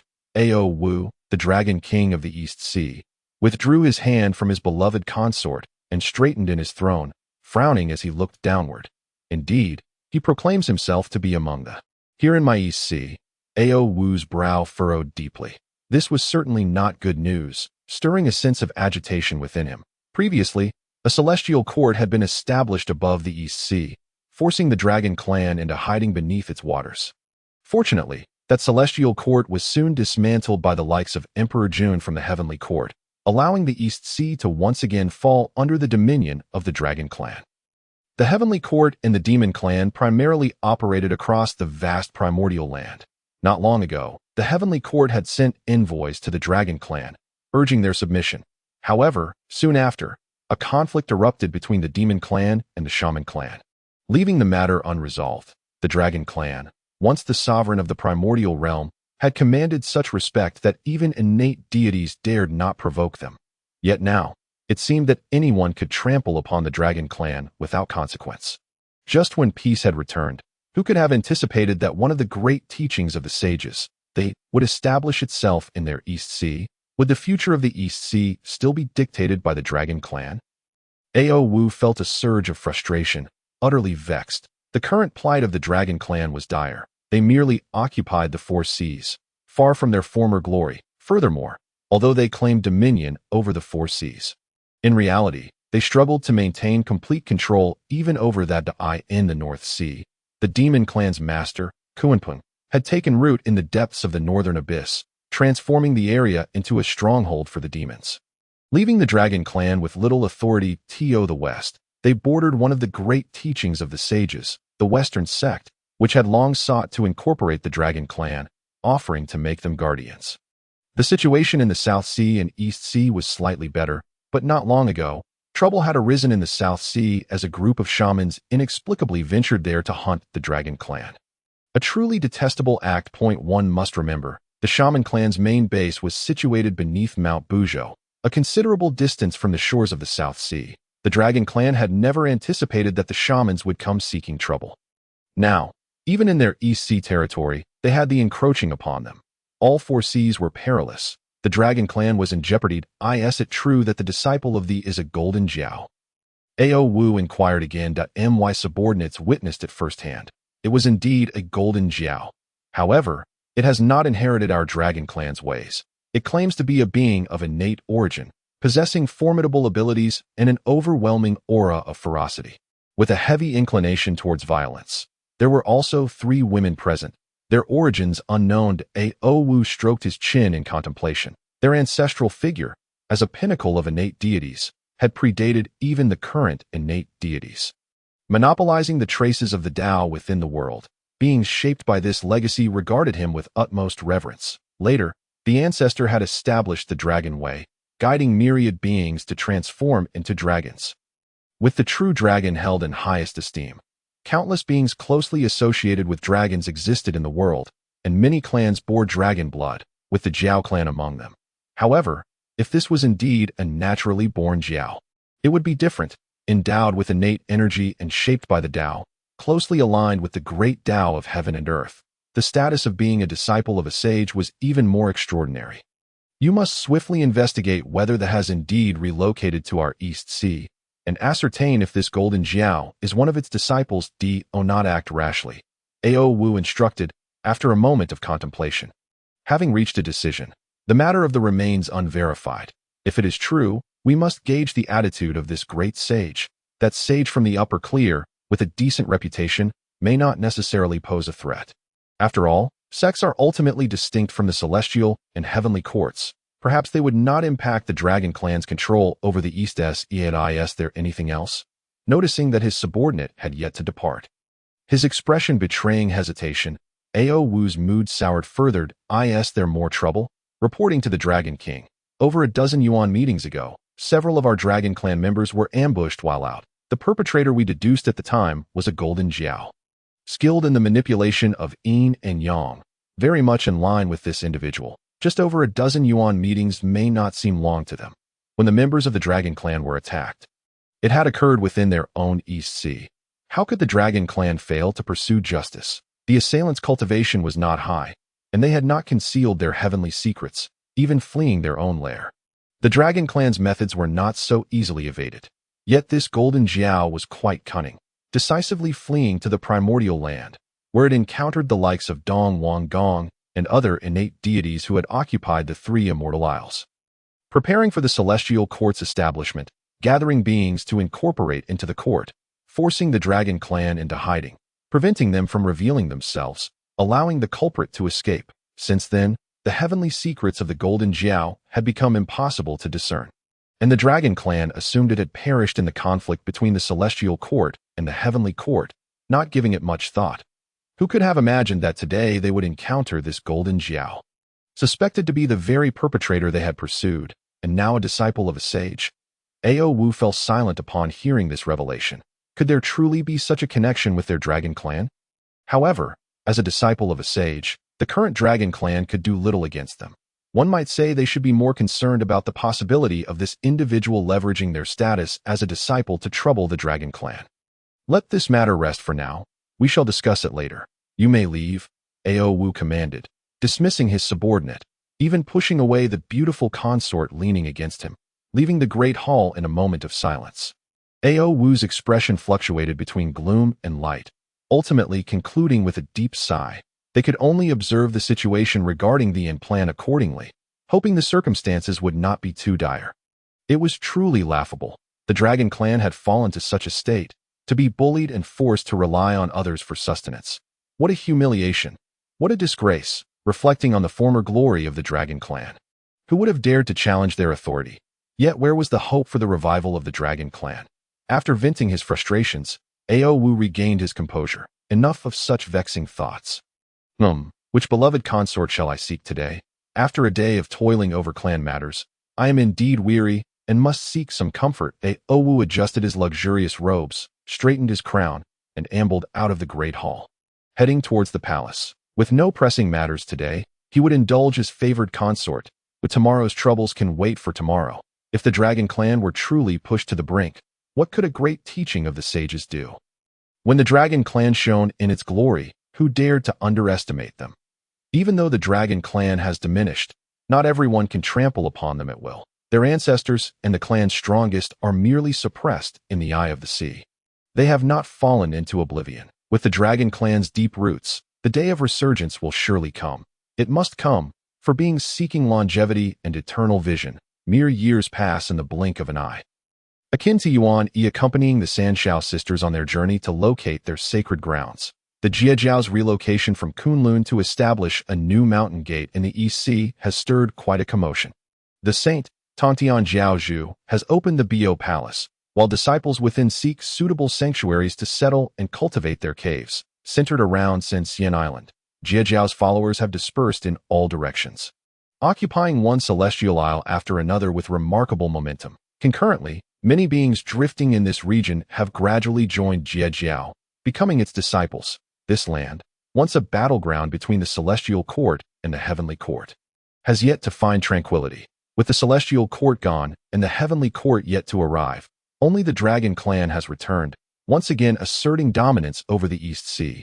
Now, with Jiao's emergence, those beings pursued by the Dragon clan naturally wish to cling to the mighty tree of the saint's great teaching. The foremost disciple, darken, manages the affairs within the sect, while the more mundane matters are handled by him on behalf of the saint. Tainted. Even when the Dragon King of the East Sea pays a visit, the same remains true. The current Dragon clan does not possess the standing to warrant a personal audience with the saint. Ao Wu is escorted to the mountain gate by several Jiao disciples, and as he journeys, he finds the reception of Jiao rather unsatisfactory. Not only does he fail to meet the sect's leader, Tainted saint, but the welcoming is also far from grand, indicating a clear disregard for the Dragon clan. Yet, as a Dragon King, Ao Wu understands well that the great teaching of the saint is not something the Dragon clan can provoke. It is merely the disparity that leaves him feeling uncomfortable. The accompanying Dragon clan youths express even greater dissatisfaction, but Ao Wu suppresses their complaints. Discomfort aside, he can still discern the fundamental situation. Ao Wu, a middle-aged man of imposing countenance, retains one of the symbols of the Dragon clan, his pair of dragon horns. Clad in opulent garments adorned with treasures, he exemplifies the wealth and extraordinary heritage of the Dragon clan. Dao Bao stands at the mountain gate, observing the dazzling procession from the East Sea Dragon Palace, accompanied by Jin Ling, Wu Dang, Zhao Gongming, and others. Among the principal disciples, only Yuan Yi and the San Shao are absent. Having just relocated to this place, they have yet to begin their secluded cultivation. Thus, upon hearing of the Dragon clan's visit, they are naturally eager to join the fray, having heard much of the Dragon clan's illustrious reputation as the former sovereign of the primordial wilderness. Dao Bao notices the radiant East Sea Dragon King approaching from a distance and raises an eyebrow. Jin Ling, I have matters to attend to. I shall return shortly. With that, Dao Bao vanishes before Jin Ling can respond. Jin Ling, puzzled, turns her gaze towards Wu Dang. With the guests arriving, what urgent matter could Dao Bao have that necessitates his departure at this moment? Wu Dang shares her confusion, and Jin Ling then looks to Zhao Gongming and the other Jiao disciples. But none can provide an answer. Fortunately, in but a brief moment, Dao Bao's rounded figure reappears beside Jin Ling. However, upon observing him, Jin Ling suddenly finds herself disinclined to inquire further to this moment. Dao Bao has donned a more exquisite Taoist robe, and his hair has been meticulously styled. More importantly, he is adorned with several innate treasures as embellishments, and his waist is laden with a full circle of them, producing a melodious chime with each step. The sound of innate treasures clinking together that he holds two beads in his hands, one a Qiankuan pearl, the other an innate 5 elements essence spirit pearl, specifically the Jinling pearl. His dignified bearing and attire epitomize his Taoist title. Jinling gazes at Dao Bao with a strange look, wondering if he left merely to change his attire. Sensing Jinling's scrutinizing gaze, Dao Bao remains focused and discreetly communicates with his fellow disciples, explaining, as disciples, we represent our teacher and the dignity of Jiao. Thus, how could we allow others to look down upon us? The Dragon clan has always been proud. They dare to flaunt themselves at our Jiao. This cannot be permitted. Furthermore, as my sister Yun Xiao wisely pointed out, since we are welcoming guests, we must present ourselves properly and treat them with respect, reflecting the grandeur of our great teaching. Upon hearing this, Jin Ling and the others glance at the approach of the East Sea Dragon Palace's entourage, their minds turning as they vanish one by one. However, Jin Ling and Wu Dang remain still. Wu Dang's expression is calm and silent, while Jin Ling dismisses the matter with a scoff. On the path of cultivation, one should be judged by their Taoist accomplishments. Without sufficient strength to back such ostentation, one merely appears hollow and superficial. The Dragon clan's current state is known to all, except perhaps themselves. Sister, be cautious with your words. Dao Bao gently clears his throat and advises, It is said that this Dragon King is a formidable figure at the early stage of the Deluo realm, and it seems to be true. Within the gates of Jie Jiao, Dao Bao and the others are confident that the other party would not dare to employ Deluo methods. Otherwise, even with their telepathic communication, they might have been overheard. Jin Ling refrains from further commentary, yet she undoubtedly does not regard the Dragon Clan highly as a disciple personally taught by the saint. The early Deluo realm is not insurmountable. They merely lack time. Jin Ling and her companions possess such confidence. While the Dragon Clan may be at the Deluo level, they have essentially reached the limits of their path. It would be fortunate if they do not fall from their realm due to their clan's accumulated sins. Thus, the haughty demeanor of the Dragon Clan's entourage does not sit well with Jin Ling, especially given their initial demand to meet their teacher, Tainted. If the ancestor dragon were present, such a request might hold some weight. Dao Bao understands Jin Ling's forthright nature and chooses not to elaborate further. Each of his disciples has their distinct temperament, and among them, Jin Ling and Yun Xiao are the most challenging to manage. Fortunately, Yun Xiao is under the guidance of someone and is generally reasonable, rarely engaging in combat or disputes. Jin Ling, on the other hand, possesses a much fiercer temperament and enjoys debating and engaging in contests of skill. While Dao Bao and the others communicate telepathically, several Jie Jiao disciples have already guided the East Sea Dragon Palace entourage closer. Dao Bao, accompanied by the Jie Jiao disciples, steps forward to greet them. The teacher, Tainted, is preoccupied with establishing his dojo, and Dao Bao prefers not to disturb him with trivial matters. However, when faced with a presence at the Deluo level, even if only at the early stage, Dao Bao cannot help but feel some pressure as both parties meet and exchange pleasantries. Ao Wu's dissatisfaction with not encountering the saint, only being received by these few Tai E-level juniors, remains unexpressed. His purpose here is to gauge Jie Jiao's stance and witness the so-called great teaching of the saint. The great teaching of the saint is hardly impressive. These disciples possess cultivation no higher than the mid-Tai E level. A mere Tai E is something the Dragon Clan still possesses in abundance. As for the treasures adorning Dao Bao and the others, Ao Wu does not regard them with much esteem. They are merely trinkets. And the Dragon Clan has no shortage of such items. Apart from the saint, this great teaching is not superior to the Dragon Clan, perhaps even inferior, Ao Wu silently concludes, upon discerning Jie Jiao's stance through Dao Bao's words. The weight in Ao Wu's heart lifts. Jie Jiao is simply here to impart teachings and enlighten beings, showing no interest in interfering with the affairs of the Dragon Clan or the clan itself. Since Dao Bao is the foremost disciple of Tainted, his words carry credibility. Thus, it may very well be that the East Sea Dragon Clan can anticipate a period of stability ahead, which is a positive outcome. After half a day, the entourage from the East Sea Dragon Palace departs from Jie Jiao, without lingering. By the way, do you have a disciple named Yuan Yi, the one of the Golden Jiao physique? As they prepare to leave, Ao Wu recalls a matter and inquires. Dao Bao is momentarily taken aback, but quickly nods. Yes, Brother Yuan Yi is a disciple of our Jie Jiao, he asserts, emphasizing a direct disciple of our teacher. He is not foolish. Yuan Yi and the Sanshao have gone to seek their sacred grounds. The fact that Ao Wu inquires about this, knowing Yuan Yi's name, suggests that it is likely not a good omen. Moreover, he has heard that Yuan Yi and the Sanshao were born in the East Sea, possibly harboring some past grievances with the Dragon Clan. Is that so? His unwarranted attack on a member of my Dragon Clan, along with several of my clan's youths falling in the outside world, may indeed have some connection with your disciple, Ao Wu states, his calm tone betraying a hint of pressure. The Dragon King jested. That is simply impossible, Dao Bao replies, shaking his head. Brother Yuan Yi would never strike without cause. There must be a reason behind it. If this matter is indeed true, I fear I must report it to our teacher and seek an explanation for Brother Yuan Yi from the Dragon Clan. Duobao's words were resolute and unwavering. As the senior brother of Jie Jiao, his stance was unyielding. Although Yuan Yi was not particularly close to him, he had never offended or provoked him. Moreover, Duobao had a fair understanding of Yuan Yi's character. He would never initiate conflict. If he was not provoked, he would not resort to violence, a fact in which Duobao held great conviction.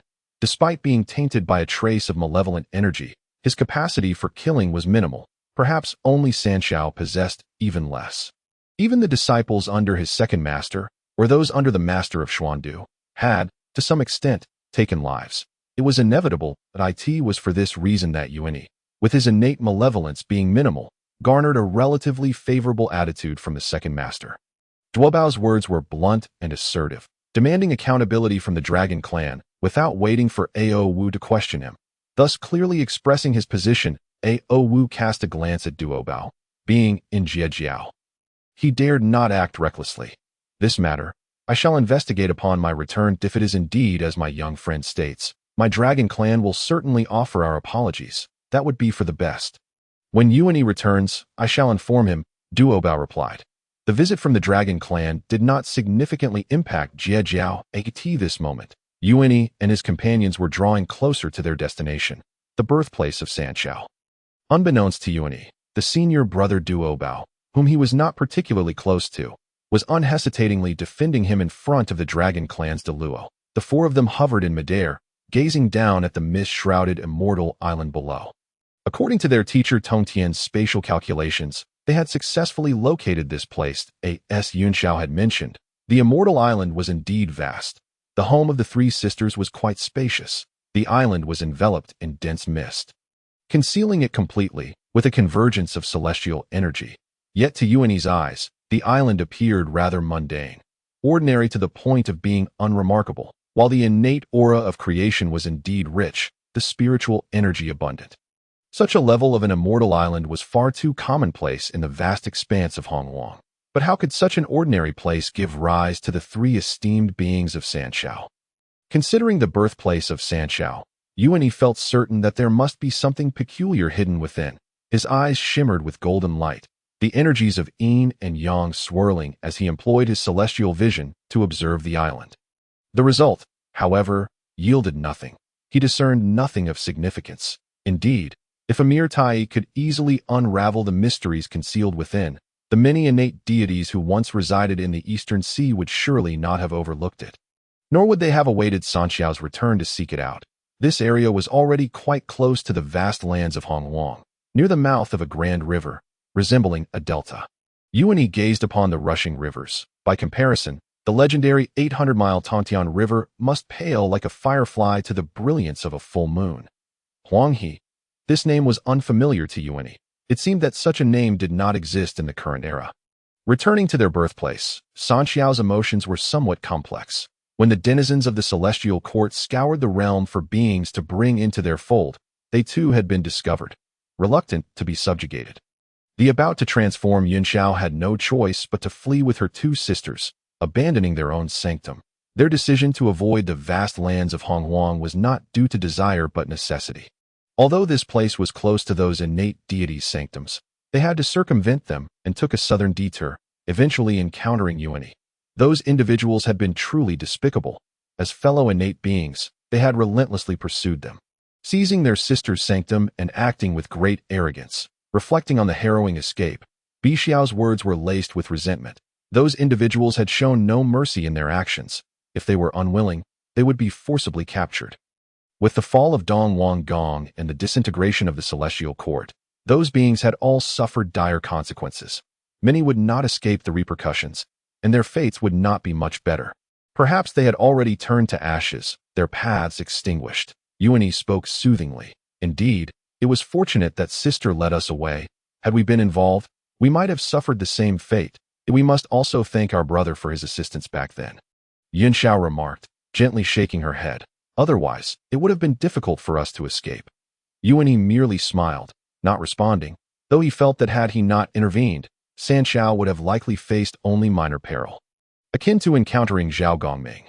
Yet, what-ifs that had never transpired were difficult to determine. He felt slightly embarrassed by the praise, as his intentions had not been entirely pure at that time.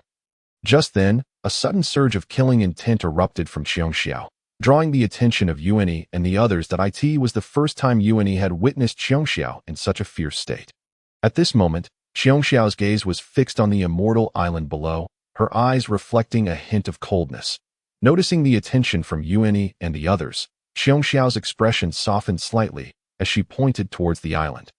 I sensed the presence of that group from before, right beneath us. Hearing this, Bixiao's expression shifted, and Yunxiao furrowed her brows. The days when they had been pursued and cornered could be considered the most desperate moments of their lives. The mere thought of being captured and subsequently incorporated into the celestial court, possibly facing a life-threatening ordeal, intensified their resentment.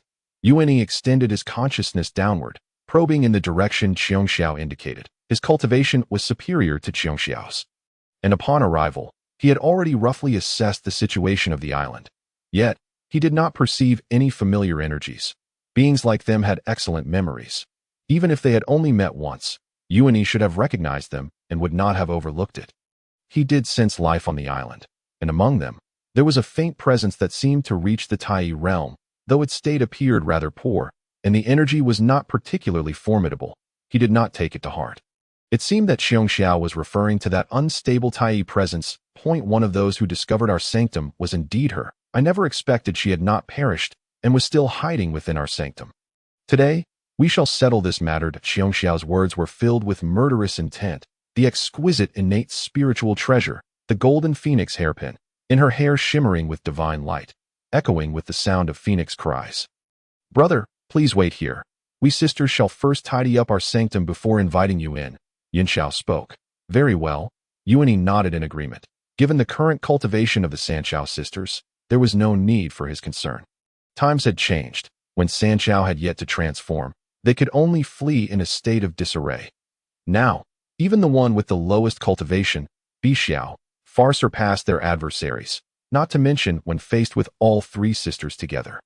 Moreover, all three of them possessed exquisite innate spiritual treasures, far beyond what ordinary beings could compare to. As for the lower-tier innate spiritual treasures, much like Yuan Yi, their teacher Tongtian had bestowed several inferior spiritual treasures upon each disciple. Yet they rarely utilized them. The profound principles contained within a single exquisite innate spiritual treasure were already enough to occupy them for a considerable time, leaving little room for them to ponder the inferior treasures. In an instant, the figures of Sanxiao vanished, transforming into divine light that descended upon the immortal island. Yuan Yi followed closely behind, not intending to intervene, but wishing to observe. He had yet to witness Yuan Xiao engage in a battle of wits and skills. He was more familiar with the tactics of Qiongxiao and Bixiao. Although Qiongxiao and Bixiao often claimed that Yuan Xiao was fierce, Yuan Yi had never felt that way. Yuan Xiao had always been gentle and kind, never displaying any harshness when admonishing her two sisters. Who dares to intrude upon our sanctum without invitation? As the aura of Sanxiao descended, their presence was finally detected. A figure emerged from the depths of the immortal island. Simultaneously, layers of formations and restrictions were activated, enveloping the island in a radiant light, with oppressive energies permeating the AI. It was a female innate being, her eyes elongated, clad in a crimson robe. Behind her manifested a colossal and peculiar, resembling her true form, akin to Yuan Yi's golden dragon form. This true form was entirely crimson, resembling a great serpent. Oddly, it possessed only one head, but two bodies, appearing rather bizarre. As an innate being, neither her true form nor her innate corporeal body should be deemed ugly. Yet Yuan Yi found the sight of this unusual shape rather unsettling. What manner of being was this? Yuan Yi pondered deeply. Nevertheless, the identity of the being seemed inconsequential. Who among you is considered a companion on the path? Your abode exudes a shameless essence. Bixiao regarded the individual before her with no semblance of courtesy. However, Yuan Yi discerned that Bixiao's repertoire of invectives was rather impoverished, lacking in any real potency.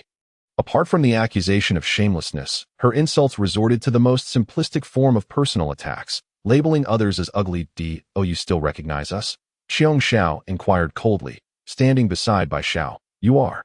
The woman's countenance grew tense upon sensing the malevolent intent of the Sanxiao sisters, whose aura far surpassed her own. Her gaze swept over the three, then drifted towards Yuan Yi, who observed from a distance. From their presence, she felt an overwhelming sense of danger. Any one of them could easily overpower her. The implication of their words was clear. They bore a grudge against her and had now come seeking her out. Esteemed friends, might there be a misunderstanding? Huh? Qiongxiao chuckled lightly. Uninterested in further conversation, as she spoke, she prepared to strike. Wait, if you have come for this immortal island, open. Yet, a serene voice interrupted her words, as Yuan Xiao summoned the exquisite innate spiritual treasure. The Hanyuan Golden Jiao The golden Jiao expanded in the air, swiftly enveloping the sky and obscuring the sun, hovering above the immortal island, radiating divine brilliance and celestial light, with pure golden rays cascading down, instilling a sense of order and law. Refine. Yun Xiao gestured with one hand, the seals shifting as the golden Jiao exhaled golden light, casting a shroud over the area. This golden Jiao, a supreme, innate spiritual treasure, contained the essence of the universe, capable of encompassing all things that it could even contain a realm of space. Once ensnared by its golden light, one would be subjected to its suppression and binding, unable to resist its formidable power. Moreover, it possessed the ability to revert to the primal essence, capable of reversing and refining various forces within the cosmos into fundamental energy. This aspect of the treasure instilled fear in cultivators, as it could diminish one's cultivation, directly impacting their spiritual progression. For practitioners, the dissipation of their path is akin to a nightmare. Thus, it is a perilous treasure, even more ruthless than those meant for direct confrontation. This marked Yun Zhao's inaugural invocation of the Golden Jiao's might, and Yuan Yi, having previously borrowed it for contemplation, was quite familiar with its capabilities. Beneath the golden light, the layers of formations and restrictions that blanketed the immortal island disintegrated like fragile bubbles, vanishing without a trace, forcibly dismantled without exhibiting any resistance. Furthermore, as the formations crumbled, the golden light descended upon her in a mere instant, rendering her immobile, and the Tai realm she had painstakingly cultivated was abruptly erased, causing her to plummet from the Tai realm. Faced with Yun Zhao's invocation of the Golden Jiao, an entity who had just recently entered the Tai realm found herself utterly powerless to resist. Yet, Yun Xiao was not the sole assailant. As she summoned the Golden Jiao, Bai Xiao unleashed the binding dragon rope. This innate spiritual treasure, with its lack of discernment, was capable of restraining even Yuan Yi, who belonged to the dragon clan. Thus, the bizarre serpent before them was naturally deemed a dragon and subjected to its binding. Yuan Yi had previously been covertly tested by Qiong Xiao with it. Finding himself thoroughly ensnared and unable to escape, the binding dragon rope shot forth, ensnaring the already subdued woman, silencing her aura that a sharp glimmer sliced through the void, suffused with five-colored divine light. It was Qiong Xiao who had summoned the golden phoenix hairpin, a razor-sharp force piercing through the woman's brow, leaving a translucent hole from front to back. The very essence of her spirit was shattered, leading to her immediate demise without a hint of surprise. As her spirit disintegrated and her true form returned to silence, her physical body gradually dissipated into pure cosmic energy under the refining might of Yun Zhao's Golden Jiao. Thus, a being of the Tai realm vanished from existence, potentially leaving the world devoid of an entire race. Being an innate being, her cultivation level during transformation likely resided at the golden immortal realm. That it was evident that she had transformed prior to the Sanxiao sisters, and her cultivation had surpassed that of the three. Given her ability to reach the Tai realm, it was likely due to the teachings from the celestial court. Otherwise, achieving such a level would have been exceedingly difficult. However, in comparison to the Sanxiao sisters, who had entered the tutelage of a sage, her fortune and opportunities paled significantly. With an unstable foundation, insufficient cultivation, and lack of notable treasures, Bai Xiao could easily vanquish her even without employing a treasure. Yet, the three sisters not only acted in unison but also summoned supreme innate spiritual treasures, resulting in her swift demise in an instant. The duel commenced and concluded in an instant, devoid of any spectacle. A mere one-sided slaughtered, so weak, Bai Xiao muttered softly as she retracted the binding dragon rope, finding her opponent weaker than those dragon beings she had encountered before, leading her to suspect whether this Tai realm was merely a counterfeit golden immortal. Previously, she had deemed those dragons weak, yet in comparison to this former adversary, they seemed to possess a hint of strength. With similar cultivation levels and comparable origins, the disparity in power becomes increasingly pronounced at higher realms, which explains why everyone aspires to be taken under the wing of formidable beings. Not to mention the differences in treasures and opportunities, the two are hardly comparable. Observing the three sisters stow their treasures, Yuan Yi approached, surveying the immortal island below. Your island is far superior to my birthplace. It remains distant from the former center of the celestial court and appears to have endured little damage, thus sparing considerable effort in repairs. Did you discern anything, senior brother? Yun Xiao inquired with a gentle smile, her demeanor soft and her expression warm, a stark contrast to her earlier ferocity. Nothing, utterly mundane. I cannot perceive anything of significance. Yuan Yi replied, shaking his head. If even I could grasp its intricacies, it would have long ceased to resemble its current form. How about you? Can you still sense the fortune and opportunities you mentioned? Yun Xiao turned her gaze to the western side of the island, peering beneath the sea, and closed her eyes to attune her senses once more. When she reopened them, she nodded that it is quite vague. But it should still be present. With careful sensing, I can faintly perceive a thread of weak energy. Yuan Yi felt a twinge of envy upon hearing this. It was a clear instance of fate and fortune presenting themselves at his doorstep. A sudden impulse, a resonance of energy, such sensations were foreign to him. Even the mid-grade innate spiritual treasure, the dust crown, had been forcibly subdued and acquired by him, rather than being beckoned by the treasure itself. He could sense no peculiarities, yet Yun Xiao, whose cultivation was inferior to his, seemed to have some awareness. Yuan Yi found it hard to believe there was no hidden agenda at play, standing so close to the Jiao sisters. It perplexed him that the opportunities and fortunes had not sought him out. It felt as if he were blind to them. However, Yuan Yi did not wish to compete with the Jiao for luck or fortune. He merely yearned to experience the sensation of being courted by destiny. It is worth mentioning that Yuan Yi had not been entirely devoid of such feelings in the past, but there had been only one instance. Moreover, what had stirred his heart was not a spiritual treasure, but rather the three clouds that had yet to take form, desperately fleeing. There was no fortune there. Yun Xiao led the way, and 4 beams of divine light ventured westward. Arriving at the westernmost edge of the immortal island, near the estuary, the faint energy that Yun Xiao sensed emanated from beneath the surface of the sea, not from the island itself, even at the estuary. Close to the shoreline, the waters were still profoundly deep. The great river, converging from the primordial earth, appeared tranquil yet possessed its own momentum, a natural formation that echoed the grandeur of mountains and rivers. Yuan Yi and the 3 Yun Xiao sisters submerged into the water, descending towards the ocean's depths. The evasion techniques Yuan Yi had mastered intertwined with his own Yin-Yang evasion, and he had also grasped the 5 elements escape method through his understanding of elemental forces. With his essence being that of a golden serpent, he found the water evasion technique to be second nature. Although he had been born beyond the East Sea, he had never truly witnessed the ocean floor's visage. According to Yun Xiao, she aspired to use a top-grade innate spiritual treasure to encapsulate the immortal island and transport it back to the mountain gate of the Jia sect. Yet this was no simple task. With their cultivation at the Tai realm, they possessed the means to move mountains and fill seas. However, the immortal island was no ordinary island. It was intricately linked to the Earth's veins, bearing the traces of the great Tao's evolution, and contained inherent creation that could not be easily relocated. Only with the top-grade innate spiritual treasure, the Hunyuan Golden Dipper, in Yun Xiao's possession could she attempt such a feat. Yet the situation seemed far from straightforward. During her earlier sensing, Yun Xiao discovered that the energy of the immortal island, birthed by the 3 sisters, was connected to some entity deep beneath the sea, anchoring it in this location. Even if she invoked the power of the Hunyuan Golden Dipper, she could not easily retrieve the island. The energy was too formidable, a cohesive whole, difficult to disrupt. It even gave her the impression that forcibly removing the island would require uprooting a portion of the primordial earth. The immortal island had not fused seamlessly with the East Sea. It appeared more like an extension of the primordial land reaching into the East Sea, connected to the great river converging from the primordial earth.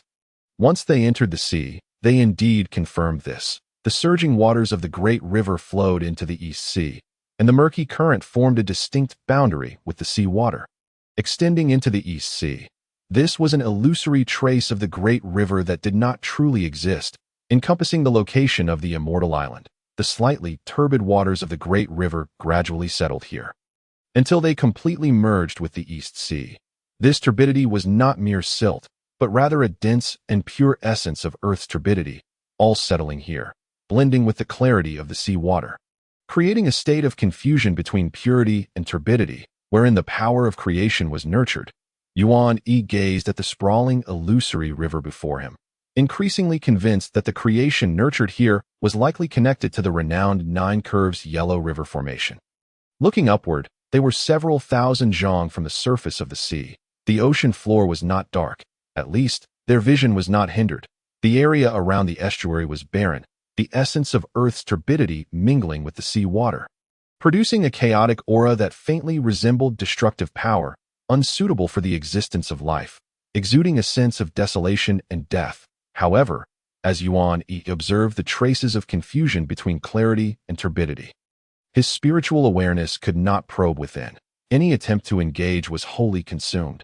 Though the essence of clarity and turbidity was pure and exquisite, it was so intertwined that separation was impossible, rendering it useless refuse. For cultivators like them, it hardly qualified as a heavenly material or earthly treasure.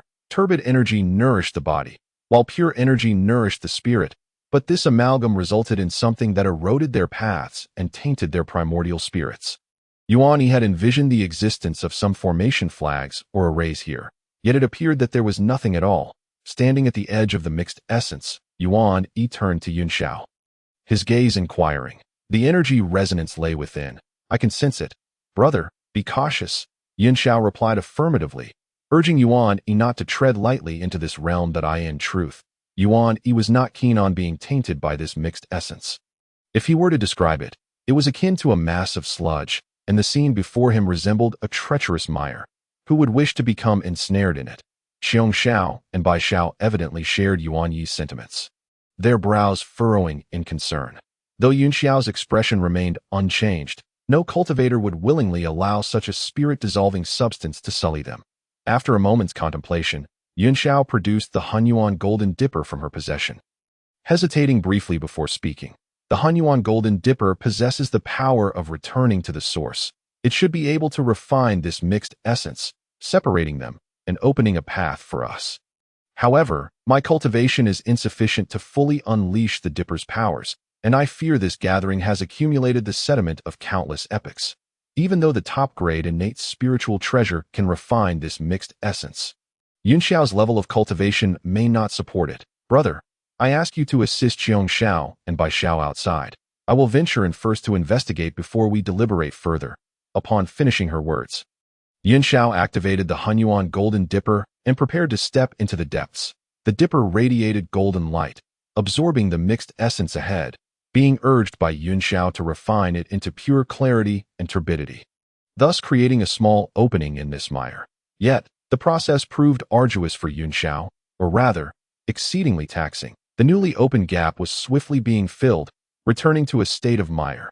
Yuan Yi grasped Yun Xiao's shoulder, halting her advance. A moment's carelessness could lead to damage to her cultivation or even taint her essence, jeopardizing her future path. Too dangerous. Simultaneously, Xiong Xiao and Bai Xiao stood beside Yun Xiao, not to prevent her, but to support her. Sister, how can you always take the lead? This time, let me go first. Bai Xiao reached for the Hunyuan Golden Dipper, but was met with a sharp glare from Yun Xiao, who swatted her hand away. Bai Xiao immediately lowered her gaze, not daring to speak further, though her peripheral vision darted towards Xiong Xiao. Of course, we will accompany our elder sister into the depths, with both Bai Xiao and myself assisting.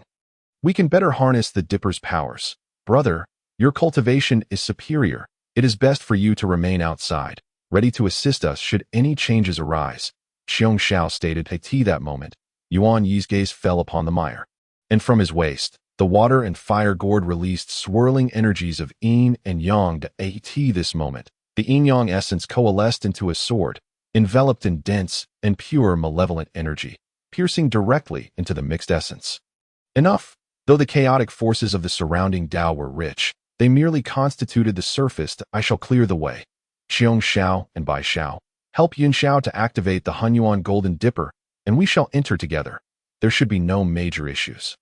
After Yuan Yi's sort of Yin-Yang essence cut through, he finally discerned a hint of anomaly and made a judgment. Within the chaotic essence of clarity and turbidity lay an array of disordered forces of the laws, making it difficult for their spiritual awareness to penetrate and glimpse the truth within. Brother, do not. This mixed essence will dissipate your power and taint your techniques. The intertwining of Yin and Yang, the disorder of the 5 elements, will make it challenging to wield ordinary treasure's powers. Yun Xiao's expression turned anxious at the sight of Yuan Yi wielding the innate Yin-Yang essence, naturally opposing his proposal. This innate yin-yang essence is imbued with pure malevolent energy, transcending yin and yang, existing beyond the five elements, unaffected by the chaotic currents that it poses no concern. Yuan Yi retracted the yin-yang essence, and the dual swords, enshrouded in malevolent energy, indeed showed no signs of damage that in fact, it served as an excellent sharpening stone, capable of refining their edge. Previously, Yuan Yi pondered how Yun Xiao and her companions had acquired such opportunities. It was evident that these items were meant to be theirs. The current Sin Xiao differed from the legendary Sin Xiao he had known. Ultimately, Yuan Yi concluded that the distinction lay within himself. They had gained a senior brother while losing a precious spiritual treasure. The Golden Mantis Scissors. Thus, the key to breaking this impasse likely resided within him. His unique endowment was nothing more than the innate dual energies of yin and yang that accompanied him. After some experimentation, he discovered that various divine abilities and techniques were indeed influenced, yet his malevolent aura remained unaffected. This unyielding aura permitted him a fleeting reprieve from the quagmire, allowing him to carve a path forward. In that brief moment, he sensed through his yin and yang energies that another realm lay hidden within. Yun Xiao's intuition was not misguided. A genuine opportunity for transformation lay concealed within the chaotic quagmire of intertwining laws. It seemed, however, that it had not fully materialized, leaving him uncertain if his perception was flawed, as the state felt somewhat peculiar. Yuan Yi wielded the innate energies of yin and yang, sharpening his malevolent aura into a blade, cleaving through the muddled distinctions of purity and impurity, as well as the disordered interplay of yin, yang, and the five elements, thus forging a path forward. The San Xiao followed closely, stepping deeper into the unknown. Behind them, the passage Yuan Yi had briefly opened began to rapidly restore itself, transforming into a murky sludge that cultivators would shun, a toxic bane to both spirit and body. As Yuan Yi's dual swords fell once more, they unveiled a space of their own beneath the obscuring veil. Yuan Yi glanced back at the three sisters. Yun Xiao nodded in acknowledgement and stepped forward. He chose not to speak, as the essence of the golden mantis manifested, enveloped in a faint aura of malevolence, draping over his originally resplendent golden scales. The miniature form of the golden mantis coiled protectively around the four of them, leading them straight into that self-contained space. Yuan Yi had never anticipated that this unwelcome malevolent aura would be entirely unrestrained by the fundamental laws of yin, yang, and the five elements, even seeming to exert a subtle counteraction against these attributes. After all, Yuan Yi typically harnessed the malevolent aura as an offensive means, maximizing its pure destructive power to showcase its sharpness, rather than employing it as a shield against encroachment, granting him an aura of invulnerability. Fortunately, when he ascended to the Tai realm, he had refrained from severing this part of himself that time. He had contemplated doing so, as the malevolent aura was difficult to control, occasionally causing his innate yin and yang energies to spiral out of control. Although severing this part in the Tai realm would have merely diminished his malevolent aura, it would not have eradicated it entirely. If he had indeed taken that course, he would have weakened the foundation of his being, resulting in a loss of the malevolent aura itself. It was no wonder that his master, Tong Tian, had never instructed him on how to cleanse this innate malevolence, while his second uncle had advised him at their first meeting to discern his true self. It appeared that, in the future, he must pay heed not only to the yin and yang energies, but also to the malevolent aura itself. Yuan Yi had already discerned that the earthly miasma could nurture malevolence, and he needed to contemplate this matter further. However, the malevolent aura was inherently extreme and ferocious. Mastering its control posed a significant challenge in this regard. Yuan Yi's thoughts first turned to the Wu clan, rumored to be adept in manipulating malevolent energy, and he wondered if their methods held any value for reference. The four of them blinked, their surroundings shifting, and they found themselves enveloped in a vast expanse. The sights around them had not fundamentally changed. It was merely a transition from mud to muddy water. Purity and impurity mingled, yin and yang entwined chaotically, and the five elements intersected. This environment, capable of dissolving the primordial spirit, corroding the path body, dismantling the celestial form, and tainting the great Tao, was truly no sanctuary. Its characteristics resonated eerily with the formidable Nine Curves Yellow River formation. Within it, a distinct realm emerged, reminiscent of the chaos spoken of by his master. Bai Xiao surveyed the surroundings, speaking up. So where do these opportunities for transformation lie? Or is this self-contained realm our opportunity? The surroundings were a chaotic blur, stretching endlessly, where everything existed yet nothing was present. Akin to the refuse Yuan Yi had described, what lay within was a plethora of celestial energies. To it seemed there was a primordial great formation gestating here, and at this moment, they were situated within the realm formed by this formation, which remained untamed and uncontrolled. Otherwise, with their cultivation levels, they would have surely succumbed to corrosion of the path body and tainting of the primordial spirit upon stepping into this place. Escaping calamity would have been impossible. This formation was indeed exceedingly perilous. Yun Xiao furrowed her brow, her voice tinged with gravity. She had underestimated the dangers here. Had she known, she would not have invited her brother. Such opportunities for transformation were not easily seized. However, without her brother's assistance to forge a path, they would likely have struggled to witness the true essence of this opportunity, making entry exceedingly difficult, especially since the celestial island of their origin was intricately linked to this place. Relocating would likely require their master's intervention once moored no one controlled it, thus presenting an opportunity, and since Yun Xiao had sensed something, this opportunity must indeed be intertwined with her fate. Furthermore, this location was closely connected to their origin, suggesting that this was destined to be their sister's opportunity for transformation. Yuan Yi's eyes glimmered with golden light, the form of the golden mantis solidifying further, overlapping with his figure, as he nearly revealed his true essence.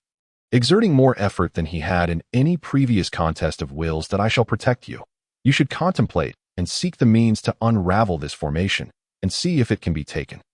The golden mantis coiled around them, its golden scales enveloped in the energies of Yin and Yang, wrapped in a layer of faint yet pure malevolence, severing the various corrupting energies from the outside world. Yun Xiao hesitated for but a moment before making a decision. Then we shall rely on you, brother, since you have spoken thus. Further hesitation would only waste your efforts. Though gentle in demeanor, Yun Xiao was no indecisive individual.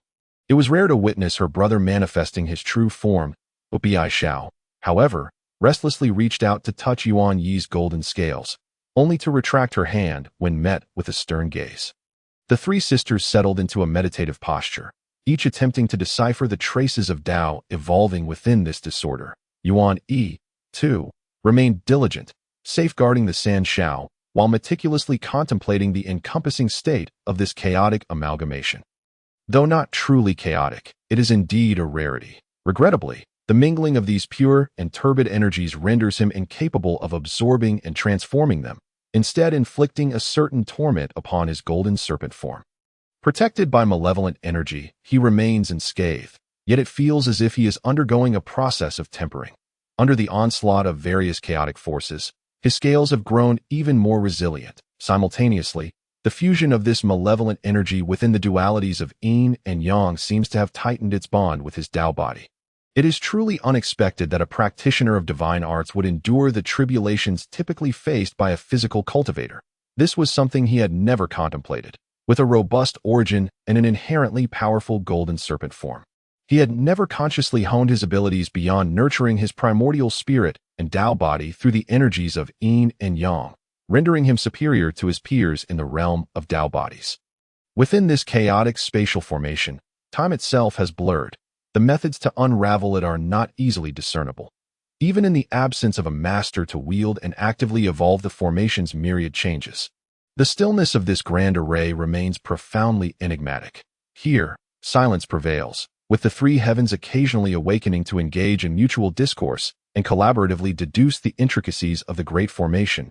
Yuan Yi, meanwhile, is exploring the applications of his malevolent energy, refining his golden serpent true form, and tempering the manifestation of the Yin and Yang energies of his divine arts, yielding some modest results. During the several millennia that Yuan Yi and the three heavens have been immersed in the grand formation's tumult, the mountain gates have been firmly established, and the landscapes above the eastern sea have begun to change markedly.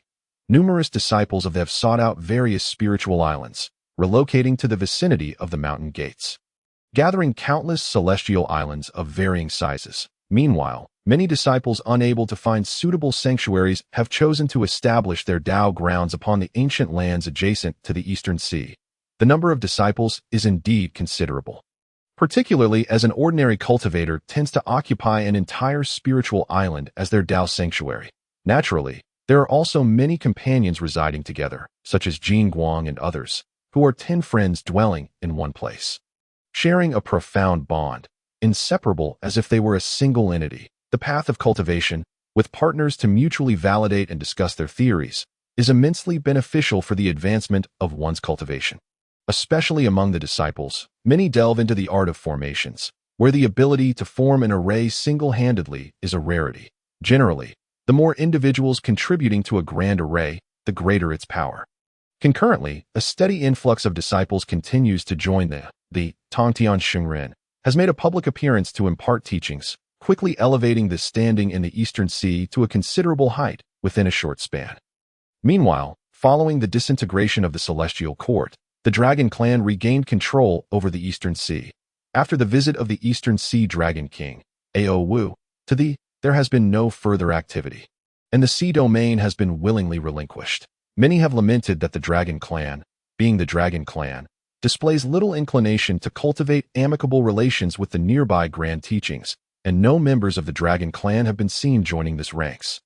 Perhaps the Dragon Clan, rich in heritage and treasures, seeks nothing from the saints. Being a former hegemon of the primordial world, their foundation vastly different from that of ordinary beings. Beyond the situation within the primordial realm cannot be deemed tranquil. Within Kunlun, the 3 Clear Ones have established 3 teachings. Shortly after this departure from Kunlun, the Taiji sage departed with his sole disciple, Xuandu, to establish the 8 Sceneries Palace on Shouyang Mountain. Though this saint has founded a teaching, he has only accepted 1 direct disciple, avoiding the complications faced by Tongtian Shengren. However, the separation of the 3 brothers has inevitably led to an imbalance, prompting Taiji to relocate to the 8 Sceneries Palace to foster a more equitable relationship between the 2 teachings. From that point on, only the Chan teaching remains in Kunlun, with Yuqing Yuanshi Shengren establishing the Yushu Palace as an external Tao sanctuary, sealing off the small courtyard of the 3 Clear Ones deep within Kunlun. The vast expanse of Kunlun has, for the time being, fallen into tranquility, no longer echoing with its former clamor. Many beings have come to Kunlun seeking the Tao, and those wishing to join the great teachings of the saints are countless. However, the admission criteria of the Chan teaching are exceedingly stringent, and all accepted disciples are direct disciples, resulting in a perpetually small number of disciples within Kunlun, as for those who have listened to teachings yet failed to become disciples. They too lack the qualifications to enter Kunlun, or they may claim to be disciples of the Chan teaching externally. Beyond the 3 teachings, another great teaching, the Western Church, remains consistently tranquil, perhaps distanced from the current tumult of the primordial realm, garnering less attention and thus appearing more low-key. Even if beings wish to join the Western Church, the vastness of the primordial world is not something ordinary beings can traverse. The Western lands are inherently barren, with far fewer primordial beings being birthed. In contrast, beings inhabiting the Eastern lands have better options compared to the distant Western Church. Joining the flourishing heavenly court of the Demon Clan or becoming a disciple of the is far easier than traversing the primordial expanse to reach the West. However, there are whispers that the 2 saints of the Western Church have personally ventured to the Eastern lands to recruit disciples. This rumor has not been substantiated. Regardless, being able to join a great teaching of the saints is indeed a supreme blessing and fortune. Among the saints, it is rare to hear of any who would personally travel to recruit disciples, as they typically await disciples to come to them, thus maintaining their esteemed status if the rumors hold any truth.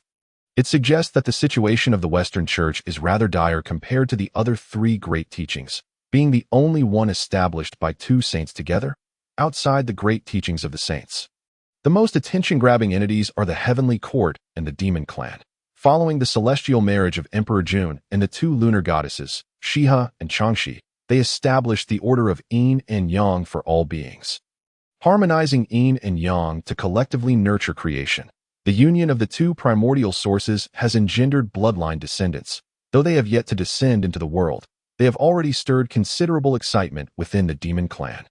After all, this is the bloodline offspring of the Heavenly Emperor, inheriting the primordial sanctity and the great Tao of the 2. Such roots are surely incomparable to those of ordinary primordial beings. Among the myriad primordial beings, pure bloodline descendants of the primordial sanctity are exceedingly rare that in the past. Only the dragon, phoenix, and Chilean tribes might have had such possibilities. It is said that the ancestral dragon's mastery in preserving bloodlines is unparalleled. As the dragon clan has previously given rise to beings born of two primordial sacred sources. This is a momentous occasion for the demon clan, as Emperor Jun is also preparing for the birth of his offspring, suggesting that the heavenly court will soon witness a grand event. The relationship between the witch and demon clans has never been amicable and is unlikely to become so. The witch clan seeks sustenance, while the demon clan wishes to avoid becoming prey, an irreconcilable conflict. However, following the intervention of Dao ancestor Hongjun, a semblance of superficial peace has been maintained between the witch and demon clans, with minor skirmishes persisting but no full-scale war erupting. This restraint is partly due to the awe inspired by Dao ancestor Hongjun's might, and partly because both sides harbor reservations. Emperor Jun and his companions are wary of the 12 ancestor witch's 12 capital heavenly god-killing formation. A strike as formidable as that of a saint, as long as this threat looms, the demon clan cannot easily contend with the witch clan. Similarly, the witch clan is cautious of the saint Nuwa, the first saint to emerge in the primordial realm after Dao ancestor Hongjun. Although Nuwa does not involve herself in the affairs of the heavenly court and may well remain within her celestial sanctuary, she was among the earliest primordial beings to form a bond with Emperor Jun and his allies, a fact that cannot be erased. That Nuwa's indifference towards the demon clan's matters does not negate her position as the empress of the heavenly court. And her brother Fushi also retains a prominent name within the court. The 12 ancestor witches cannot contend with Nuwa, fearing her potential intervention, and thus dare not ignite the flames of war. Despite their fearlessness and propensity for conflict, they are not foolish. The terror of the saints, aside from the saints themselves, is perhaps most acutely understood by them, for they have personally experienced that even the mightiest blow could not shake Dao ancestor Hongjun. This realization underscores their understanding that should a saint turn their attention towards them, they would struggle to withstand the onslaught. Saints are not permitted to meddle in the affairs of the primordial realm at will. Prior to the attainment of sainthood by the multitude of saints, Dao ancestor Hongjun issued such decrees, the veracity of which remains unknown beyond the saints. Whether Nuwa refrains from intervening to assist the demon clan in suppressing the witch clan due to this decree or other reasons is a matter of speculation beyond verification. The demon clan is rapidly growing, and the witch clan's strength is likewise on the rise. Along the shores of the southern sea, a group of robust witch clan members strides forth from the fractured space. Leading the charge is a formidable witch, a veritable Deluo existence. Compared to the demon clan, the flesh of the dragon clan is far more succulent, yet these slippery creatures are increasingly elusive. Hiding deep within the ocean, making encounters ever more difficult, Xing Tian gazed out at the vast expanse of the South Sea, his brow furrowed in deep contemplation. The Wu clan, lacking in the cultivation of their primordial spirit, possessed nearly non-existent spiritual awareness, rendering their ability to probe this realm woefully inadequate. Particularly in the water, even their remarkably sensitive noses were rendered less effective, significantly increasing the difficulty of their hunting endeavors. The search for prey had become arduous, especially after he had captured several dragons, making further encounters exceedingly rare. Even the mudfish of the South Sea seemed to have hidden away, and it was rumored that the dragon clan roamed across the four seas.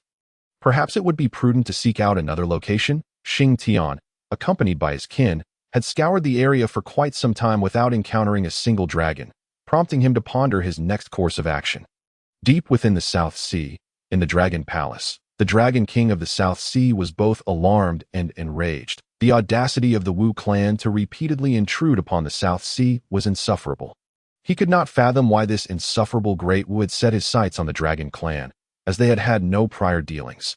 The most infuriating aspect was that these ruffians of the Wu clan boasted loudly about the exquisite taste of dragon flesh, claiming it to be the finest among all the myriad clans of the primordial wilderness. In the internal rankings of their prey, the Dragon clan stood at the pinnacle, despite the Wu clan's high regard for them.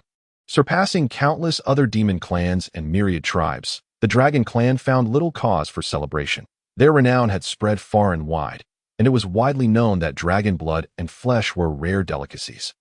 Certified by the Wu clan's endorsement. One might question the sanity of the Wu clan's members, but their words held an undeniable credibility. The delectable nature of the dragon flesh, as proclaimed by the Wu clan, was highly regarded. Enraged, the Dragon King issued an edict forbidding any Dragon Clan members from venturing outside. Previously, he had sought an audience with the great Wu Xingtian to demand an explanation. But upon revealing himself, he had nearly lost his head to an axe, as the latter had no interest in conversation and merely viewed him as prey to be hunted. To make matters worse, he was no match for Xingtian, suffering grievous injuries and losing numerous precious artifacts before barely managing to escape. Now, he dared not show his face again, for communication with the Wu clan was utterly impossible. The Dragon King of the South Sea turned off the scrying artifact, preferring not to dwell on matters that troubled him. Within the confines of this grand formation, Yuan Yi and the three Xiaos had been isolated for thousands of years, oblivious to the burgeoning fame of the Dragon Clan. Any inquiry into the origins of this situation would inevitably lead back to him, a thought Yuan Yi would never entertain. His chance encounter with Xingtian, which led him into the Wu clan, was facilitated by the spirit treasure bestowed upon him by his master, Tong Tian, in the form of the water and fire gourd. The act of feeding dragon meat to Xingtian was not a calculated move against the Dragon Clan.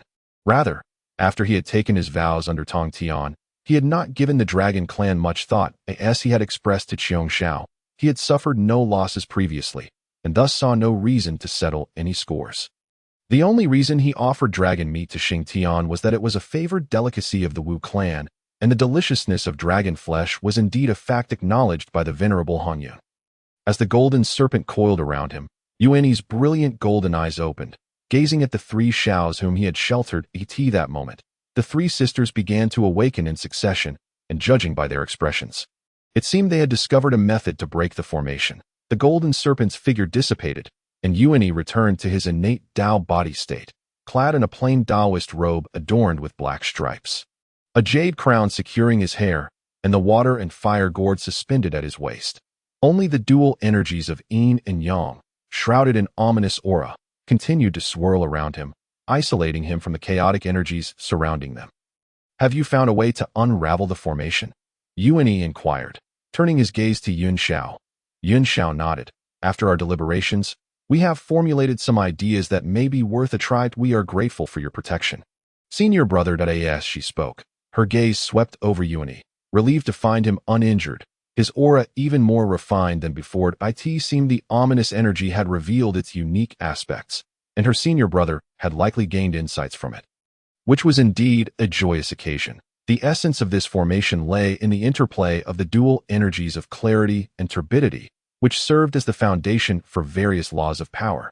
Intertwining as if to evolve all things from chaos, it encompassed Yin and Yang, encapsulated the five elements, and manifested myriad forms. Yet, these powers, being a chaotic amalgamation, were both its strength and its flaw. More importantly, this formation lacked a master. Without someone to guide its evolution, the foundational essence lay hidden, like a scattered pile of sand, incapable of coalescing into formidable power. Yun Shao earnestly explained her sister's insights and deductions. Yuan Yi, no novice in the ways of formations, comprehended her words with ease, his understanding of the Tao even surpassing theirs. The approach they had devised was aimed at locating the foundation of the grand formation, allowing them to exert control over it. "And how do you intend to find the foundation?" Yuan Yi asked. "Though this formation has not fully activated, it is extraordinary to discover its foundation. One must align with its evolution and perceive the changes within. Otherwise, one risks provoking the formidable powers of the formation, which could lead to dire consequences.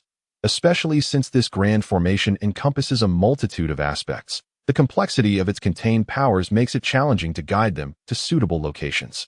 "Your words hold true, but as you mentioned earlier, our place of origin is connected to this realm's energies. This grand formation indeed possesses a faint link to us, making it worth a try," Yun Shao replied, her expression somewhat awkward as she cast a glance at Yuan Yi, tinged with a hint of embarrassment. "However, this endeavor will require your assistance once more, and we do not wish to trouble you repeatedly." "What is there to discuss? If I were to encounter trouble, would you, junior sister Yun Shao, merely stand by and do nothing? Moreover, there is still a cave dwelling on your celestial island that belongs to me. Do you truly regret it? Yuan Yi shook his head, never anticipating that the gathering of the 9 curves Yellow River Formation would depend so heavily on his assistance. He had no reason to refuse. For the 3 Xiaos were not ungrateful souls. Yun Xiao smiled at his words, choosing not to dwell further on the matter, and instead turned her attention to the path of unraveling the formation. All things born of heaven and earth, shaped by creation, are carried by the dual energies of clarity and turbidity, with Yin and Yang as the root and the 5 elements as the foundation. Hence, we seek to discover the foundation of this grand formation and gain mastery over it. Yuan Yi nodded, recognizing the truth in her reasoning. It sounded simple, but the specifics of execution remained unclear. Yun Xiao raised her hand.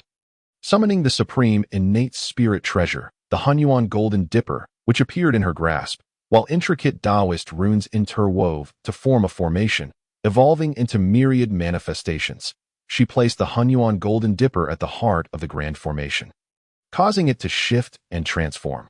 This grand formation merges clarity and turbidity into a singular essence, embodying Yin and Yang, responding to the 3 talents, harmonizing the 5 elements, and manifesting the 9 palaces.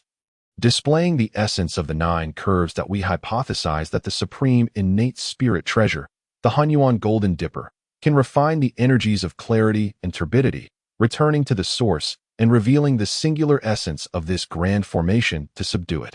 And I will use my Yin and Yang energies as a guide, seeking the order of Yin and Yang within this grand formation to uncover the foundation of the Yin and Yang array.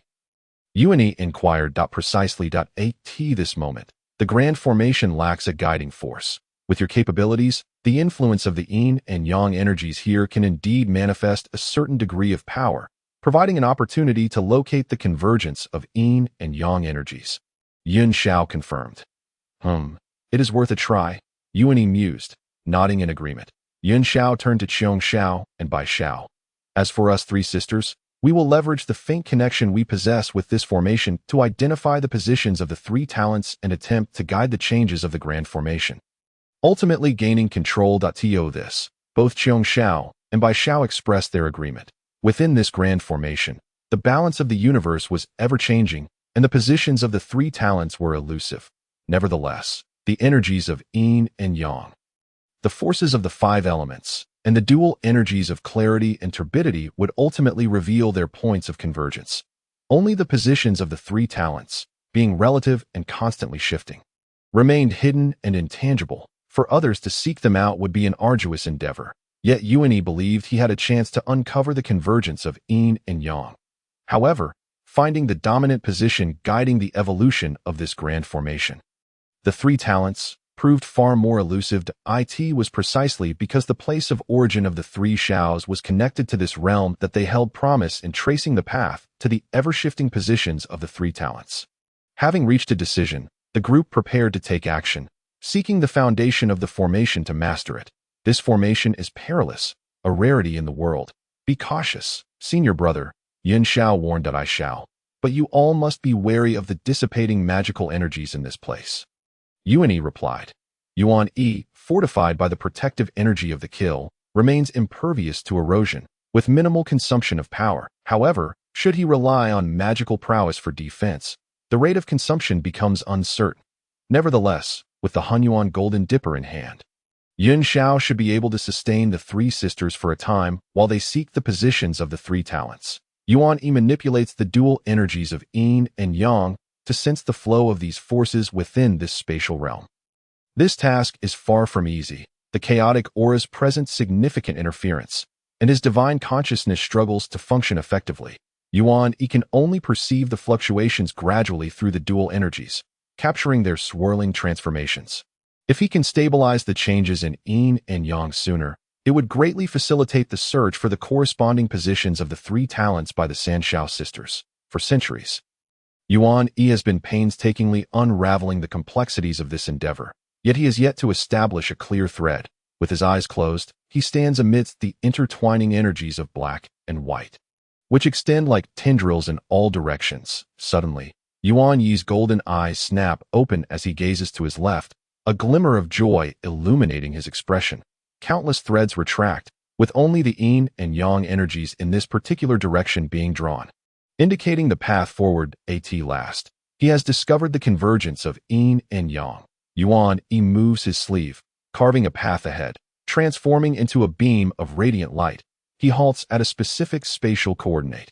Immediately, he forms a sword gesture with his hand, condensing the dual energies into a blade that pierces through a certain indistinct aura. In an instant, the previously tranquil space ripples, and two whirlpools rapidly manifest, one gathering Yin, the other accumulating Yang, forming the pivotal node of the grand array's convergence.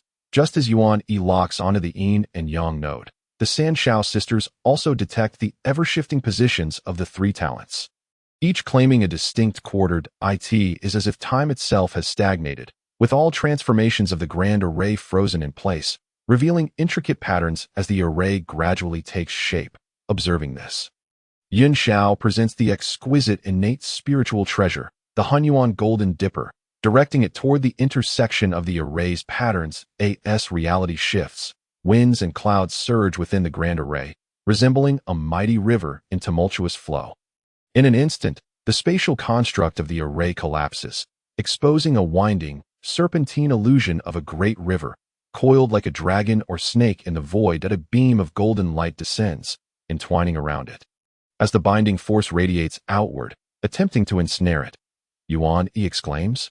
He glances at Bai Xiao, who has summoned the dragon binding rope, thinking to himself how this treasure seems capable of binding anything, even extending its reach to encompass the essence of dragon-related pathways. Regardless of Yuan Yi's musings, the dragon binding rope indeed momentarily restricts the visible traces of the grand array, albeit imperceptibly.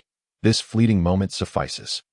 As the Hunyuan Golden Dipper erupts in resplendent celestial light, refining the pure and impure, returning to its essence, condensing a small array disk amidst the mingling energies, Yin Xiao breathes a sigh of relief. Retracting the Hunyuan Golden Dipper and drawing the array disk toward her, Yuan Yi withdraws his dual energies, and they find themselves back at the seabed, surrounded by the dissipating energies of purity and impurity in the ocean. Yuan Yi's gaze falls upon the array disk in Yun Xiao's hand. Intrigued by the effort expended to acquire such an item, Yin Xiao, accompanied by Qiong Xiao and Bai Xiao, approaches, their faces adorned with evident delight. Being discerning individuals, they recognize the extraordinary nature of the array disk, which is indeed remarkable. Noticing Yuan Yi's gaze, Yin Xiao presents the array disk before him. Yuan Yi naturally accepts it, examining it closely. The array disk, ancient in appearance, is formed from the mingling of pure and impure energies, resembling the meandering yellow river, inscribed with traces of the Tao, containing within it the essence of a formidable grand array. The Nine Curves Yellow River Array represents a fortuitous opportunity for the Jiao sisters, now secured in their possession. Moreover, the sisters are subtly connected to this array, and once they fully master it, they are likely to attain significant advancements in their cultivation, perhaps elevating their realms considerably. Such an opportunity surpasses even Yuan Yi consuming 2 ginseng fruits, instilling within him a sense of urgency. Given the restless nature of Qiong Xiao and Bai Xiao, he fears they might seek him out to practice their skills, and as their elder brother, he cannot afford to lose his authority. Yet, where might his own opportunities lie? Yuan Yi contemplates. Yuan Yi and the Jiao sisters ascend to the ocean's surface, having extracted the array disk, which seemingly facilitates the flow of the great river into the sea. Akin to performing maintenance on the waterways. One might say it is indeed a fortuitous occurrence. The impact of their retrieval not only fails to disrupt the flow of terrestrial energies, but rather enhances it. With the pull of energies from below no longer present, the Jiao's nascent immortal island becomes far easier to relocate. Furthermore, Yuan Yi and his companions can clearly sense the ethereal energies atop the island suddenly becoming abundant. As the essences of heaven and earth converge, akin to pearls emerging from dust, revealing brilliance as the impurities dissipate and creation flourishes, enveloped in auspicious radiance. Truly, it is an extraordinary paradise of celestial wonders. Yin Xiao summons the exquisite innate spiritual treasure, the Hunyuan Golden Dipper, to absorb the immortal island within. The 4 of them then work together to refine the energies of this location slightly before departing, setting their course back to the gates of the Jiao mountain. This journey has been remarkably fruitful. The Jiao sisters have successfully relocated their nascent immortal island, fortune has been discovered. And the sisters are in high spirits, with Yun Zhao's speed on her cloud appearing to increase. Yuan Yi, not one to be overly industrious, comfortably settles in the rear, justifying his position as he has indeed exerted significant effort. Surrounded by Qiong Xiao and Bai Xiao, the small array disk hovers among them, swirling with the mingling energies of purity and impurity, embodying endless transformations. As the array disk has yet to be refined. The sisters plan to first establish their Taoist temple before entering seclusion to refine the object and comprehend its intricacies, which is likely to take a considerable amount of time. Additionally, according to their preliminary deductions, when deploying the array, utilizing the exquisite innate spiritual treasure, the Hunyuan Golden Dipper, to stabilize the core of the array can unleash its full potential, achieving a remarkably high degree of compatibility. However, what truly complicates Yuan Yi's emotions is the realization that he too seems to share a role similar to that of the Hunyuan Golden Dipper. Could it be that both treasures serve as foundational elements within the array? Thus, his involvement is woven throughout the fabric of this grand formation. The Hunyuan Golden Dipper, alongside the Golden Serpent Scissors as the foundational elements, directs the transformations of the three talents, presiding over the grand array, representing the most potent state conceived by Yuan Yi. The Hunyuan Golden Dipper, in conjunction with the array's mingling energies, consumes one's spirit and body, diminishing cultivation and disrupting one's path, reducing the celestial to the mundane. Meanwhile, the pure destructive power of the Golden Serpent Scissors, when combined with the array, targets the essence of living being spirits and their corporeal forms. While the malevolent energies specifically aim at the Tao itself, injuring one's true spirit and amplifying the array's ferocity to its utmost limit. If this is indeed the case, the array transcends mere hindrance of cultivation. It possesses true, tyrannical destructive power. How could a practitioner, stripped of their Tao, withstand the lethal force rooted in the Golden Serpent Scissors? Yet, why do I feel like a mere tool in this grand design? Yuan Yi muses, realizing that within the Nine Curves Yellow River array, he occupies a position not as a participant, but as a foundational stone, contributing to the array's strength. Thus, he need not delve deeply into the array's mysteries. Merely standing within it during its formation suffices to unleash significant effects, while the evolution of the array is left to the Sanshao sisters. Without his presence to anchor it, the array would lack some of its immediate lethality. Underscoring his importance, nevertheless, these are merely his deductions. The Sanshao sisters have not deemed him a tool in their own calculations regarding the array. Yuan Yi intends to borrow the array disk from them in the future to explore its intricacies. Although he lacks interest in arrays, he is fascinated by the all-encompassing nature of this grand formation. He practices the Tao of Yin and Yang and comprehends the Tao of the five elements. Having gained considerable insight from his journey to the Wuzhuangguan, achieving a fine balance among the five elements, however, the Yin and Yang and the five elements remain distinct, unable to achieve true harmony. Yuan Yi once envisioned a mutual evolution between Yin-Yang and the five elements. Yet this vision has not materialized. The concepts of unity, duality, the three talents, the four symbols, the five elements, the six lines, the seven stars, the 8 trigrams, the 9 palaces, and the 10 directions are well known to Yuan Yi. And how could other practitioners be unaware of them? However, while it may seem simple to encompass myriad paths within a singular one, it remains a profound dilemma. The principle of Yin and Yang inherent in Yuan Yi possesses an intrinsic quality of convergence, yet he still finds it challenging to truly unify the primordial Yin and Yang energies. Conversely, the Nine Curves Yellow River array unveils to Yuan Yi a nature that embodies all-encompassing qualities, which he deems highly valuable for reference. Nevertheless, there is no immediate urgency.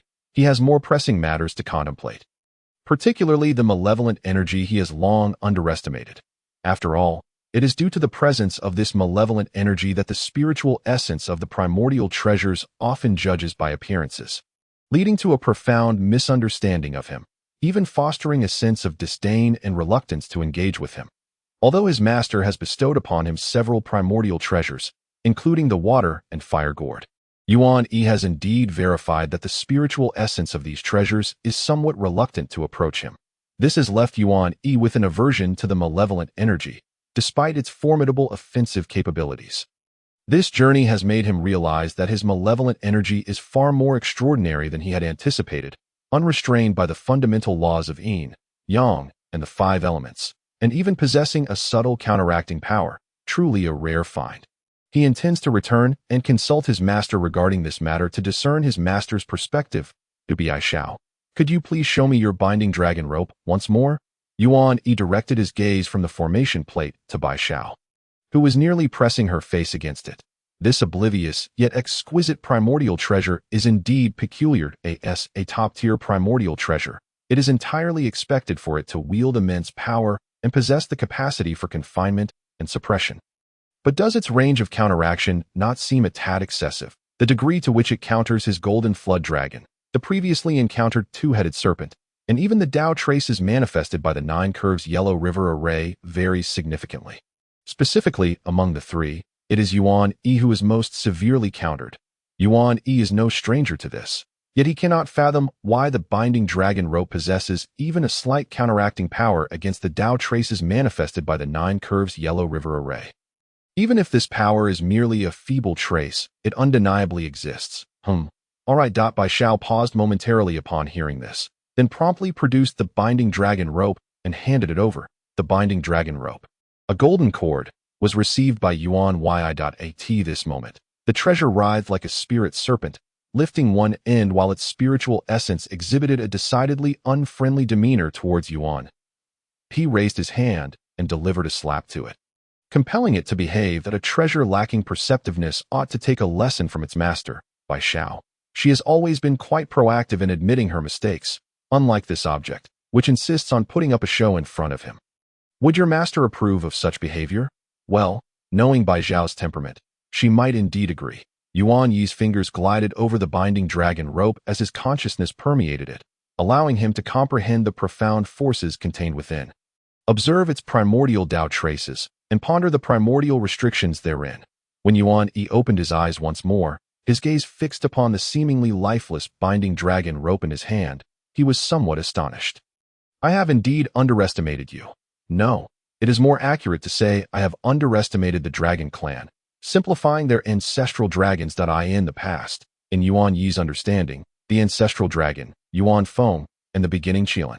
These three titans of the primordial world were merely primordial sanctities, not particularly extraordinary. However, he had failed to deeply consider why these three, sharing the same roots as primordial sanctities, had risen to prominence ahead of others, nearly becoming the vanguards of their kind, chasing after the likes of the demon ancestor. It is essential to note that during the era of the three clans' rivalry, these three were but a step away from enlightenment, akin to the current state of a perfected quasi-saint. Meanwhile, his master, Tong Tian, and others were merely at the great Luo realm when Tao ancestor Hongjun lectured in the Purple Cloud Palace.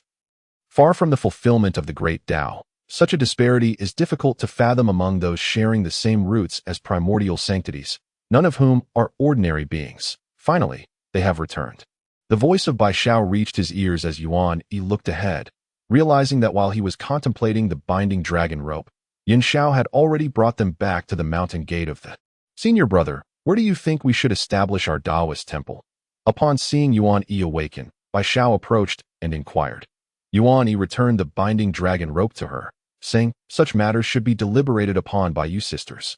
I have something I wish to consult with the master about. I shall go ahead first, and then seek you out. As Yuan Yi finished speaking, without waiting for Bai Shao to respond, he exchanged greetings with Yun Shao and Xiong Shao before vanishing in a flash of light. Bai Shao opened her mouth, only to find that Yuan Yi's figure had already disappeared. Senior brother truly excels in the art of evasion. His speed is remarkable, and no wonder even her binding dragon rope is becoming increasingly ineffective against him. As junior brother Yuan Yi returned, master brother Duo Bao. Yuan Yi had scarcely entered the mountain gate when he encountered Duo Bao Daoren. However, the attire of this senior brother left Yuan Yi somewhat perplexed. The rotund Taoist was adorned with numerous primordial treasures as decorations that he recalled that the previous Duo Bao Daoren had not been so lavishly dressed, opting for a much more understated appearance. Now, even those who had never seen him could recognize him immediately, an observation that rendered Yuan Yi's expression somewhat peculiar. Senior brother, what is this attire of yours? How do you find it? Do you think this outfit suits me? Upon hearing Yuan Yi's inquiry, Duo Bao raised an eyebrow and asked with a cheerful smile. Yuan Yi fell silent for a moment, contemplating the grandiosity of his appearance, which was indeed awe-inspiring, evoking a yearning in those of us who pursue cultivation that it is rather ostentatious, provoking envy and genuine admiration. He indeed. It seems my junior brother has a discerning eye and knows how to speak well. Unlike junior sister Jinling, who only knows how to swing her flying golden sword at people, regardless of the situation. Duo Bao smirked with satisfaction upon hearing this, while Yuan Yi found himself at a loss for words.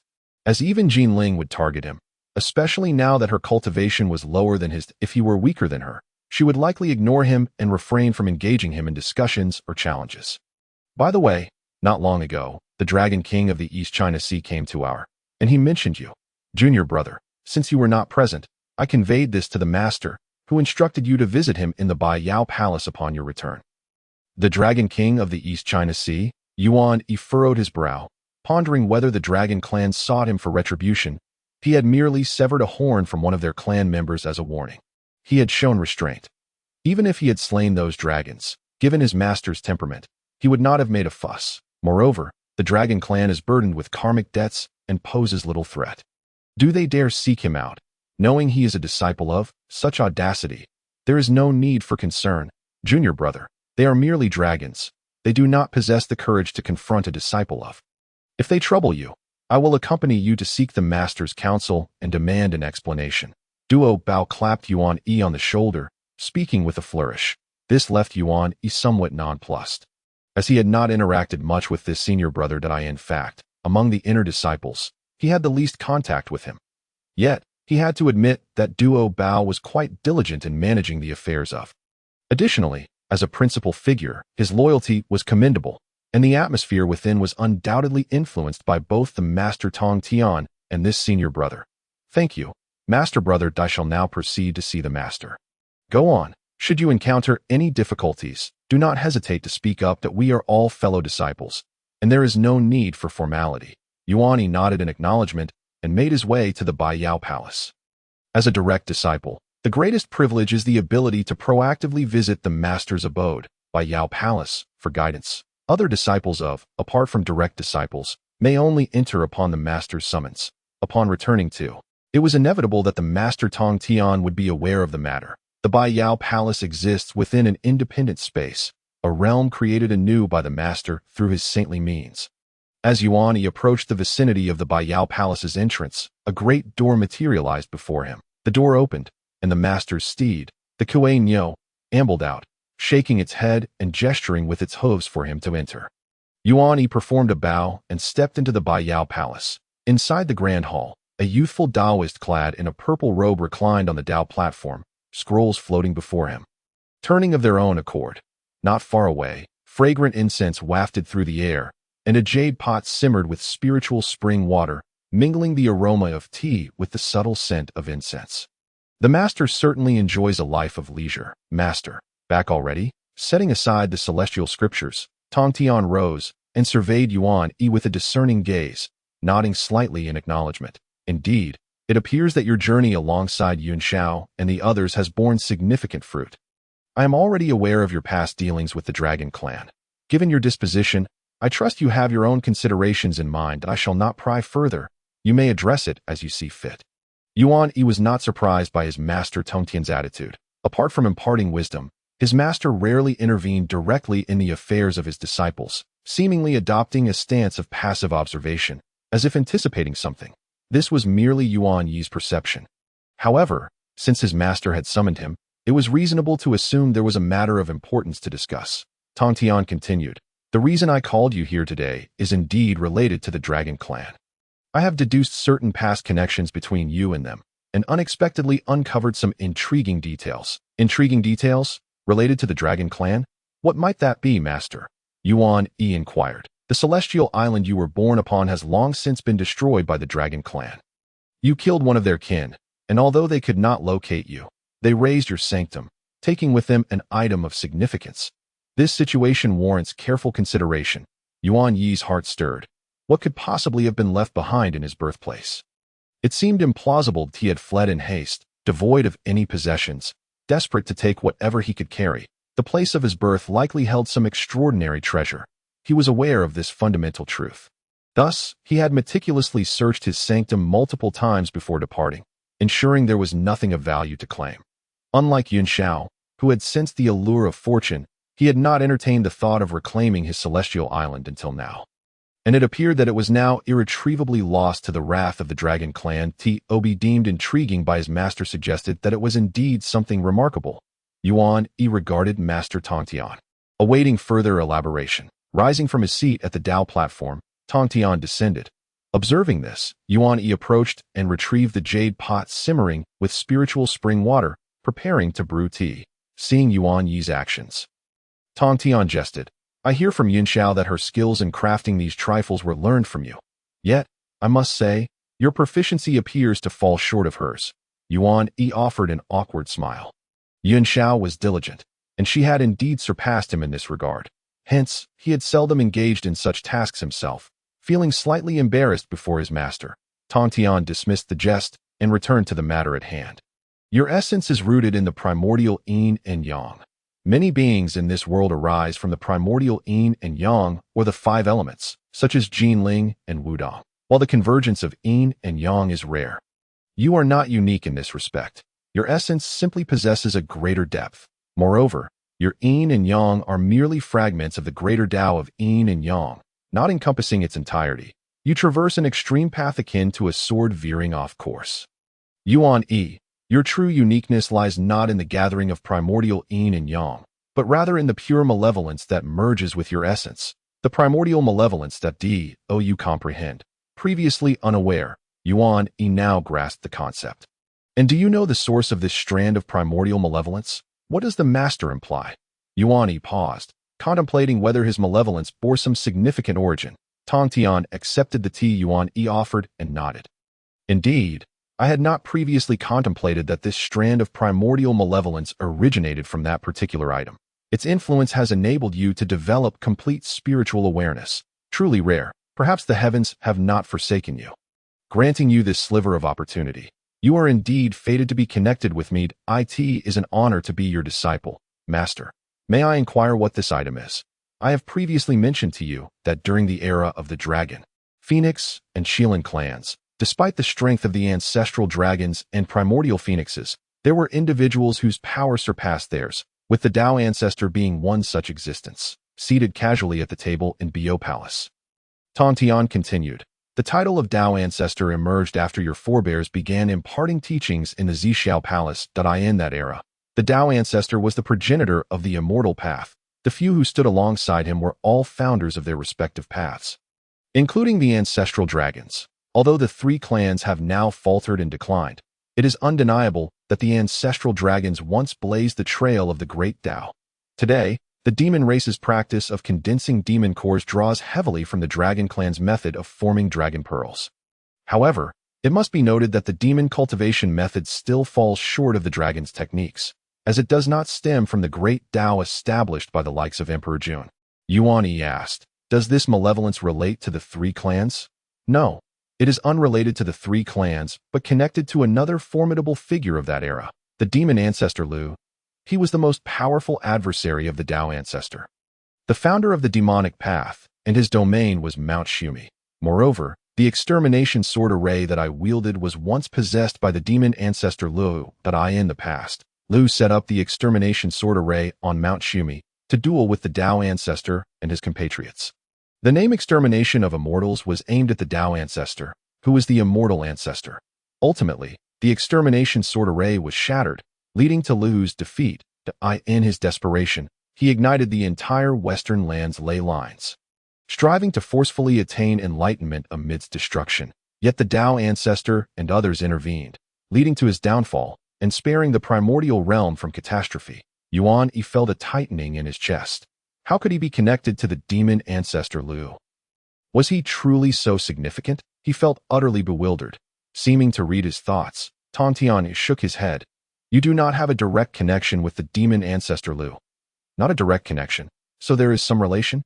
Yuan Yi's heart raced. This was hardly a favorable matter. The demon ancestor Lu once possessed numerous treasures, among which the most renowned, aside from my extermination sword array and the missing 12th rank destruction Black Lotus was a unique artifact known as the God-slaying spear. This item likely originated from the root of the 36th rank Chaos Qinglian that Pangu the Great held, transformed by the heavenly malevolence that it stands as one of the most fearsome artifacts of the primordial realm. However, due to its overwhelming malevolence, it lacks spiritual awareness and has not given rise to the innate indestructible spiritual light. What a pity! This fearsome weapon was destroyed by the Tao ancestor during that great battle, its fragments scattering across the primordial realm. Through Tongtian's account, Yuan Yi finally understood what his master had alluded to. The strand of malevolence that tainted his essence originated from the infamous God-slaying spear. You merely absorbed a wisp of its dissipating aura. Even so, the fact that you can develop spiritual awareness is a remarkable manifestation of the heavens. Tongtian's implication was clear. Even a mere trace of the dissipating malevolence could hinder the normal development of spiritual awareness. It seemed that his consciousness was indeed not a product of ordinary means. His master's words rang true. Yuan Yi had heard of tales suggesting that the two primordial Yin and Yang dragons, which had been slain to forge the Golden Jiao Scissors, lacked complete spiritual awareness, rendering them true simpletons. Relieved, he thought to himself that his roots bore no significant ties to the demon ancestor Liu. Who could say whether that demon ancestor might suddenly rise again? The whereabouts of the 12th rank Black Lotus remained unknown, and even the Tao ancestor had been unable to locate it. His celestial island, which had birthed him, contained remnants of the God-slaying spear. How was this possible? Yet he had found nothing during his search. Master, do you mean to say that a fragment of the God-slaying spear was taken by the Dragon clan? Indeed, after they destroyed your sanctum, the tip of the God-slaying spear fell into the hands of the Dragon clan. The tip, not just a fragment, but the tip of the God-slaying spear. Yuan Yi had no doubt regarding the efficacy of the saints. If Master Tongtian had deduced this, it could not be false. Unable to deny it, Yuan Yi felt a surge of desire. Albeit with hesitation, he had been greedy. The treasures hidden within his birthplace had slipped through his fingers, falling into another's grasp. In that moment, he felt a burgeoning urge to reclaim what was rightfully his, thinking to himself, this item is fated to be mine. Tongtian observed Yuan Yi, noting the changes in his expression. When you first came to me as a disciple, you expressed a desire to seize a chance at survival and establish your place in the world. That if that is the case, then pursue what must be pursued. What is there to hesitate about? Are you fearful of bringing trouble upon me? I understand your reluctance to exploit my name to deceive others, but as my direct disciple, how can you be deceived by others? Moreover, as you harbor no desire to oppress them, they do not possess your magnanimity. They merely strive for their own paths. Why then do you feel the need to take it so seriously? This is both good and bad. Yuan Yi exhaled, realizing that he had engaged too little in the act of seizing things directly, especially when it comes to retrieving items from the Dragon clan. Relying solely on himself is inadequate. He must enlist the help of his teacher, leveraging the authority of the sage. Despite having received the teachings and bestowed treasures, he felt somewhat guilty for being a source of trouble instead. Ultimately, what constrained and concerned him was merely this. Teacher Xia will advocate for his disciples. Well, choose a day to visit the Dragon clan. Since they have destroyed your dojo, they ought to provide an explanation. I trust that you will act with discernment. And there is no need for me to remind you excessively. As he spoke, Tongtian made a gesture, and a crimson immortal sword soared from behind him. This sword, known as the Sword of Eradication, is one of the 4 swords of the Eradication sword formation, which you shall take with you. I believe that even if it stirs the allies suppressed in the Dragon clan CI, they would not dare to trouble you. Yuan Yi gazed at the crimson sword suspended before him. Its vibrant and blinding red glow seemed to be stained with blood, and the overwhelming aura of slaughter emanating from it filled him with trepidation. He had never encountered such a chilling murderous intent. With his mid-stage Tai realm cultivation, merely facing one of the Eradication Force swords, even its naturally dissipating aura alone left him feeling powerless and fearful, as if he were awaiting execution. Such terrifying killing intent, the infamous Eradication sword formation, the might of which Yuan Yi could scarcely fathom. Go ahead. Tongtian waved his hand, yet the glance he cast made Yuan Yi feel a hint of scrutiny. Leaving him perplexed, disciple takes his leave. Yuan Yi thought little of it, bowed, and exited. However, as he reached for the hilt of the Eradication sword, he was immediately engulfed by an uncontrollable surge of killing intent, plunging him into an icy abyss. Despite the resilience of his Dao body, he felt as if he were being cut by countless blades, a pain unbearable. Compounding the issue, Yuan Yi's own malevolent energy was provoked by the sword's aura. Surging forth uncontrollably, a vivid crimson hue emerged in his golden eyes, fierce and frenzied, making it difficult for him to maintain his composure. Hastily, he released his grip, his expression falling. Sword brother, could you perhaps temper your aura a little? The response was a piercing shriek of the sword, showing no signs of restraint. This eradication sword shows no regard for age or status. Carrying it with me proves to be no simple task. Rather, it feels like a constant torment. Surely, my teacher is not deliberately making my life too comfortable, Yuan Yi reflected. However, if he could withstand the sword's murderous energy, his mastery over his own malevolent energy would surely advance significantly. Gritting his teeth, he once more grasped the hilt of the eradication sword and departed from the Biao Palace. As he made his way out, the atmosphere crackled with killing intent and malevolence. Drawing the attention of many disciples from the Jiao sect, this rarely seen senior brother exuded a formidable air of murder. Such intense malevolence. Was it not said that this senior brother had a rather gentle temperament? Truly, rumors are often unreliable. Yuan Yi returned to find the Jiao sisters, but the sword did not show him much courtesy. Not only could he not wield it, but he also could not even store it within himself, let alone in a spatial treasure. Clearly, it was unwilling to comply, forcing Yuan Yi to carry it openly. Moreover, under the influence of the sword's aura, his own malevolent energy became particularly restless, making it challenging for Yuan Yi to manage. That ostentatious display of killing intent was hardly his intention. Yuan Yi had not spent much time at the Biao Palace. Upon his return, the Jiao sisters had just selected a location to establish their celestial island. At that moment, the three sisters were busy stabilizing the earth energy of their island. Suddenly, they sensed a thick malevolent aura rapidly approaching, its chilling essence instilling a somber atmosphere. The three of them were startled but showed no fear.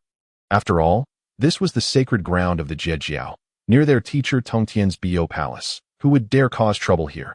Especially after a brief sensing, they discerned that the aura bore a familiar trace.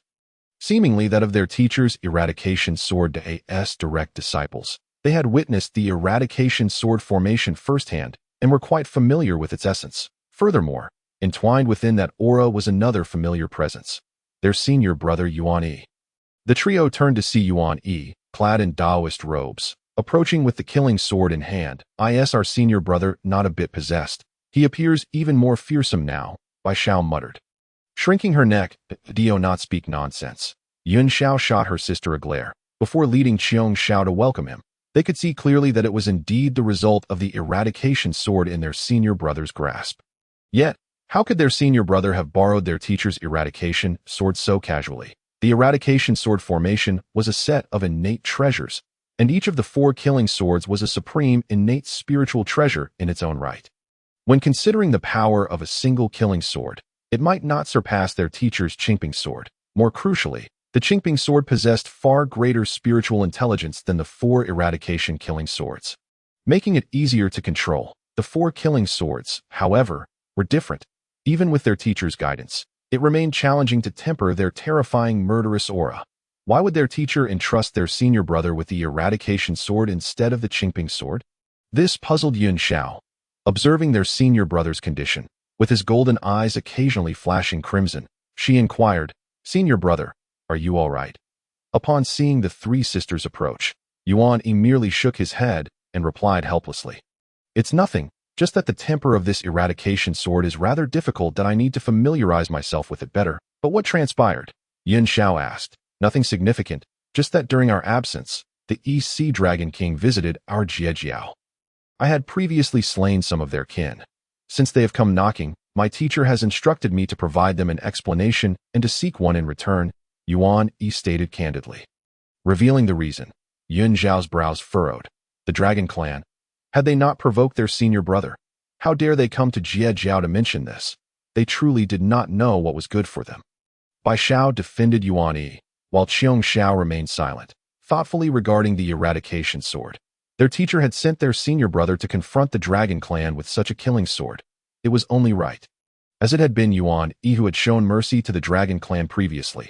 Had it been her, she would not have been so lenient. Breaking a dragon horn would be merely a starting point. Senior brother, let us sisters accompany you to the Dragon Clan. Yun Xiao proposed without hesitation. No need. The 9 curves yellow river formation's array plate has just been retrieved, and you have yet to refine it. Your immediate task is to refine the array plate and gain complete control over the formation. That is of utmost importance. There is no need to waste time on such trivial matters. Yuan Yi declined Yun Zhao's suggestion that it was far more critical for them to refine the 9 curves yellow river formation and secure the opportunity it presented. Moreover, he assured them, I will not encounter any unforeseen events on my visit to the Dragon Palace. There is nothing to worry about. You need not follow me and waste time. As he spoke, Yuan Yi pointed to the eradication sword in his hand, in the face of the Dragon Clan. Should any issue arise, the presence of the Sanshao sisters would not alter the outcome. He firmly believed there was no cause for concern, especially as this was a directive from his teacher. The Dragon Clan, no matter how reckless, would not dare to offend a sage. Furthermore, he was preoccupied with external matters and had yet to find time to establish a cave abode, hoping to rely on his junior sister for assistance. Yuan Yi's gaze turned to Bai Xiao. She blinked, looking around, then sighed, realizing that her senior brother was simply trying to enlist her help. He should have involved both elder sister Yun Xiao and Xiong Xiao in this task. After a moment's hesitation, Yun Xiao nodded. Rest assured, senior brother, we sisters will take care of the cave abode. She agreed to help Yuan Yi establish his cave abode and did not insist on accompanying him. When do you plan to visit the Dragon Clan? I come here to greet you all, and after having a heartfelt conversation with the Zhuxian sword, I shall set forth on my journey. I do not seek excessive favor from the Zhuxian sword. Rather, I must acclimate myself to its murderous aura and learn to master my own malevolence. A necessity indeed, since my teacher has placed his trust in me. Handing me the Zhuxian sword without hesitation, I cannot betray this confidence. The Dragon Clan certainly poses no genuine trouble for my teacher. Even at the height of their power, the mightiest of ancestral dragons faltered before the path of enlightenment, never taking that crucial step. And no matter how formidable one may be beneath the sage, in the presence of a sage, they are akin to mere ants, separated by an insurmountable chasm. The assertion that all beneath the sage are but ants may sound unappealing. Yet it is merely a stark truth. The Tai of the heavenly court exemplifies this, possessing profound mastery and extraordinary prowess, with few among the innate deities daring to rival him. Wielding the primordial treasure, the chaos bell, he is invincible. Yet, when faced with the formidable 12 ancestor witches and their grand formation, he too could muster no defense, collapsing under a single blow, unable even to ensure his own safety. Yuan Yi settled in a nearby spot, placing the Zhuxian sword upon his knees, seeking a communion of energies with it. Meanwhile, the sisters of Sanshao continued to tend to the celestial island. Although Bi Xiao and Xiong Xiao were inclined to join the revelry at the Dragon Palace in the East Sea, with their elder brother and sister Yun Xiao having already voiced their decisions, the two sisters had no choice but to quell their desires to follow. They exchanged glances, their peripheral vision catching sight of their elder sister Yun Xiao. Then stealing a look at Yuan Yi, enveloped in a shroud of murderous energy, engaging in silent communication. Bi Xiao raised an eyebrow, playfully toying with the golden chain at her waist, while Xiong Xiao imperceptibly nodded. Bi Xiao, once I have refined the 9 curves yellow river formation, with such an opportunity, my cultivation shall surely experience a significant advancement upon my emergence. Is there hope to subdue our elder brother? Xiong Xiao, it is worth a try. What are you two up to? Yun Xiao suddenly turned around, directing her gaze at Xiong Xiao and Bi Xiao. The two shook their heads, their expressions a portrait of confusion. Elder sister, what are you talking about? We are doing nothing at all. Bi Xiao mentioned she does not require our assistance, wishing to forge a cave dwelling for our elder brother alone. Xiong Xiao, you. A divine rainbow swept across the surface of the sea, stirring up a chilling aura that sent creatures scuttling away in fright. Yuan Yi, clad in a white Taoist robe adorned with black patterns, exuded a serene presence. However, the celestial sword strapped to his back radiated a fierce aura that was difficult to suppress. The Zhuxian sword, being a weapon of slaughter designed for formation, distinct from ordinary spiritual swords, was considerably larger, resembling a great sword in form. After engaging in this heart-to-heart with it for a while, Yuan Yi had finally grown accustomed to its murderous aura, no longer allowing it to provoke his own malevolence at will. Yet, the Zhuxian sword remained aloof, indifferent to his attempts at communication, refusing to diminish its size, rendering it impossible to hang at his waist. With no other choice, Yuan Yi carried it upon his back. He could not afford to neglect his teacher's sword, and he had heard that this sword possessed a notoriously bad temper. A statement that was far from exaggerated. The spirit of the Zhuxian sword was exceedingly irritable and difficult to soothe, far more challenging than Bixiao's spiritual treasure, the binding dragon chain. After all, Bixiao, its master, could not compel it to behave.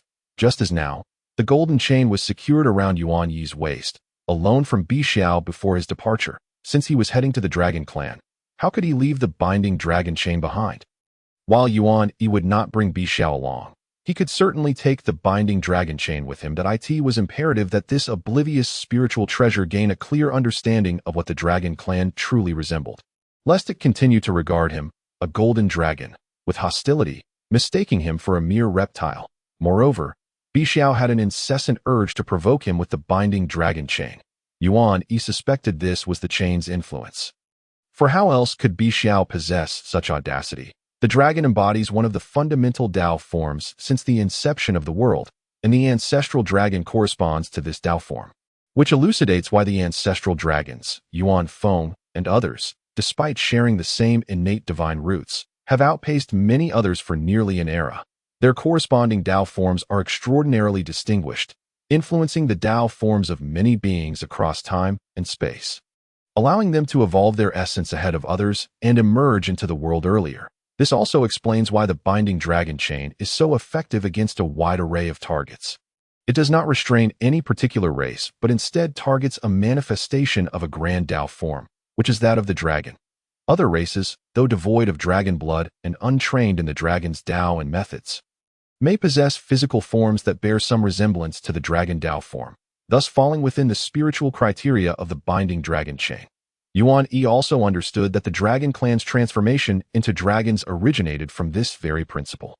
It is precisely because the dragon's Tao form is one of the closest to the essence of the universe that many grand Tao forms are influenced by it. The ancestral dragon is able to initiate the path of transformation into dragons for myriad beings by guiding them toward the dragon's Tao form, thus becoming part of the dragon clan. Among the myriad Tao forms, the Jiao is undoubtedly one of the most similar to the dragon, thus becoming part of the transformation process. Otherwise, would it be so easy to alter the essence of a being? How could the method of transformation into dragons elevate one's essence and life form? Bearing the celestial sword upon his back and the binding dragon chain around his waist, Yuan Yi made his way toward the depths of the East Sea. However, he had scarcely departed from the gates of Jiejiao when he encountered a swirling black wind frolicking ahead. Darting to and F.R.O.S. Yuan Yi looked on. He beheld a grand and imposing black tiger, its sleek fur glistening and adorned with stripes, exuding a majestic presence. Though not an innate being, it was a creature of spirit. Yet, its appearance was quite delightful, as Yuan Yi found it rather pleasing to the eye. The glossy black fur suggested it would feel exquisite to the touch, akin to a large feline. Moreover, its considerable size was quite imposing. It moved with grace, bounding through the marine expanse, occasionally diving into the sea and stirring up tremendous waves. Yuan Yi shifted his gaze from the black tiger to its rear, where a youthful Taoist was playfully engaging with the creature, clad in a green Taoist robe, his countenance handsome and his demeanor remarkably suave. It could only be the youngest disciple of Jiejiao, Zhao Gongming, who entered the sect most recently. His essence was that of a wisp of pure wind taking form, embodying the very spirit of the breeze. Known for his generosity and free-spirited nature, and well-regarded among the disciples of Jiejiao, what a surprise to see him walking a black tiger. When did this younger disciple acquire such a magnificent beast?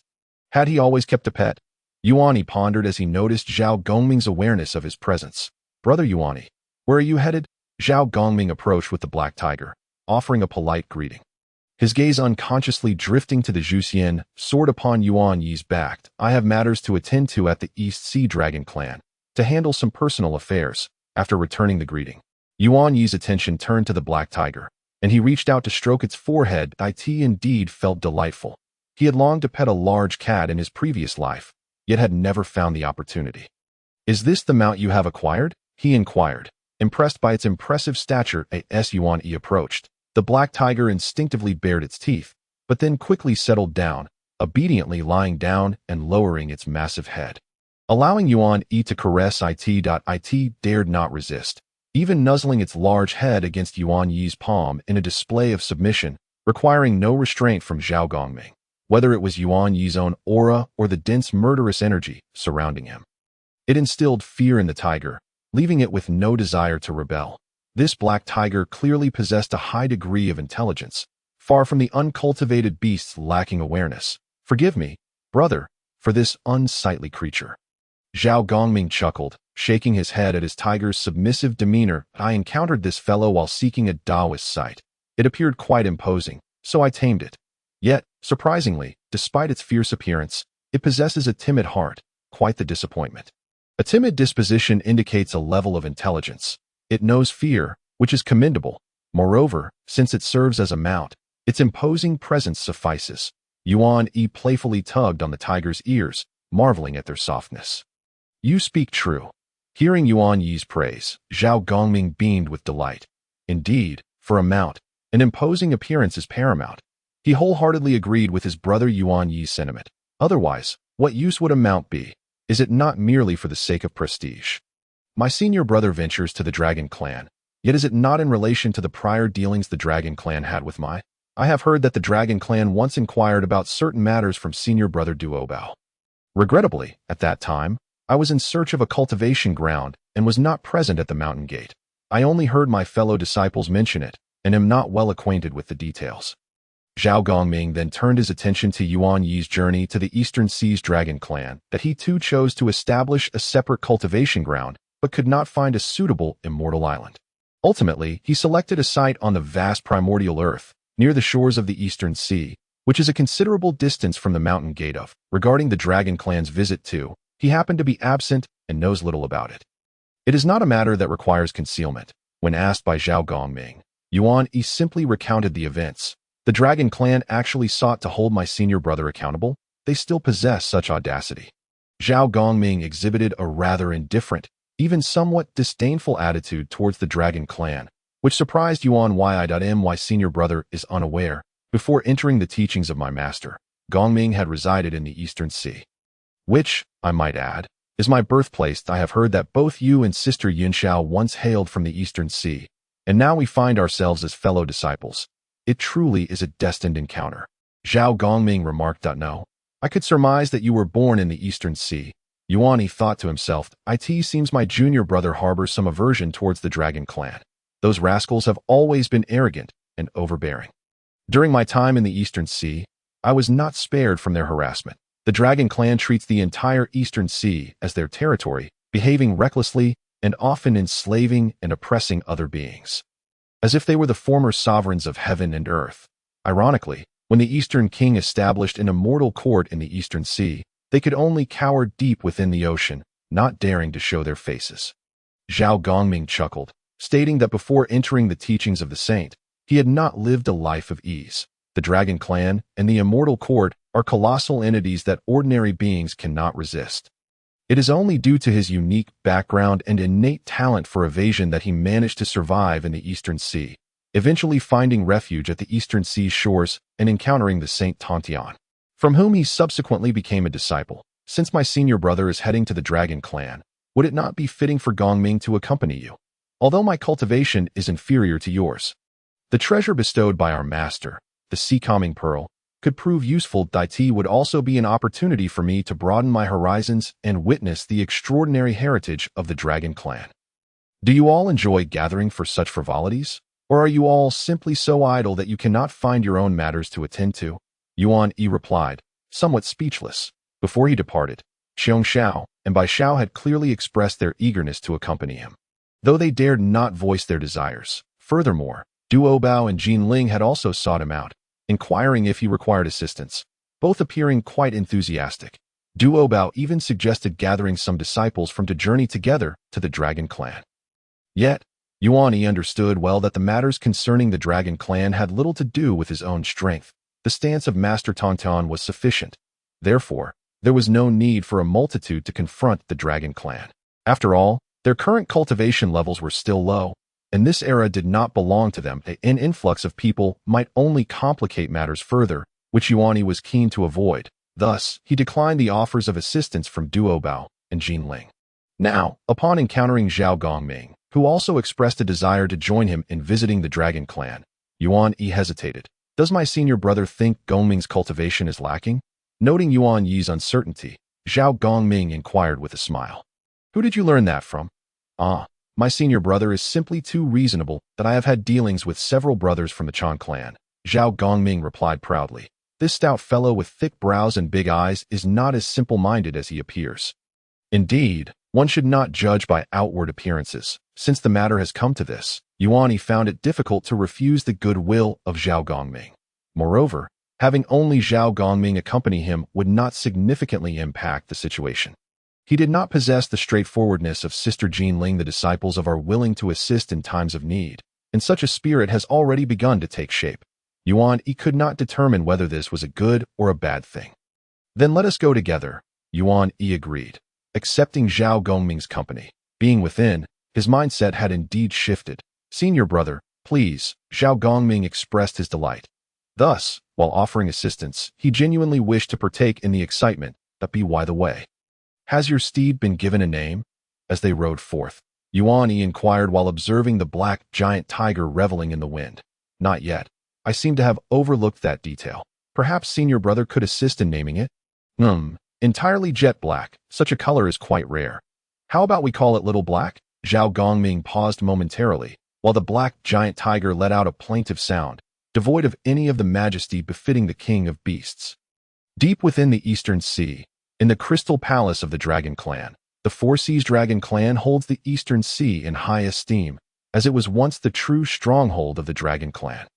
Today, the Eastern Sea Dragon Palace is particularly lively, more so than in days past. The Dragon Kings of the Four Seas have gathered at the Eastern Sea Dragon Palace to discuss significant matters concerning the Dragon Clan.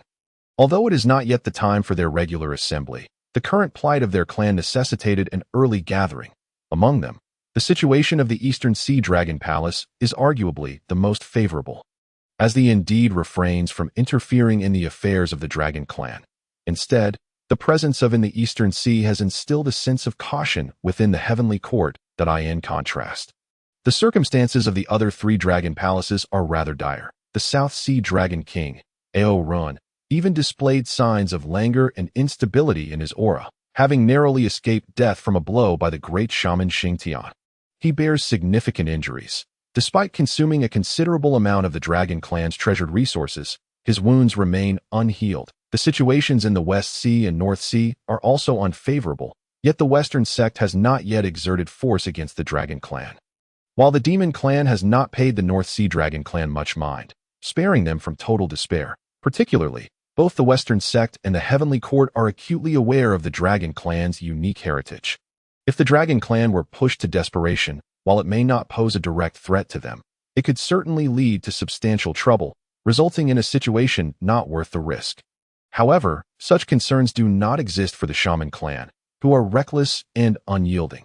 The South Sea Dragon King seeks assistance from the other Dragon Kings, genuinely fearing that the barbaric Shaman clan may one day discover their dragon palace, leaving them with nowhere to hide.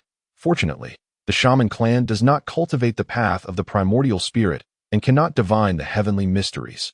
Otherwise, he shudders to think of how dire the situation for the South Sea Dragon clan would become.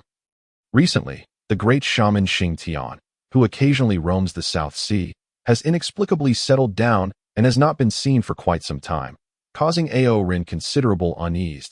He does not believe that the Shaman clan has shown them mercy. Their silence surely signals some nefarious plotting. Is the Shaman clan truly capable of remaining quiet? You are overthinking it. At present, not a shred of concrete information has surfaced. Your state of mind is quite unbalanced. I fear you have been shaken by the Shaman clan, and you need to regain your composure, spoke Ao Wu. Upon hearing this, Ao Rin's anger flared. Ao Wu, you speak so lightly. Do you have any idea how many of my South Sea Dragon clan's kin have perished at the hands of the Shaman clan in just a few short millennia? Are you suggesting that the Eastern Sea's tranquility has led you to turn a blind eye to the plight of the South Sea? Elder brother, I believe third brother's concerns are valid.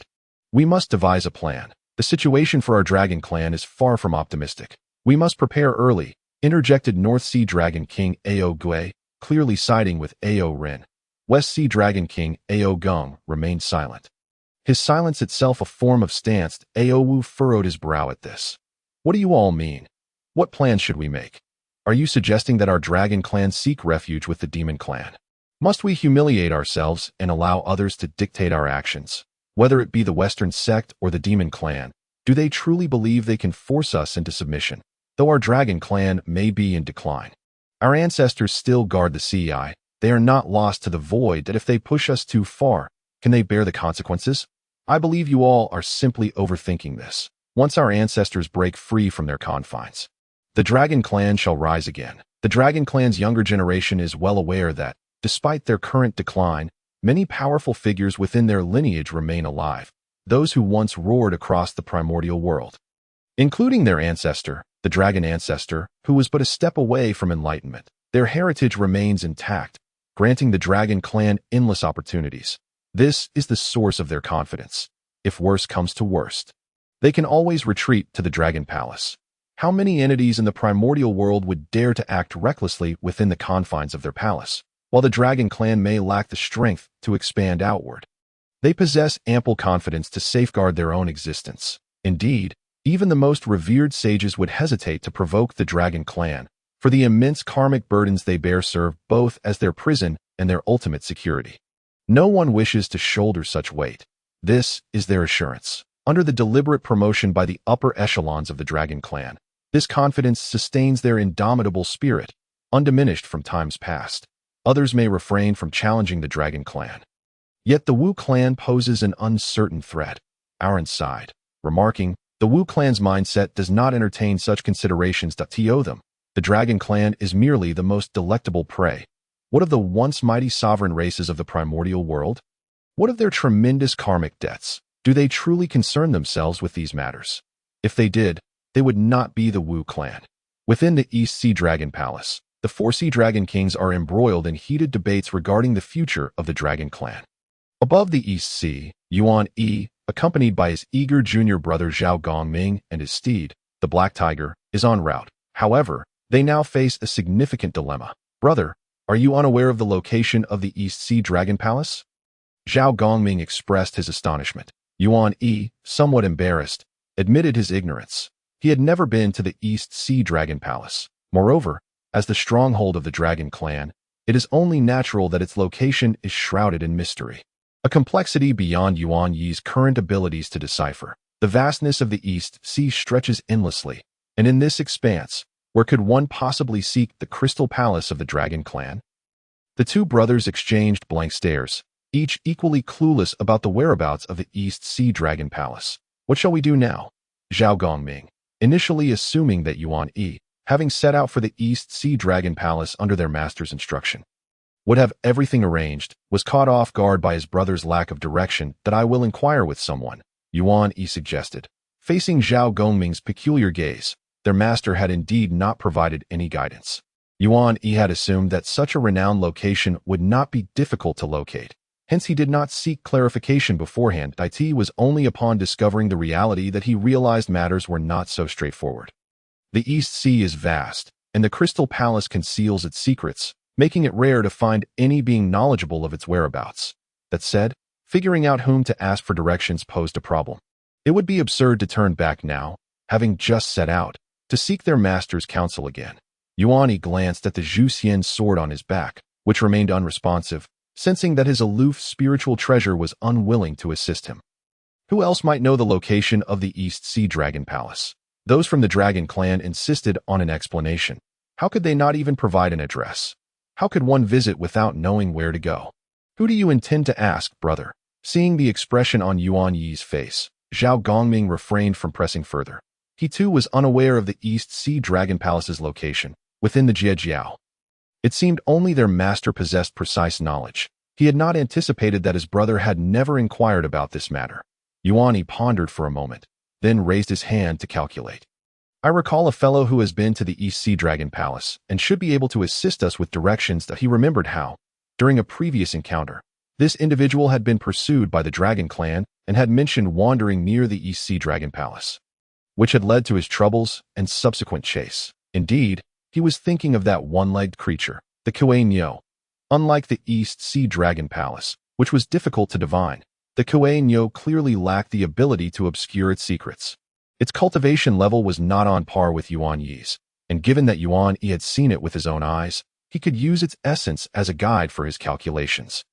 As the energies of Yin and Yang swirled and intertwined at his fingertips, Yuan Yi endeavored to capture the traces left in the world, when one cannot conceal the mysteries of heaven. Their traces remain in the cosmos, easily discernible and thus subject to divination. This is why practitioners often favor spiritual treasures capable of obscuring such secrets. For disciples like Yuan Yi, their own heavenly secrets are influenced by their master, making it challenging for outsiders below the sage level to divine them, and doing so could easily attract their master's attention, alleviating such concerns. After several unsuccessful attempts, Yuan Yi finally attained a breakthrough in divining the heavenly secrets. As the spell dissipated, Yuan Yi's golden eyes focused on a particular direction. Found it. I shall ask for directions. He immediately employed his evasion technique, with Zhao Gongming and the Black Tiger following closely behind. The two soared deeper into the East Sea at an impressive speed. Though they could not effortlessly traverse the void, their pace was far from slowed in the span of just over half a year.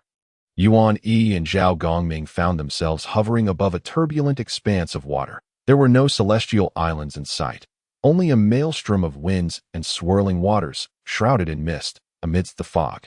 Flashes of lightning illuminated the scene, with the distant rumble of thunder resonating through the air, charged with the ferocity of tempestuous lightning. That it was a naturally occurring storm, wreaking havoc across the ocean's surface. Yuan Yi and Zhao Gongming stood at the storm's periphery, peering into its depths. With their spiritual sight piercing through the mist, they beheld a remarkable creature at the tempest's heart, swimming gracefully in the water, drawing down the power of thunder and lightning, which it voraciously consumed, resulting in a continuous cacophony of thunder reverberating from within its belly. This extraordinary being was clad in azure scales, exuding innate energy. It resembled a bovine but bore no horns, with a single leg beneath its belly, a rather peculiar sight. Is this the creature my brother spoke of? Mastering the elements of wind and water, devouring thunderbolts. Truly remarkable. It is yet another innate being like us, albeit it has chosen the path of physical cultivation and has yet to manifest its innate body. Indeed, this creature had evaded pursuit by several powerful figures of the Dragon Clan, demonstrating significant talent in evasion techniques. Yuan Yi nodded in acknowledgement. The Yuan Yi possessed an impressive aura. Aside from its somewhat unattractive appearance, it exhibited no discernible flaws. At that moment, the creature sensed the arrival of Yuan Yi and Zhao Gongming, its immediate reaction being to turn tail and flee. Without a hint of hesitation, it did not even glance back at them. Simply sensing their presence was enough for it to dash away, riding the winds and diving into the ocean. Wait, Zhao Gongming called out, hoping to halt its retreat. Yet, the creature accelerated, vanishing into the storm with remarkable swiftness, leaving Zhao Gongming momentarily stunned. Go. Yuan Yi, somewhat exasperated, summoned the binding dragon rope borrowed from Bixiao. They needed to capture the creature first, as he intended to inquire how to reach the East Sea Dragon Palace. In a flash of golden light, the Yuan Yi, which had plunged into the sea, was ensnared by the binding dragon rope, yanked out of the water. One must concede, the binding dragon rope is exceptionally effective for capturing beings. Even though the Yuan Yi is not of the Dragon Clan, and thus not susceptible to its full power, its inherent might should not be underestimated. The Yuan Yi, face-stricken with terror, found its powers sealed and suppressed, rendering it unable to escape. My apologies. We have crossed paths before and mean you no harm. I ask for your understanding, Yuan Yi said as he approached the Yuan Yi, retracting the binding dragon rope. The creature regarded Yuan Yi, then glanced at the binding dragon rope at his waist, lowering its head in resignation. Yet, it did not attempt to flee. Although it had not transformed into an innate body, its intelligence remained intact, merely following a different path. Thus it recognized Yuan Yi, although Yuan Yi had not intentionally assisted it. He had indeed made its escape easier. It is you. Are you truly a disciple of the Tongtian Saint of Jiao? The Kuei Nyo's voice echoed like thunder, deep and resonant. What do you seek from me? I wish to reach the Dragon Clan's Dragon Palace, but I am unfamiliar with the way. That I hope you can guide me. The Kuei Nyo scrutinized Yuan Yi, then turned its gaze to Zhao Gongming, finally settling on the Zhuxian sword behind Yuan Yi, its expression shifting slightly. Could this be the legendary treasure of the Tongtian Saint? The Kuei Nyo did not respond directly, but instead inquired about the sword behind Yuan Yi. Yuan Yi nodded, affirming, indeed, very well. I shall accompany you and guide you, but you must ensure my safety. Is that agreeable? The Kuei Nyo, upon receiving an affirmative response, nodded in agreement, not merely offering directions but committing to accompany them. Despite its apparent timidity, it now dared to venture with them to the East Sea Dragon Palace. Perhaps this creature possessed a boldness that belied its outward demeanor. Moreover, the mind seems to be quite astute. Given that Yuan Yi carries the treasure of the Tongtian Saint, it is not difficult to deduce that this is at the behest of the saint. By following along, he can wield the false authority of the saint. How many would dare to provoke him in the future? How much trouble could he avoid? Yuan Yi is not foolish. He readily surmised Kuei Nyo's intentions, yet he chose not to dwell on them excessively.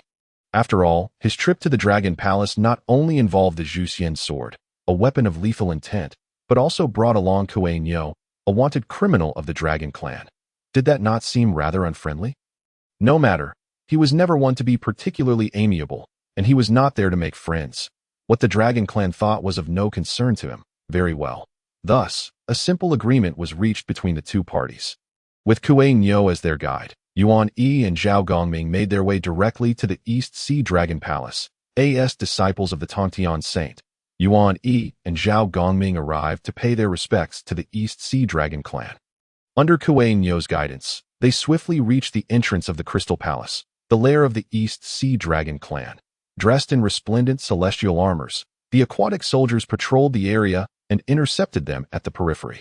Upon announcing their names, the patrolling soldiers exchanged glances. Upon recognizing Yuan Yi's identity, the leader hurriedly departed to report this matter. The name of the saint was not something they could afford to neglect. At the same time, the soldiers remained highly vigilant regarding Yuan Yi and Zhao Gongming's arrival, especially towards Yuan Yi. Despite his calm demeanor, which contrasted with Zhao Gongming's apparent impatience, the aura of murderous intent surrounding him was palpable. Kuei Nyo had shrunk his form, mostly hiding behind Yuan Yi and Zhao Gongming, his eyes darting about. Yuan Yi had inquired about his grievances with the Dragon Clan, which seemed to stem from a spirit root he had been guarding. Stolen by a member of the Dragon Clan in an attempt to retrieve his spirit root, he had sneaked into the Dragon Clan, only to be pursued and hunted down. The Dragon Clan indeed bore many grudges. And Yuan Yi could not help but lament. They regarded the entire East Sea as their territory, wielding life and death as their prerogative, which justified their often domineering behavior. However, Yuan Yi had no particular thoughts on the matter. His master had said that since the emergence of the heavenly path, the order among the myriad creatures had improved significantly, albeit only to a degree. The entanglements of others were of no concern to him. The Dragon Clan was truly imposing, and it was no wonder they were once among the hegemonic powers of the primordial world, their foundation extraordinary. Zhao Gongming surveyed the distant cluster of the Dragon Palace. From afar, the East Sea Dragon Palace appeared as a separate realm, with precious heavenly materials and earthly treasures cultivated as ornamental bonsai.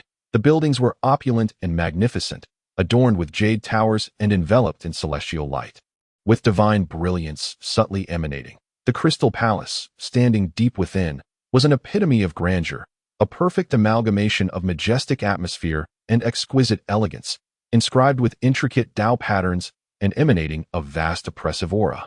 Drawing upon the might of the sea, exuding an indomitable essence that seemed eternal, the formations and barriers laid out here were quite formidable.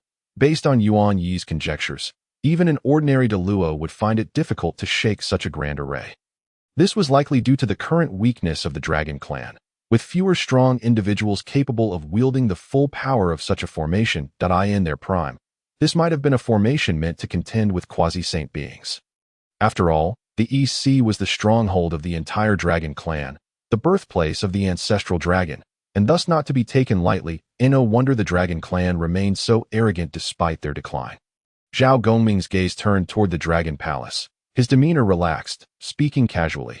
There were indeed numerous Tai beings among the dragon clan, and he could sense several of their auras. Yet, Zhao Gongming did not regard these Tai beings with any respect. Easily perceiving the gap between them, simultaneously, a faint air of decay surrounded these Tai beings, giving off an impression of decline, lacking the vitality that once thrived, while Yuan Yi and his companions were only just beginning their journey in the Tai realm. The dragon clan's Tai beings were at the end of their paths. The dragon clan had lost its fortune and even bore karmic burdens, rendering it strong, unable to advance further. With each generation weaker than the last, the future of decline was already foreseeable. With deep foundations but inadequate strength, it was all in vain. Listening to this, Yuan Yi cautioned. Zhao Gongming was not merely engaged in idle chatter. He awaited the other party's report, the guards remaining behind. Upon hearing Zhao Gongming's brazen critique of the dragon clan, wore unsightly expressions, their gazes quite unfriendly. Were they not here to stir up trouble? Did they fear being overheard? Upon Yuan Yi's reminder, Zhao Gongming looked puzzled, glancing at the Zhuxian sword behind Yuan Yi, and inquired through thought transmission. Your words suggest we are akin to bullies, and you speak with such righteousness. How could we possibly be here to cause chaos? We are disciples of the saint. How can we belittle ourselves in such a manner? I would prefer everyone to be amicable, leaving some room for one another. Resolving matters and maintaining peace. Yuan Yi touched the Zhuxian's sword at his back, still perplexed as to why his master had instructed him to visit the dragon clan. Was it merely because the dragon clan had vented their frustrations by destroying his dojo and taking items from it? From his understanding of his master, Tongtian rarely intervened directly in the affairs of his disciples, not one to play the role of a caretaker. If his disciples suffered losses, Tongtian was not one to casually intervene on their behalf. His stance had always been for them to fight their own battles. If it were the second master, there might be a greater likelihood of intervention. The god-slaying spear was indeed remarkable, but it was merely a fragment of a spear. It was unlikely that his master would be overly concerned. Yet, his master sent him here, which led Yuan Yi to feel that his master's intentions were not solely about the god-slaying spear. Regardless of what his master was contemplating, his intention was clearly conveyed. Senior brother, you are indeed too concerned with rules. Often, this leads to less trouble. We are currently relying on the master, not ourselves, and we lack the ability to disregard the rules. Yuan Yi replied. Zhao Gongming pondered for a moment and nodded in agreement. That is true. We are merely at the Tai stage, our cultivation still shallow. While the two brothers chatted and waited, a golden light surged forth from within the dragon palace with great momentum. It is you two who dare to cause trouble in my dragon clan. The voice was youthful, unmistakably that of a child. Yuan Yi was astonished. Before the East Sea Dragon King could arrive, a young dragon had already appeared. As the golden light dissipated, it revealed a young dragon boy of about 10 years old. Dressed in resplendent garments, with dragon horns adorning his head, yet he exuded an air of unwarranted maturity, arms crossed defiantly as he gazed at Yuan Yi and Zhao Gongming. Who is this little brat? Zhao Gongming frowned, looking at the brash dragon boy. I am Ao Guang, the 19th prince of the East Sea Dragon King. Who are you to speak so boldly in my East Sea Dragon Palace? State your names at once. Yuan Yi, who had initially shown no interest in the child, paused for a moment, his gaze scanning the young dragon, Ao Guang. Why does that name sound so familiar? They say dragons are inherently lustful. The East Sea Dragon King must have numerous offspring to have a 19th prince. I shall not engage with a child. You should summon your elders instead and behave yourself, Yuan Yi declared. Zhao Gongming, unaware of this 19th prince Ao Guang, found the young dragon's haughty demeanor displeasing. As Ao Guang seemed reluctant to yield, preparing to speak further, Zhao Gongming waved his hand lightly, sending the boy tumbling away to a distance. He had not harmed him. He merely found him bothersome. The child's cultivation was quite low, merely an ordinary celestial being, far removed from their innate status as golden immortals. This illustrated that not only humans were experiencing a reverse trend in cultivation. Even the once great dragon clan was not exempt. At this moment, the one who had departed to report returned, accompanied by over 10 powerful dragon beings, not aquatic beings allied with the dragon clan, but pure-blooded dragons. The foremost figure was a youth in the late stage of Tai, adorned in luxurious robes, exuding an impressive aura. The youth caught Ao Guang, and then turned his gaze toward Yuan Yi and Zhao Gongming. His eyes narrowing that my father is currently in discussions with his brothers regarding important matters and is unavailable to meet guests as esteemed disciples of the Jiao. Your sudden visit is quite unexpected. May I inquire as to the purpose of your arrival? Allow me to host the two of you. My name is Ao Yin, the Prince of the East Sea Dragon King. Yuan Yi sighed inwardly. Since the East Sea Dragon King himself was not present, it seemed that he had no intention of meeting him directly, instead delegating the task to the prince, given that the Dragon King had previously mentioned him to senior brother Duo Bao. It was inconceivable that he would be unaware of the purpose of his visit, yet he chose to avoid him.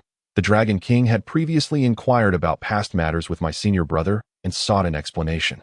Thus I have come to provide one, and I expect one in return. That if the Dragon King is indeed preoccupied, might Prince Ao Yin take the lead?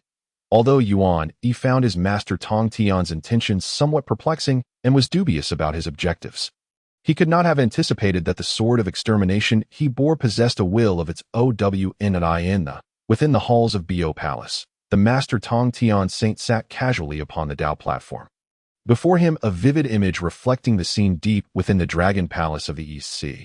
Duo Bao busied himself brewing tea, occasionally casting furtive glances at the projected image, when his disciple suggested that he accompany Yuan Yi and the others. He had declined, not expecting that junior brother Zhao Gongming would follow him to the East Sea Dragon Palace. Duo Bao spoke with a hint of regret. Simultaneously, he felt a degree of confusion. Compared to Yuan Yi and the Sanshao, Duo Bao and his companions had spent a longer time by their master Tong Tian's side and understood his temperament better. Master, I do not comprehend why you insist on sending junior brother Yuan Yi to the Dragon Clan. Tong Tian did not turn back, his gaze still intently focused on the image before him. Duo Bao, let me ask you, what are your thoughts on Yuan Yi? Duo Bao was puzzled, wondering what his master meant by such a question. After some contemplation, he replied, Junior brother Yuan Yi possesses considerable fortune and profound opportunities. His cultivation currently surpasses that of junior sister Jin Ling, making him the strongest among the disciples of the. I am not inquiring solely about his cultivation. Not entirely about that. Duo Bao pondered for a moment before continuing. Junior brother Yuan Yi's temperament is somewhat aloof. He does not often seek closeness with others. Yet his disposition is gentle, and he seldom engages in disputes.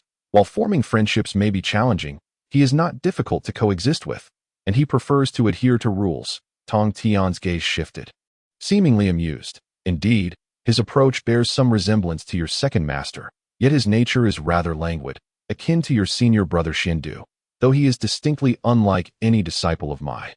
Is he not? Duo Bao was taken aback. Master, but Yuan Yi. Tong Tian waved his hand dismissively. I do not imply that this is a flaw, since he has entered my fold. He undoubtedly shares a connection with me and aligns with my grand Dao. Hearing this, Duo Bao felt relieved, yet his confusion deepened. Duo Bao, do you truly believe that Yuan Yi is inclined to follow the rules? Well, Tong Tian shook his head. Not quite. Thus, his actions only partially mirror the Dao of my second brother, yet they do not genuinely align with this path. Yuan Yi does not genuinely pursue compliance with heaven's will. Rather, he finds convenience and simplicity in such conduct. Ultimately, it is merely a form of laziness. Observe his conversation with Zhao Gongming. Due to his lack of strength to establish order, he chooses to follow it, indicating that in his heart, rules and order are not absolute mandates. He is not of a resigned nature. Rather, if necessary, he possesses the resolve to gamble everything in pursuit of a sliver of hope. Therefore, he is worthy to be my disciple. Duo Bao gazed at the young man clad in white robes, bearing the sword of extermination within the imaged eye in his memory. This junior brother was not of such an extreme disposition. He seemed more inclined to leave a margin in all matters, disliking to sever ties that it was difficult for him to conceive that Yuan Yi would undertake an act of risking everything without a retreat. Unlike junior sister Jin Ling, who might do such a thing, what relevance does this have with master sending junior brother Yuan Yi to the Dragon Clan? Duo Bao inquired. The term in my signifies seizing a sliver of opportunity. This is contention, whether for oneself or for others. This is foundational to my. Regardless of the reason for contention, One must possess a contentious heart to follow Mai's path. Duo Bao, you revel in seizing opportunities and fortuitous encounters. Jinling enjoys competing with others. Wudong prefers to compete with herself. Yun Xiao seeks to contest truth and reason, while Qiong Xiao and Bai Xiao relish in rivalry with each other and their senior brother. Gongming enjoys advocating for others. What about Yuan Yi? Can you discern whom he is contesting against? What is he contending for? Duo Bao opened his mouth, hesitating to respond. He was not well acquainted with this junior brother. How he conducts himself is beyond my concern. His languid nature is his own business. Yet, now that he has entered my fold, how can he not contend? Without contention, how can one cultivate the path of Mai? If the essence of the Tao is lost, how can one attain true fulfillment and realize the grand Tao? Tong Tian's demeanor grew serious, his gaze deepened, and his words turned indifferent. The Dragon Clan is but a group of pitiable beings. Still immersed in their past illusions, reluctant to awaken, they are hardly worth discussion. The God-slaying spear, merely a trivial external object, and merely a fragment of a broken weapon at that. What is there to concern ourselves with? Ultimately, it is merely one of many choices. My disciple, how could I lack such a broken weapon? I send him to the Dragon Clan to retrieve what pertains to him, but that is secondary. What is truly needed is for him to comprehend the essence of Mai, that he must understand what the Yin Mai signifies. His opportunities and path must be fought for, irrespective of whether he contends openly or resorts to cunning. The Tao is devoid of right or wrong. How can one confine themselves to rigid boundaries? For my disciples, a contentious heart is essential. A personally instructed disciple of mine, how can he avoid contention in all matters? Tong Tian stretched lazily, his demeanor returning to its earlier nonchalance. Duo Bao, you and the others must also remember the essence of Mai and the purpose of the Tao. Master, he replied, the great Tao remains ever-changing. The heavenly Tao seeks existence, and all beings seek continuity. If one does not strive for themselves, how can opportunities arise? Duo Bao did not fully grasp the implications of his master's words, sensing that there was something deeper being conveyed. Yet he could not discern its meaning. The great Tao, the heavenly Tao, what do they signify? Observing that his master showed no inclination to elaborate, he refrained from asking further questions. Disciples shall remember the teachings of the master. Meanwhile, within the East Sea Dragon Palace, in the Grand Hall, Yuan Yi sat opposite Zhao Gongming, facing Ao Yin, the prince of the East Sea Dragon King, accompanied by a group of relatively young dragonkin. As they sat across from each other, Ao Yin fixed his gaze upon Yuan Yi and inquired, how do you intend to explain this? What do you seek in return? Indeed, it is true that I killed several of your dragonkin. Oh, Yuan Yi replied calmly, they were the aggressors in this matter. Since they are dead, I shall not pursue it further. I forgive your dragonkin, and this matter is resolved. What did you say? You killed my kin. And you declare it resolved just like that. You claim my kin provoked you first. How can you prove that? Ao Yin's eyes glinted sharply, exuding an air of pressure. The Dragon King had sent him to deal with this matter rather than confronting Yuan Yi himself. Not only due to his pride in his status, unwilling to engage in equal discourse with a younger generation, nor because only the disciples of had received him during his prior visit, but also because of the extermination sword behind Yuan Yi. Though Ao Wu had never seen this fearsome sword, it was impossible for him not to recognize it in the vastness of the primordial world.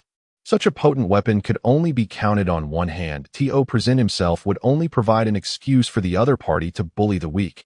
It would be troublesome if a sage were to intervene. However, yielding like this was a tremendous humiliation for the Dragon Clan. To bow to a mere Tai realm being. What face would the Dragon Clan have left?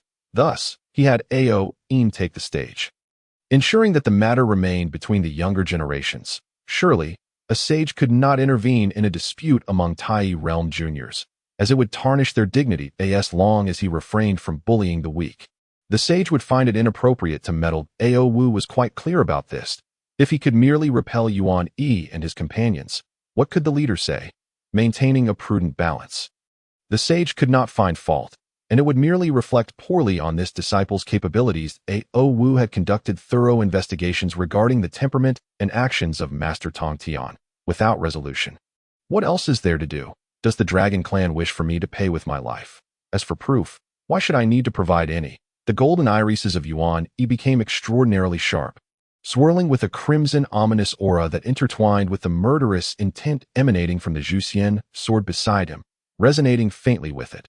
Zhao Gongming initially intended to interject on Yuan Yi's behalf, for he had always known that despite his senior brother's formidable cultivation, he was not overbearing and tended to be somewhat casual. Such a confrontational stance could easily lead to disadvantage.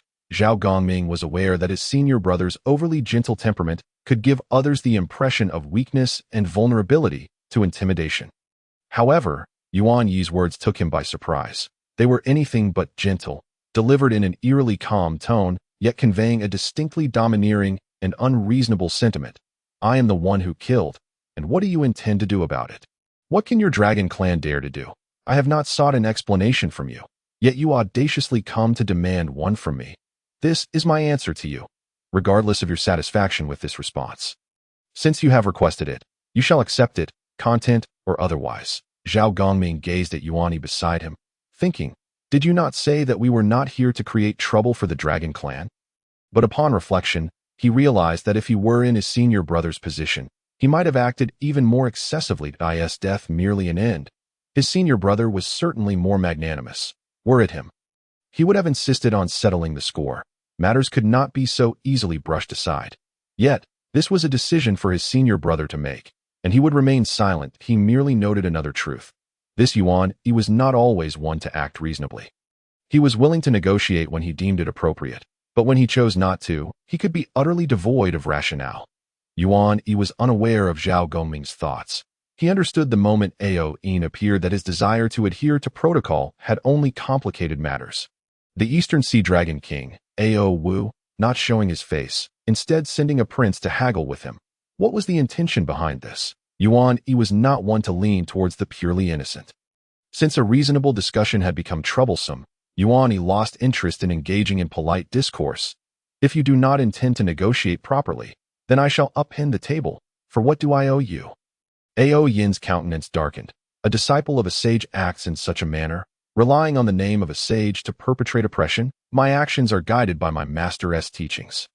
It is best for outsiders to refrain from meddling. Or do you wish to instruct the sage on how to conduct himself?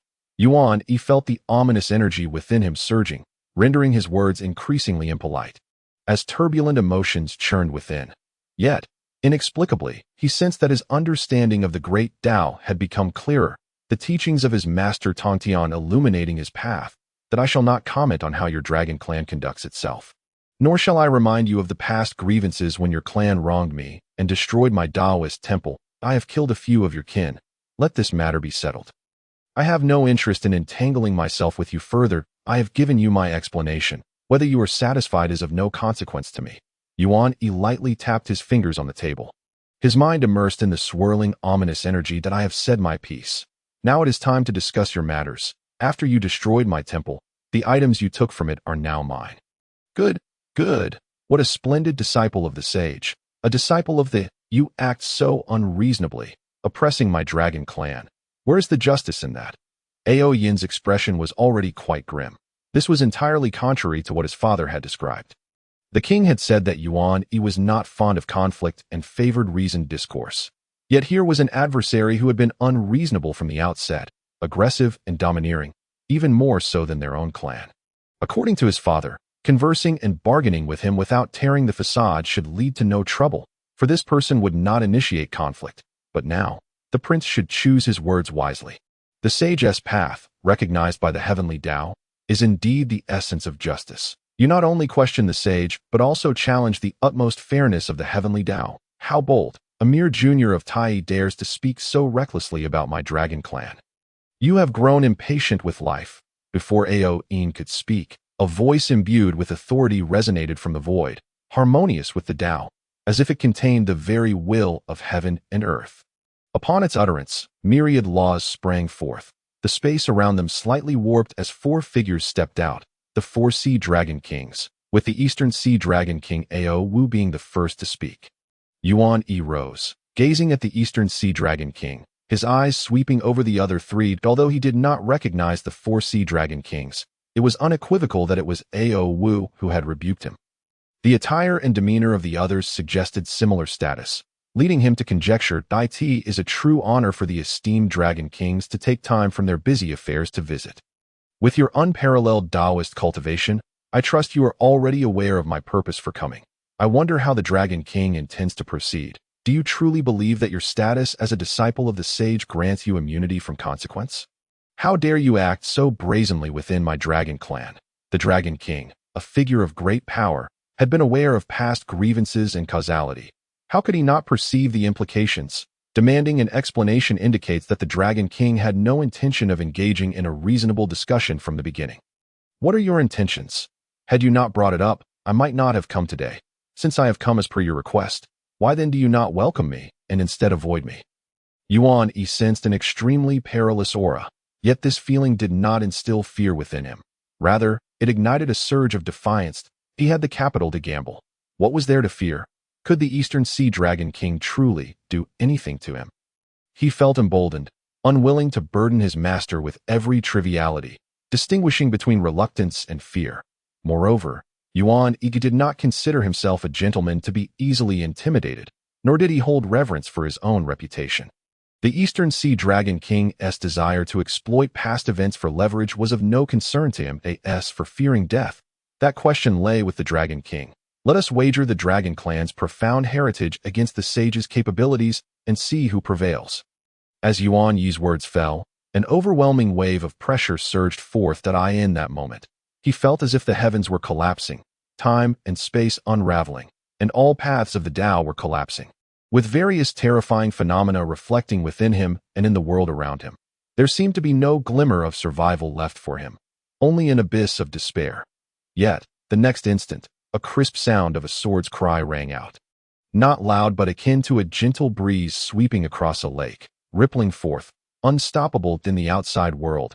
The entire Dragon Palace, at that very moment, felt the immense power of the Eastern Sea crashing down. As if the heavens themselves were toppling, the terrifying aura shaking, fragments of time and space swirling, the great laws of heaven and earth cascading like strands of order, wherein Yin and Yang distorted and the five elements reversed, producing a myriad of horrifying sights. This was not merely the might of the Eastern Sea Dragon King, but also the overwhelming force he had amassed. Deep within the Dragon Palace, there were subtle hints of other energies stirring, heralding signs of awakening. Yet, a single sound of the sword's cry shattered everything, as a crimson celestial sword stood poised in the void, emanating wisps of sanguine radiance. The radiance rippled, and wherever it passed, all things were severed. Its brilliance was so overwhelming that nothing could withstand it. The sword's aura rippled outward, and all terrifying phenomena were silently extinguished, the laws of the Tao dissipating. Within the expansive Dragon Palace enveloped in the sword's luminous waves, countless beings were left devoid of life, unable to muster any spirit of resistance, awaiting their fate with helpless despair. The subtle energy that had pervaded from deep within the Dragon Palace was also suppressed and returned to silence. Is this the realm of the sage, transcending even the great Luo? Within the void, a voice unheard by any resonated, carrying an endless complexity of emotions: regret, unwillingness, yearning, bitterness, and a profound sense of solitude, difficult to articulate. Truly, we are far from reaching such heights. Beneath the sage, all are but ants. The crimson Jiao sword stood beside Yuan Yi, its aura restrained yet naturally exuding a pervasive sense of murderous intent. Silent and still, it radiated an overwhelming oppressive force. The essence of the East Sea Dragon King and the entirety of the Dragon Palace had long since dissipated, leaving even the Dragon King, a figure of great power, utterly speechless. The might of the saints was something the myriad beings of the primordial world had only heard of. Only the 12 ancestors of Wu had truly experienced its terrifying nature. It could be said that since the Tao ancestor opened the path to sainthood, such beings had never truly taken action. The Tao ancestor Hongjuan's appearance to intercept the blow of the 12 capital heavenly god-demon formation during the conflict between the Wu and the Lich was nearly the only instance of a saint intervening. It is well known that saints transcend the realm of the great Luo, yet the precise nature of their powers remains elusive. The Dragon Kings of the Four Seas stood frozen in place. And Yuan Yi also gazed at the Jiao sword, witnessing the manifestation of a saint's might for the first time. Zhao Gongming appeared calm on the surface, but inwardly he breathed a sigh of relief. He had not anticipated that his senior brother would directly provoke the Dragon King with words. All the prior discourse had merely served to incite the opponent into taking action. That it was rumored that the Tao ancestor had issued a decree before the saints, including his own teacher, attained sainthood, forbidding them from easily intervening in the grand affairs of the primordial world. Whether true or not, Zhao Gongming had heard such tales. His senior brother was clearly seeking an excuse for their teacher to intervene. Crafting a rationale, they held little regard for the same realm Tai of the Dragon Clan, but could not afford to underestimate the East Sea Dragon King, whose prior display of power had instilled fear in him. Even though he was aware that his brother had come on the teacher's behest, bearing the Zhuxian sword, the trepidation towards a great Luo powerhouse could not be entirely dispelled. The Dragon King avoided direct confrontation, sending forth Prince Ao Yin instead, and his intentions were not difficult to discern. Yuan Yi shifted his gaze from the Zhuxian sword to Ao Yin and the other dragon descendants, then to the East Sea Dragon King, Ao Wu. Ao Wu remained silent, his eyes betraying an uncontrollable fear as they moved away from the Zhuxian sword. "What is your intention?" After a brief silence, Ao Wu finally spoke. "That I have heard that the Dragon Clan possesses the innate Dinghai Pearl. My junior brother Gongming has accompanied me on this arduous journey, so I would ask the Dragon King to present the Dinghai Pearl as a token of gratitude for my junior brother.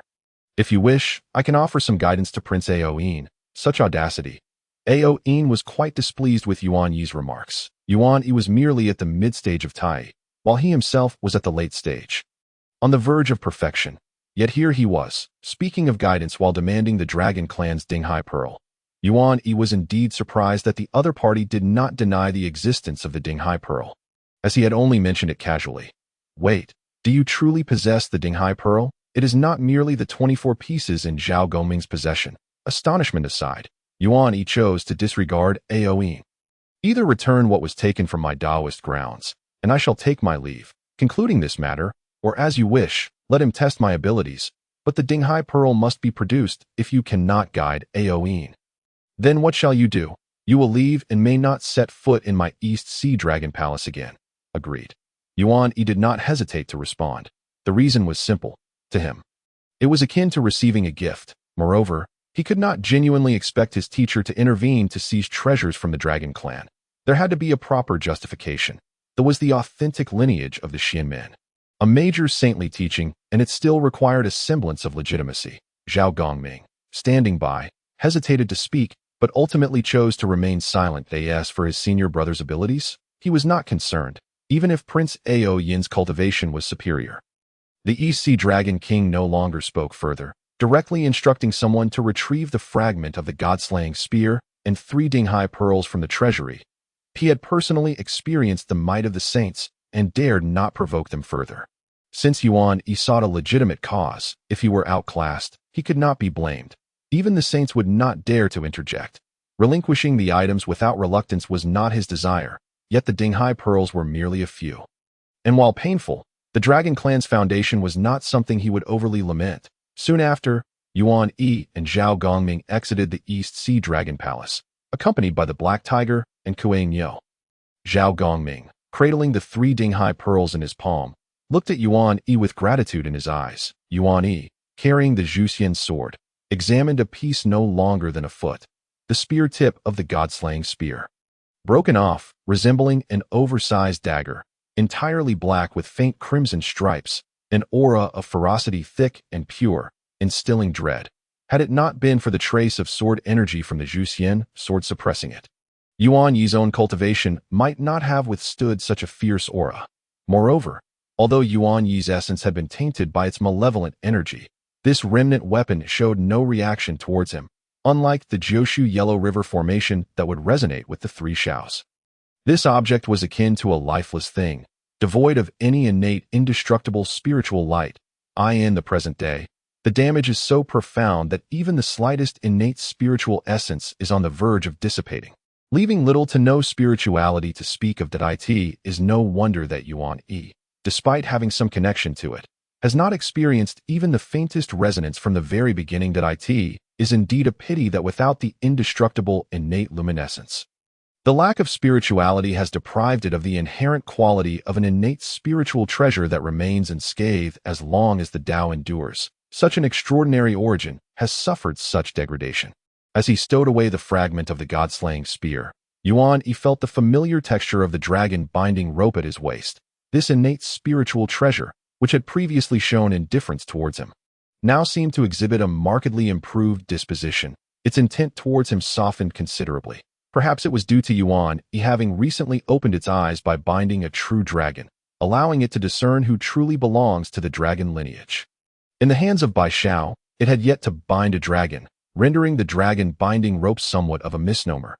Now, it had truly earned its name when he clashed with the young Prince Ao Yin of the East Sea Dragon clan. Yuan Yi found the encounter quite effortless. He summoned the dragon-binding rope, and with a mere glance, forced Ao Yin to reveal his true dragon form, subsequently ensnaring him securely with the rope. The overpowering nature of this binding was striking, leaving Ao Yin without any means to retaliate. This tool proved exceptionally effective against dragonkind, likely unmatched by any other supreme innate spiritual treasure. The wonders of creation are truly intriguing. The dragon, as one of the most fundamental manifestations of the Tao, has birthed the extraordinary dragon race, yet simultaneously gave rise to the dragon-binding rope, an innate spiritual treasure rich in specificity. Its formidable strength also manifests as a significant weakness, encapsulating the essence of one overcoming another. The East Sea Dragon King did not dare to dispute the matter, and Yuan Yi departed with the item in hand. The dragon race now resembled dung beetles, and he was unwilling to become entangled in their affairs, for pushing them into a corner would only lead to mutual destruction. Yuan Yi directly bestowed the sea-calming pearl upon Zhao Gongming. This solitary item did not possess particularly remarkable power, ranking at best as a lower-grade innate spiritual treasure, perhaps even falling short of that in Yuan Yi's hands. It held little value. He had also ascertained that the sea-calming pearl indeed harbored temporal and spatial powers, capable of suppression. However, the chaos within made it unlikely to evolve into a myriad of realms without external assistance, and it likely required specific opportunities to do so. Yuan Yi did not believe he possessed such fortune. This item was not particularly suited to him. Yuan Yi's essence contained malevolent energy, and his mastery of the Yin-Yang path leaned more towards destruction than creation. Holding on to it would serve no purpose. It was better to extend a favor to Zhao Gongming, for the pearl would be of greater use to him. Given that he already possessed 24 sea-calming pearls, Yuan Yi believed that the value of this favor outweighed that of 3 sea-calming pearls. As for the future, that would depend on Zhao Gongming's own fortune. The East Sea Dragon Palace possessed the sea-calming pearl, but it remained uncertain whether the dragon races of the other 3 seas had their own. Such matters were for Zhao Gongming to ponder. Upon his return to the Yuan Yi's first task was to visit Bo Palace to see his master, Tong Tian, and to return the little ancestor on his back. Although the Excalibur of slaying immortals was exceedingly reliable, instilling a strong sense of security, it lacked a certain approachability, making it difficult to manage, unlike the dragon-binding rope, which had no reliance and could be bullied. The Excalibur, being an accessory to an innate treasure, still held the status of a supreme innate spiritual treasure. Inside Bo Palace, Tong Tian held the fragment of the god-slaying spear, rubbing it thoughtfully while his gaze scrutinized Yuan Yi. He nodded slightly, saying little more. Yuan Yi was not one to shy away from competition, but he had not pursued it much. Once stability was achieved, his drive diminished, and his cultivation of the Tao lacked the necessary fervor. While his practice could not be deemed neglectful, it was deficient in the pure pursuit of the Tao. Law and Tao. Tao surpasses law. One's own Tao is fundamental, especially for someone like Yuan Yi, whose essence was so potent. How could he lack the spirit of ambition? One can temper their edge and wield a sword sheath, yet one must never truly lack brilliance. Otherwise, the laws and the Tao he cultivates would become shackled, hindering his progress. After all, Yuan Yi had not yet reached the height where he could forge his own path. The path of a sage is the broadest and most level road in the universe. Closest to the Tao, Yuan Yi had gained some insights regarding this, and although his master did not explicitly state it, he seemed to understand why he was prompted to engage with the dragon race. At this moment, Tong Tian's gaze was not fixed on the god-slaying spear fragment. The spear presented a challenge for Yuan Yi. Without the suppressive power of the Excalibur, he could not withstand the endless pure malevolent energy emanating from it. This item, lacking an innate spirit, would not naturally contain its aura, resembling a disloyal wolf that does not recognize its master.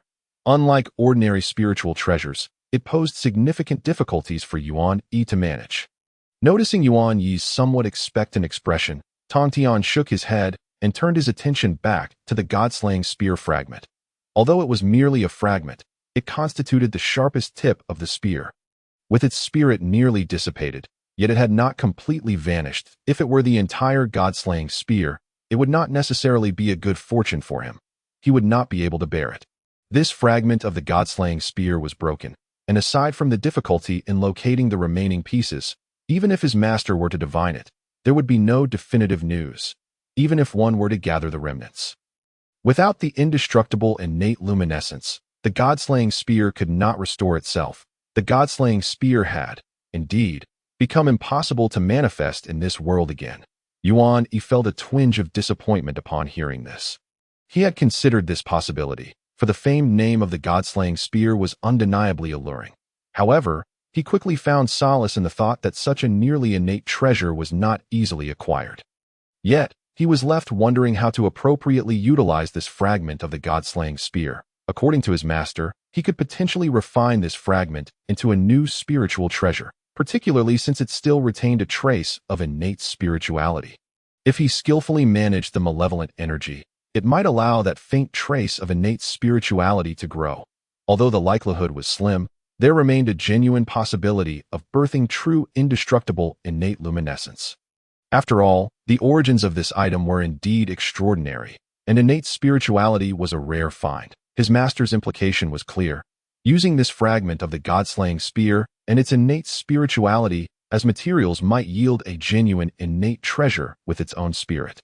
Tong Tian's fingers brushed over the spear's tip, suppressing the ever-present malevolent energy, sealing it away before tossing it back to Yuan Yi. However, re-refining such an item would not be easy. His master was not adept in this area. Throughout the entirety of the primordial realm, aside from the Tao ancestor, there was likely only one individual capable of crafting such an item. You should visit Kunlun to seek assistance from your second master. Then proceed to the 8 Sceneries Palace of Shouyang Mountain, he advised. Cultivating innate spirituality is not something that can be achieved through ordinary methods. Your grandmaster excels in the art of alchemy, and few can rival him in nurturing spirituality. The Western Church's Yuan Yi Taoist is more proficient in awakening spirits, and Sister Nuwa's path of creation also plays a role. However, my relationship with them is rather tenuous. You will have to seek your grandmaster's assistance, Da. Not only must I trouble my second master, but I must also impose on my grandmaster, having my second master craft an artifact for me. My grandmaster nurturing the innate spirituality, and my master sharpening it again. Wouldn't that be rather excessive? Yuan Yi exclaimed, taken aback by the prospect. If this were truly the case, his treasure would have been forged through the combined efforts of 3 saints. Setting aside the treasure itself, just the fact of it would be astonishing, a reputation beyond measure. Even the mere thought of his master requesting such a thing made Yuan Yi hesitant. Could it truly be done? What? Do you expect your master to run errands for you? Tong Tian inquired, noticing Yuan Yi's distracted demeanor while holding the fragment of the god-slaying spear. I wouldn't dare trouble my master. I will go on my own. Thank you, master, Yuan Yi quickly replied respectfully, recognizing the favor his master had granted him. Without this endorsement, he would have no qualifications to request his 2 masters' assistance in refining a treasure. Only with his master's support could he pursue such matters. Previously, he had not even dared to contemplate them. Although his master mentioned that the Western Church's Yuan Yi saint was more adept in spirit awakening, Yuan Yi still felt that seeking his grandmaster's assistance would be the best choice, as the added value of the treasure itself was entirely different. Yuan Yi exited Bo Palace with the sealed malevolent energy of the god-slaying spear fragment, intending to first visit the 3 Shaos. It struck him as odd that he was always rushing about, scarcely finding time to remain in his own Taoist sanctuary for meditation. Just as he had returned, his next journey was already laid out before him. Yet, the vision his master had just painted, a spiritual treasure forged by 3 saints, filled him with eagerness. What concerned Yuan Yi was that this seemed to involve an immense causal connection. Could he bear such a burden? But such worries were fleeting, quickly dismissed that a fortune of this magnitude had landed before him. How could he not seize it? What would that mean for him and his master? He who does not seize the opportunities presented by heaven shall reap the consequences. When the time comes, but one fails to act, misfortune will ensue. It seems I have subconsciously sought stability, always opting to avoid risks, thus losing my once fervent ambition. Have I not just come to this realization? With the god-slaying spear stowed away, Yuan Yi leisurely made his way towards the location where the three Jiao sisters had previously established the immortal island. Originally, Yuan Yi had wished to meet the steed of his master, Kuan-Yo, to inform it of a counterfeit that bore its name. Alas, he found no sign of Kuan-Yo. Kuan-Yo had guided them with a route to the Dragon Palace alongside Zhao Gongming. And subsequently, he had merely rushed to the realm of Jie-Jiao. Jie-Jiao itself held no strict regulations, and Yuan Yi observed that Kuan-Yo bore no significant karmic burdens, thus he did not impede its passage. He vaguely recalled that this creature was also entangled in considerable karmic ties with the human race. Perhaps he would investigate this later today. For taking a steed, Yuan Yi had never contemplated it. Although Kuan-Yo was swift, being a primordial entity himself, Yuan Yi had little desire to claim it. Moreover, the creature's name coincided with that of his master's steed, and to deceive it into becoming his mount would be somewhat disrespectful. Additionally, Yuan Yi always felt that one of its legs appeared rather peculiar, lacking the imposing stature of his master's steed, and certainly paled in comparison to the magnificent black beast of his junior brother Zhao Gongming. The immortal island, placed by the three Jiao sisters nearby Yu Palace, was indeed a remarkable establishment due to their close discipleship. The island itself, having been fully relocated, was extraordinary. After intertwining with the veins of heaven and earth, it gathered spiritual essences and creations, enveloped in mist and clouds, radiating an aura of immortality. Once the island was settled and minimally arranged, the three Jiao sisters seemed to have hurriedly entered seclusion. Leaving the island eerily silent, Yuan Yi hovered above the island, gazing at this expansive space resembling a miniature continent, where the tranquil atmosphere provided a sense of security. His birthplace had been destroyed by the Dragon Clan, and it seemed an unbreakable connection existed between himself and the three Jiao sisters. Even the nine they were currently refining was intertwined with him. Yuan Yi had long recognized this reality and had little resistance, relinquishing his plans to seek another cultivation ground. With them nearby, he could also keep an eye on them. Yuan Yi was acutely aware that after such an extended period of companionship, he could not regard the three sisters as inconsequential strangers. Should anything happen to them, he would undoubtedly be unable to remain uninvolved, just as he knew that if he were to encounter trouble, the three Jiao sisters would likely be affected by his plight as well. However, Yuan Yi did not believe he would suffer any mishap. He was not Zhao Gongming, after all.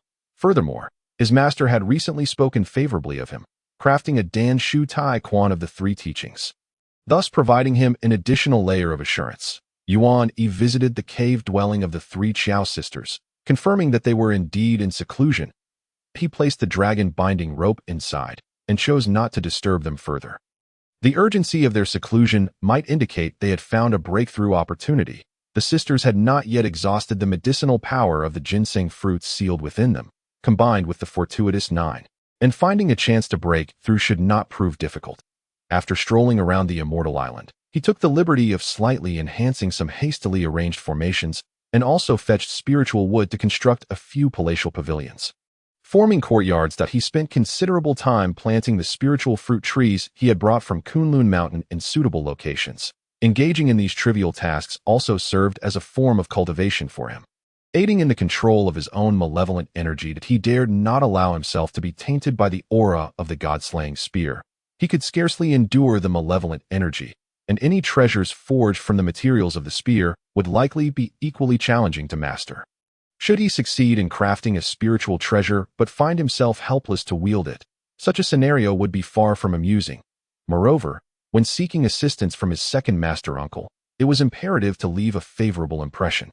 For having borne the Zhuxian sword for an extended period had inadvertently caused him to emanate a killing aura, with the malevolent energy being particularly active. If he were to provoke displeasure from his second master uncle, would he not squander a golden opportunity and tarnish his master's reputation as well? Several centuries later, when Yuan Yi ventured forth once more, his aura had regained its tranquility. although it now bore a sharper edge.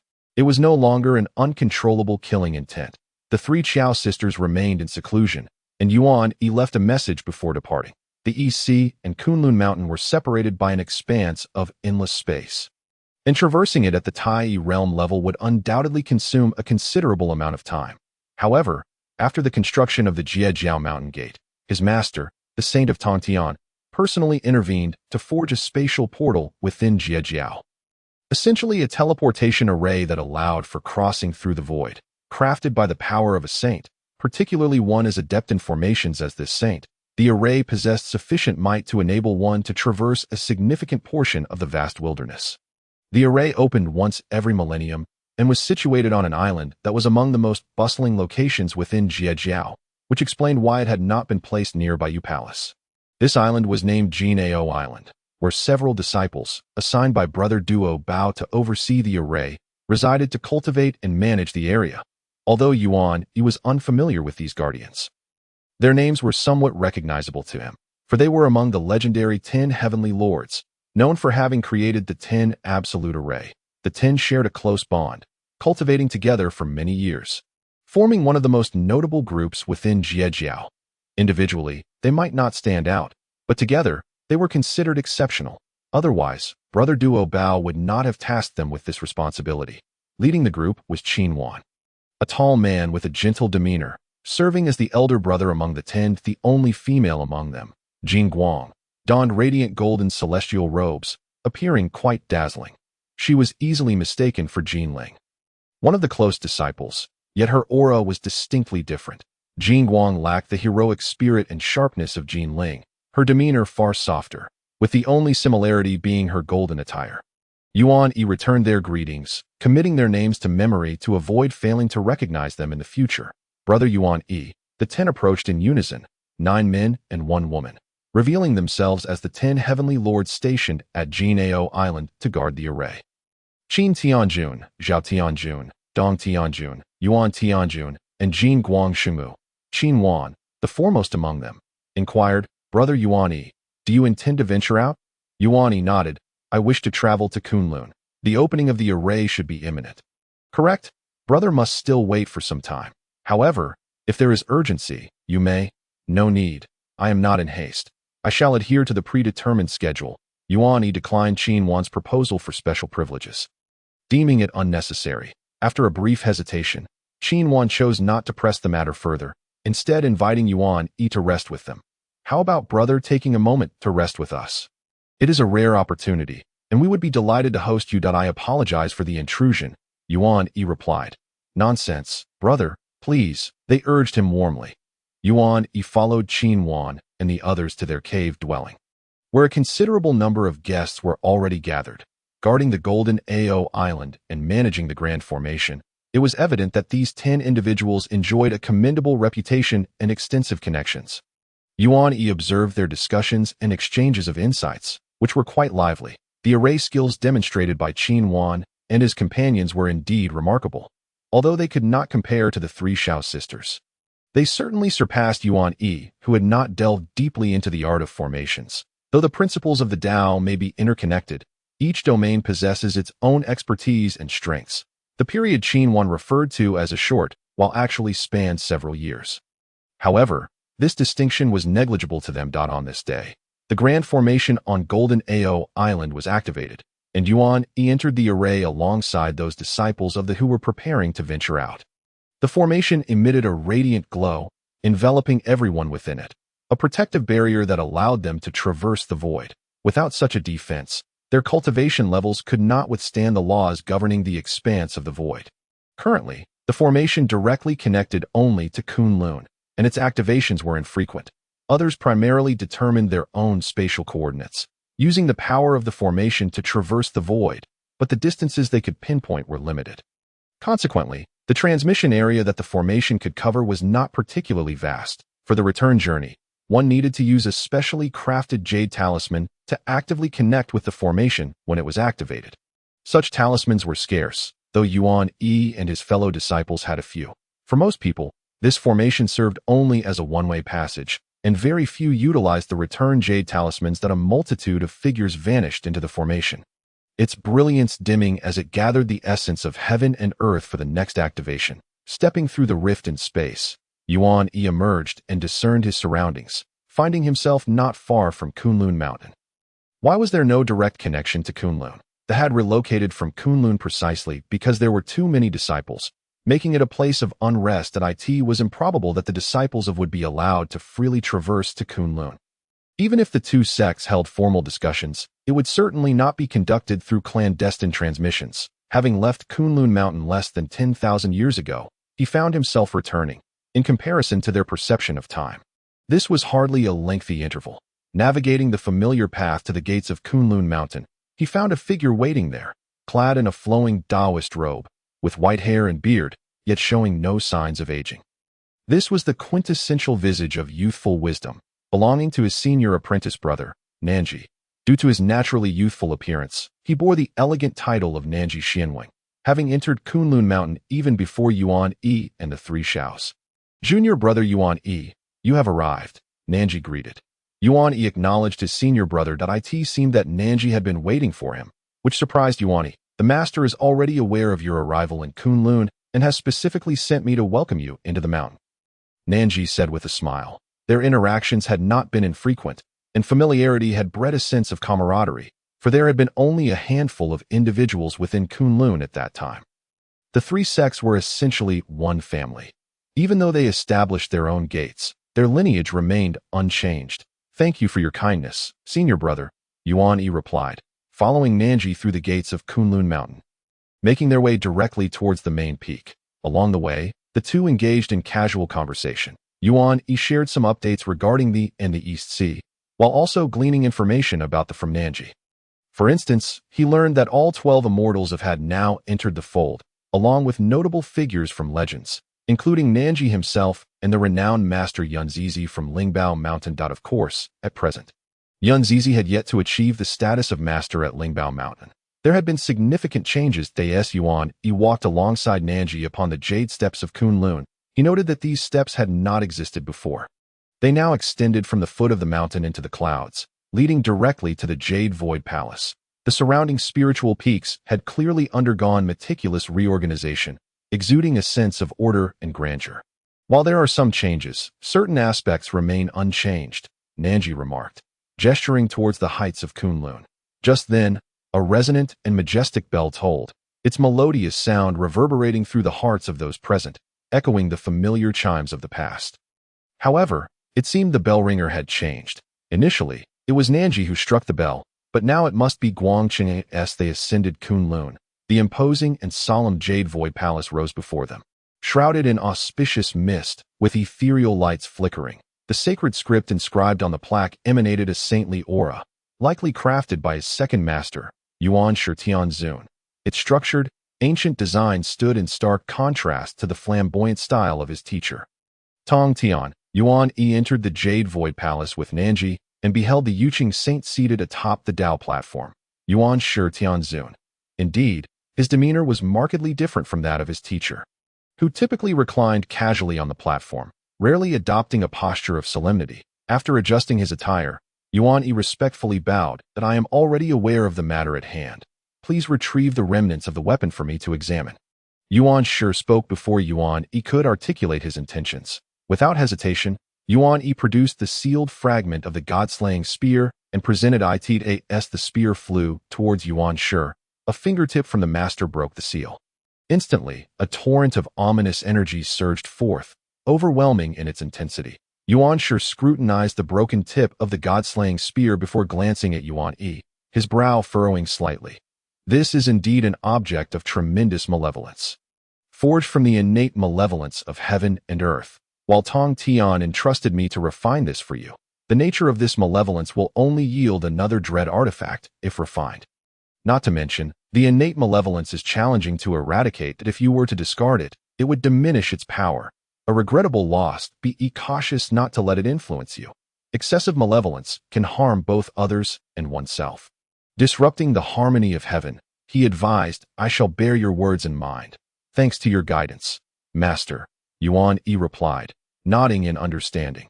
Yuan Shi nodded, examining the fragment of the spear with keen interest, as if contemplating the prospect of refining it. I can certainly assist you in the refinement. However, it will require some time. In exchange, I would ask you to undertake a task for me, he proposed. Yuan Yi had no objections. After all, who could hope to enlist the aid of a saint like him for crafting a magical artifact? He was merely a Tai. What could he possibly do to be considered equal to such an esteemed figure? Please instruct me, master, he replied. This matter is somewhat related to your teacher. Once, the three of us intervened to protect the remaining bloodline of the Qilin clan, ensuring that they would not become extinct. The Qilin clan has since managed to recover some vitality, but they are currently facing difficulties. I have dispatched Guang Qingzi to address the situation, since you have arrived at Kunlun. It is fortuitous for you to assist your teacher by accompanying Guang Qingzi, he explained. The Qilin clan, once a dominant lineage alongside the Dragon and Phoenix clans, yet their fate has been far more tragic. Yuan Yi mused. Though the Dragon and Phoenix clans had fallen, they still retained some heritage, with strong members not entirely extinguished. The Dragon clan continued to occupy the Four Seas, while the ancestral Phoenix, Yuan Foam, remained alive in the southern volcanic region. The Phoenix may have faded into obscurity, but they had not been extinguished. In contrast, the Qilin clan had suffered greatly.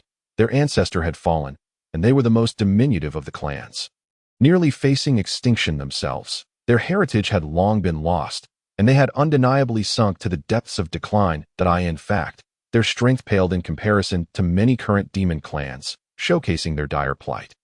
How could the Qilin clan find refuge among the Sanqing? Yuan Yi recalled a place called Qilin Cliff, a site best left untouched by the celestial realms. Yuan Yi accepted this task, feeling he had no choice but to comply.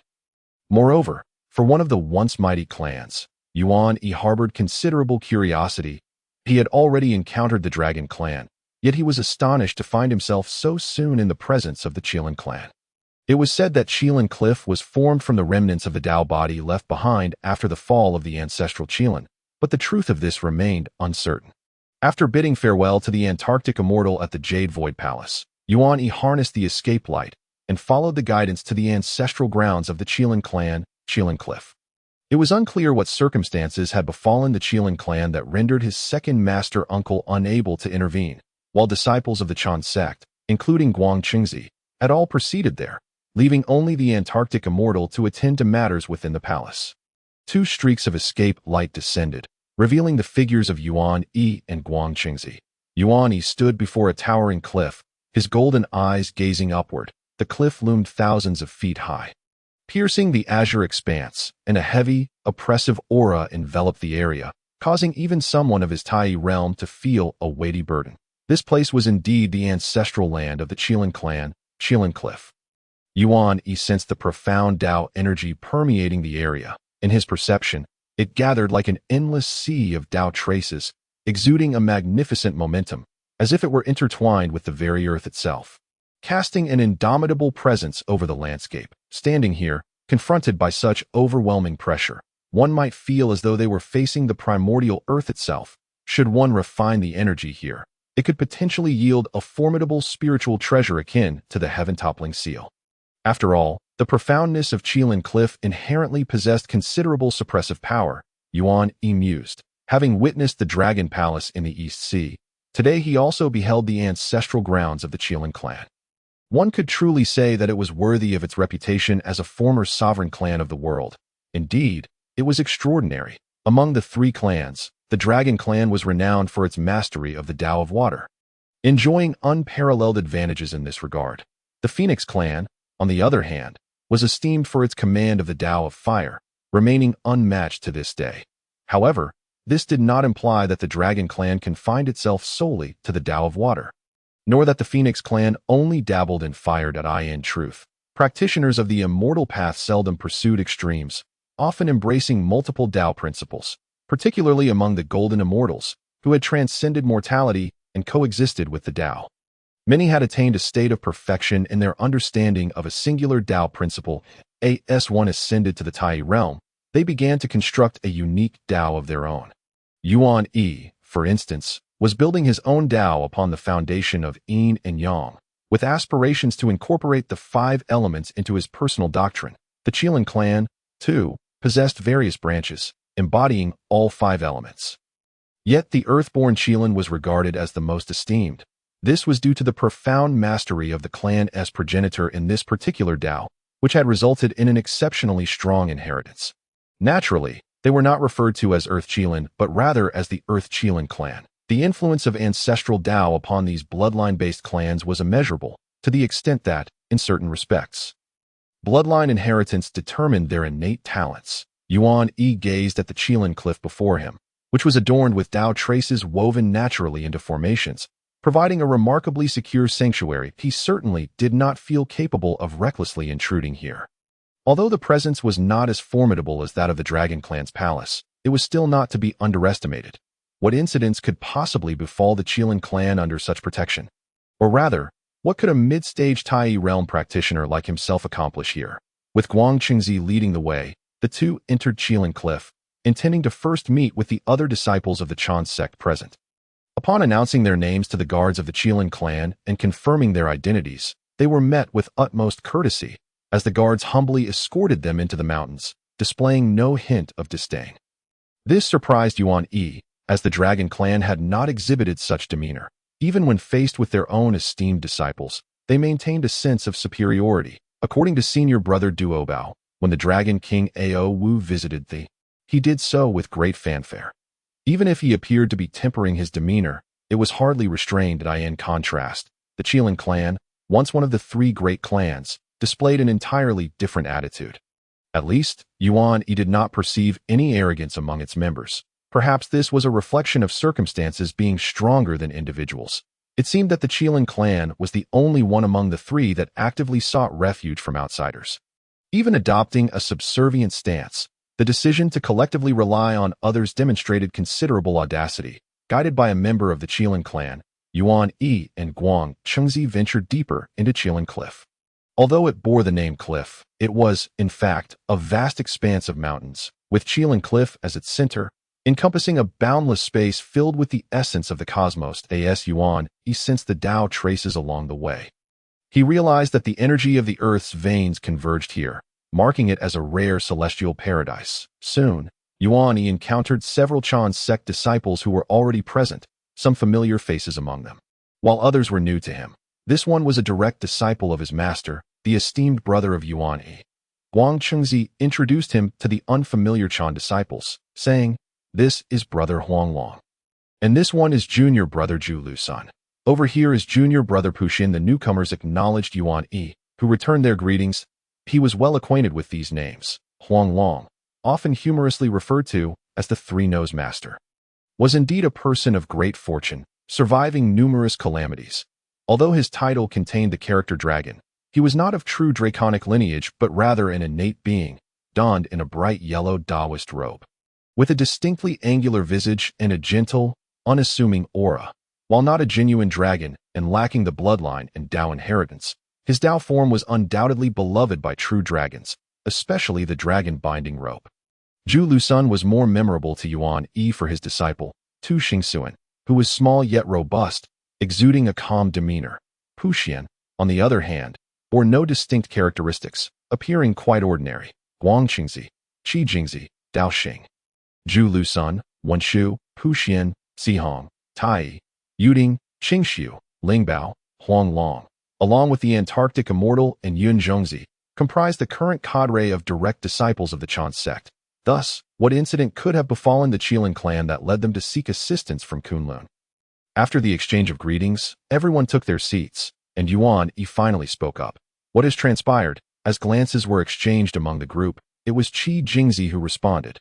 Based on our investigations during this time, this matter may be related to the Demon Clan. The Demon Clan? Yuan Yi inquired. Yes, over the years, members of the Qilin clan have gone missing, with no news from them. They are unable to contact their kin, which is why they have come to Kunlun for assistance. Yuan Yi pondered, questioning how the disappearance of the Qilin clan could be linked to the Demon Clan. Brother, you may be unaware that since the establishment of the Demon Clan, it has continually expanded, with countless clans joining its ranks, considering themselves as part of the Demon Clan.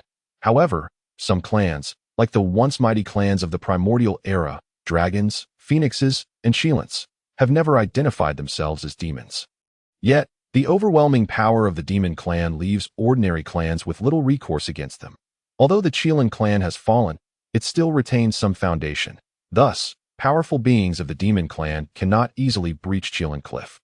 Moreover, the ancestral progenitor of the Qilin clan once transformed into the Tao to mend the Earth's deficiencies and repay the karmic debts of the three clans' Great War, unlike the Dragon and Phoenix clans, which are mired in karmic entanglements and thus receive a certain degree of protection from the earth. In the past, my master and uncle had also intervened to aid the Qilin clan, causing the true powers of the demon clan to remain wary.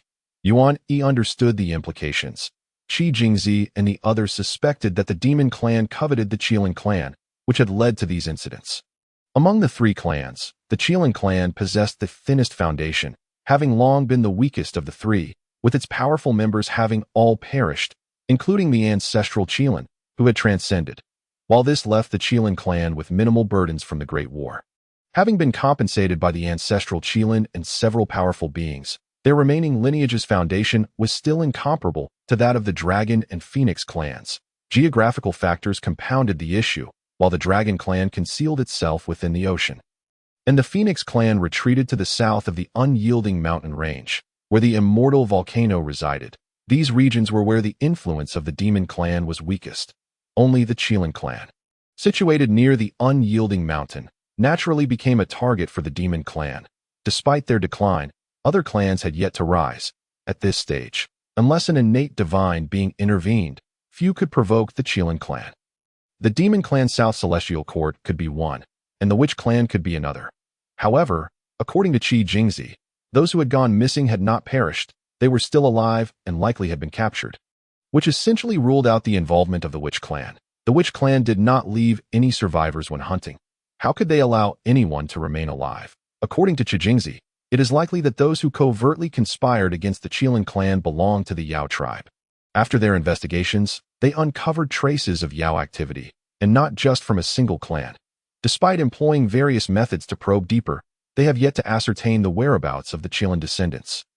Nor can they definitively identify which Yao clan is responsible. They can only speculate. They suspect that these Yao individuals are being manipulated by someone, serving as pawns in a greater game, indicating that the true force behind the threat to the Qilin clan is far from ordinary. The elder members of the Yao tribes are merely primordial beings, and even if they pursue the path of demonic cultivation with extreme fervor, their realms remain limited. Moreover, lacking significant treasures, they are ill-equipped to challenge the Qilin clan, which, despite its decline, is still led by a formidable patriarch at the pinnacle of the Tai realm. This stands in stark contrast to the vast differences observed by Yuan Yi with the Dragon clan. However, to other tribes, the Qilin clan remains a formidable entity. Additionally, the Qilin clan possesses numerous spiritual treasures and roots, including at least one exceptional innate spiritual treasure, the central Wujiwang banner, one of the 5 directions flags, which is in their possession. It is said that when unfurled, this banner can summon the power of the earth, condensing countless golden lotuses, rendering it unbreakable and impervious to all forms of attack, making it a top-tier defensive treasure in the primordial cosmos with extraordinary might. Furthermore, it is rumored that one of the innate 5 elements source spirit pearls, the earth element spirit pearl, also resides within the Qilin clan.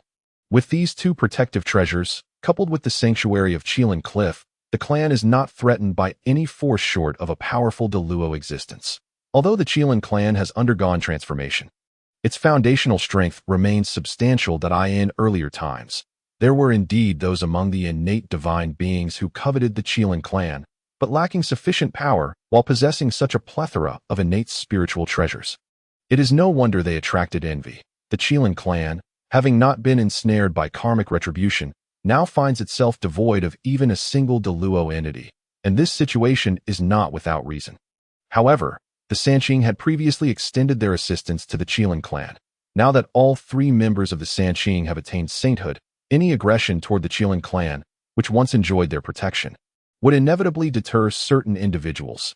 Thus, it seems we need not take any action.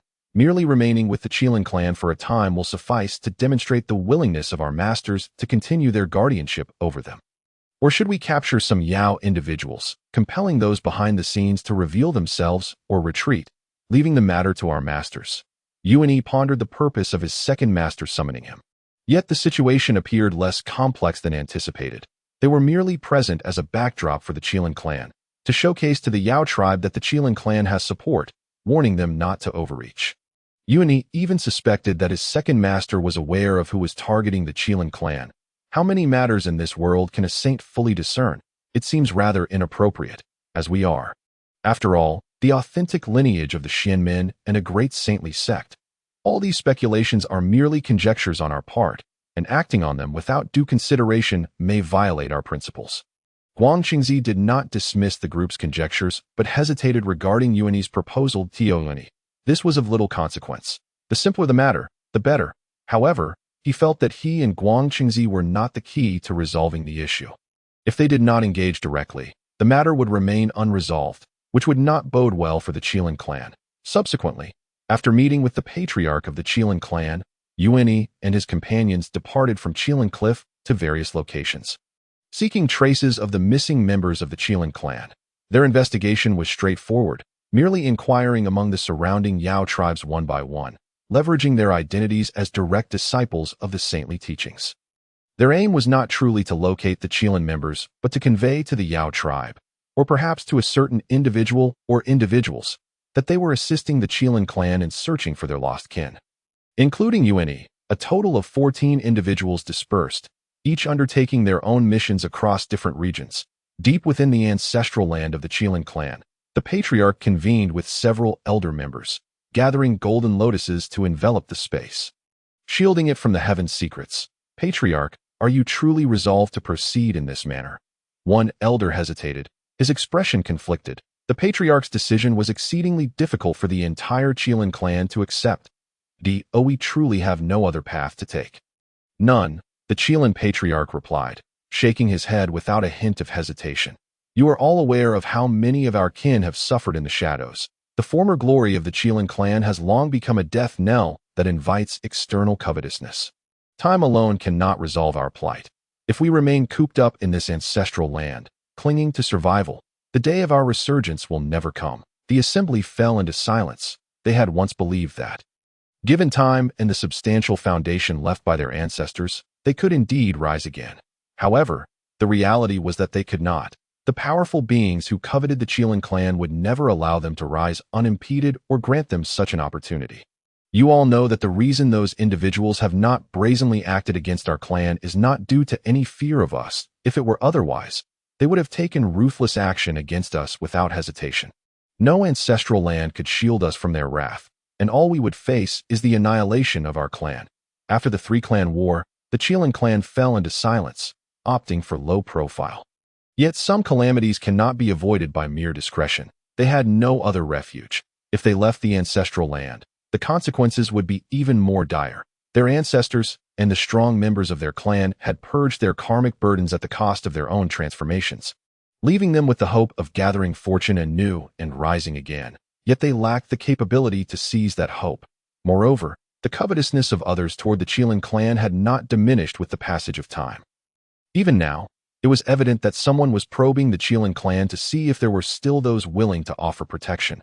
Fortunately, the leader of the Chan sect, the Yuan Yi saint, had agreed to assist, allowing them to weather this calamity. Upon returning from Kunlun Mountain, the Qilin patriarch grasped this truth. But how many times could they expect to be shielded by the Qilin clan? Ultimately, the Qilin clan itself is not so deeply entwined with the saints. Therefore, he resolved to forge a deeper bond between the Qilin clan and those who could genuinely offer protection, seeking refuge to create opportunities for resurgence. Only through this could the Qilin clan truly recuperate. And from within its ranks, formidable beings could emerge, enabling a stable rise. Even so, even if they were to submit to the saints, why must their kin be made to follow others? It is easy to say. But to protect an entire clan, is mere identity enough? I would gladly allow my kin to follow the saints. But is it feasible? The saints of the Chan sect accept disciples. Just look at their disciples. Who among them does not possess profound fortune? How many primordial beings desire to enter their ranks but are unable? While it is indeed easier to join the Jiao sect, how many among them are direct disciples?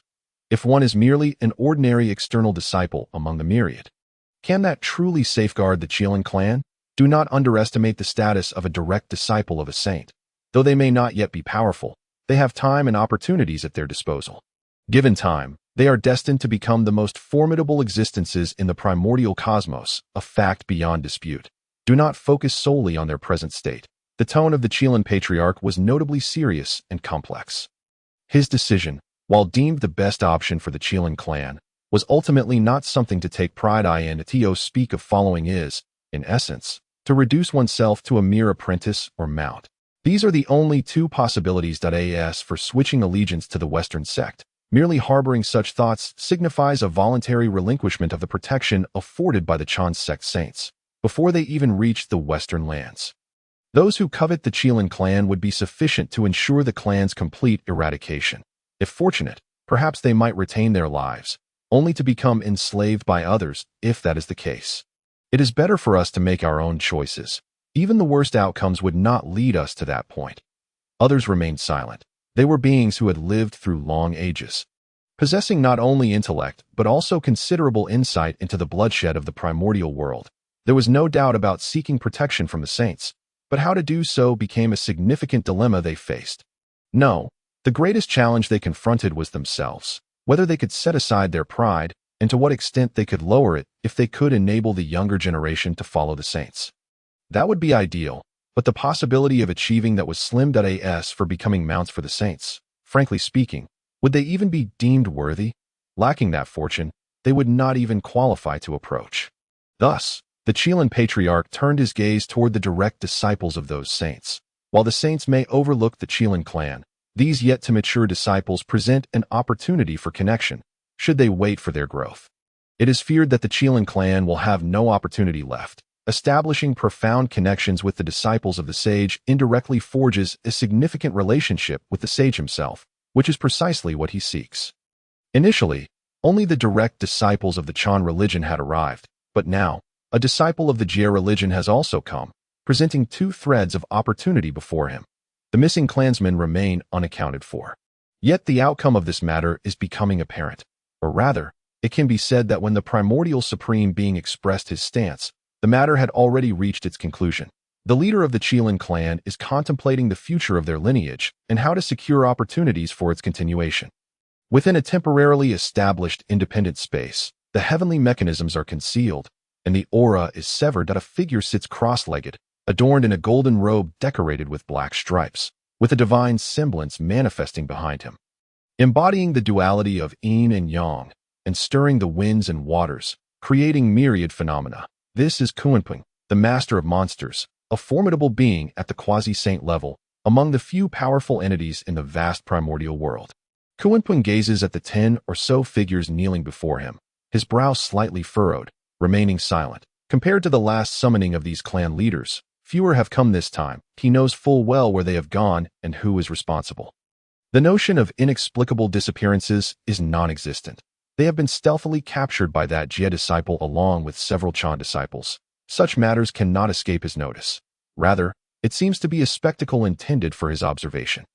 With a flick of his sleeve, he sends the figures away, leaving him alone in this space. It seems this matter ultimately cannot come to fruition. Kunpeng sighs, relinquishing his earlier intentions. A congenital deity and a top-tier innate being. The master of monsters, Kunpeng's greatest disadvantage lies in the lack of suitable magical treasures at his disposal. The wild innate spiritual treasures of the world have become exceedingly difficult to find. With many treasures in hand, one's power can be formidable, yet few possess the necessary backing, and the Qilan clan undoubtedly stands among them. Incorporating the once great Qilan clan into the ranks of the monster tribe would also serve as an achievement to be credited to Kunpeng in the eyes of the heavenly court. Should this endeavor succeed, it would be a double victory, serving both the foundation of the Qilan clan and his own ambitions. However, Kunpeng is wary of the fact that the three purities once intervened to protect the Qilan clan, and the attitudes of these three sages are of paramount importance. Kunpeng assesses that it is not entirely impossible. After all, the primordial being does not have substantial ties to the Qilan clan, and past interventions do not guarantee future ones. Currently, among the three purities, the Taching has moved to Shouyang Mountain, the Qing has gone to the Eastern Sea, and the one closest to Qilan Cliff is the Yuqing primordial being remaining at Kunlun Mountain. Kunpeng is quite familiar with him. He values propriety and possesses a haughty disposition. Thus, he dares to probe, for even if the primordial being intends to protect the Qilin clan, as long as he does not act overtly and withdraws in time. With the Tao ancestors' edict in place, the primordial being is unlikely to intervene as for the Qilin clan seeking aid from Kunlun Mountain. Whether the primordial being genuinely intends to protect them or is merely preserving face remains a matter of speculation for Kunpeng. The disciples of the Chan religion are also bound by rules under the constraints of Guangqingzi, and Kunpeng intends to maintain this stalemate for a while longer, observing the situation before making further plans. As long as he does not advance further, the primordial being will undoubtedly refrain from breaking the Tao ancestors' prohibition. He has grasped this nuance well. The disciples of the Chan religion will also ensure that matters do not escalate. However, amidst a group of rule-abiding Chan disciples, a Jie disciple, known for his disregard for decorum, has infiltrated at this critical moment. Kunpeng finds himself in a quandary with the involvement of a Jie disciple. The situation has shifted dramatically. While the primordial being adheres to rules, Tongtian does not. Kunpeng can gauge the primordial being's boundaries to ensure he remains within the limits where the primordial being will not act. Yet, the degree to which Tongtian might intervene is beyond his control, and should a sage become involved, it would not bode well for him. The heavenly court and the monster tribe may not ensure his safety. Especially with this Jie disciple, who arrives with the intention of causing chaos, directly inciting the Chan disciples to act alongside him to capture the nearby monster clan leaders one by one. It is a blatant warning. Should you not cease your actions, I will escalate the matter. What would happen if things spiraled out of control? Naturally, the sages would intervene, and at that point, the primordial being would likely take action. Ironically, this individual is a disciple of Tongtian, who could provoke his ire at any moment. If he were to stand idly by while clan leaders are captured, chaos would undoubtedly ensue within the monster tribe, and the matter would escalate. Previously, the Chan disciples maintained a semblance of restraint due to their identities as disciples of the sages, hoping to resolve matters discreetly without involving their elders. Yet this newcomer seems intent on amplifying the situation to draw the sages' intervention, leaving Kunpeng feeling quite helpless. If this continues, the situation will spiral out of control. He cannot afford to gamble further. Should either the primordial being or Tongtian choose to act, Kunpeng would find himself in an untenable position. As for taking action against these Chan and Jie disciples, unless they are foolish enough to be blinded by bloodlust, they would not engage in such reckless behavior. Even these junior disciples of the Tai realm wield exceptional innate spiritual treasures, far surpassing Kunpeng's own resources as a distinguished master of monsters. With a sigh, Kunpeng retracts his gaze from the direction of Qilin Cliff, and his figure dissipates. The temporarily created space crumbles and vanishes, erasing all traces of its existence without a trace. Within the Qilin clan, a gathering of Chan disciples relishes a relaxed atmosphere.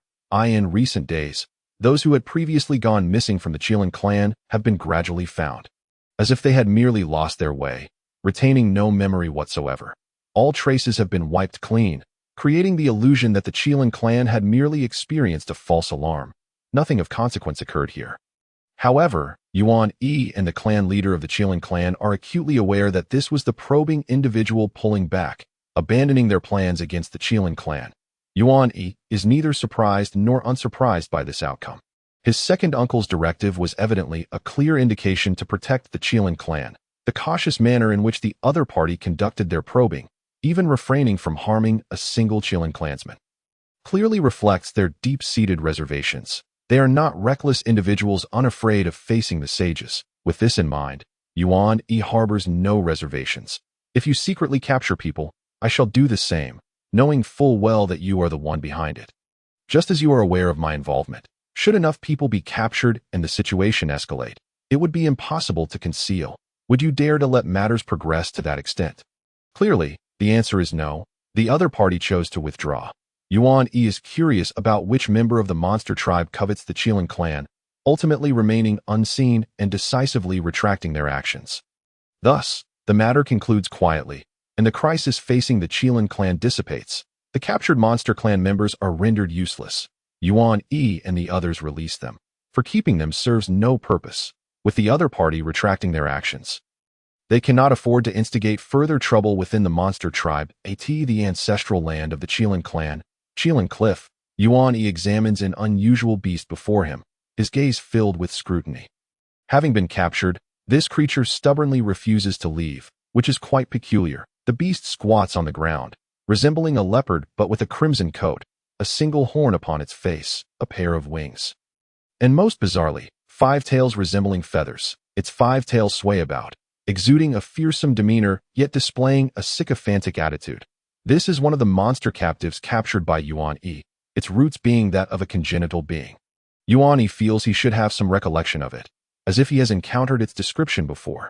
Yuan Yi recalls that this creature is known as a fierce beast and divine being mentioned in the classic of mountains and seas. Incidentally, those they captured this time are primarily congenital beings, such as Zhu Huai, Fei, and Hua Shi, while those of lesser origins and strength were insufficient to be captured. Yuan Yi scrutinizes the Zhun before him, pondering why this creature is so insistent on following him, claiming it no longer wishes to be a monster. Wait a moment. It seems this creature lacks a clan of its own. After Yuan Yi emerged into the world, he did not experience much before joining Tongtian's teachings early on, even before the sages attained enlightenment. Regarding the identity of the disciple of the sage, there remains a certain lack of understanding. Underestimating the intrinsic value of the most elite companions of the primordial realm, Yuan Yi had yet to make a decision. To be frank, he was not particularly fond of mounts that could engage in conversation. At that moment, however, the chieftain of the Qilin clan approached, prompting Yuan Yi to set aside his thoughts on the matter, uncertain of what the chieftain wished to discuss. He was merely an auxiliary presence, not the main figure of this gathering, which was not under the jurisdiction of Jie Jiao either. Yuan Yi glanced around, finding no one else present, leaving only himself, Guang Qingzi, and the chieftain of the Qilin clan in attendance.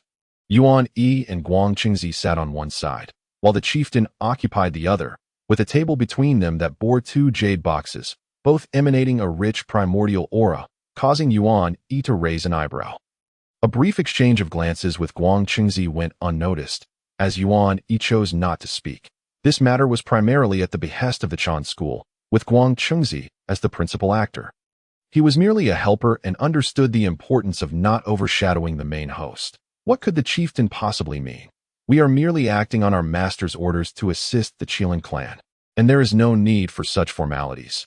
Observing Yuan Yi's reluctance to speak, Guang Qingzi inquired, "The grace of the sage will be remembered by the Qilin clan, and we express our gratitude for your assistance, which has spared us from covetous eyes and safeguarded our As he spoke. The chieftain of the Qilin clan pushed the 2 jade boxes before Guang Qingzi and Yuan Yi, opening them to reveal a small apricot yellow flag and a tiny orb. The Qilin clan had little to offer in thanks, so they presented these 2 spiritual treasures to the 2 sages, requesting that they relay their sentiments. Guang Qingzi was momentarily taken aback, and Yuan Yi felt a surge of astonishment. He had anticipated that the Qilin clan would offer gifts to maintain relations, but he had not expected such audacity, as if they were wagering their entire existence, though this flag was new to him. Both he and Guang Qingzi were well-versed in the ways of the world and immediately recognized its significance. The supreme primordial spiritual treasure, the central Wuji apricot yellow flag, one of the 5 colors and 5 directions flags. As for the orb, it bore a striking resemblance to the one held by the Taoist of many treasures, being one of the innate 5 elements origin spiritual orbs, specifically the earth spiritual orb. A high-grade primordial spiritual treasure directly bestows such 2 treasures was not merely a gesture. It was a testament to the very foundation of the Qilin clan. Yuan Yi's gaze towards the chieftain shifted, his thoughts racing as he began to grasp the implications of this gesture. Yet, he remained astonished. Was this chieftain truly a mad gambler, or did he genuinely believe this course of action was worthwhile? Contemplating is one thing. Acting on it is another. To offer a supreme primordial treasure, and a high-grade one outright, was an extraordinary display of intent. Yuan Yi glanced at Guang Qingzi, who appeared momentarily conflicted before regaining his composure. "Chieftain, this matter is beyond my authority. I must consult my master before making any decisions."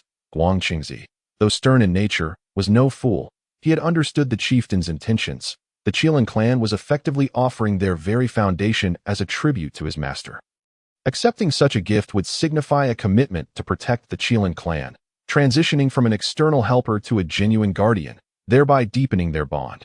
The chieftain had indicated that this was a tribute for his master, Yuan Shi Tianzuan, rather than for him, leaving Guang Qingzi without the power to decide. Unsurprisingly, the chieftain turned his gaze to Yuan Yi. While his primary aim for protection was Yuan Shi, having additional backing was never a disadvantage. Indeed, since the Jade Clear and Upper Clear are brothers, their interests were not mutually exclusive. It could be posited that forging ties with one would subsequently enhance connections with the other. I too share this sentiment. Yuan Yi responded with a smile, acknowledging the chieftain's intent. The chieftain of the Qilin clan rose, bowing solemnly with an earnest demeanor. Offering gifts is no simple task, though primordial spiritual treasures are precious. Swaying a sage's favor is no easy feat, particularly for the three pure ones. Even a supreme primordial treasure may fall short, as evidenced by the disciples under the sages, all of whom possess innate spiritual treasures. In the following moments, the chieftain further lowered his status, inquiring whether they or their fellow disciples required any assistance, subtly indicating that he hoped for the younger members of the Qilin clan to accompany them. Yuan Yi found it difficult to determine whether this was a reckless abandonment of the pride of a former dominant clan or a clear-sighted, far-sighted decision. This action resembled a complete surrender of the Qilin clan. Yet the choice of recipients rendered it astutely correct. To cast aside everything in pursuit of the sage's protection for the sake of the Qilin clan's future was a resolution that few, even among the former three hegemonic clans, could muster. Yuan Yi was convinced that the chieftain was indeed a lucid madman, setting aside the past to secure a future, as long as his second master agreed. The Qilin clan would firmly establish their foothold in the primordial realm. Given his second master's willingness to assist and his knowledge of the central Wuji apricot yellow flag's rightful owner, there was no doubt that the Qilin clan had succeeded. Regarding the chieftain's request, Guang Qingzi did not make an immediate decision, and Yuan Yi naturally echoed, "I too shall wait for a response from my master." Thus, the discussion reached a conclusion, yet the fate of the Qilin clan hinged upon the two sages' stance, primarily Yuan Shi Tianzuan's, as Yuan Yi represented Jiao merely as a secondary option, due to the proximity to Kunlun Mountain. Their assistance to the Qilin clan was indeed at the behest of Yuan Shi Tianzuan. Such immense courage the chieftain possesses, Yuan Yi remarked during casual conversation. The chieftain merely chuckled and shook his head, displaying a hint of helplessness. "You overestimate me, my friend.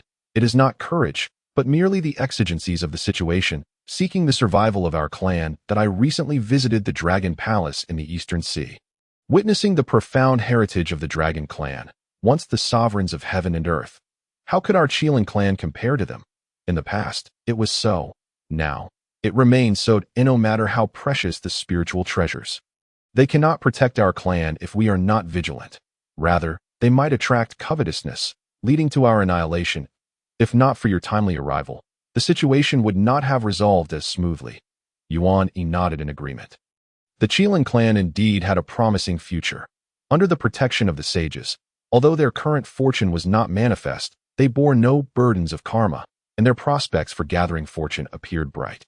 Once considered the weakest among the three clans, they had now emerged first from their plight, stepping onto the path of resurgence. After further casual exchanges, Yuan Yi and Guang Qingzi took their leave, needing to return to inform their master and seek a decision regarding the establishment of a deeper relationship with the Qilin clan. The identity jade talisman Yuan Yi possessed was imbued with the aura of a sage, crafted by his master Tongtian, and through this talisman, he would report the matter. However, the response he received instructed him to handle it as he saw fit, suggesting that his master was not particularly invested in the outcome. Accepting or declining the offer was of little consequence. "Handle it as I see fit," Yuan Yi mused, deciding to adhere to his master's wishes and observe how things unfolded, particularly how the Chan school would respond and how he himself would proceed. "Tell me, what actions will you take?" Yuan Yi inquired of the peculiar beast seated before him. His master had provided a response that could hardly be called a response, while Guang Qingzi